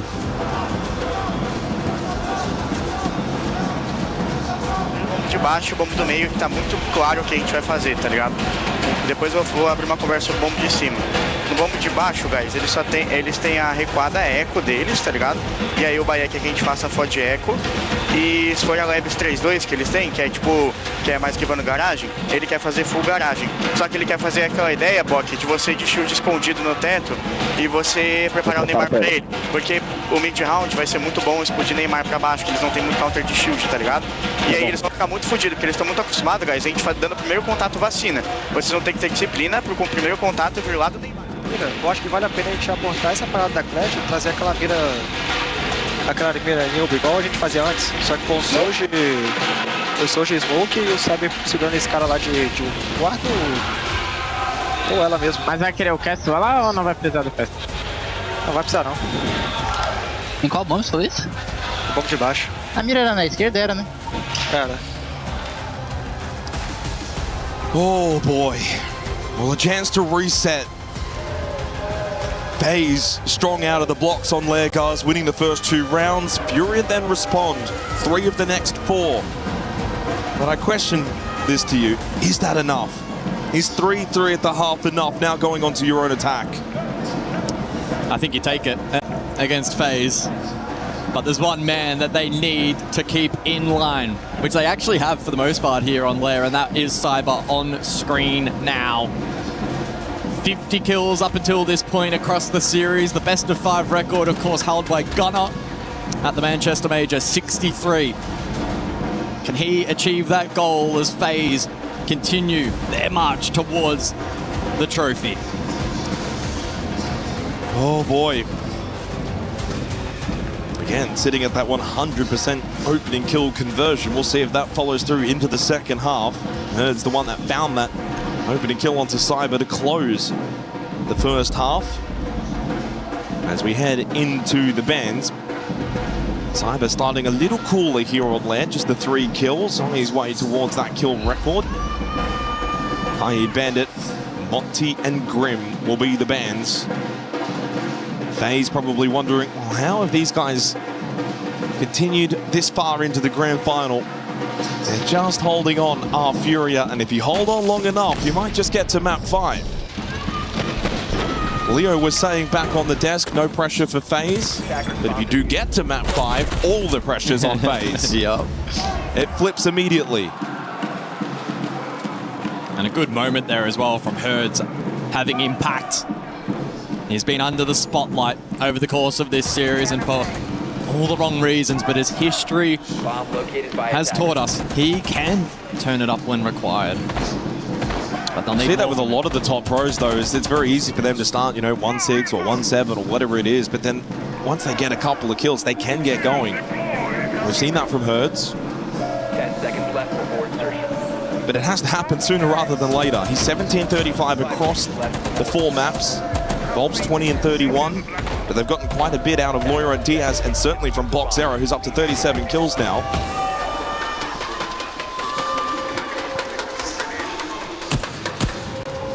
So as we head into the second half, all tied 3-3.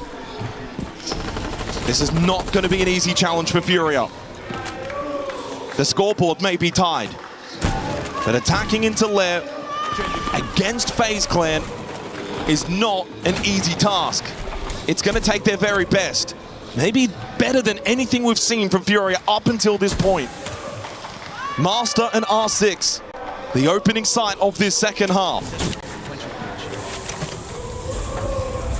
Early hard breach pressure here from Furia. Will they go for a similar approach in terms of phantom pressure and then a rotation late as they look to exploit a weakness from this defense, or do we see a more committed play style? At the moment, a heavy shape up over towards green side. That'll be a signal for FaZe. Yeah, but they've also then got the ability to continue to control Mez, server side hallway. That gives them a lot of confidence on the south side of the map for FaZe. Oh, Cyber was peeking breach there, almost netted a kill. Feels really strange. The action that we've seen so far, and yet the damage done to both Herds and Volts is really minor. Deathmark activated from Loira onto Vidaking, who's been shooting that Shamika launcher. Well, the opening kill is just going to be pivotal, and it really probably needs to go the way of Furia. Frag grenade to clear that deployable shield, forces Handy back. Volts to try and swing off of that shield clear. Get a little aggressive now for Furia.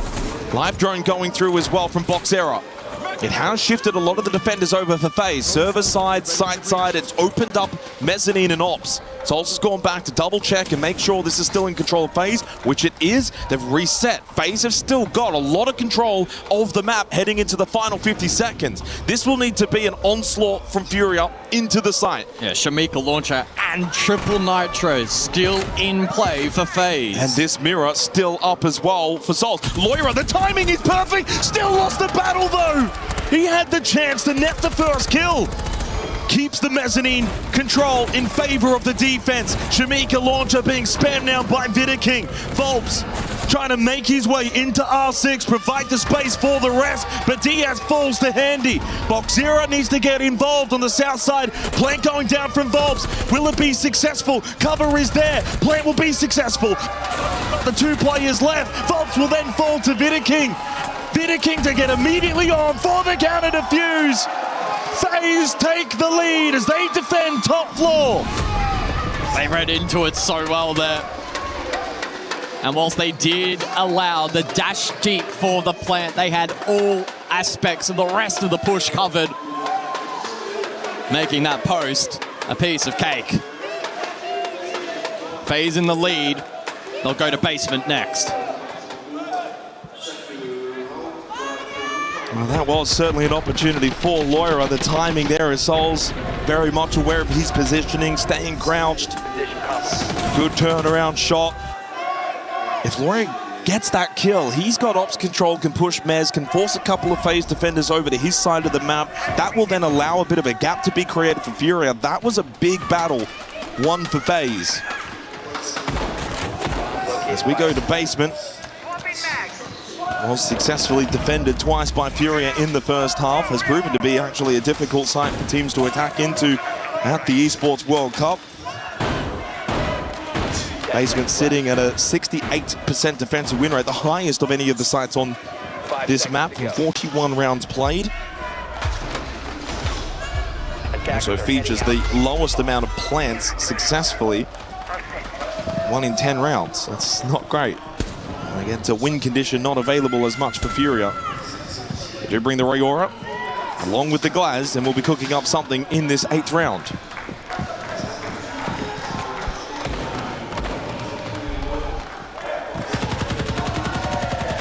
It's taking a little bit of damage early, but able to traverse over towards the main warehouse breach and expose that. They're very intrigued to see how Furia can employ the Rayora into this lineup. Can sometimes be used to facilitate more direct hits through basement and cut down on that traversal time in towards the side, and in some instances as well draw out the util from the defense and counterplay of that. The Nitros, the impacts as well. Likely to be a lot of moving parts to this attack for Furia. Volps is currently deploying some of that utility from the exterior.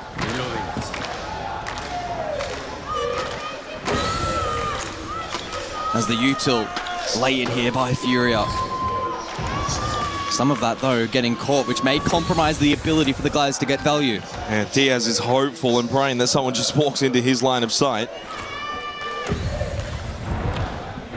Good information afforded to KDS. Can he get a good timing on this swing? Yes, he can. Shuts down Herds, and they lost Boxera. Loira to fall elsewhere too. Falling apart for Furia. Never had a chance in this round. Volps, a bit of damage onto KDS, but it feels as if this 8th round is almost a certainty to go the way of FaZe. To get them to 5. 2 rounds to go. Edging closer to that Esports World Cup trophy. It's been fun, but you get the feeling that FaZe have almost got the job done.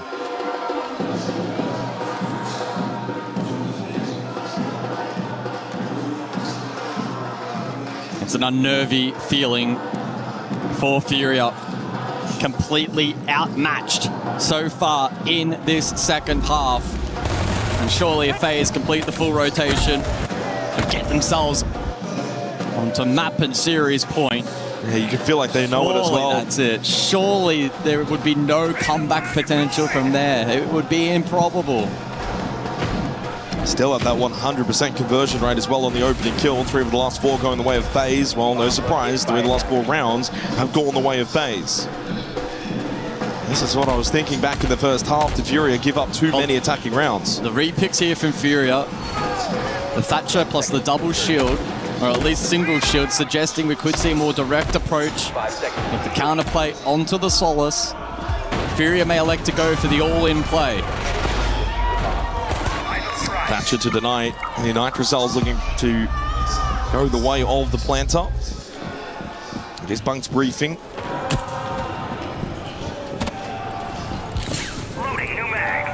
Oh, how crucial of a round this is now for Furia to deny FaZe match and series points.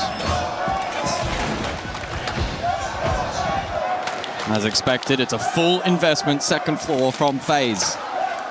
Plant denial in position. They've got 3 Nitros, they got 3 gas babes and the Solace. I don't know if Furia have the ability to go for the rush plant. I'm most concerned about the Solace. The Thatcher has to land. I think this needs to be a top floor clear. They can still use the blitz for that case. Good information as well gained from Herds. Nitro out early from Cyber. Diaz in through storage hallways, got Loira behind him, got the flash, couldn't get the kill. Loira gets the trade, mirror broken, pistol out, hasn't got the space or the time for the reload, but now will be afforded said space and time. Reload successful. Gets Diaz back on his feet, but low on that blitz. It may be 4 versus 3, but don't count out FaZe. But Vidaking falls, angle found from Vault, straight immediately from Salt, but Box Error 1 step ahead. Furia have been able to win this top floor battle, leaving KDS by himself and found and caught by Box Error. A 4th round acquired for Furia, and they're first on their attack. Not done with just yet. Get those drums banging. Good pivot. And a rather clean clear up above from Furia. They maintain touching distance. First rotation done. Let's see what the next 2 bans entail.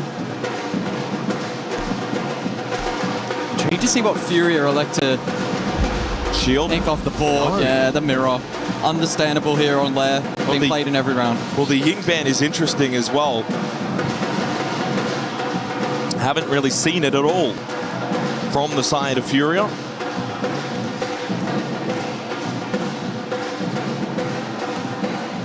And it leaves the shields up, and if they want, we saw them hover temporarily, maybe the idea of Blackbeard of Blitz, that is a possibility later in this half.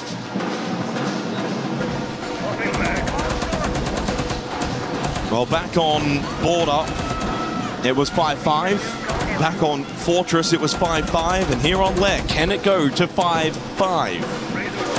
Bank really, now in hindsight, is the only map that's been incredibly one-sided, and that was still a 7-3.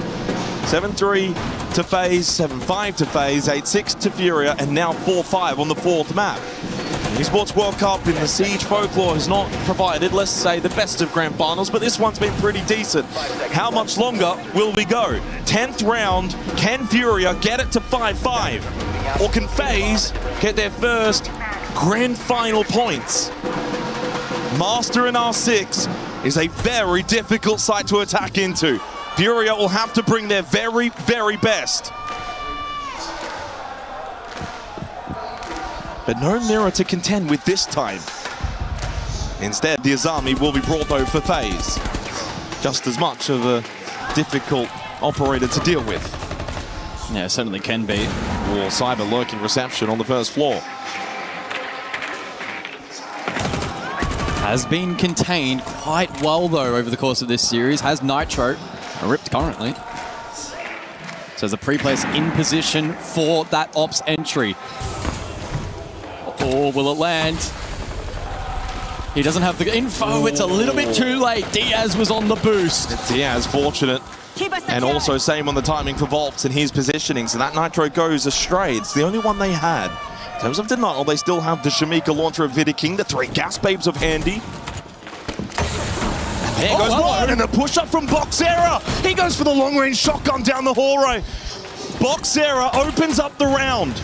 It's been a 100% conversion rate up to this point. FaZe starting to just move around a little bit. Disrupted here by this attack of Furia. Full mezzanine control, forcing out the Shamika launcher of Vidiking to keep them at bay.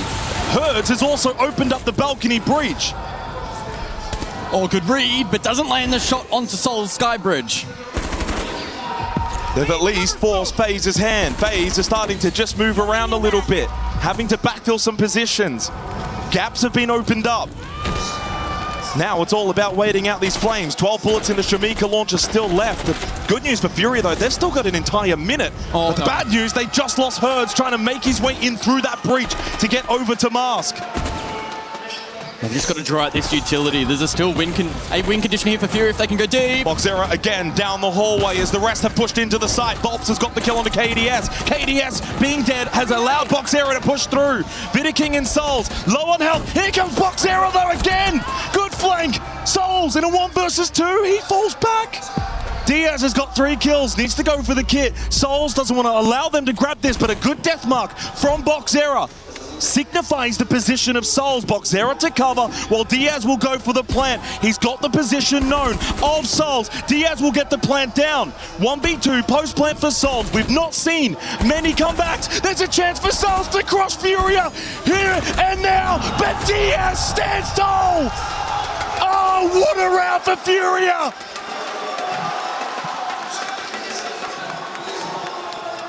That was so close. A respectable attempt, so difficult into the Deimos. Heroics in that round from Furia. Boxera with a huge send lobby. What a grand final. This feels like a coming of age for Boxera. Volps as well with a big send on the Blackbeard in that round. They had to make some big calls in round 10. It's breakpoint. For the 3rd map straight, we're tied at 5-5. The first time it went the way of FaZe. Then Furia eventually in overtime got the job done, and here on Lair, round 11, 5-5, and basement we go. Could Furia do the unthinkable and win 2 maps straight to get us to map 5 and give themselves a chance, a fighter's chance at completing a full reverse sweep against FaZe? They're so close, 2 more rounds and they can get to Clubhouse and do that, and all the pressure goes back onto FaZe. And honestly, some of that perceived pressure of that 5th map and its potential may already be there on the shoulders of FaZe. In the back of their minds, they realize what could happen if they lose this map of Lair.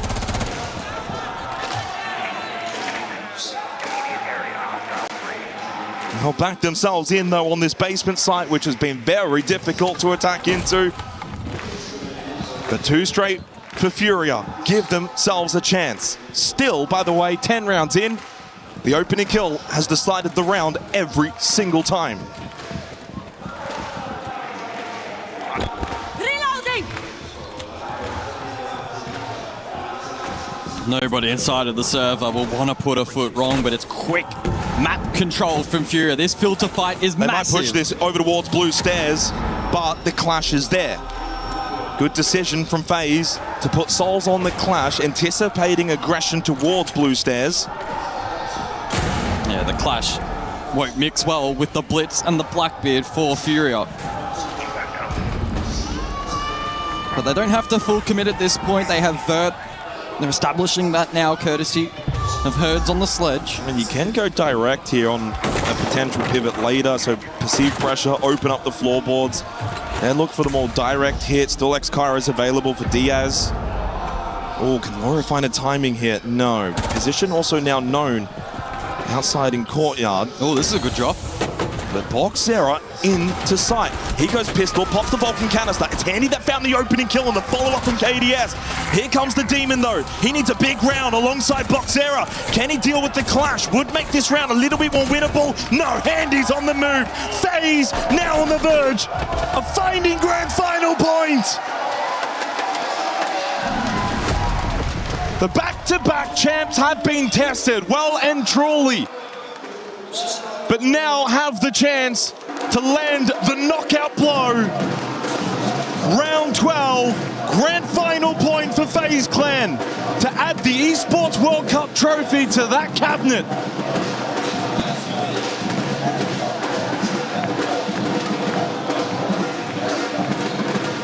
Well, the Furia fans will continue to cheer. They're still just one round away from pushing overtime. And who knows what may transpire if OT is needed. Relieves the pressure valve though for FaZe and applies it entirely now onto Furia. Cannot make a mistake, cannot make an error. And while you did attack successfully this top floor, you'll have to now do it again. And the same tricks may not be able to work twice.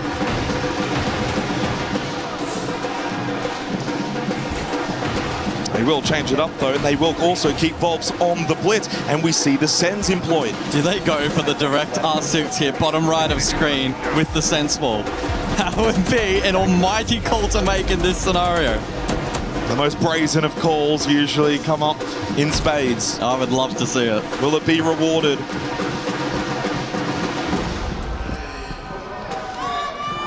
Grand final point for FaZe. They only get one chance at this, otherwise we go overtime. First kill, all important.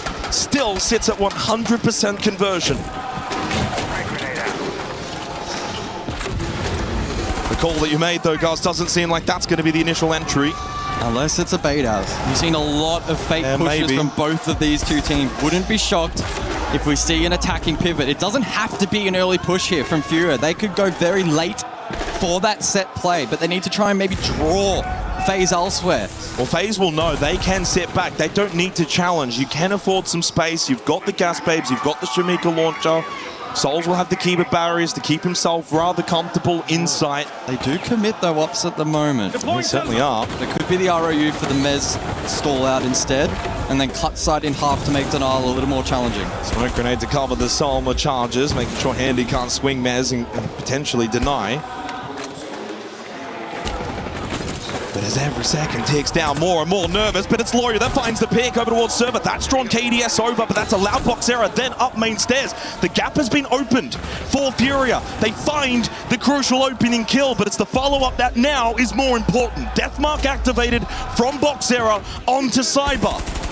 But it's Fulbs that will fall to Souls. The answer back is swift from FaZe. Will we see Furia freeze? FaZe now in the lead. They find the next two after losing the first onto Handy. And Loira's at half health. May come down to box error to be the hero. The newfound hero for Furia. 60 seconds remaining. FaZe are oh so close to that trophy. And Boxer are given no other option but now to join the rest of the attack over towards Mez. First cross made, shield screen goes up. Souls can't play off it, but he vaults. He may elect to push, avoiding a lot of utility. Nitro! Brain going down from Diaz. Nitro cell from Cyber. Loira got the trade though onto Vidaking. Cyber still needs to help out more than just that Nitro. Loira grabs the kill. Souls gets the kill. Box Zero with 1, 2 to go. 30 seconds. Can he make the clutch work? This would be the biggest play of his very young career. Box Zero, you've got 20 seconds, son, to make the play of your life. He has the case, he has the decision in his hand, and he will go for the plant. Does he stick or does he fake? FaZe converge. Enters the post plant. Gives himself the chance, spots one, shotgun connects, now to swing and find KDS. Auditory information, but no, it will not be his moment. So close, yet so far. From devastation in Sao Paulo to elation in Boston, but it was a celebration as well in Paris already earlier this year. FaZe will celebrate again in the City of Love as they win their first Esports World Cup Championship and firmly set their sights on a third hammer in Brazil later next year.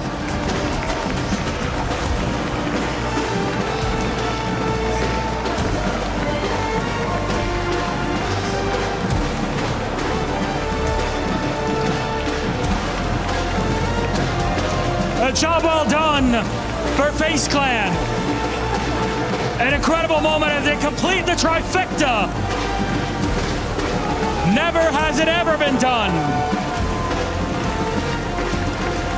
Yes, KDS, you won again, huh? It is crazy. We'll wait for the team to finish up all the celebrations. At this point, you've won it all. Yeah. Well, it's another trophy for you or what? No, this time is special because we finally won everything in the game. So for me, it's amazing. And yeah, this is the best feeling ever. You know, there's a better feeling than this. FaZe, go first of all, celebrate all together because you have a key crush in just a second. They're all in with the crowd. You just have to give it to them. FaZe Clan, no matter where they go in the world, there's always a crowd ready to cheer for them. Trifecta complete. A couple more things that remain in the celebration before they close out their day here. We'll bring out the rest of the team here as all the hugs go through. And we'll take them to our key crush. Gentlemen, come on. FaZe Clan, come here. Before you lift it, we're gonna go back. We were talking about a moment of celebration. You're gonna get to crush the key of one more opponent. They took them to the edge. They won one map against them in this best of 5 epic, and it almost went to map 5. And that is Furious Key awaiting for you in our crusher. It was the family that all together did this throughout this week. And now they'll be giving it to one of their youngest, Handy. Our world champion on his own. Screams have come in as you've heard them from his own missus. Here, it's screams of agony as Furia are down and out.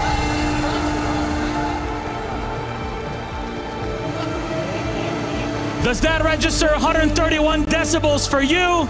I'm not sure about it. The crushing, though, that goes all around the world. Gentlemen, FaZe Clan, come on over, gentlemen. All of you, including you, Handy, come on over and go once again to what is rightfully yours.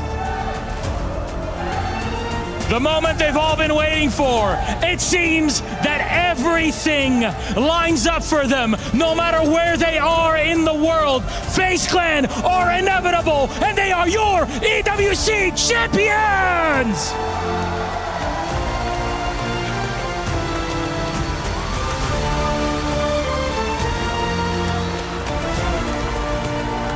The first team to ever pull off the 3 trifecta victory. An invitational, a major, and an EWC. This time happening in the heart of the Eternal City, Paris.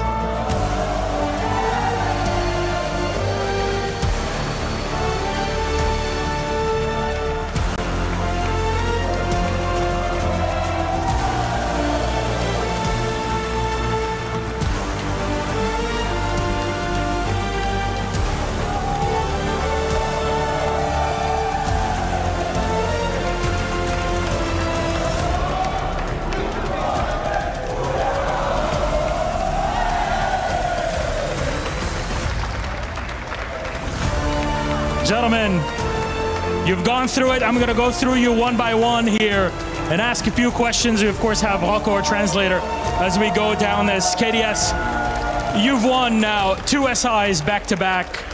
You've won majors. What's it like to get this trifecta victory for you and the team? I think we finally accomplished the dream of the player in this game. We won everything, I personally, and Cyber, Souls, and Rafa. So basically, we are the best players. This is a dynasty moment. There's no 2 ways around it. Now, SI27, you locked in your position. Are you going to go for the 3-peat back-to-back-to-back? Hopefully, we are going to win this 6th invitation in São Paulo because the last time we lost. So it will be good to be back to Brazil. It's a good revenge moment. Thank you very much, KDS. Congratulations. Again, we'll go down the line then one by one. Honestly, what a performance we had so far. I'll need you to help me out with this, Monsieur Rocco. Now, you're celebrating with I guess, a big family here in Paris and your own through all of this. How do they inspire you to keep going, even though you've technically won everything at this point? Nesse momento vocês estão celebrando, né? Essa família imensa vocês têm aqui. E a sua família mesmo. Então como é que você está se sentindo agora, depois de ganhar com toda a sua família aqui? Pô, me sinto muito feliz, é muito gratificante ganhar um campeonato, ainda mais com essa família por perto, meu filho, a minha esposa, a família de todo mundo aí torcendo, então isso é muito top. E que também queria agradecer a todo mundo que tá aí torcendo pela gente, essa galera aí tá animando bastante a gente, queria agradecer também a tudo. E também, primeiramente, não se trata de nós, se trata de Deus, então somente agradecer a Deus. So yeah, I'm super happy, super proud for the team. I'm very grateful for everything. It's super nice to have my family here, the family of all the players. I'm super happy and excited with all of this. And yeah, I just want to thank to everyone, thank to God, my family, and all my supporters. Thank you very much, Robert. Thank you very much, my friends. Congratulations on this. Souls, I'll get to you after this. You've been on this FaZe roster since you were all signed together back in 2021. Did you expect to have such a long-lasting relationship and family bond with this entire team for so many years? Então, você está com a FaZe desde que vocês todos assinaram, em 2021. E você esperava que ia estar até agora com eles? O que você esperou de quando você entrou no time? Então, acho que o time foi muito bom. A gente manteve mesmo, sabendo que ia dar bem. Muitos campeonatos que a gente foi mal com essa line, a gente sabia que foi, acho que, mais demérito nosso. A gente sabia que tinha muito potencial. E esse ano a gente só está colhendo fruto de muito trabalho aí por lá. So yeah, I really imagined that we could go far with our whole lineup. And now being here and being the champions is so nice. And some past tournaments that we managed to not be very well and kind of misplayed a little bit. We know it was something small that we could fix, so we maintain everything and we work hard for it. It works out very well. Thank you very much, Souls. Again, congratulations. I'm going to move over to the king himself. Let's have a quick little piece between us. You've been key to guiding this team as their in-game leader for so many years. What makes you all together so consistently good every time you're on the stage? Então, você é o IGL deles todos há muito tempo, né? Eu entendi, posso falar? Desculpa. Cara, é muito gratificante estar nesse elenco. Eu acho que a gente trabalhou demais, tanto no bootcamp quanto agora. Eu acho que faltou um pouco de mim hoje, mas eu só tenho a agradecer a Deus por ter esse time. O Saib, com 28 anos, está jogando como se tivesse 20. E é isso. Eu acho que o nosso trabalho que a gente faz dia a dia foi muito bem recompensado. Não é um trabalho que a gente faz durante um mês, é um trabalho que a gente está fazendo durante 2 meses, 3 meses para ser campeão. E é isso, só tenho a agradecer a Deus, agradecer meu time e mais um campeonatinho aí pra conta. I'm very thankful for everyone, for the team, for my family. And watching Cyber with 28 years playing like 20, it's so nice. And I'm very, very grateful. It's a result of a very, very long period with the team. A lot of good results, a lot of hard work. So I'm very happy and very grateful for everyone. Hard work pays off, and so we have to go to Handy in here. Handy, my friend, you tried to scream your best in the back when crushing the key. You can hear your partner who's been cheering for you this entire weekend. I think she broke some sort of record this week, but I mean, when you're playing in game in these big sorts of moments, do you imagine her cheering for you? Is that what brings you to that edge to just win the whole thing and win it for her and everybody watching you at home? Então, sua namorada tá gritando muito aqui, né? Desde os playoffs, deve ter quebrado algum tipo de recorde. E quando você tá jogando, você sente isso, você sente que ela tá gritando por você, você sente essa energia toda. Sim, é muito gratificante poder ter ela do meu lado, ela sempre me apoiando. E muitas pessoas acharam ruim que ela tava gritando muito, mas é apenas uma pessoa que tá torcendo pelo seu namorado. Então essas pessoas que reclamam são pessoas de mal com a vida, não são pessoas felizes. E é isso, muito gratificante ter ela do meu lado e sempre me apoiando. So yeah, I'm very, very grateful to have her by my side and supporting me since the start. A lot of people were complaining, say she was screaming very, very loud. But yeah, they're just unhappy people and they should enjoy it. And yeah, I'm very happy and super grateful to have her on my side. At the end of the day, you're the happiest of them all here. Handy, congratulations. I'm gonna need to ask you all as a team, come on over, kiddies. Come on over, JP. Come on, come here. we've gone through a million things, but there's a piece that's missing. Actually, 3 pieces. At the end, now your EWC trophy, there's going to be 3 different keys that you'll get to place in it. Have you made the decision as a team as to which keys you want to have in there? Yes, Furia, VP, and Liquid. Okay, Furia I could understand, right? But why VP? They are a very good team, and then we beat them, so... A testament, I guess. And Team Liquid, the big rivalry. Yeah, yes. Do you feel that putting Team Liquid's key in there even matters more than having Furia's in your own trophy? No, because Furious go to the finals and Liquid we beat in the semi, so Fury is more important.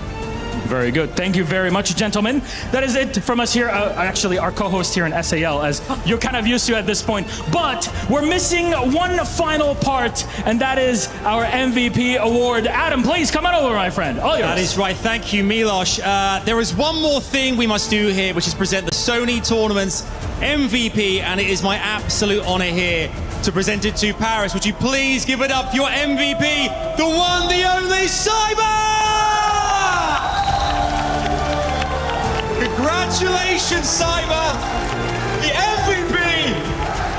Let him hear it loud and clear! So well deserved, Cyber. Do come next week for 1 second. Rocco will ask you to come around here as well. Well done, congratulations. This is the first Triple Crown, a major SI, and now EWC. What is the secret sauce that makes Cyber so darn good? Então vocês acabaram de completar a tríplice coroa, né, do CID, com todos os campeonatos mais importantes. E qual é o molho secreto, né, para vocês manterem essa consistência e você jogar tão bem quanto você joga? Cara, não tem um molho secreto em si. Acredito que os moleques, a gente trabalha muito para isso. E também a gente bota primeiramente a Deus a cada jogo. A gente sempre ora quando é preciso. Porque a gente sabe que existe essa parte de espiritual e motivacional. Então a gente sempre foca nessa parte. E acredito que é isso. So I think I don't have like a secret sauce at all. It's just a hard work with the boys. So sometimes we pray a lot. So I think there's some kind of spiritual thing when you're playing as well. So yeah, I'm super proud for everyone and the hard work for the boys. Excellent. I mean, your incredible career has been full of accolades, achievements. What does it feel like for you being the MVP at the Esports World Cup? Depois de todas as conquistas na sua carreira, né? Como é que você se sente sendo MVP da Esports World Cup? Cara, acredito que tô bem feliz, de verdade. Não tem como não ficar feliz. Durante esse jogo aí eu trabalhei bastante. A gente tava tendo um time muito completo durante o campeonato inteiro. E eu acabei brincando pra eles, falando que eu ia roubar o MVP deles, porque eles estavam um pouco à minha frente. E graças a Deus deu tudo certo, então é isso. So I'm genuinely very, very happy for this achievement. And the boys was playing with them a little bit like, oh, I'm gonna steal your MVP award, because I was a little bit behind, and in this finals I managed to do pretty well. Certainly did. Last question before we send you guys off to the totem. $25,000 for MVP, but what makes you even richer is that beautiful family of yours, that magical family. Is there anything you'd like to say to your family, to your fans around the world right now, you want to share with them who are watching here today? Então você vai ganhar um prêmio de $25 mil, mas talvez o mais importante seja a família mesmo, né? A coisa que mais vale pra gente. Você tem algum recado a mandar pra eles, um abraço, mensagem que você tem pra dar pra eles agora? Bom, queria agradecer a todo mundo que torceu pela gente, a galera que tá aqui, que veio do Brasil torcer, a galera que mora aqui também, que é brasileiro, e também até as pessoas que moram aqui, que são pessoas gringas, né, que a gente fala.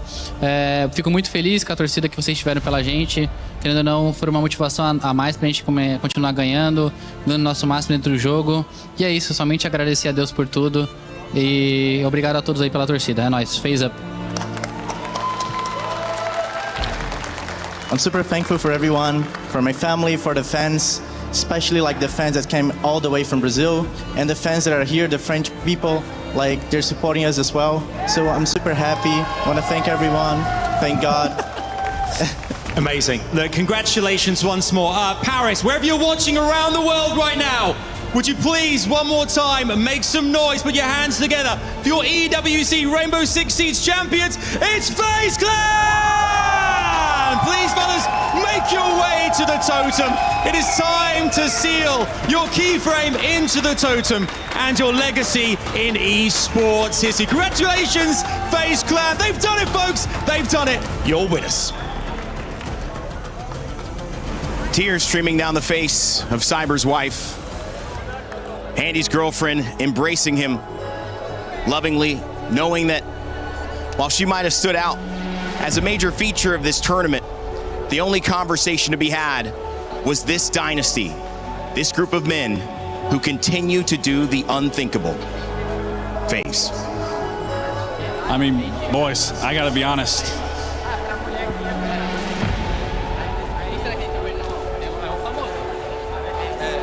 Aris, please welcome to the totem your Rainbow Six Siege EWC 2026 champions. It's FaZe Clan! Come on in, gents. Congratulations.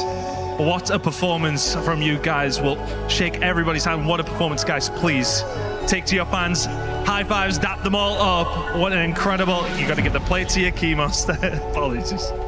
We're moving it on. High fives all around to your fans. What a performance across the board.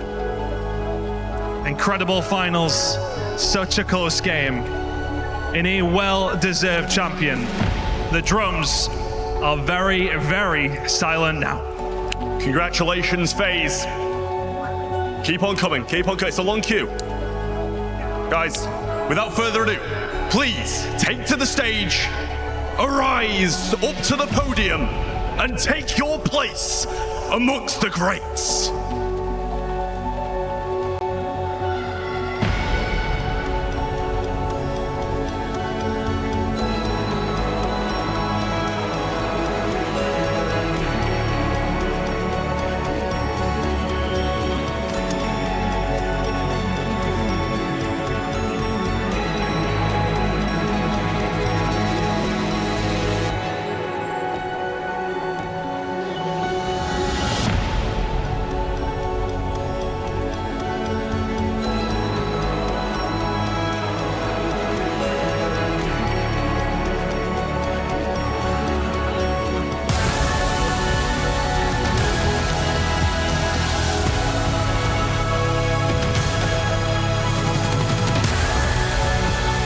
Once again, these boys are cementing themselves into Rainbow Six Siege's history. Big commiserations to the boys, Cyber, KDS, Souls, Handy, and Vidiking. So deserving of this title. I couldn't think of another 5 to give them to.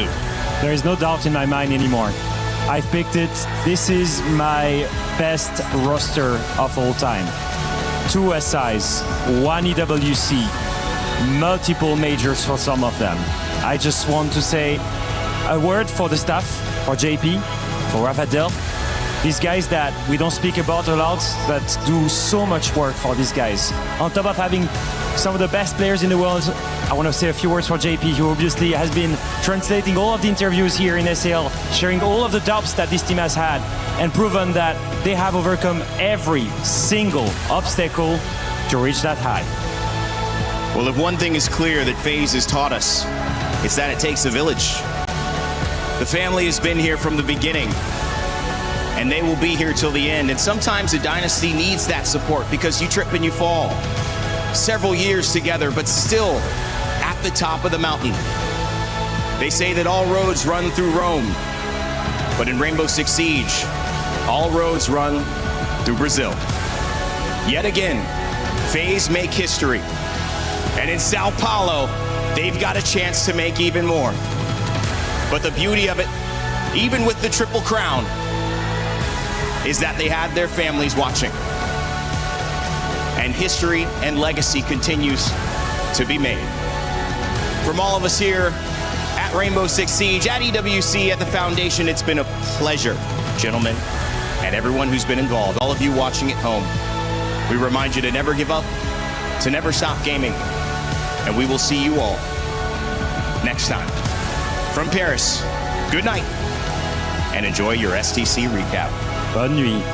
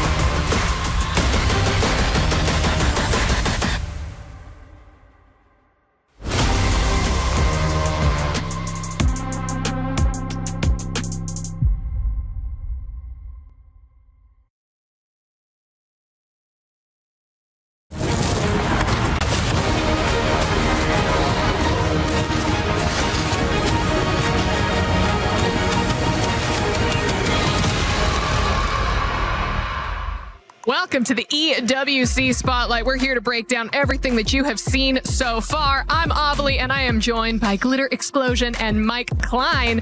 First thing we got to talk about, can we not get like a golf cart, a Segway, maybe some rollerblades or something for Magnus on that walk? I mean, like, what would you use as means of transportation there? Who knew track and field was an event? He walked 5K to get to the totem, and in fact, that's the most I've seen him sweat all week. His opponents didn't make him sweat that much, but we did with that trophy walk.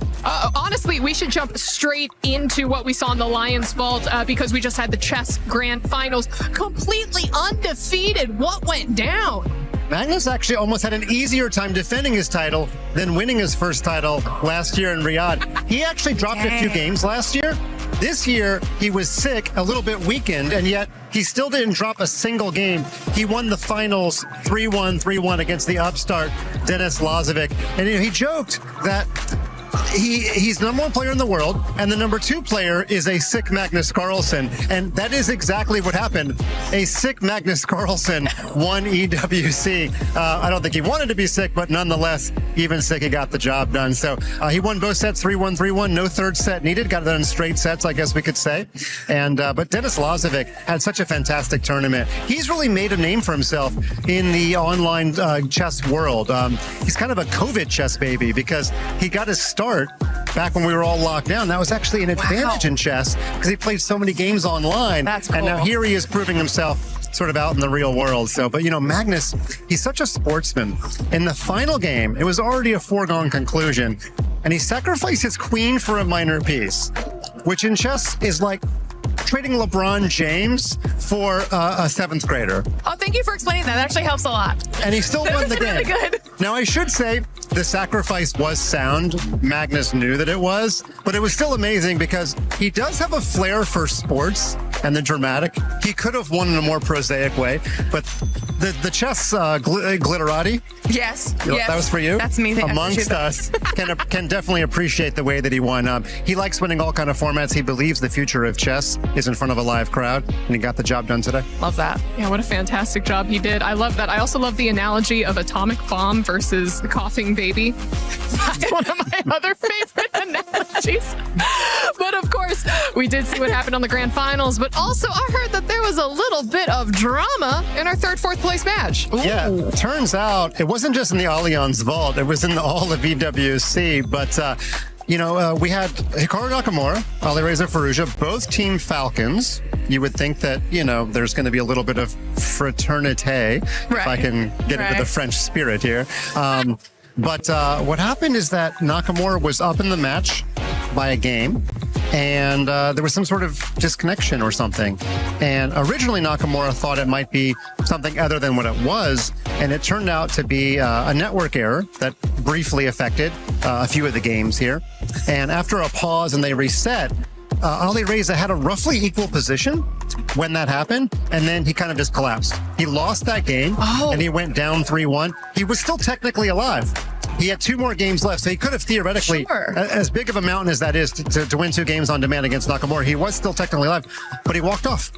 He left the entire EWC and he was forfeited. So Falcons were already guaranteed 500 points for 3rd place anyway, but by forfeit, Nakamura went on to get 3rd place. But again, it should be noted, he was definitely in the driver's seat to finish 3rd, even if Alireza had not left the arena.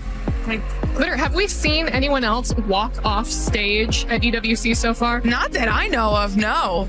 That's definitely a first. If you had asked me to play PUBG Mobile, I would walk off. That's, And you would be the second.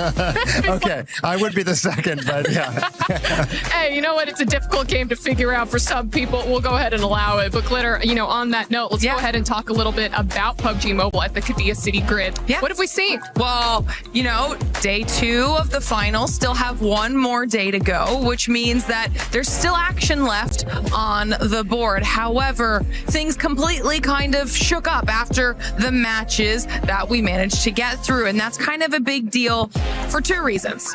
One, the team at the top, the way the format of the tournament is, the team at the top kind of sets the point threshold for the third and final day of finals. Right now, that team is Aurora Gaming in the 100-point club. I think they're around 104 points, I believe, which is a very, very high amount. For the rest of the teams that aren't close, trying to achieve that point threshold on day 3 will be a little bit more difficult. Now, they're followed by some heavy hitters. You've got E-Arena in there. There's only a few points behind, alongside quite a few other squads. So it's going to be a really close day 3 heading into that. And on the other side of that, Vitality was a team that we were talking about a lot heading into these finals. They have been very quiet, so it's not great for them. Yeah. Oh no, because I remember you were hyping them up a little bit. I was excited. And then where are they? They're just asleep.